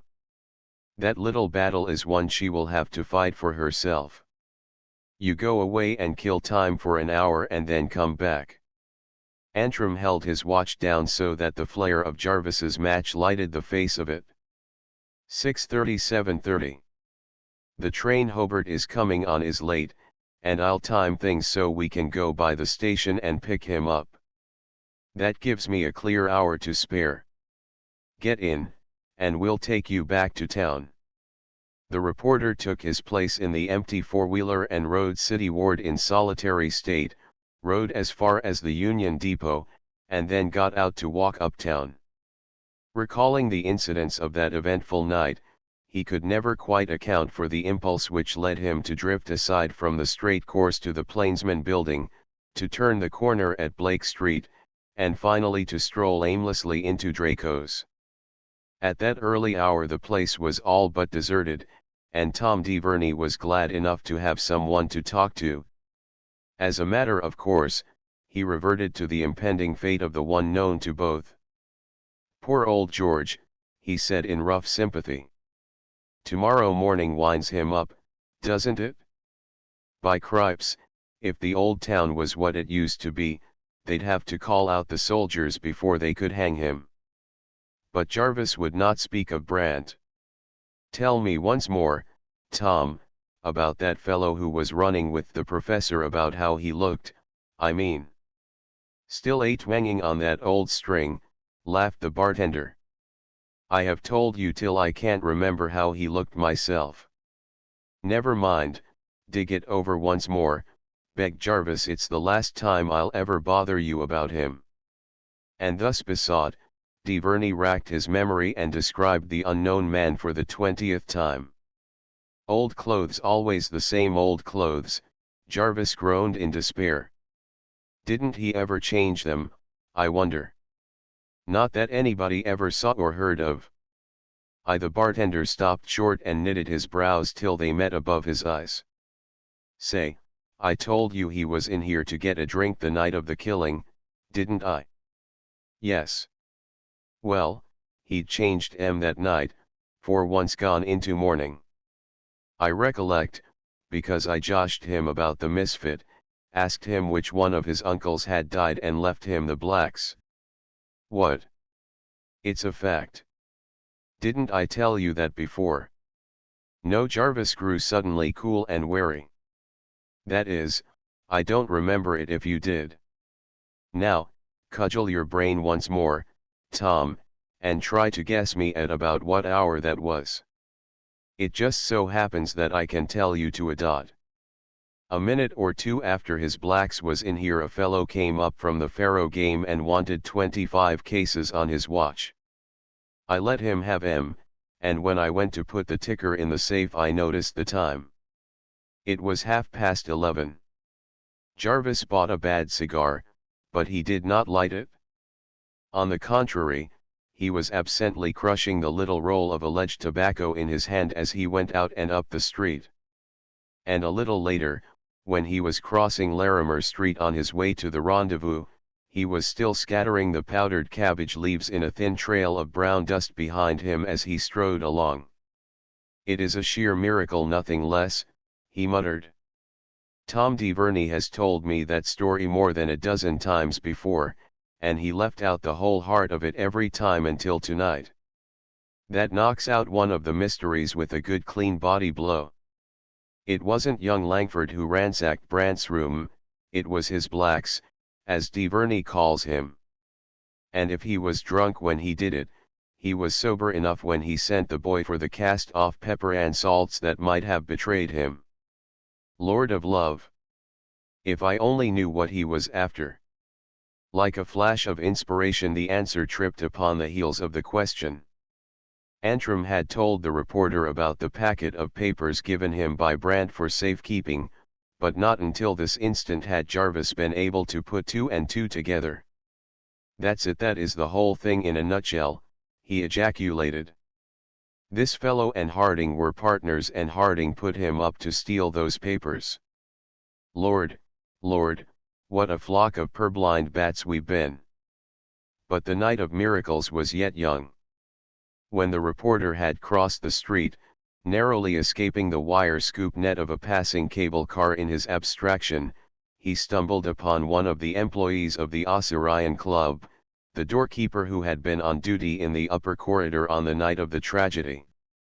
Jarvis stopped to buttonhole the man from sheer force of repertorial habit. "Hello, Binky. Going on watch?" he queried. The man nodded. "One demnition grind, isn't it? Anything new?" "No. Business has been mighty quiet with us since that scrap in number 7.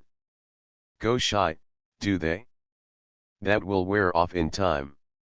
By the way, Binky, there wasn't anybody else in the big room that night when George Brant went in, was there?" "Not a soul."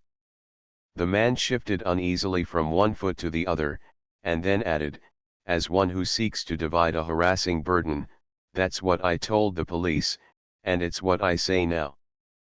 But for all that, there was a blamed queer thing happened that I haven't told anybody, and I've sweat about it till I'm scalded raw." "What was it?" Jarvis forced himself to ask the question carelessly, but anxiety and eagerness were fairly suffocating him. "Why, it was this. George came up and asked me about those two fellows, and which room they were in, and I told him. Then I saw him go swinging up the middle of the big room with that get out of my road gait of his as plain as I see you now. Well, about 2 minutes afterward I got up to go and close a window in the far end of the hall, and when I got back to my chair at the door there he was yet, still going up the room the same as I'd seen him before. Blame me, if I didn't think I'd got 'em again, for a minute." "You are sure it was Brant?" said Jarvis, hungering and thirsting for the negative answer which he did not dare to so much as suggest. "Sure enough," said the doorkeeper briefly. At first I wasn't so cocksure, it seemed like he'd gone thinner just in that minute or two, so that his clothes didn't fit him so well, and he wasn't swinging along any more, he was going cautious-like, as if he were listening for something that he couldn't hear.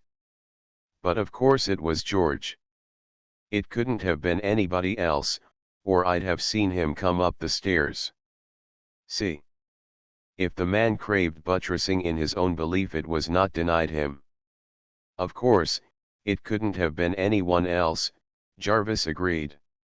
Most likely George came back to ask you something, didn't find you at the door, and went on again.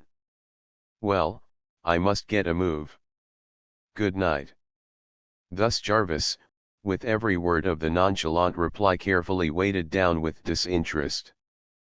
But when he had left the latter-day Egyptian on the corner, repressed excitement found speech commensurate with the importance of the new miracle. Holy smoke, and yet they say there isn't any such thing as a miracle nowadays. Why, good Lord! Here there have been 2 of them within an hour, within 15 minutes, and they go together like the foot and the shoe. Yes, it was Brant like Fitz. It was his double in the stolen suit of black clothes, that's what Binky saw. And he has been keeping it dark because he was afraid of losing his job if he admitted that someone might have made a sneak on him. This time Jarvis went straight to the editorial rooms of the Plainsman, and, finding them untenanted, sat down to wait with what patience he could muster for the others to come in. The interval was not ill spent. Before the reporter's reverie was interrupted, he had cleared up more of the mysteries, so many of them, indeed, that only one of any magnitude remained to baffle him. But that one was impregnable. If the unknown one were the murderer, and with this Jarvis had closed as with a fact assured, why had the man shot his late confederate? In the meantime Antrim had killed his hour, and had driven once more to Altamont Terrace. He found the judge ready to accompany him, and from the elder man's grave preoccupation he argued that something of moment had occurred in the interval of slain time. As prefigured, they drove by way of the Union Depot and stopped to pick up Hobart. The train was not yet in, and Antrim had time to run up to the telegraph office. When he came down he was scowling and cursing his luck. Whereupon the judge came out of his preoccupation enough to ask what had happened. "Oh, it's that dispatcher at Baltimore again, he is always getting sick at the wrong time. I've got to drop everything and sub for him, and I suppose I shall have to go up on 17. That lets me out of the conference, but I don't know that I could do any good if I stayed. It isn't going to make any difference. It's all up with poor Brant." The judge shook his head. "I must confess I don't see any light, but since Dorothy has told me," he broke off abruptly. "Do you know what she believes, Harry?" Antrim nodded. I more than half believe it myself, now," the judge admitted, and his voice had in it a tremulous quaver which was not of age. "It is the height of incredibility, it is more like a chapter out of some old romance of the dead and gone age of chivalry, but I have believed it all along," said Antrim. I know you have.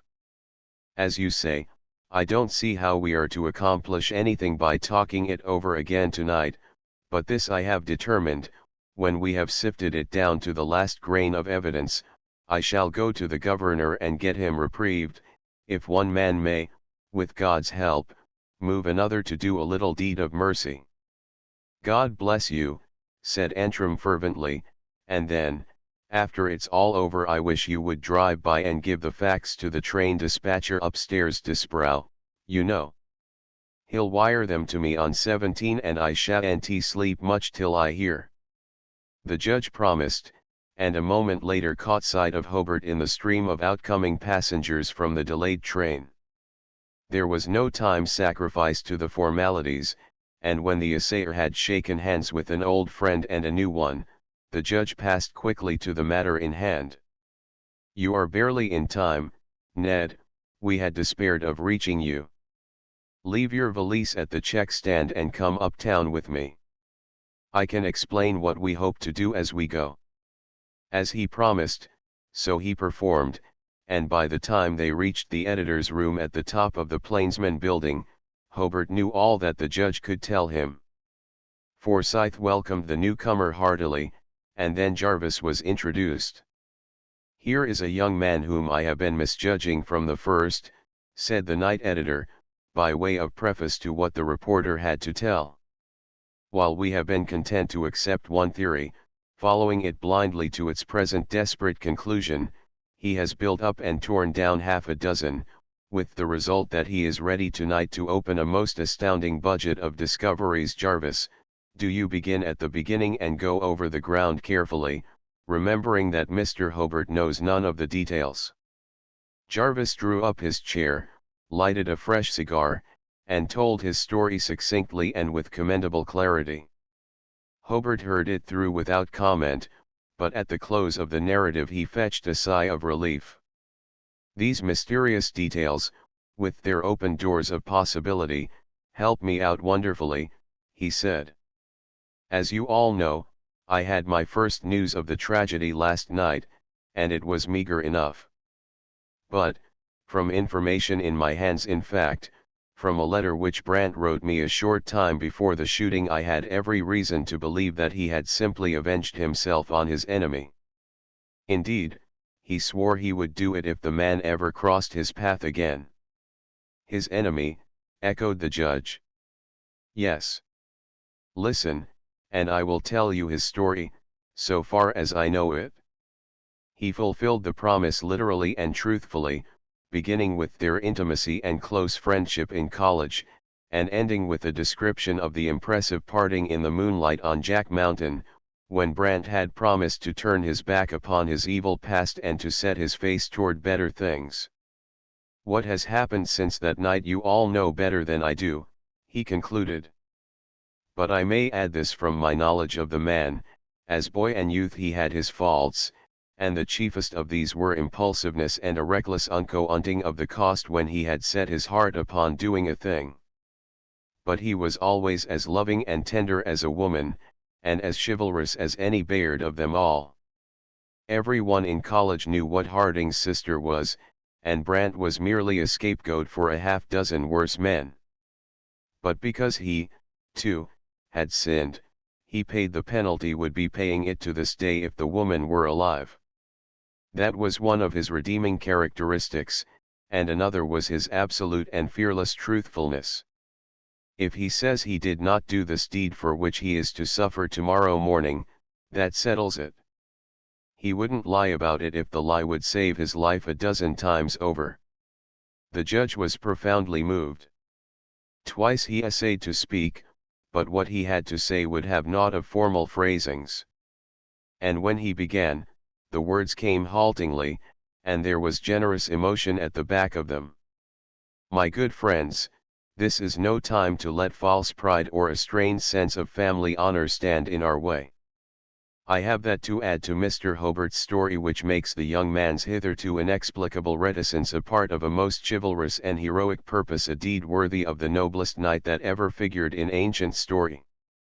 From the moment of darkness in which the deed was committed up to the present time, Brant has believed that my son was the murderer of James Harding, and it was in this belief that he determined to sacrifice himself to save the boy.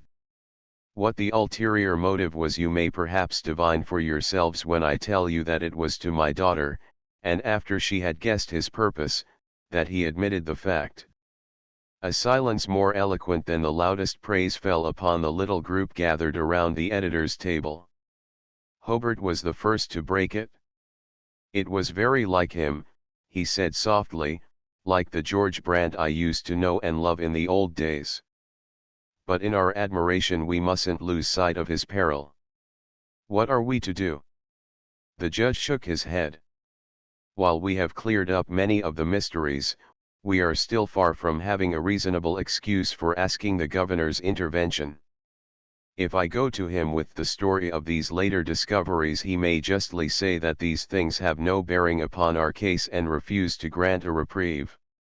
I presume it is sufficiently clear to all of us now that this unknown man who broke into Brandt's room and stole his clothes is the man who killed James Harding. But we can neither prove this nor establish the motive. If we could identify this man, and so be enabled to find him, we might be able to show why he shot a person with whom, by all accounts, he was on friendly terms. While the judge was speaking, Jarvis was sketching a crude outline of a human face on the blotter under his hand.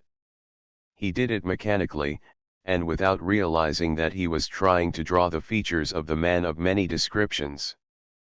When he did realize it, he passed the blotter across to Hobart with a query. "Does that remind you of anybody you have ever seen?" Hobart shook his head. "I didn't suppose it would," said the reporter, taking the blotter and beginning to obliterate the picture by adding a bushy beard and a bristling mustache to the face.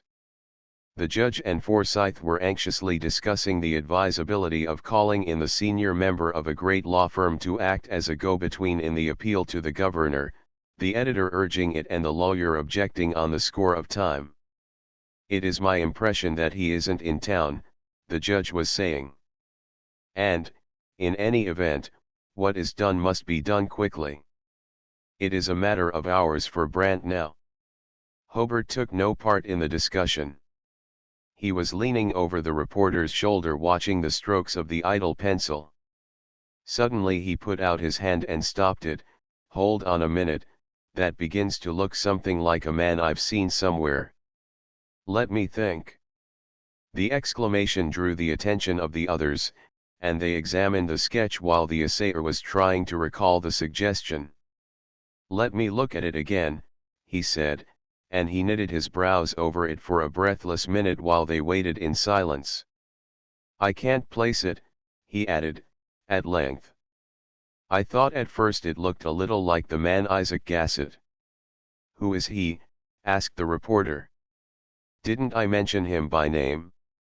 "He is the ruffian who shot Harding's sister in the affray at Gaynard's, the fellow that Brandt winged and would have killed, if I had let him."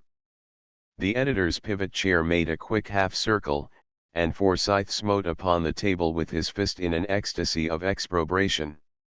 "What an infernal lot of idiotic chumps we are, saving your presence, Judge," he burst out. "Why, the thing is as plain as daylight. Gassett is the man who was plotting with Harding against Brandt, and he is the man who followed Brandt into the Osirian that night and fired the shot which killed Harding. And that shot missed its mark, it was meant for George Brandt."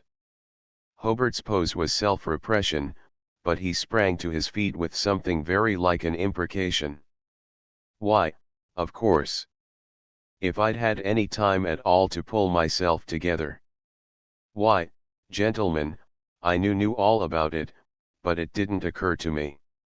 This man Gassett got out of the hospital before I left Silverette, and it was the talk of the camp that he was hunting for Brandt with blood in his eye. I meant to write George about it at the time, but since he had cut the whole business I didn't think there was any great danger. But it was the judge who went to the heart of the matter in 2 words. 'Thank God,' he said earnestly, 'at last we have something with which to go to His Excellency, the Governor. And afterward, if we can only lay hands on this man Gassett.' There was a volley fire of suggestions from Hobart and Jarvis, but the night editor's genius for organization came quickly to the fore.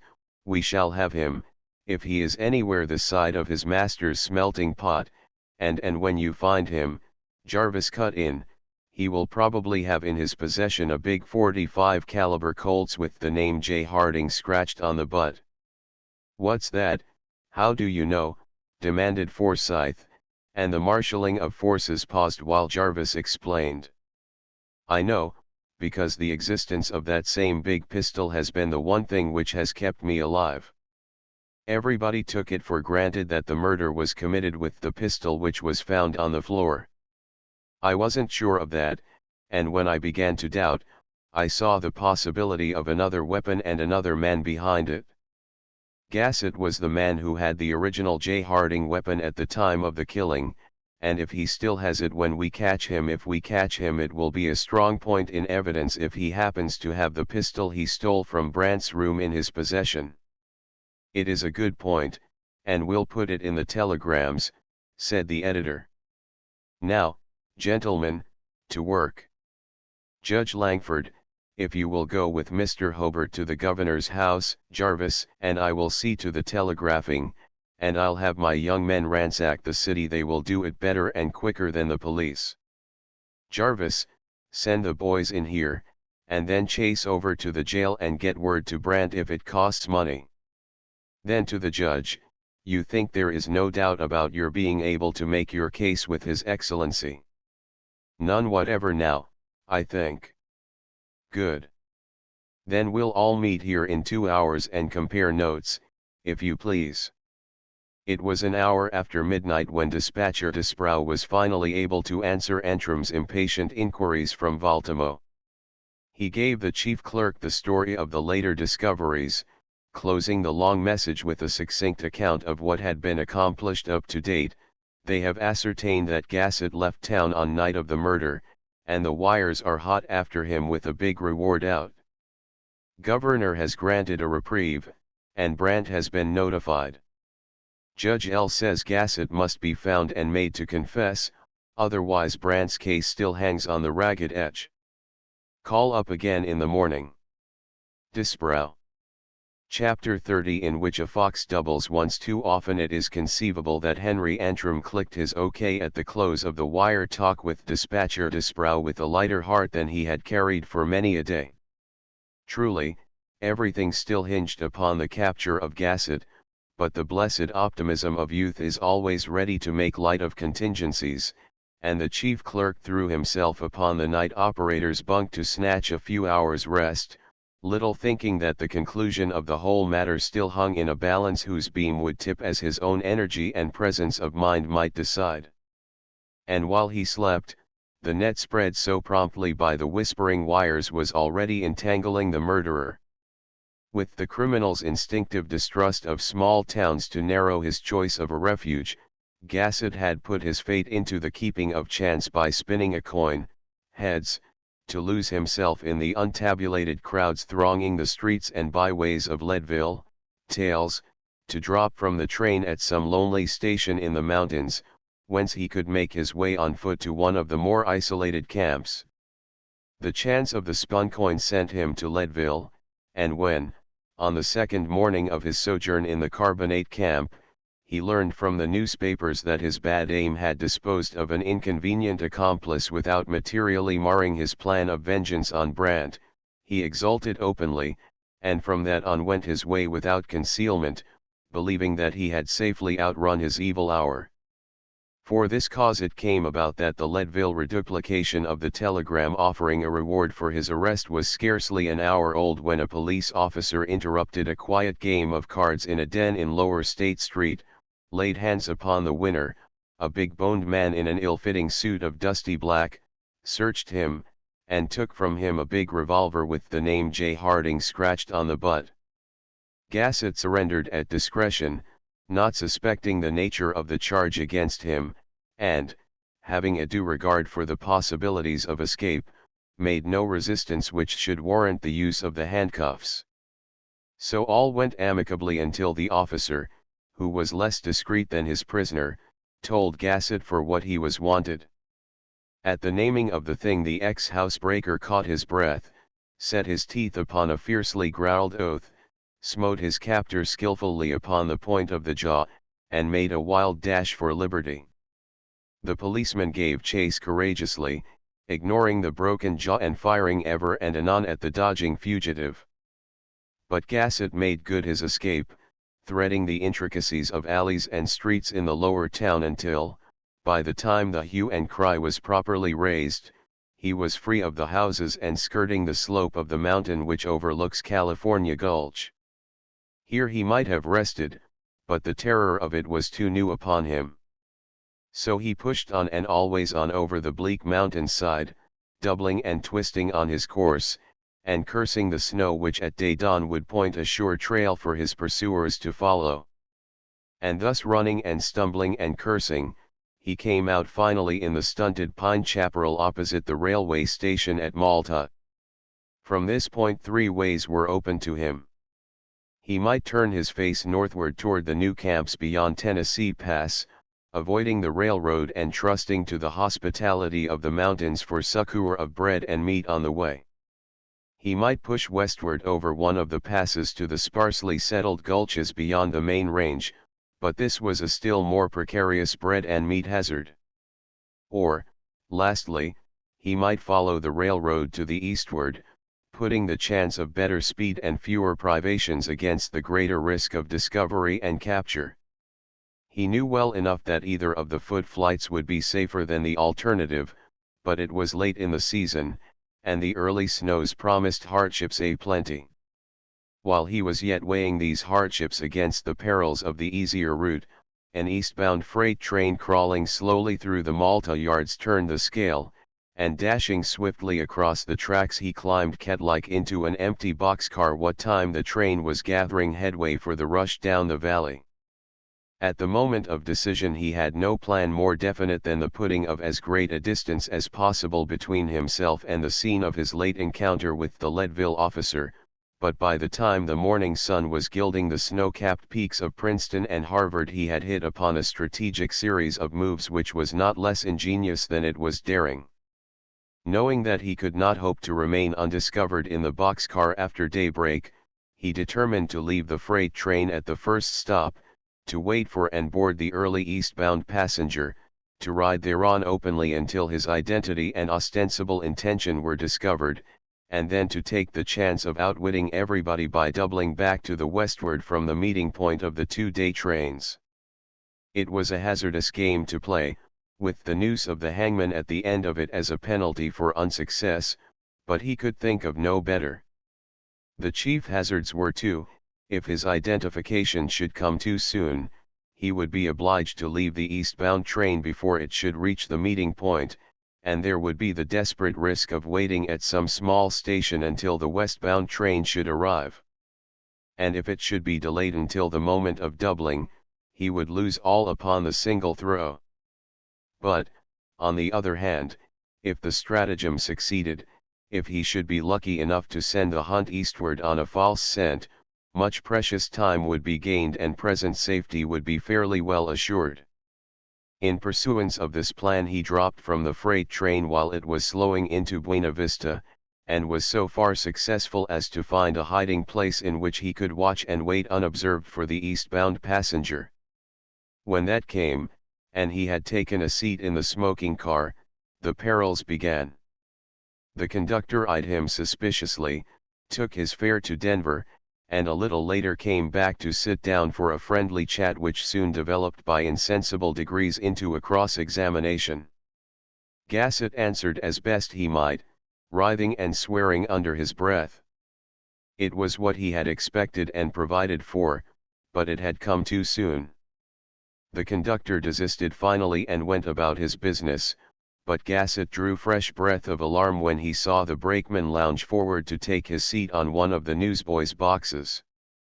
And when the brakeman kept his place doggedly past station after station, ignoring his duties, Gassett argued that he was already under surveillance and began to nerve himself for whatever desperate struggle was in store for him. The fugitive's surmise was entirely correct. Since early morning the wires had been buzzing with the news of the night, and inasmuch as the railway afforded the most obvious line of escape, every trainman was on the watch for the man whose description had been sown broadcast by the telltale wires. For this cause, and knowing both the fact of the reward and the figure of it, Conductor Harker thought himself in luck. Baltimore was the first station ahead where a constable could be found, and to Baltimore the conductor wired at the first opportunity. Antrim was at his post in the telegraph office, filling the place of the invalid branch dispatcher, when the conductor's message arrived, and he took it upon himself to make sure that the town marshal and 2 deputies were at the station to meet the train. That done, he waited in a fever of impatience for the event to mature, and when the suspense indoors became unbearable, he gave his place to the day operator and went out to be in at the death. He had not long to wait. The whistle of the coming train was echoing in the upper cannon, and the little knot of loungers which had gathered about the marshal and his deputies broke apart and fell back to give the officers free play. There was a westbound freight in the upper yard, waiting, with a man at the switch, to pull out after the passenger train should arrive, and the rear trucks of the latter were no more than fairly over the movable rail before it was set for the siding, and the freight began to worm its way out around the double curve. The incoming passenger train slid down the grade to the station with brake shoes smoking, and conductor Harker swung off and caught himself with a quick little run. "I've got him, alive and kicking. He's in the forward end of the smoker," he cried, and in a flash the marshal darted into one end of the car while his deputies cut off the retreat at the other. Something to the surprise of all three, they met in the middle of the car without their quarry. There were not more than a dozen passengers in the seats, and no one of them remotely answered the requirements of the Gasset description. The marshal threw up a window and yelled to the conductor, "Come in here and show us your man." Harker was with them at the word, but there was blank astoundment in his face. "Suffering Moses, you've let him get away," he gasped.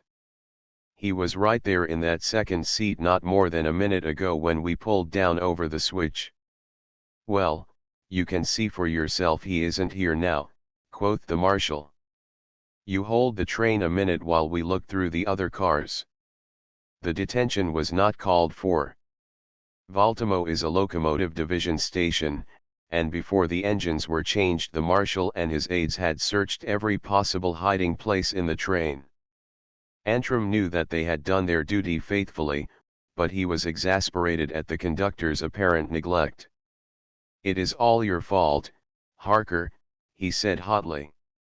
"You ought to have had sense enough to keep your eyes or your hands on him."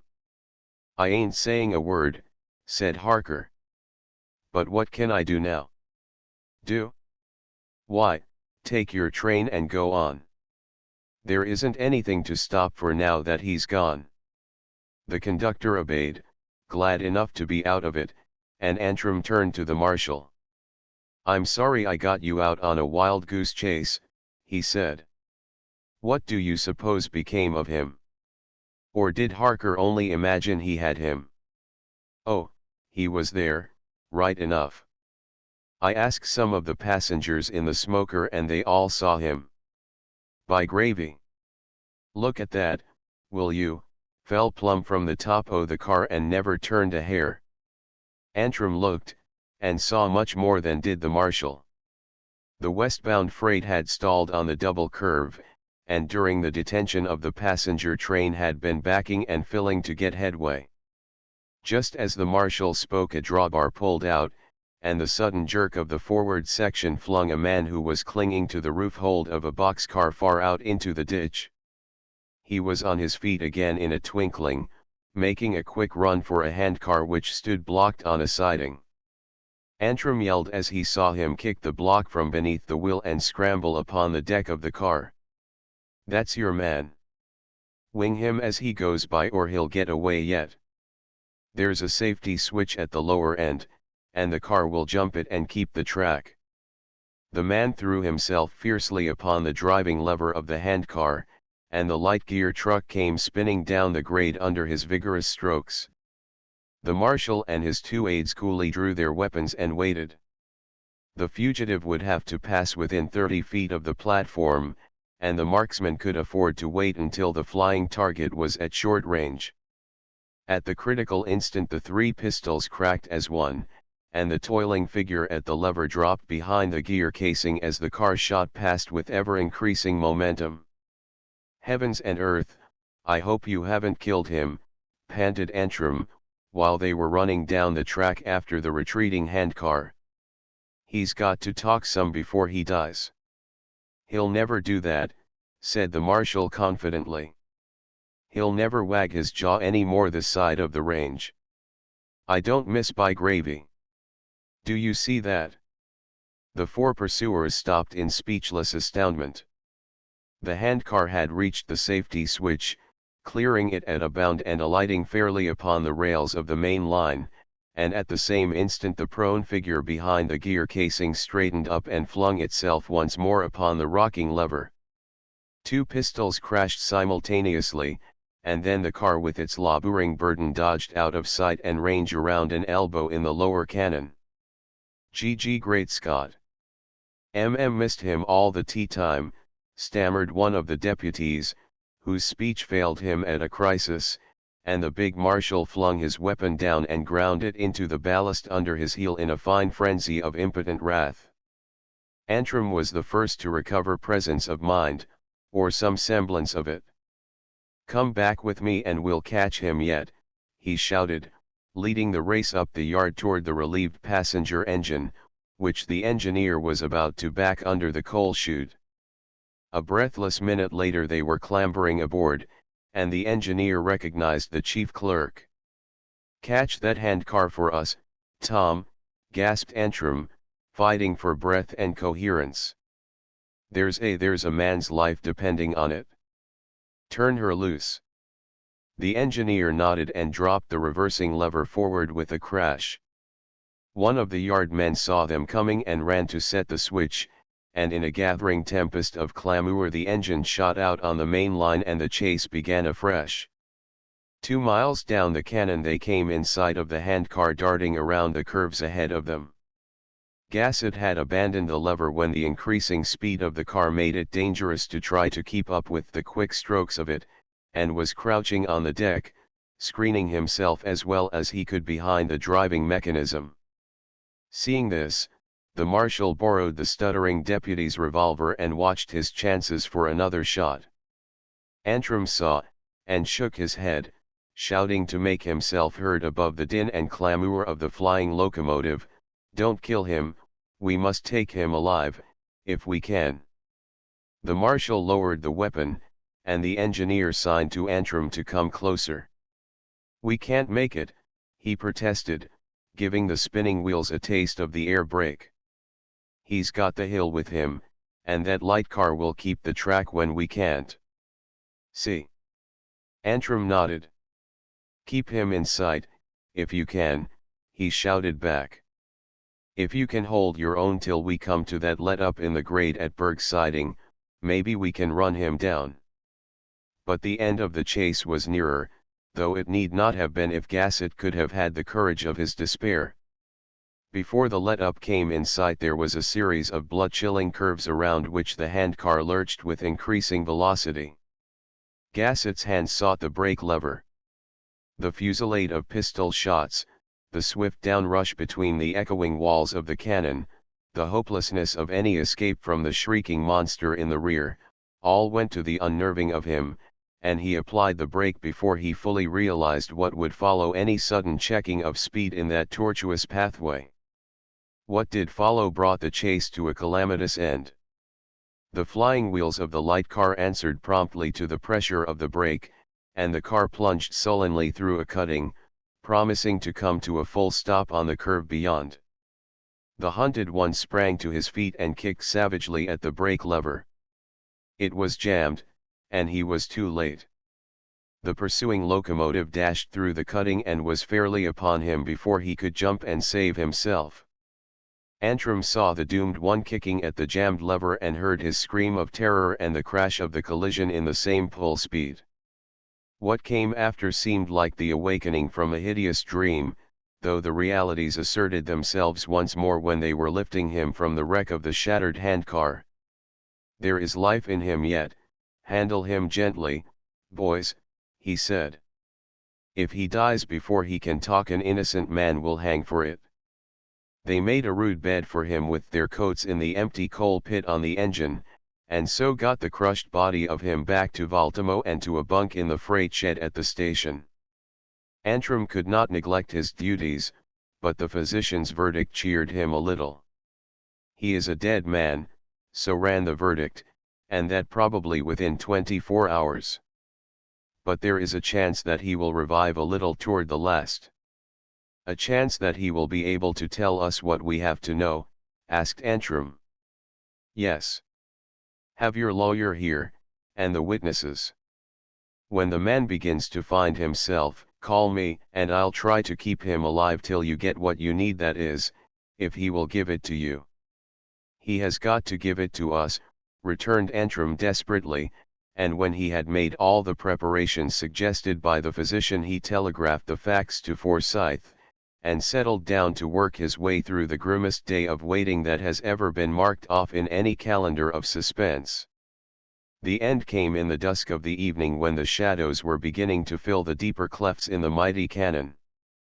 Gassett opened his eyes, stirred feebly, and asked for liquor, and Antrim called the lawyer and the witnesses, and sent out in hot haste for the physician. As it fell out, there was time and to spare, time for a halting confession from the dying murderer, in which he told no more lies than he could help, time, needless time, after that for the slow and reluctant passing of a hopeless soul from a maimed and tortured body. Antrim drew breath of blessed relief when it was all over, but it was a full hour afterward before he could compose himself sufficiently to send a second telegram to Forsyth. Gassett died at 7:12 this p.m. He was conscious at the last, and made full confession and deposition in legal form. Same to you by express on number 2 tonight. Hearty congratulations to Brandt. Will be in Denver day after tomorrow. Antrim. Chapter XXXVII. The law of the Medes and Persians. So you have quite made up your mind to leave Denver, have you? It was the day of deliverance, and Hobart, claiming the elder right, had met Brandt at the opening of the prison doors, whisking him off straightway to Elich's and to a private box therein, where they could have a quiet talk over their luncheon and a quiet smoke afterward. Brandt shrugged. That says itself, doesn't it? I am not wholly shameless. After all the free advertising I have been getting lately, people will stop and point me out in the streets. Hobart's laugh was a friendly jeer. That is what you get for trying to play the part of Providence, and not altogether blameless Providence, either, since you were going to let a judge and a jury hang an innocent man. How did you come to get so befogged in the ethical part of you? Brandt waved the question aside in the gesture which flicked the ash from his cigar. There are more things in heaven and earth, Horatio, than are dreamt of in your philosophy, he quoted. We'll drop that part of it, if you don't mind. But I do mind, I am curious to know. Brandt did not hasten to explain, and when he spoke again it was to ask a seemingly irrelevant question. Do you know what it means to love a woman, Ned? I'm supposed to, am I not? I don't know. There's many a man married, happily married, too, who doesn't know what it means. Luckily for the common good, the kind of love I have in mind is a thing apart. It is both more and less than a passion, it is a mania in the sense that it blinds the eye to everything save the present happiness of its object. Can you grasp that? Yes, in a measure. But in your case there were so many things to be considered, there was no time to consider them. In such a crisis one must act first and think afterward. At the critical moment I thought of but one thing, the misery of one woman if her brother should not have a chance to run for his life. Hobart nodded. I can follow you that far. But afterward, when you found he wasn't going to run for it? That was another matter. I was bitter. At first, I had given him his chance, I thought, and he was contemptible enough to deny me mine. But I had time enough to think then, to see that the object to be attained remained the same, to see what a sorry sham I was and had been. It broke me, Ned, and while I was down I made a clean sweep of it. I hadn't killed James Harding, as it happened, but under other conditions I might have killed him, should have killed him, I said. In which case the judge and jury couldn't err greatly in hanging me. Hobart heard him through, but at the summing up he scoffed openly. That is the baldest sophistry, George, and you know it, he asserted. Brandt smiled. Perhaps it is, but you must remember that I loved the woman. I meant never to speak of this to anyone, Ned. Nonetheless, I am glad you have made me speak of it to you. Why? Because if you can't understand it, nobody else ever will. Shall we bury it and talk about something else? It is dead and buried from this time on, rejoined Hobart loyally. But you are wrong when you say that I don't understand. It is precisely because I do understand all you've admitted, and a lot more besides, that I am willing to give you all the rope you want. When a man makes 17 different kinds of a knight-errant of himself in this cold-blooded age, he earns privileges that we ordinary mortals are bound to respect. This is my last word. Now, then, what are you going to do with yourself? The one thing needful has been done for me. Colonel Bowron did not wait to be told that I should probably want to disappear. He took it for granted, and got me an appointment as engineer in charge of the work on the Chipeta ditch down in the San Juan. Is it a good billet?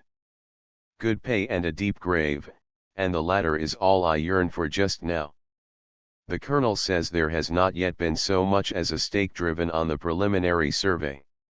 If I take it I can drop out of sight and hearing for a year or two at least. You say if. Of course, you will take it. Brant took time to balance his fruit knife accurately on the edge of his plate before he made answer. I am not so sure about that, he said finally. It will depend very much upon the outcome of a little talk I mean to have with a certain lady. Miss Langford. No, Miss Langford's mother.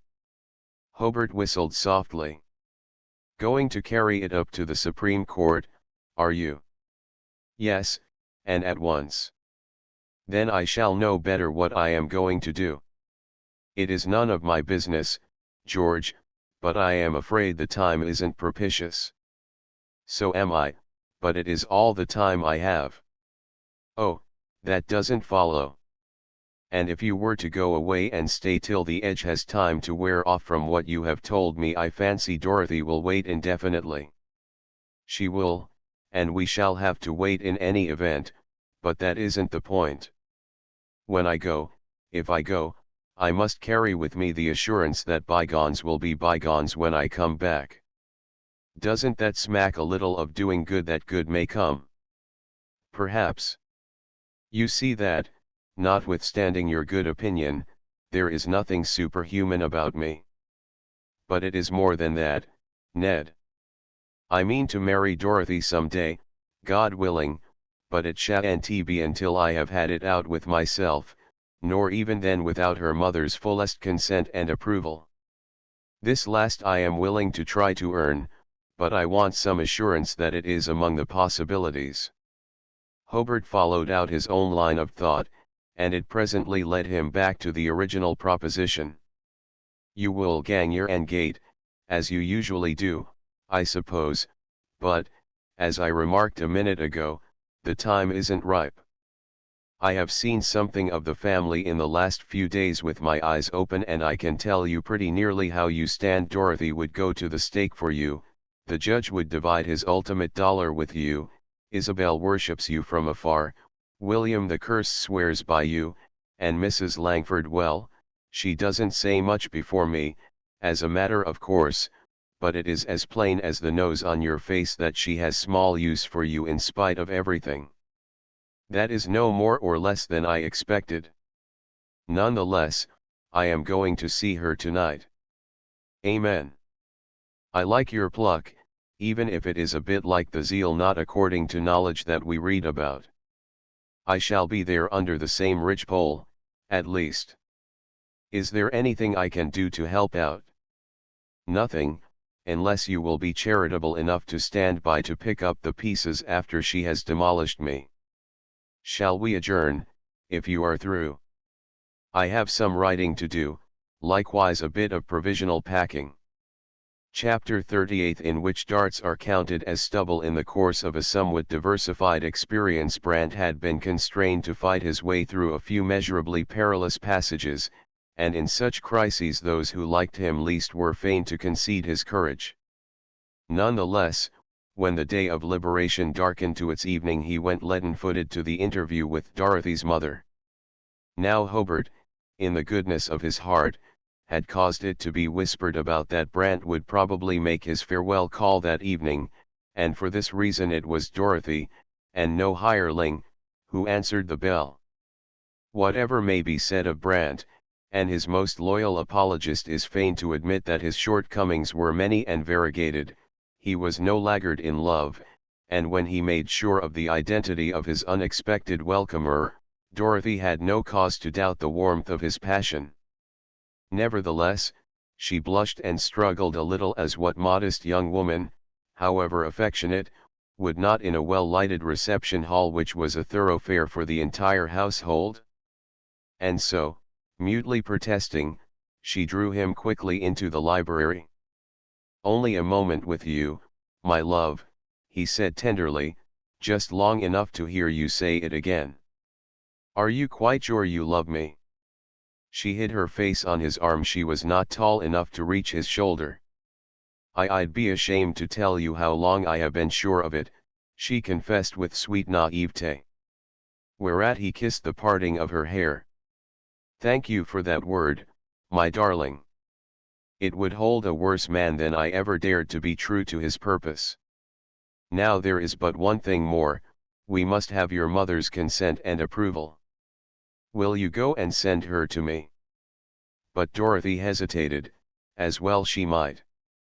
"If you are sure you must speak to her now," she ventured to say.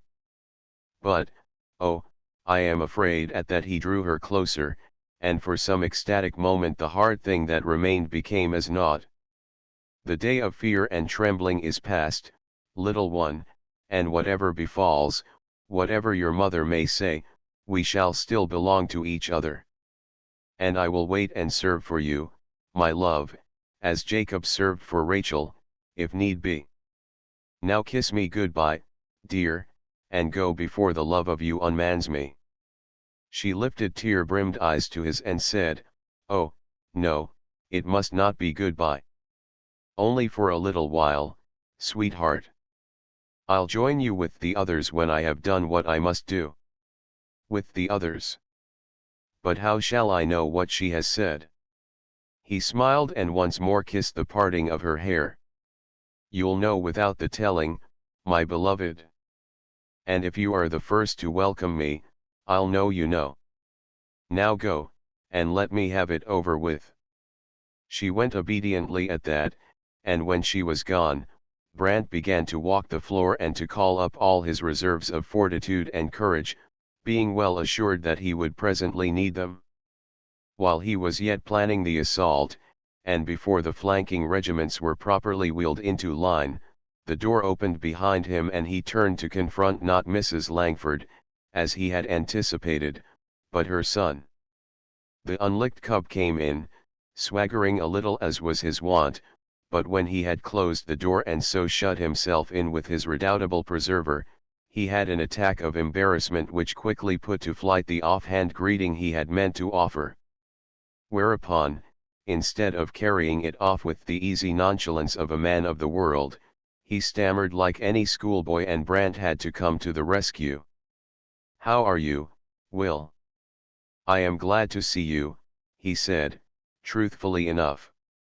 The unchanged Ostist one felt that some acknowledgment of his immense obligation to Brant ought properly to precede any mere desultory talk, but to save his life he could not twist his tongue to anything like the adequate speech. So he spoke of Brant's plans rather than of the obligation. "Heard you were off to the San Juan, Harry told us, you know. Jolly good layout, too, isn't it? By gad, don't you know I envy you? No, that isn't what I meant to say.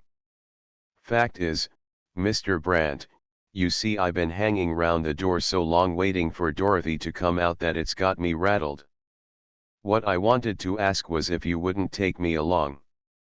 I reckon I don't know enough about engineering to hurt me any nothing much but what I learned at school, and folks say I'm too dead tough to breathe, but I'd like to learn, and well, I don't know, but I reckon I'll never be any account till I get to work, and if anybody can brace me up, it's you," and Brant was generous enough to break in and so supply the period the boy was so helplessly pursuing, and he did it the more readily since he felt the sudden and urgent prompting of a new and imperative duty.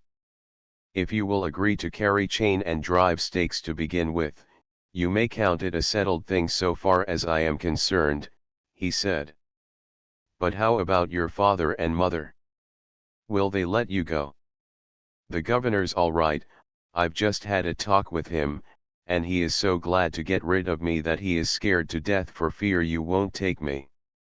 And the mother will be all right, too, she'll do anything I want her to, same as she always does, you know.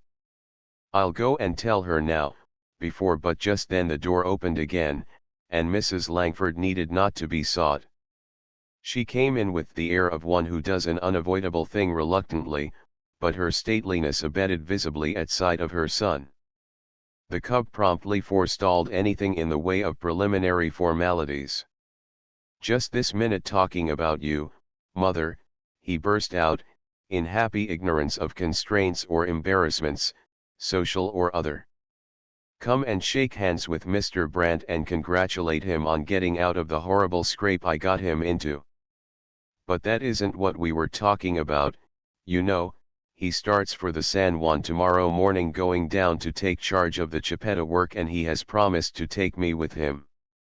Subject, of course, to your approval and Judge Langford's," amended Brant, with a bow in Mrs. Langford's direction. "Oh, of course, but I told you that would be all right." "What's the matter with you, mother? Can't you manage to thank Mr. Brant? It's jolly good of him, you know." Why, William, dear, this is dreadfully sudden. I didn't know you were even thinking of such a thing."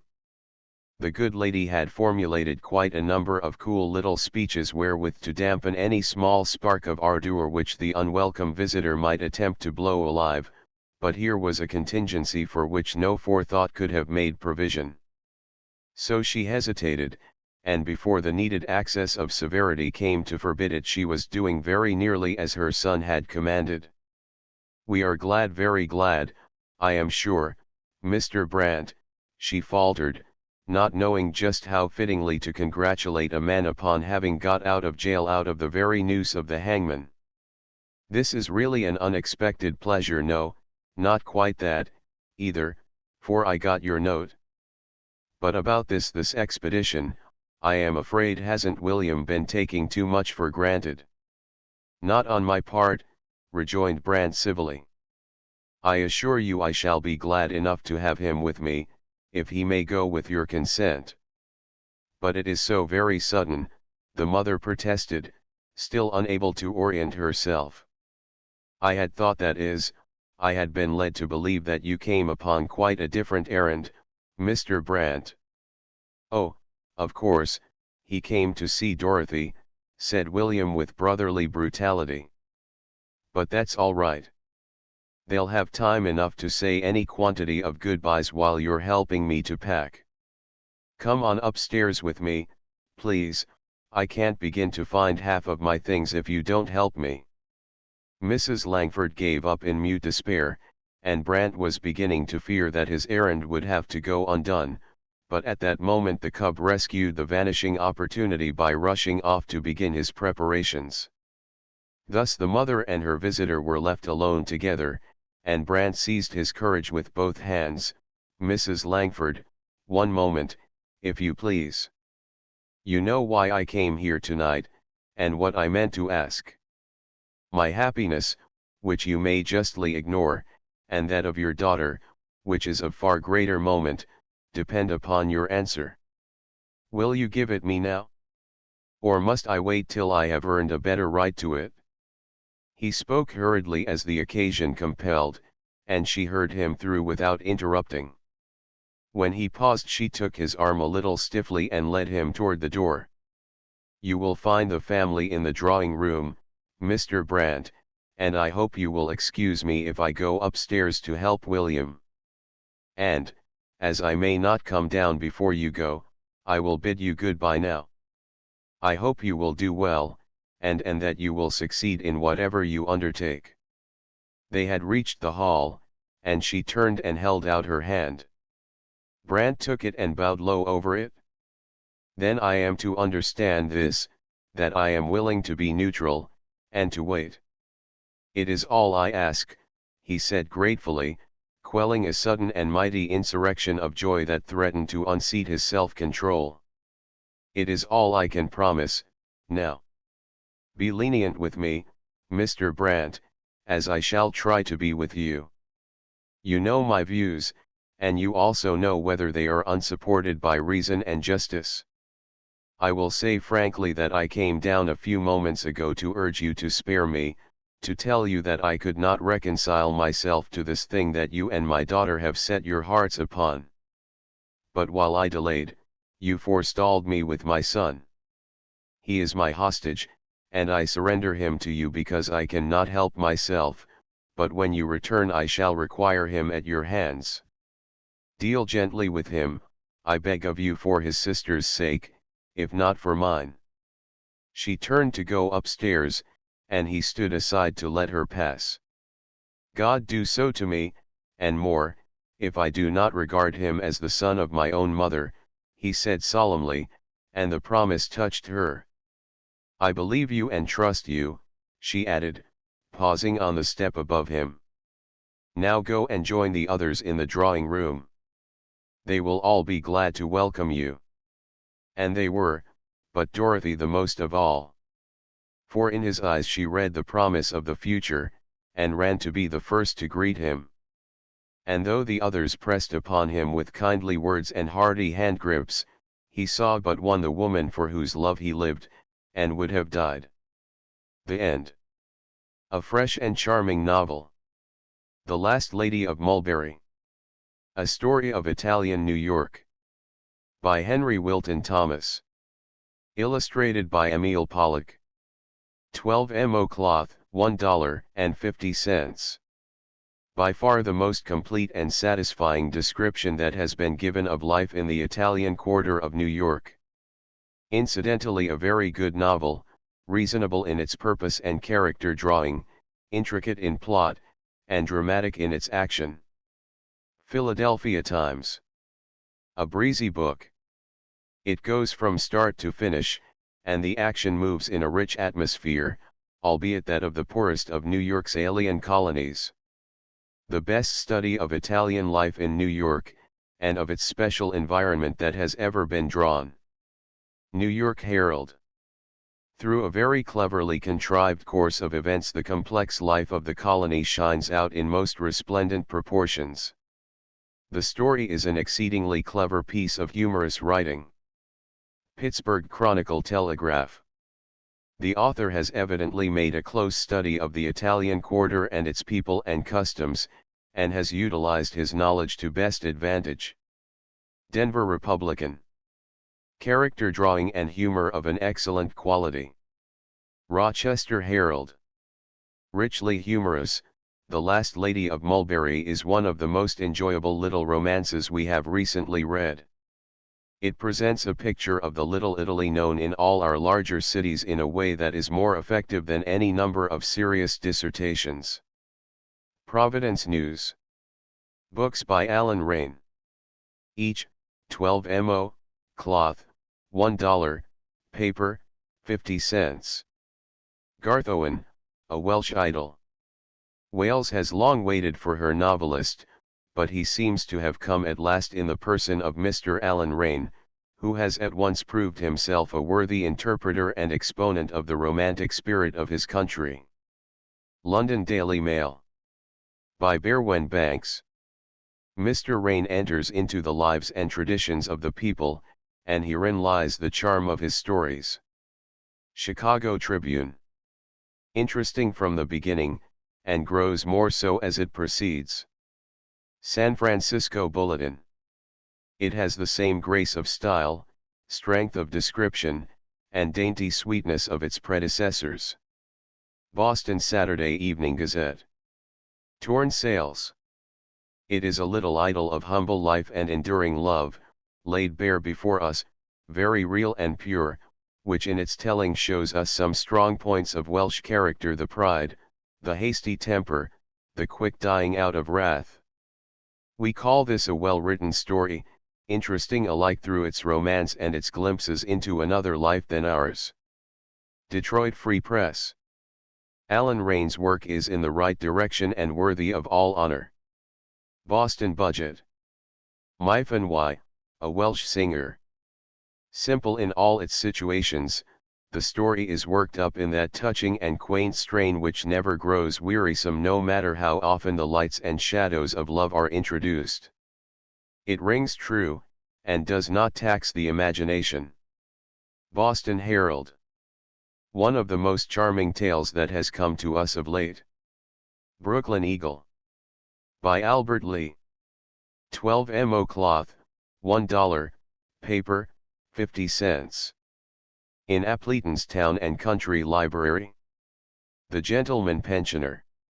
The scene of this admirable historical romance is laid in the tumultuous England of the 16th century, at the time when the plots of the partisans of Mary Stuart against Elizabeth seemed to be approaching a culmination.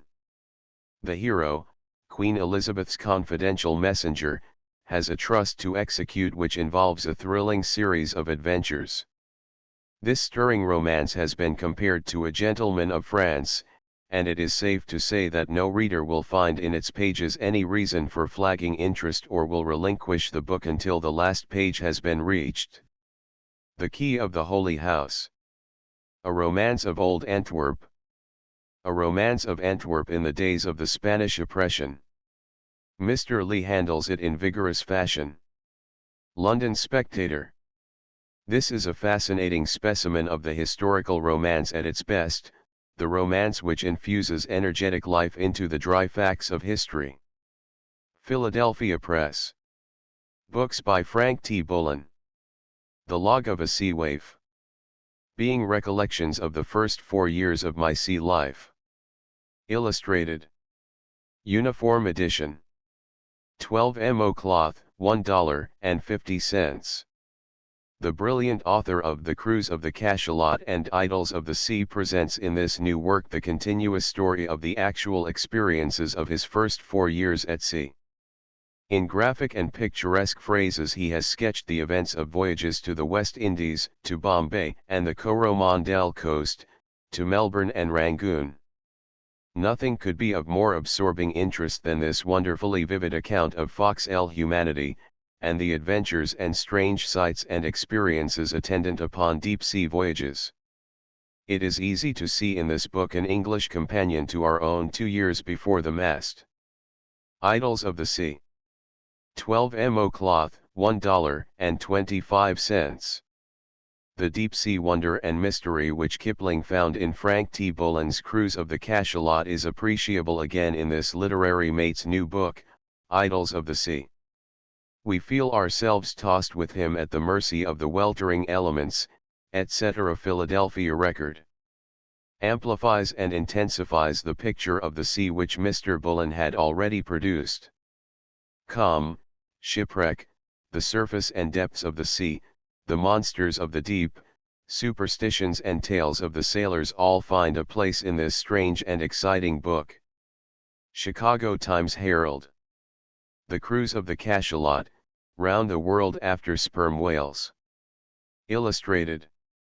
12 mo cloth, $1.50. It is immense, there is no other word. I've never read anything that equals it in its deep-sea wonder and mystery, nor do I think that any book before has so completely covered the whole business of whale fishing, and, at the same time, given such real and new sea pictures. I congratulate you most heartily. It's a new world you've opened the door to. Rudyard Kipling. Written with racy freedom of literary expression and luxuriant abundance of incident, so that The Cruise of the Cachalot becomes a story of fascinating vividness which thrills the reader and amuses him. The volume is no less enthralling than 2 years before the mast, and higher praise cannot be accorded to a story of the sea. a book of such extraordinary merit as seldom comes to hand. Philadelphia Press. Books by Cy Warman. Snow on the Headlight. A Story of the Great Burlington Strike. 12 mo cloth, $1.25.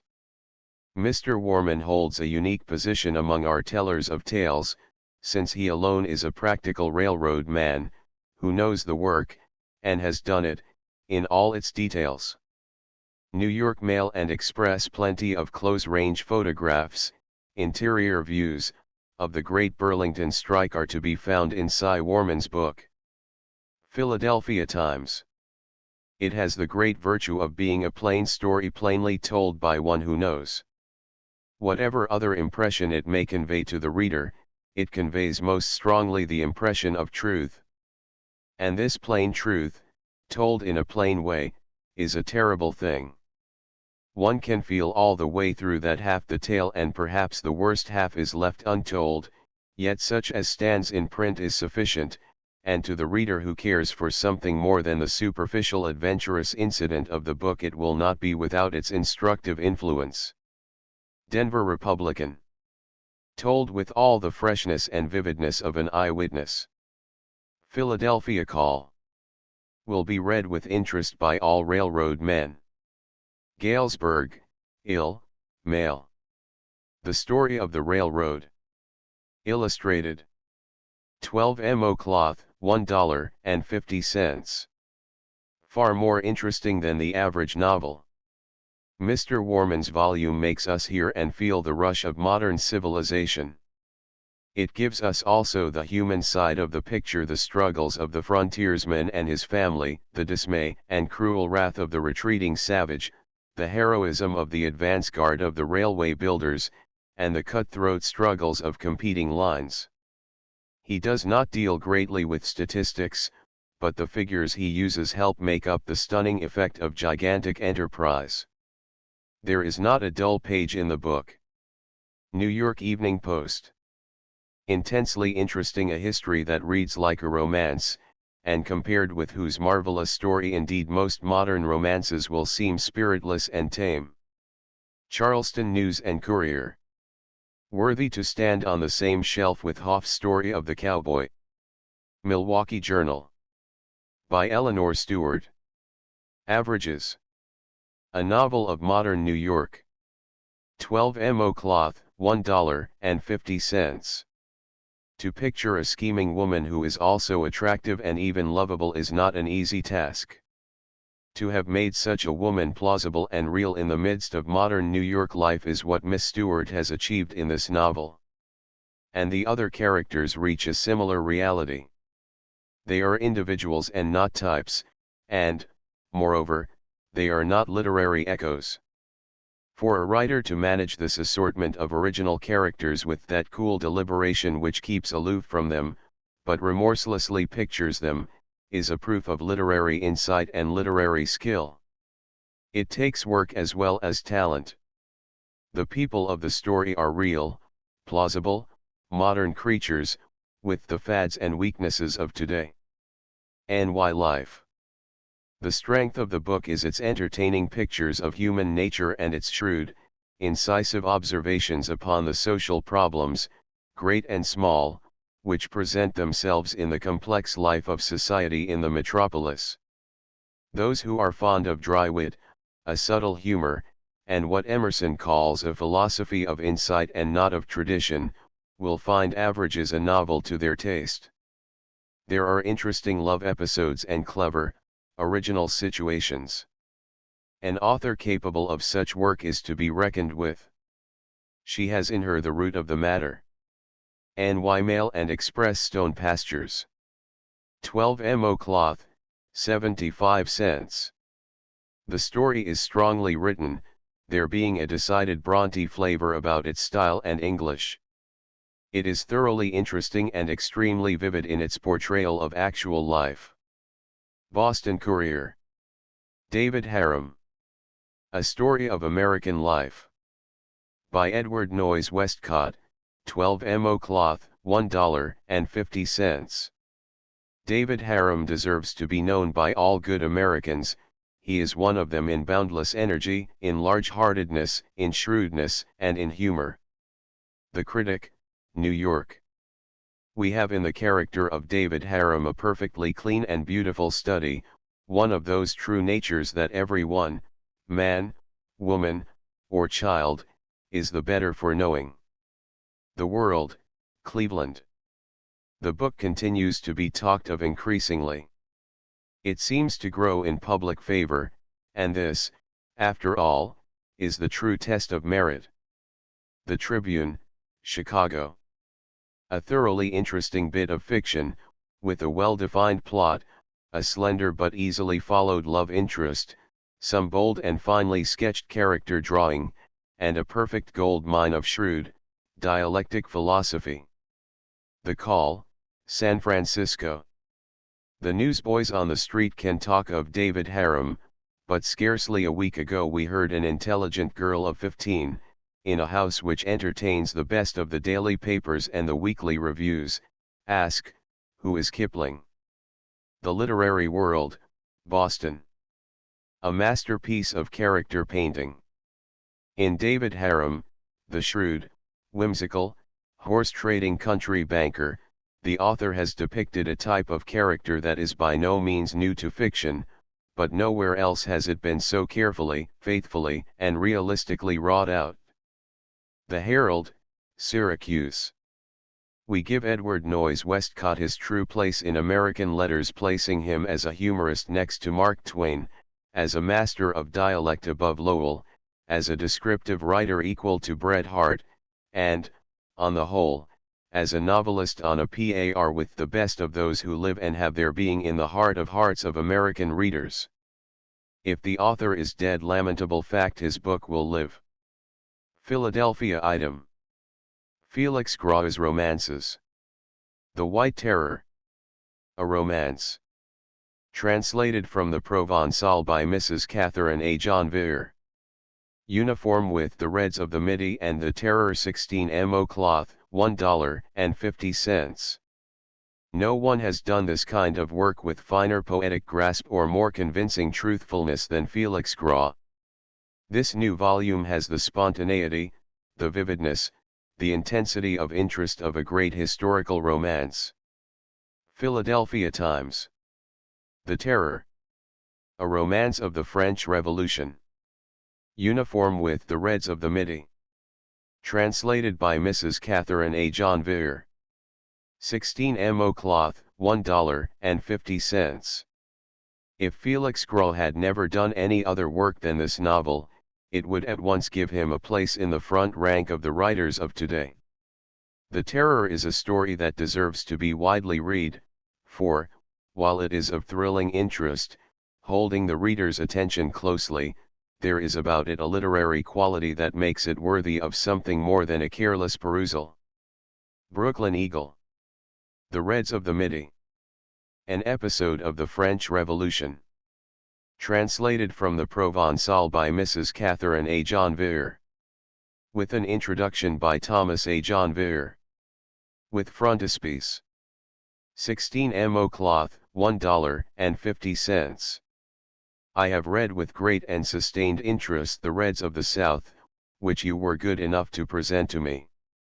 Though a work of fiction, it aims at painting the historical features, and such works, if faithfully executed, throw more light than many so-called histories on the true roots and causes of the Revolution, which are so widely and so gravely misunderstood. As a novel it seems to me to be written with great skill. William E. Gladstone. Important New Novels. Snow on the Headlight. By Cy Warman, author of The Story of the Railroad, etc. 12 mo cloth, $1.25.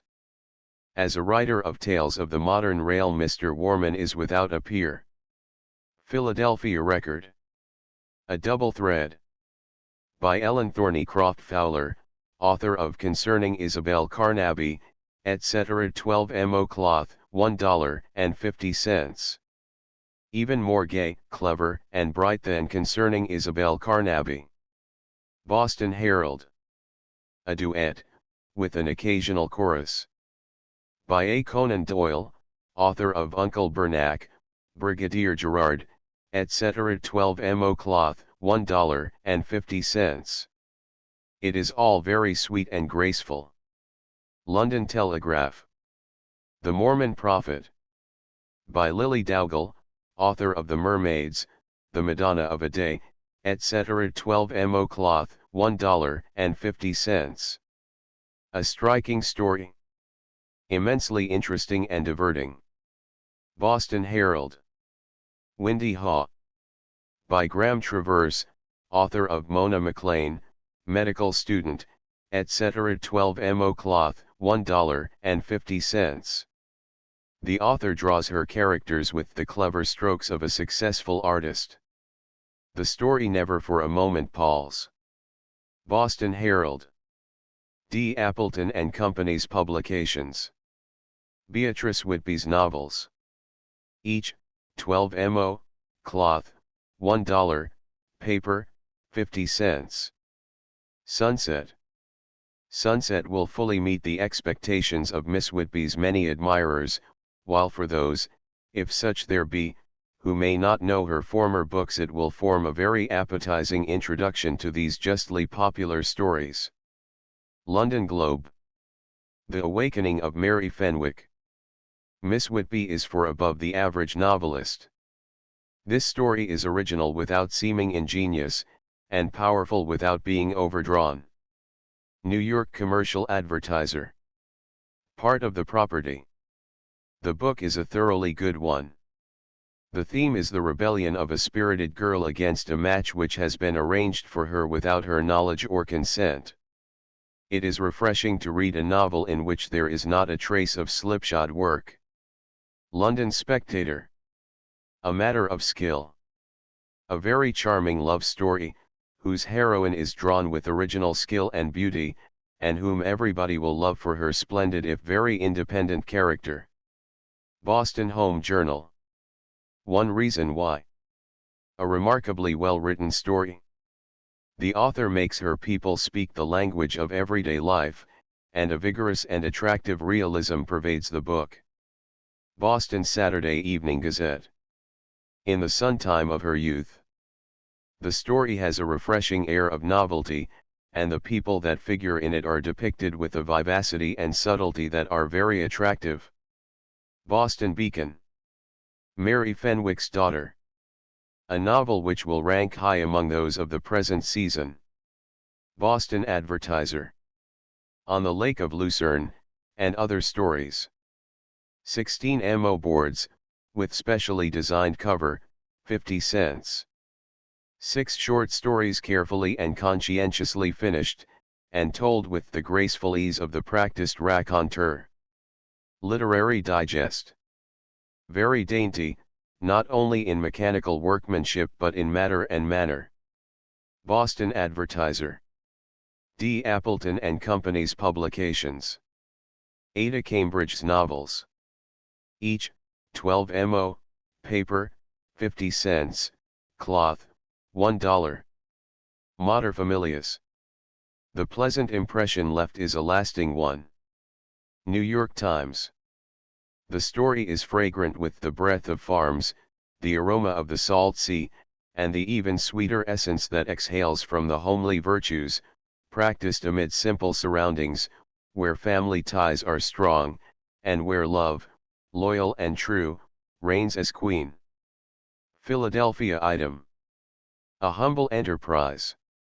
A restful, sympathetic, domestic story, full of tender pathos, excellent character drawing, and genuine, lovable human nature, a story to be read, not once, but again and again.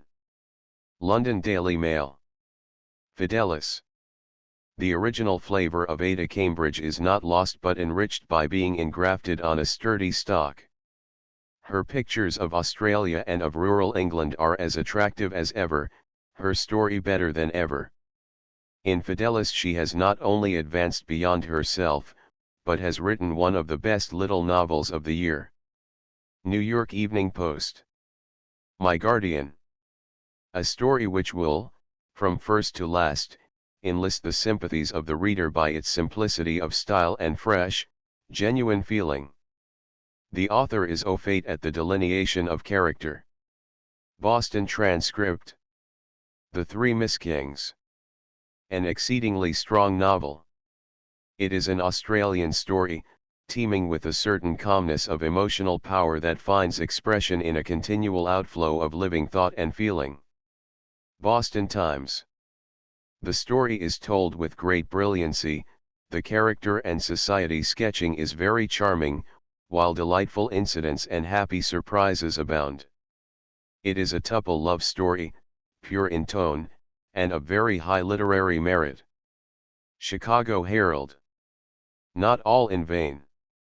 A worthy companion to the best of the author's former efforts, and in some respects superior to any of them. Detroit Free Press. A Marriage Ceremony.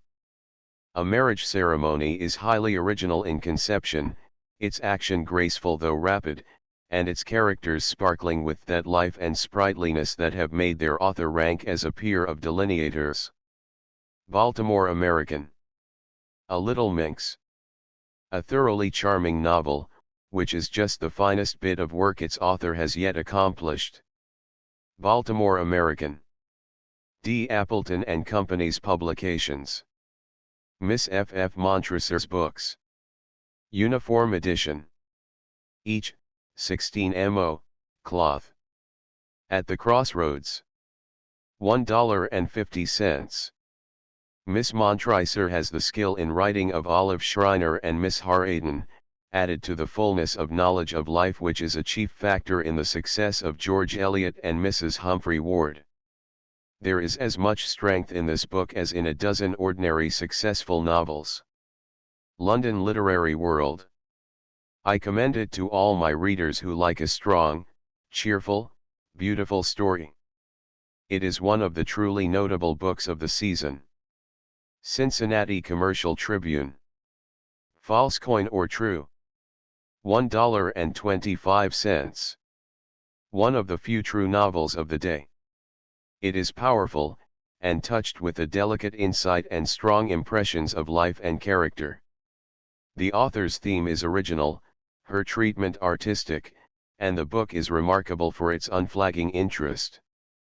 Philadelphia Record. The tale never flags in interest, and once taken up will not be laid down until the last page is finished. Boston Budget.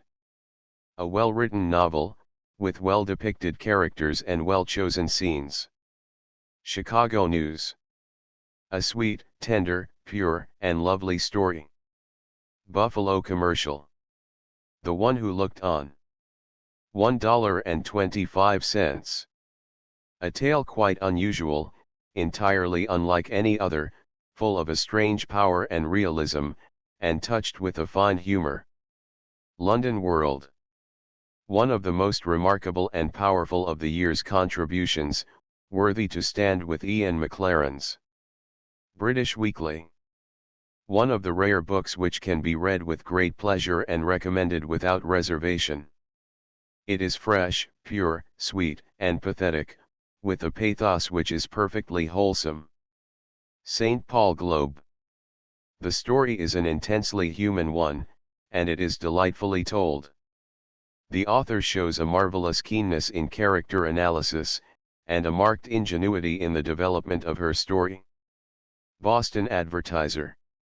Into the Highways and Hedges. $1.50.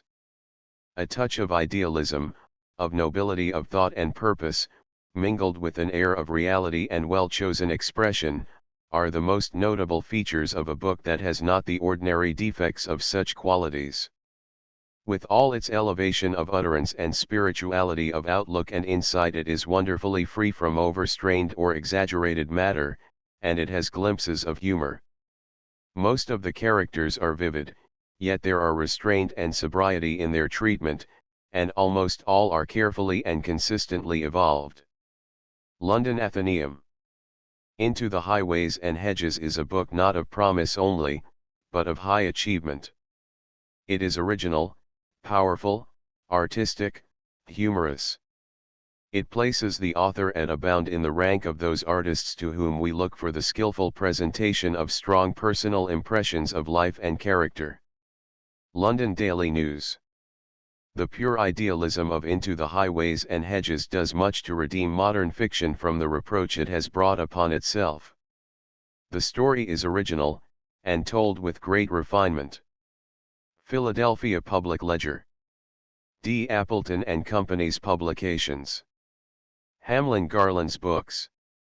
Uniform edition. Each, 12 mo, cloth, $1.25. Wayside Courtships. A faithful and an entertaining portrayal of village and rural life in the West. No one can read this collection of short stories without feeling that he is master of the subject. Chicago Journal. One of the most delightful books of short stories which have come to our notice in a long time. Boston Times. The historian of the plains has done nothing better than this group of Western stories. Wayside courtships they are, but full of tender feeling and breathing a fine, strong sentiment. Louisville Times. Jason Edwards. An average man. The average man in the industrial ranks is presented in this story in as lifelike a manner as Mr. Bret Harte presented the men in the California mining camps 30 years ago. A story which will be read with absorbing interest by hundreds of working men. Boston Herald. A member of the Third House. A story of political warfare. The work is, in brief, a keen and searching study of lobbies and lobbyists. At least, it is the lobbies that furnish its motive. For the rest, the story is narrated with much power, and the characters of Brennan the smart wire puller, the millionaire Davis, the reformer Tuttle, and Evelyn Ward are skillfully individualized. Mr. Garland's people have this peculiar characteristic, that they have not had a literary world made for them to live. They seem to move and act in the cold gray light of reality, and in that trying light they are evidently human. Chicago Record. A Spoil of Office. A story of the modern West. It awakens in the mind a tremendous admiration for an artist who could so find his way through the mists of familiarity to an artistic haven. In reading A Spoil of Office one feels a continuation of interest extending from the fictional into the actual, with no break or divergence. And it seems to be only a question of waiting a day or two ere one will run up against the characters in real life. Also, a little Norsk, or, O.L. Paps Flaxen. 16 mo boards, 50 cents. True feeling, the modesty of nature, and the sure touch of art are the marks of this pure and graphic story, which has added a bright leaf to the author's laurels. Chicago Tribune. A delightful story, full of humor of the finest kind, genuine pathos, and enthralling in its vivid human interest. London Academy. By Martin Martins. Each, 12 mo, cloth, $1.50. Uniform edition. Some Women I Have Known. Nearly ready. Martin Martins is one of the best novel writers of this or any day. Chicago Times-Herald. Martin Martins stands head and shoulders above the average novelist of the day in intellectual subtlety and imaginative power. Boston Beacon. Her Memory. With photogravure portrait. Martin Martins took us all by storm some time ago with his fine story christened God's Fool. He established himself at once in our affections as a unique creature who had something to say and knew how to say it in the most fascinating way. He is a serious story writer, who sprang into prominence when he first put his pen to paper, and who has ever since kept his work up to the standard of excellence which he raised in the beginning. New York Herald. The Greater Glory. A story of high life. It would take several columns to give any adequate idea of the superb way in which the Dutch novelist has developed his theme and wrought out one of the most impressive stories of the period. It belongs to the small class of novels which one cannot afford to neglect. San Francisco Chronicle. God's Fool. Throughout there is an epigrammatic force which would make palatable a less interesting story of human lives or one less deftly told. London Saturday Review. Joost Aveling. Aside from the masterly handling of the principal characters and general interest in the story, the series of pictures of Dutch life give the book a charm peculiarly its own. New York Herald. D. Appleton and Company, New York. Transcriber's notes: obvious typographical errors have been corrected. Inconsistencies in hyphenation have been standardized. Archaic or variant spelling has been retained. New original cover art included with this ebook is granted to the public domain. End of the Project Gutenberg ebook. A private chivalry updated editions will replace the previous one. The old editions will be renamed. Creating the works from print editions not protected by U.S. copyright law means that no one owns a United States copyright in these works, so the Foundation, and you, can copy and distribute it in the United States without permission and without paying copyright royalties. Special rules, set forth in the General Terms of Use part of this license, apply to copying and distributing Project Gutenberg trademark electronic works to protect the Project Gutenberg trademark concept and trademark. Project Gutenberg is a registered trademark, and may not be used if you charge for an ebook, except by following the terms of the trademark license, including paying royalties for use of the Project Gutenberg trademark. If you do not charge anything for copies of this ebook, complying with the trademark license is very easy. You may use this ebook for nearly any purpose such as creation of derivative works, reports, performances, and research. Project Gutenberg ebooks may be modified and printed and given away. You may do practically anything in the United States with ebooks not protected by U.S. copyright law. Redistribution is subject to the trademark license, especially commercial redistribution. Start, full license. The full Project Gutenberg license. Please read this before you distribute or use this work to protect the Project Gutenberg trademark mission of promoting the free distribution of electronic works. By using or distributing this work, or any other work associated in any way with the phrase Project Gutenberg, you agree to comply with all the terms of the full Project Gutenberg trademark license available with this file or online at www.gutenberg.org/license. Section 1. General Terms of Use and Redistributing Project Gutenberg Trademark Electronic Works 1.a. By reading or using any part of this Project Gutenberg trademark electronic work, you indicate that you have read, understand, agree to and accept all the terms of this license and intellectual property, trademark/copyright, agreement. If you do not agree to abide by all the terms of this agreement, you must cease using and return or destroy all copies of Project Gutenberg trademark electronic works in your possession. If you paid a fee for obtaining a copy of or access to a Project Gutenberg trademark electronic work and you do not agree to be bound by the terms of this agreement, you may obtain a refund from the person or entity to whom you paid the fee as set forth in paragraph 1.e.8. 1.b. Project Gutenberg is a registered trademark. It may only be used on or associated in any way with an electronic work by people who agree to be bound by the terms of this agreement. There are a few things that you can do with most Project Gutenberg trademark electronic works even without complying with the full terms of this agreement. See paragraph 1.c below. There are a lot of things you can do with Project Gutenberg trademark electronic works if you follow the terms of this agreement and help preserve free future access to Project Gutenberg trademark electronic works. See paragraph 1.e below. 1.c.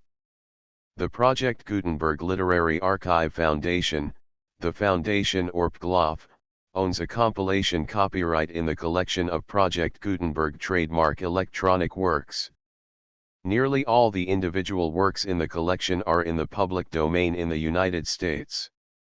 If an individual work is unprotected by copyright law in the United States and you are located in the United States, we do not claim a right to prevent you from copying, distributing, performing, displaying, or creating derivative works based on the work as long as all references to Project Gutenberg are removed. Of course, we hope that you will support the Project Gutenberg trademark mission of promoting free access to electronic works by freely sharing Project Gutenberg trademark works in compliance with the terms of this agreement for keeping the Project Gutenberg trademark name associated with the work.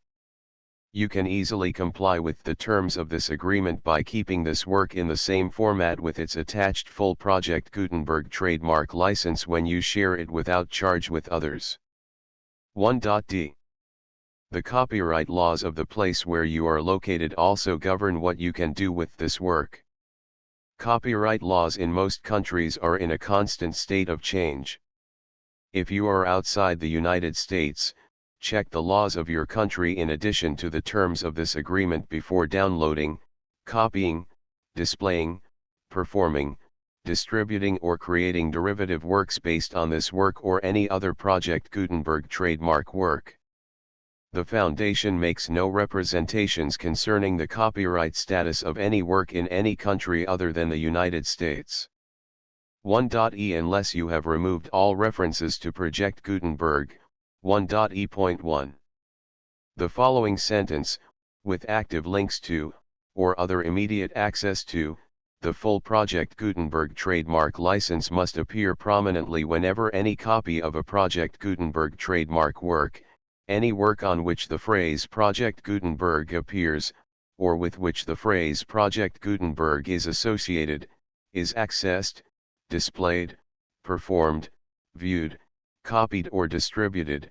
This ebook is for the use of anyone anywhere in the United States and most other parts of the world at no cost and with almost no restrictions whatsoever.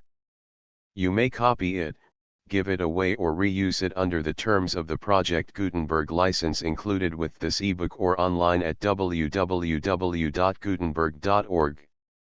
If you are not located in the United States, you will have to check the laws of the country where you are located before using this ebook. 1.e.2.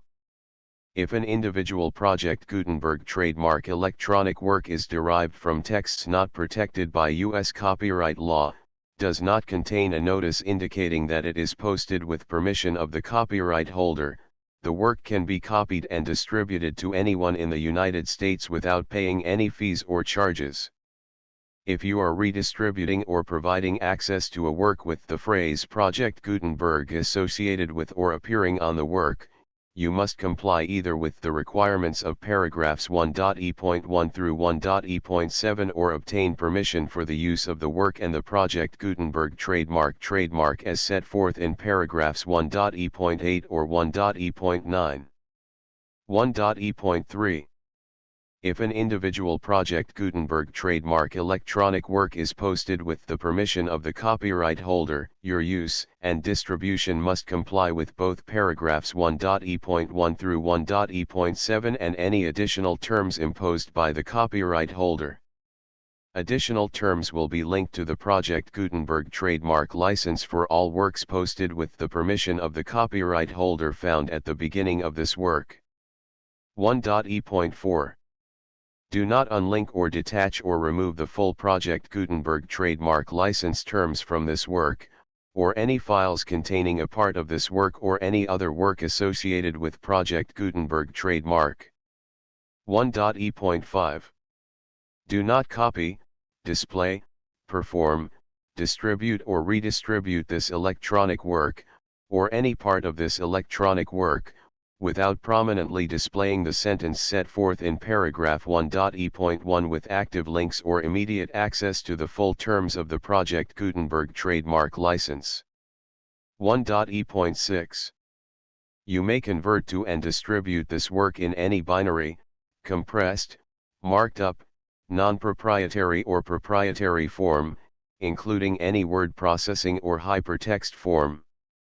However, If you provide access to or distribute copies of a Project Gutenberg trademark work in a format other than plain vanilla ASCII or other format used in the official version posted on the official Project Gutenberg trademark website, www.gutenberg.org, you must, at no additional cost, fee, or expense to the user, provide a copy, a means of exporting a copy, or a means of obtaining a copy upon request, of the work in its original plain vanilla ASCII or other form.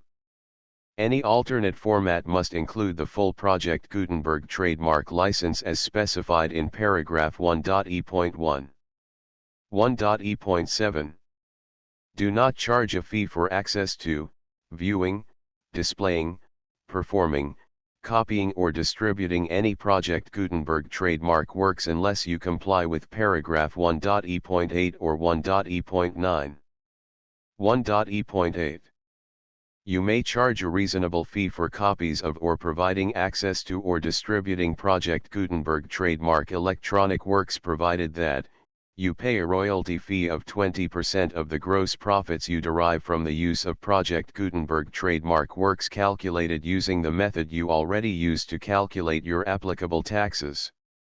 The fee is owed to the owner of the Project Gutenberg trademark, but he has agreed to donate royalties under this paragraph to the Project Gutenberg Literary Archive Foundation. Royalty payments must be paid within 60 days following each date on which you prepare, or are legally required to prepare, your periodic tax returns. Royalty payments should be clearly marked as such and sent to the Project Gutenberg Literary Archive Foundation at the address specified in Section 4, Information about donations to the Project Gutenberg Literary Archive Foundation. You provide a full refund of any money paid by a user who notifies you in writing, or by email, within 30 days of receipt that he does not agree to the terms of the full Project Gutenberg trademark license. You must require such a user to return or destroy all copies of the works possessed in a physical medium and discontinue all use of and all access to other copies of Project Gutenberg trademark works. You provide, in accordance with paragraph 1.f.3, a full refund of any money paid for a work or a replacement copy, if a defect in the electronic work is discovered and reported to you within 90 days of receipt of the work. You comply with all other terms of this agreement for free distribution of Project Gutenberg trademark works. 1.e.9.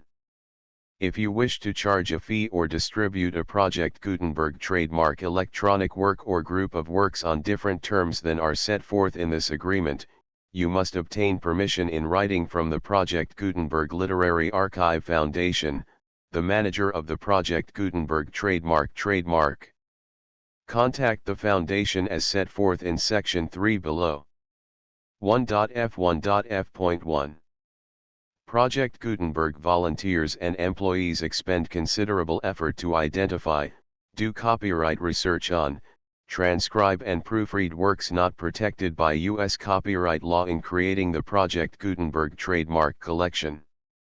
Despite these efforts, Project Gutenberg trademark electronic works, and the medium on which they may be stored, may contain defects, such as, but not limited to, incomplete, inaccurate or corrupt data, transcription errors, a copyright or other intellectual property infringement, a defective or damaged disk or other medium, a computer virus, or computer codes that damage or cannot be read by your equipment.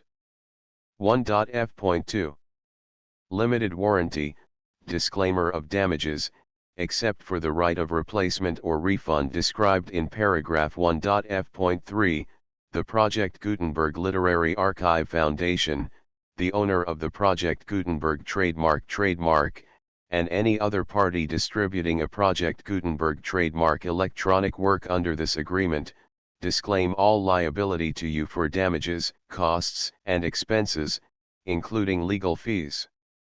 You agree that you have no remedies for negligence, strict liability, breach of warranty or breach of contract except those provided in paragraph 1.f.3. You agree that the Foundation, the trademark owner, and any distributor under this agreement will not be liable to you for actual, direct, indirect, consequential, punitive, or incidental damages even if you give notice of the possibility of such damage. 1.f.3 Limited right of replacement or refund. If you discover a defect in this electronic work within 90 days of receiving it, you can receive a refund of the money, if any, you paid for it by sending a written explanation to the person you received the work from. If you received the work on a physical medium, you must return the medium with your written explanation. The person or entity that provided you with the defective work may elect to provide a replacement copy in lieu of a refund. If you received the work electronically, the person or entity providing it to you may choose to give you a second opportunity to receive the work electronically in lieu of a refund.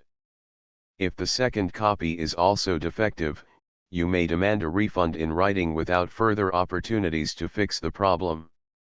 1.f.4 Except for the limited right of replacement or refund set forth in paragraph 1.f.3, this work is provided to you as is, with no other warranties of any kind, express or implied, including but not limited to warranties of merchantability or fitness for any purpose. 1.f.5 Some states do not allow disclaimers of certain implied warranties or the exclusion or limitation of certain types of damages.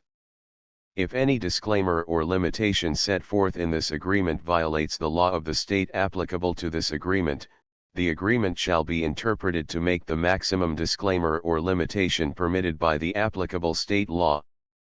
The invalidity or unenforceability of any provision of this agreement shall not void the remaining provisions. 1.f.6 Indemnity. You agree to indemnify and hold the foundation, the trademark owner, any agent or employee of the foundation, anyone providing copies of Project Gutenberg trademark electronic works in accordance with this agreement, and any volunteers associated with the production, promotion, and distribution of Project Gutenberg trademark electronic works, harmless from all liability, costs, and expenses, including legal fees, that arise directly or indirectly from any of the following which you do or cause to occur. A. Distribution of this or any Project Gutenberg trademark work. B. Alteration, modification, or additions or deletions to any Project Gutenberg trademark work, and C. Any defect you cause. Section 2. Information about the mission of Project Gutenberg trademark. Project Gutenberg trademark is synonymous with the free distribution of electronic works in formats readable by the widest variety of computers including obsolete, old, middle-aged, and new computers. It exists because of the efforts of hundreds of volunteers and donations from people in all walks of life. Volunteers and financial support to provide volunteers with the assistance they need are critical to reaching Project Gutenberg trademark's goals and ensuring that the Project Gutenberg trademark collection will remain freely available for generations to come. In 2001, the Project Gutenberg Literary Archive Foundation was created to provide a secure and permanent future for Project Gutenberg trademark and future generations. To learn more about the Project Gutenberg Literary Archive Foundation and how your efforts and donations can help, see sections 3 and 4 and the Foundation information page at www.gutenberg.org. Section 3. Information about the Project Gutenberg Literary Archive Foundation. The Project Gutenberg Literary Archive Foundation is a non-profit 501(c)(3) educational corporation organized under the laws of the state of Mississippi and granted tax-exempt status by the Internal Revenue Service. The Foundation's IN or federal tax identification number is 64-6221541. Contributions to the Project Gutenberg Literary Archive Foundation are tax-deductible to the full extent permitted by U.S. federal laws and your state's laws. The Foundation's business office is located at 809 North 1500 West, Salt Lake City, Utah 84116801596-1887. Email contact links and up-to-date contact information can be found at the Foundation's website and official page at www.gutenberg.org/contact section 4. Information about donations to the Project Gutenberg Literary Archive Foundation. Project Gutenberg trademark depends upon and cannot survive without widespread public support and donations to carry out its mission of increasing the number of public domain and licensed works that can be freely distributed in machine-readable form accessible by the widest array of equipment including outdated equipment. Many small donations, $1 to $5,000, are particularly important to maintaining tax-exempt status with the IRS. The Foundation is committed to complying with the laws regulating charities and charitable donations in all 50 states of the United States. Compliance requirements are not uniform and it takes a considerable effort, much paperwork, and many fees to meet and keep up with these requirements. We do not solicit donations in locations where we have not received written confirmation of compliance. To send donations or determine the status of compliance for any particular state, visit www.gutenberg.org/donate. While we cannot and do not solicit contributions from states where we have not met the solicitation requirements, we know of no prohibition against accepting unsolicited donations from donors in such states who approach us with offers to donate. International donations are gratefully accepted, but we cannot make any statements concerning tax treatment of donations received from outside the United States. U.S. laws alone swamp our small staff. Please check the Project Gutenberg web pages for current donation methods and addresses. Donations are accepted in a number of other ways including checks, online payments, and credit card donations. To donate, please visit www.gutenberg.org/donate. Section 5. General information about Project Gutenberg trademark electronic works. Professor Michael S. Hart was the originator of the Project Gutenberg trademark concept of a library of electronic works that could be freely shared with anyone. For 40 years, he produced and distributed Project Gutenberg trademark ebooks with only a loose network of volunteer support. Project Gutenberg trademark ebooks are often created from several printed editions, all of which are confirmed as not protected by copyright in the U.S. unless a copyright notice is included. Thus, we do not necessarily keep ebooks in compliance with any particular paper edition. Most people start at our website, which has the main PG search facility, www.gutenberg.org. This website includes information about Project Gutenberg trademark, including how to make donations to the Project Gutenberg Literary Archive Foundation, how to help produce our new ebooks, and how to subscribe to our email newsletter to hear about new ebooks.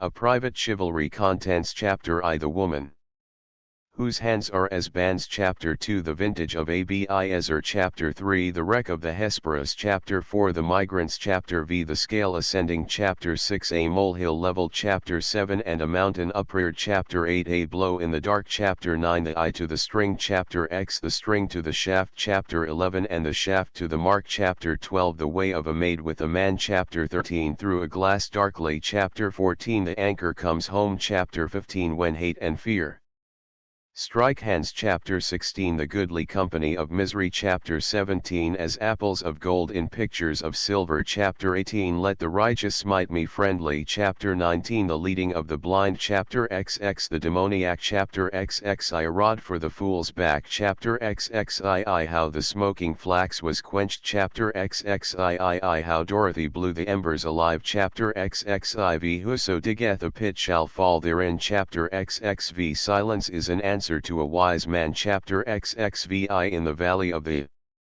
Shadow Chapter XXVII showing how faith may outbuffet a fact. Chapter XXVII how the judge gave of his best. Chapter XXIX in which a willful man has his way. Chapter XXX how love and friendship through a main. Chapter XXXI a feast of mingled cups. Chapter XXXII such friends are exaltations agony. Chapter XXXIIIte morituri salutamus. Chapter XXXV the wing beat of Israel. Chapter XXXV the wisdom of many and the wit of one. Chapter 30 in which a fox doubles once too often. Chapter XXXVII the law of the Medes and Persians. Chapter 38 in which darts are counted as stubble. The full Project Gutenberg license V6 1 2 3 4 5 6 7 8 9 10 11 12 13 14 15 16 17 18 19 20 21 22 23 24 25 26 27 28 29 30 31 32 33 34 35 36 37 38 39 40 41 42 43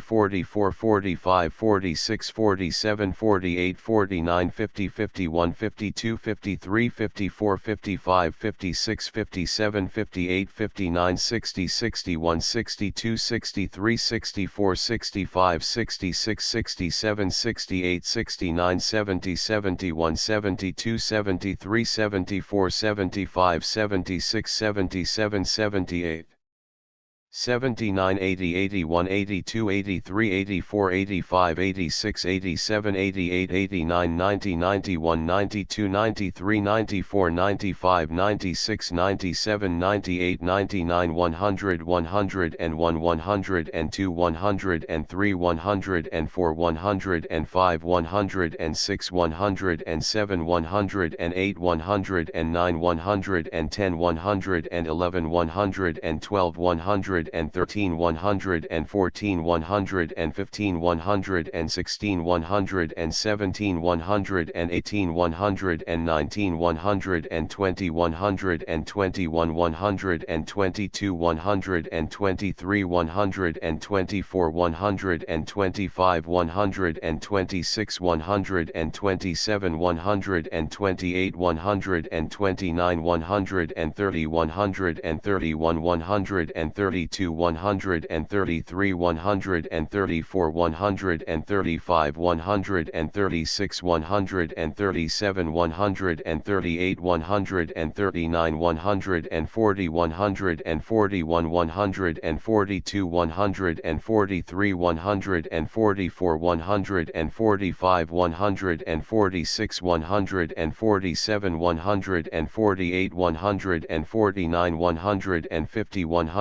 151 152 153 154 155 156 157 158 159 160 161 162 163 164 165 166 167 168 169 170 171 172 173 174 175 176 177 178 179 180 181 182 183 184 185 186 187 188 189 190 191 192 193 194 195 196 197 198 199 200 201 202 203 204 205 206 207 208 209 210 211 212 213 214 215 216 217 218 219 220 221 222 223 224 224 225 226 227 228 229 230 231 232 233 234 235 236 237 238 239 240 241 242 243 244 245 246 247 248 249 250 251 252 253 254 255 256 257 258 259 260 261 262 263 264 265 266 267 268 269 270 271 272 273 274 275 276 277 278 279 280 281 282 283 284 285 286 287 288 289 290 291 292 293 294 295 296 297 298 299 300 301 302 303 304 305 306 307 308 309 310 311 312 313 314 315 316 317 318 319 320 321 322 323 324 325 326 327 328 329 330 331 332